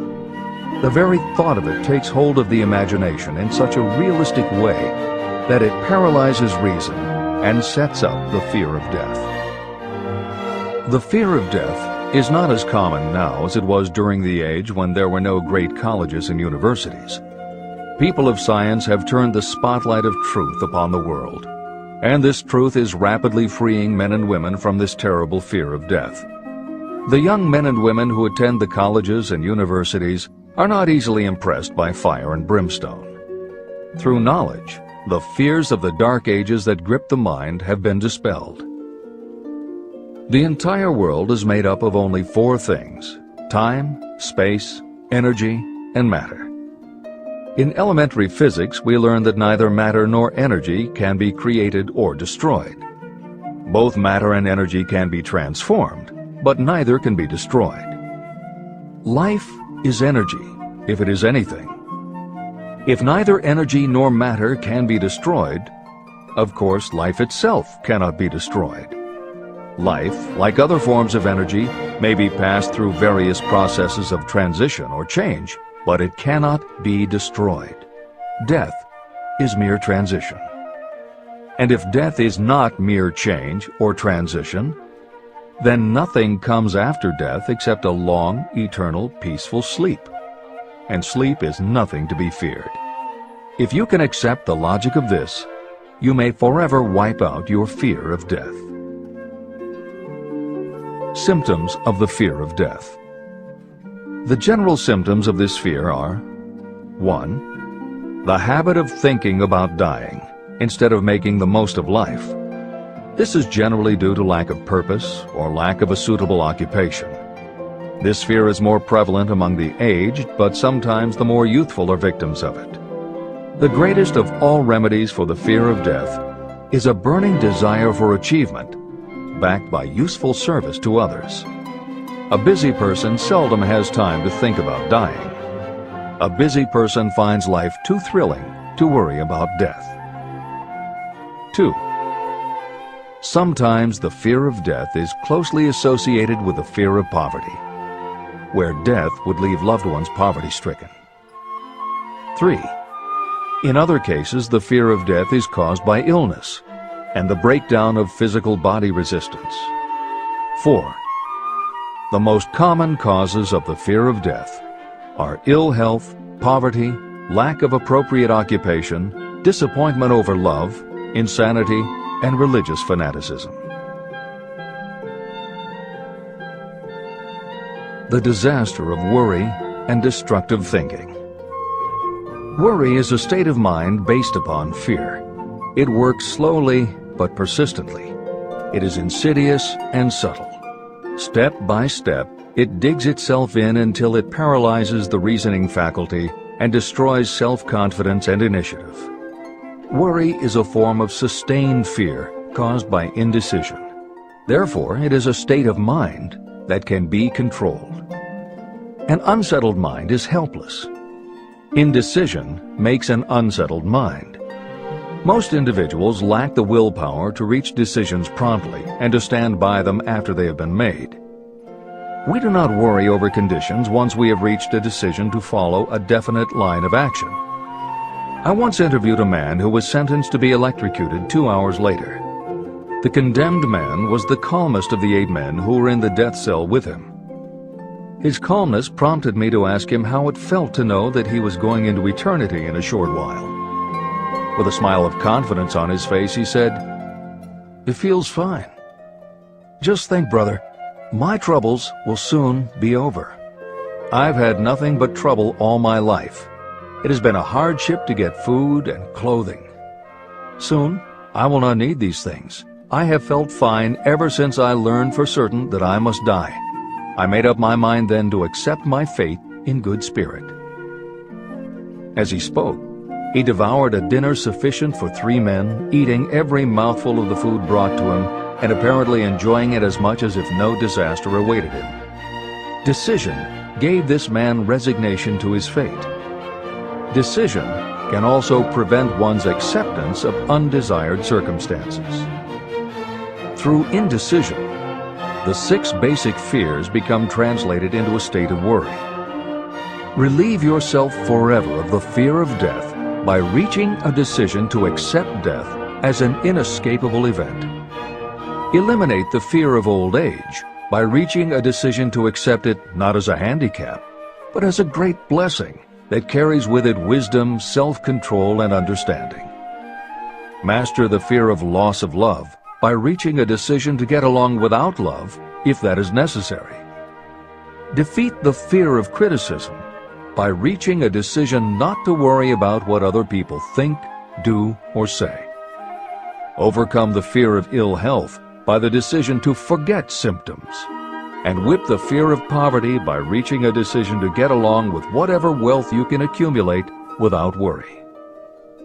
Kill the habit of worry in all its forms by reaching a general blanket decision that nothing life has to offer is worth the price of worry. With this decision will come poise, peace of mind, and calmness of thought, which will bring happiness. If your mind is filled with fear, you not only destroy your own chances of intelligent action, but you transmit these destructive vibrations to the minds of all who come into contact with you, and you destroy their chances too. Even a dog or a horse knows when its master lacks courage. It will pick up the vibrations of fear given off by its master and behave accordingly.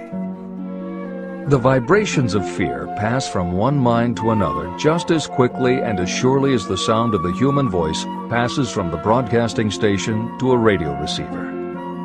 The person who constantly speaks of negative or destructive thoughts is practically certain to experience the results of those words in the form of destructive feedback.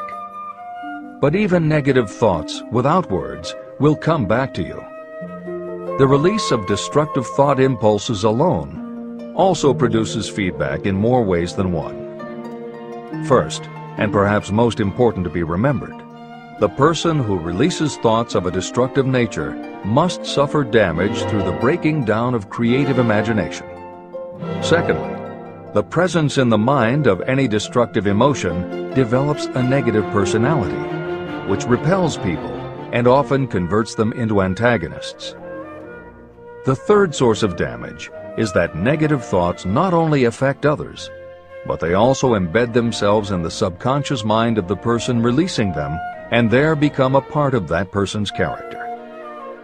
Your business in life is to achieve success. To be successful, you must find peace of mind, acquire the material needs of life, and above all, attain happiness. All of these indications of success begin in the form of thought impulses. You control your own mind. You have the power to feed it whatever thought impulses you choose. With this goes the responsibility of using your mind constructively. You are the master of your own earthly destiny, just as surely as you have the power to control your own thoughts. You may influence, direct, and eventually control your own environment, making your life what you want it to be.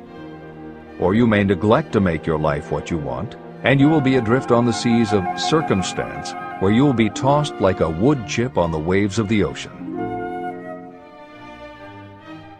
The Devil's Workshop. In addition to the 6 basic fears, there is another evil by which people suffer. It constitutes a rich soil in which the seeds of failure grow abundantly. It is so subtle that its presence often is not detected. It is more deeply rooted and more often fatal than all of the 6 fears. For want of a better name, let us call this evil susceptibility to negative influences. Those who accumulate great riches always protect themselves against negative influences. The poverty-stricken never do. Those who succeed in any calling must prepare their minds to resist such influences. If you are reading this book to learn how to grow rich, you should examine yourself very carefully to determine whether you are susceptible to negative influences. If you neglect this self-analysis, you will give up your right to attain the object of your desires. Make your analysis searching.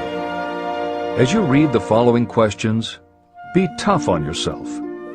Go at the task as carefully as you would if you were searching for any other enemy you knew was waiting to ambush you. You must deal with your own faults as you would with a real and serious enemy. You can easily protect yourself against real enemies because there are laws, police, and courts to deal with them. But this 7th basic evil is more difficult to master because it strikes when you are not aware of its presence, when you are asleep and while you are awake. Moreover, its weapon is intangible because it consists of merely a state of mind. Negative influences are also dangerous because they come in so many different forms. Sometimes they enter the mind through the well-meant words of your friends and relatives.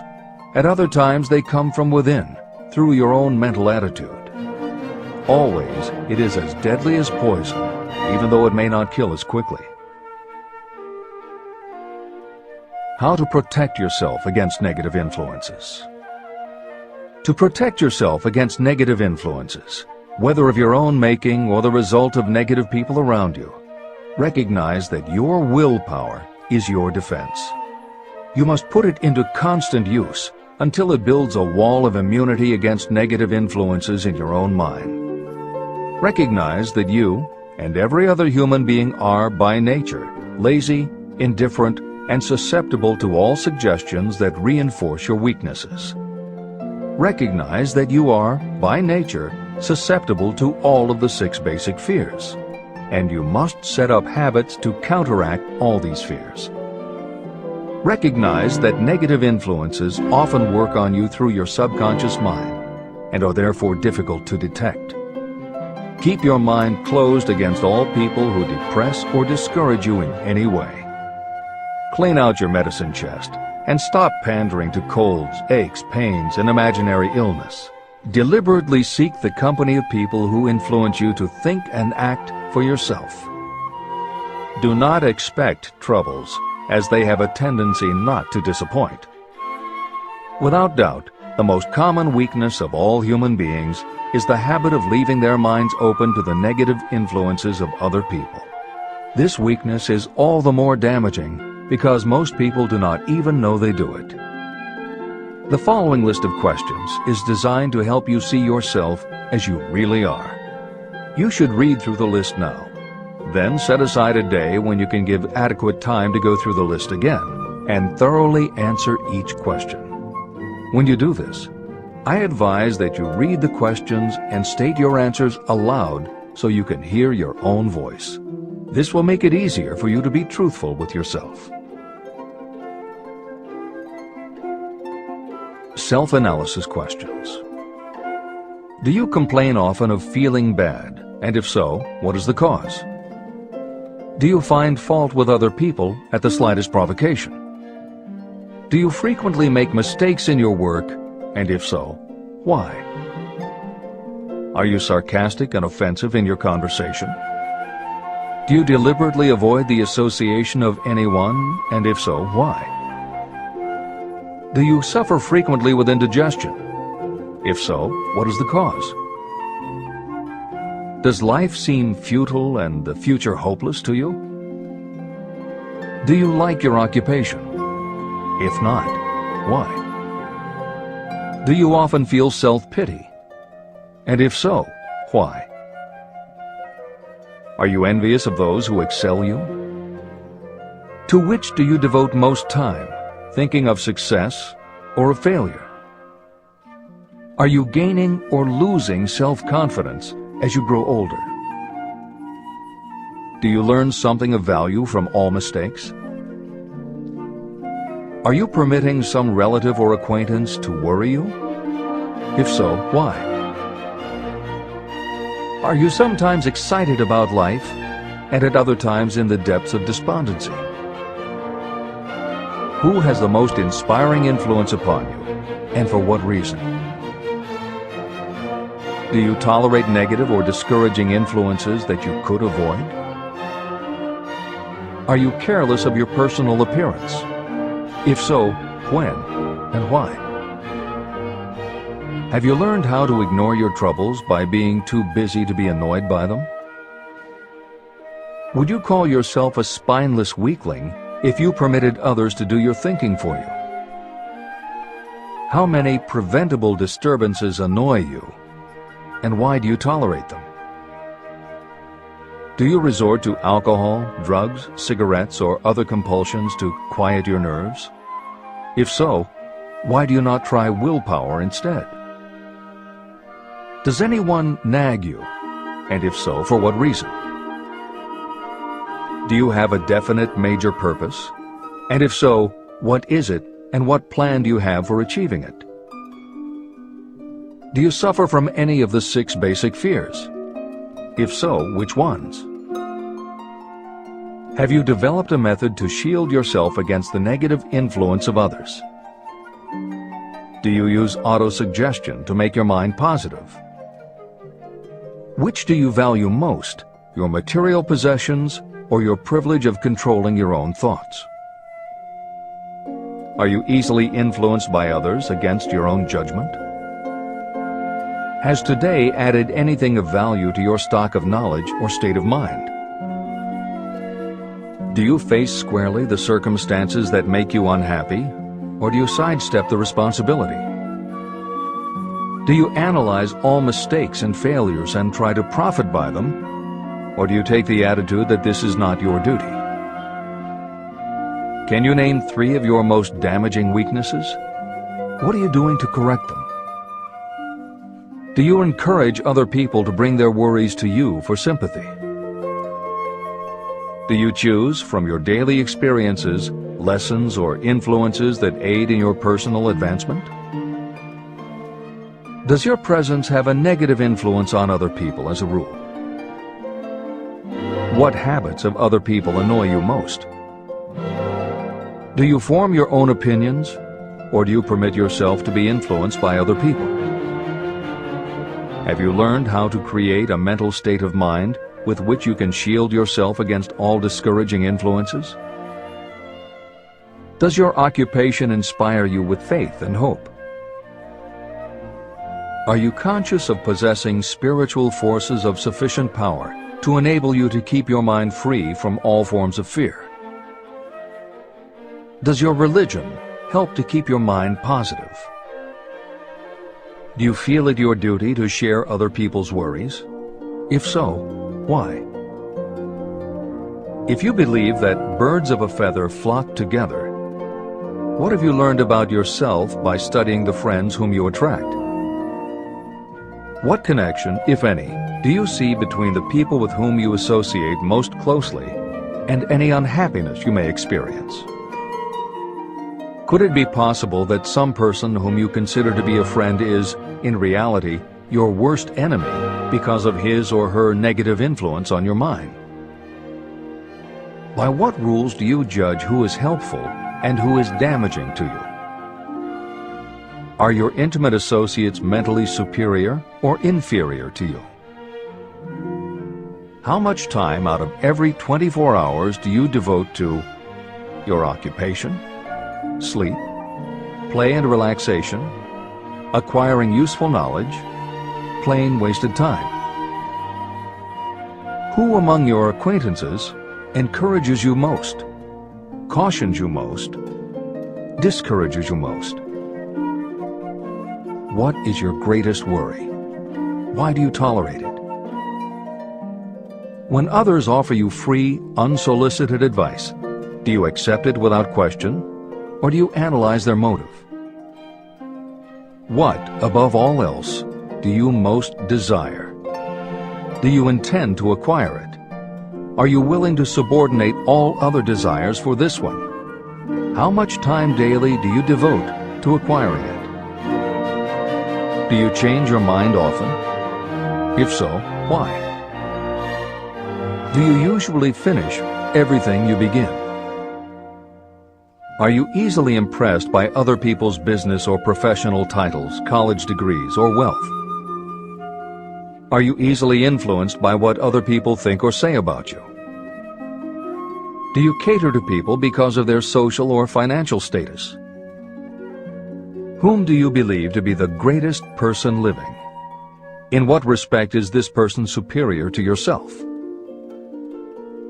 How much time have you devoted to studying and answering these questions?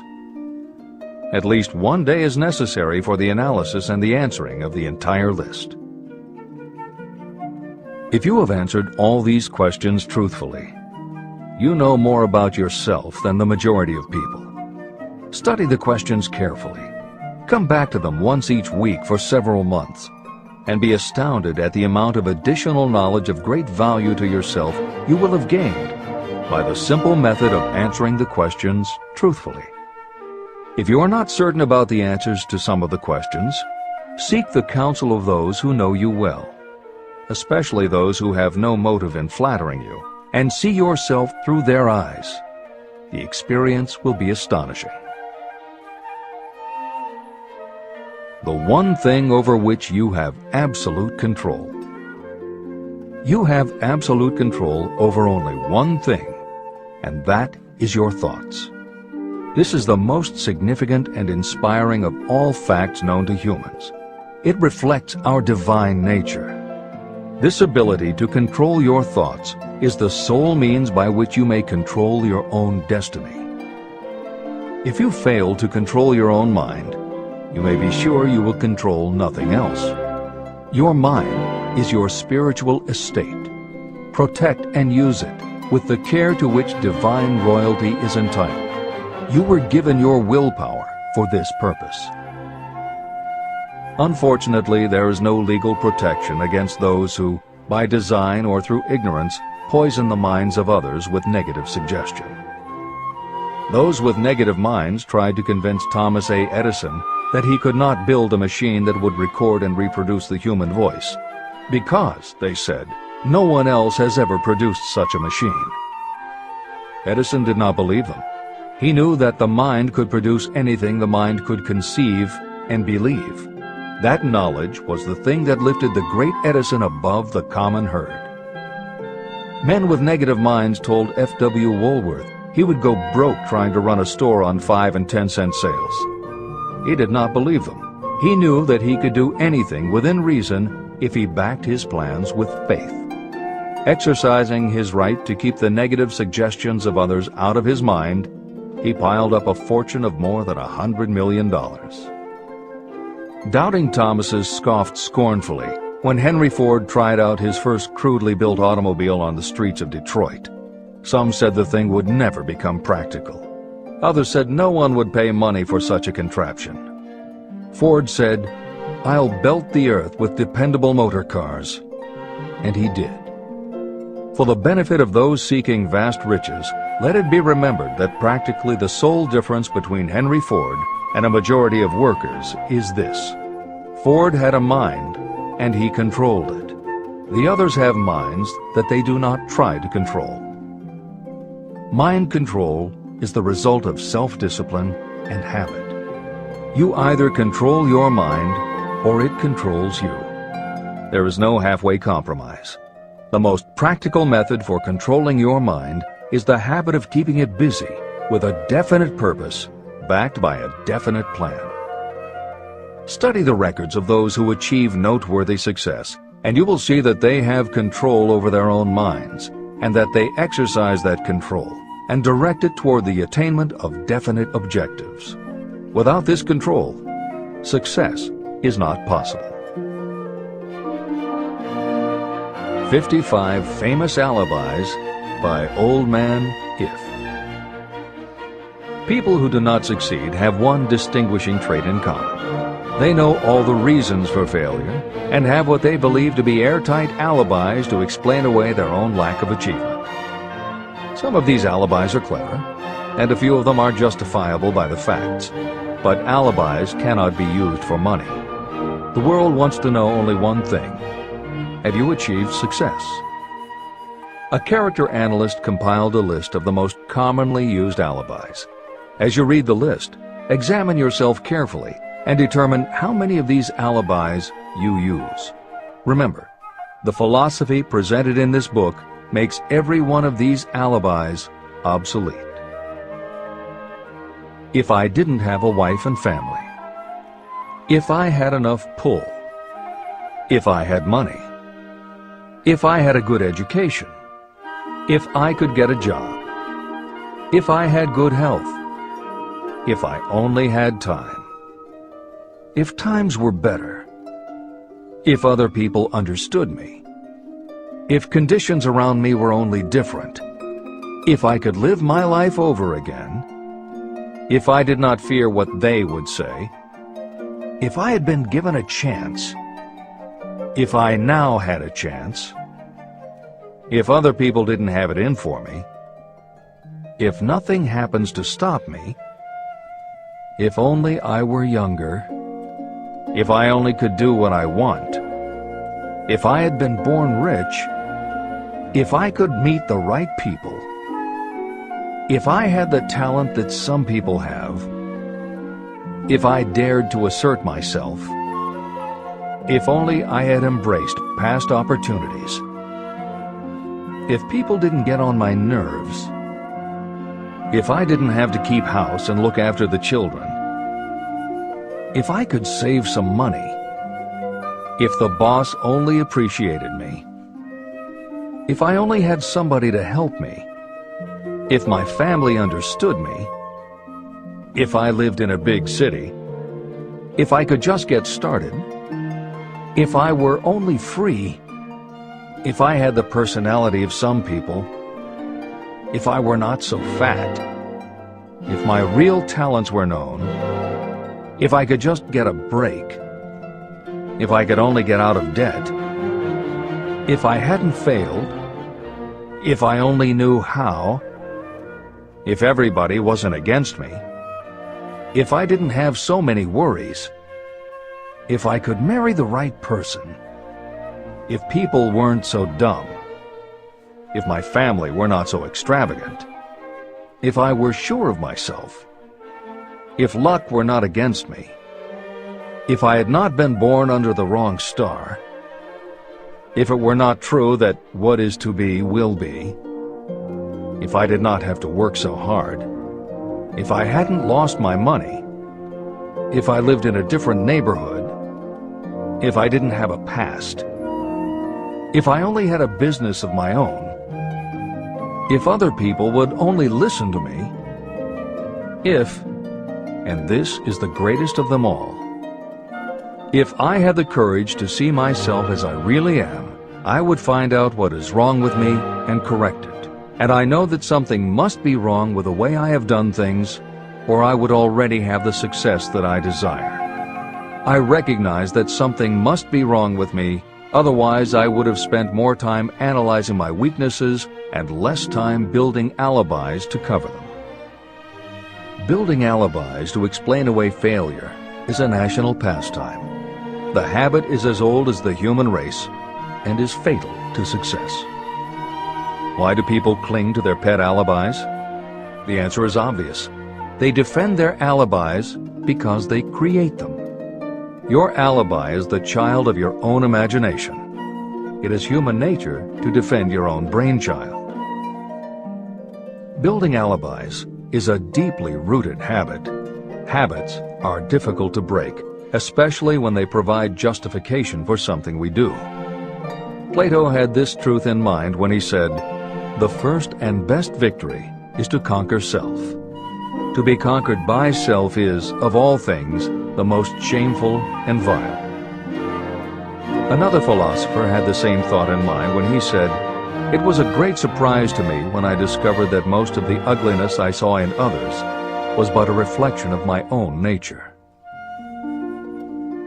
Elbert Hubbard, philosopher, author, publisher of the Fra magazine, and founder of the Roy Crofters Community of Artists, said, "It has always been a mystery to me why people spend so much time deliberately fooling themselves by creating alibis to cover their weaknesses. If used differently, this same time would be sufficient to cure the weakness. Then no alibis would be needed."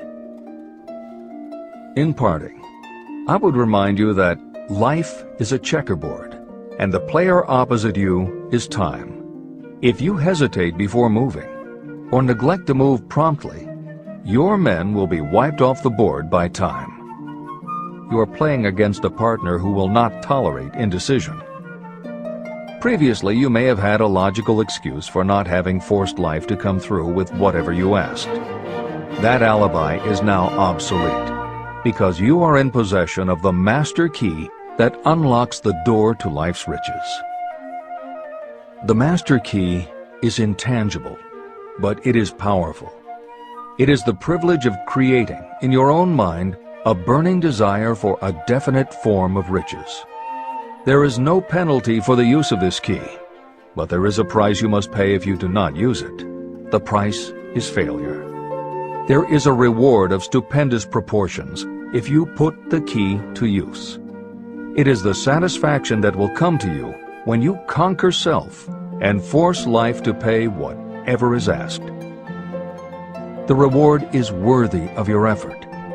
Will you make the start and be convinced? "If we are related," said the immortal Emerson, "we shall meet. In closing, may I borrow his thought and say, if we are related, we have, through these pages, met. Remember that your real wealth can be measured not by what you have, but by what you are.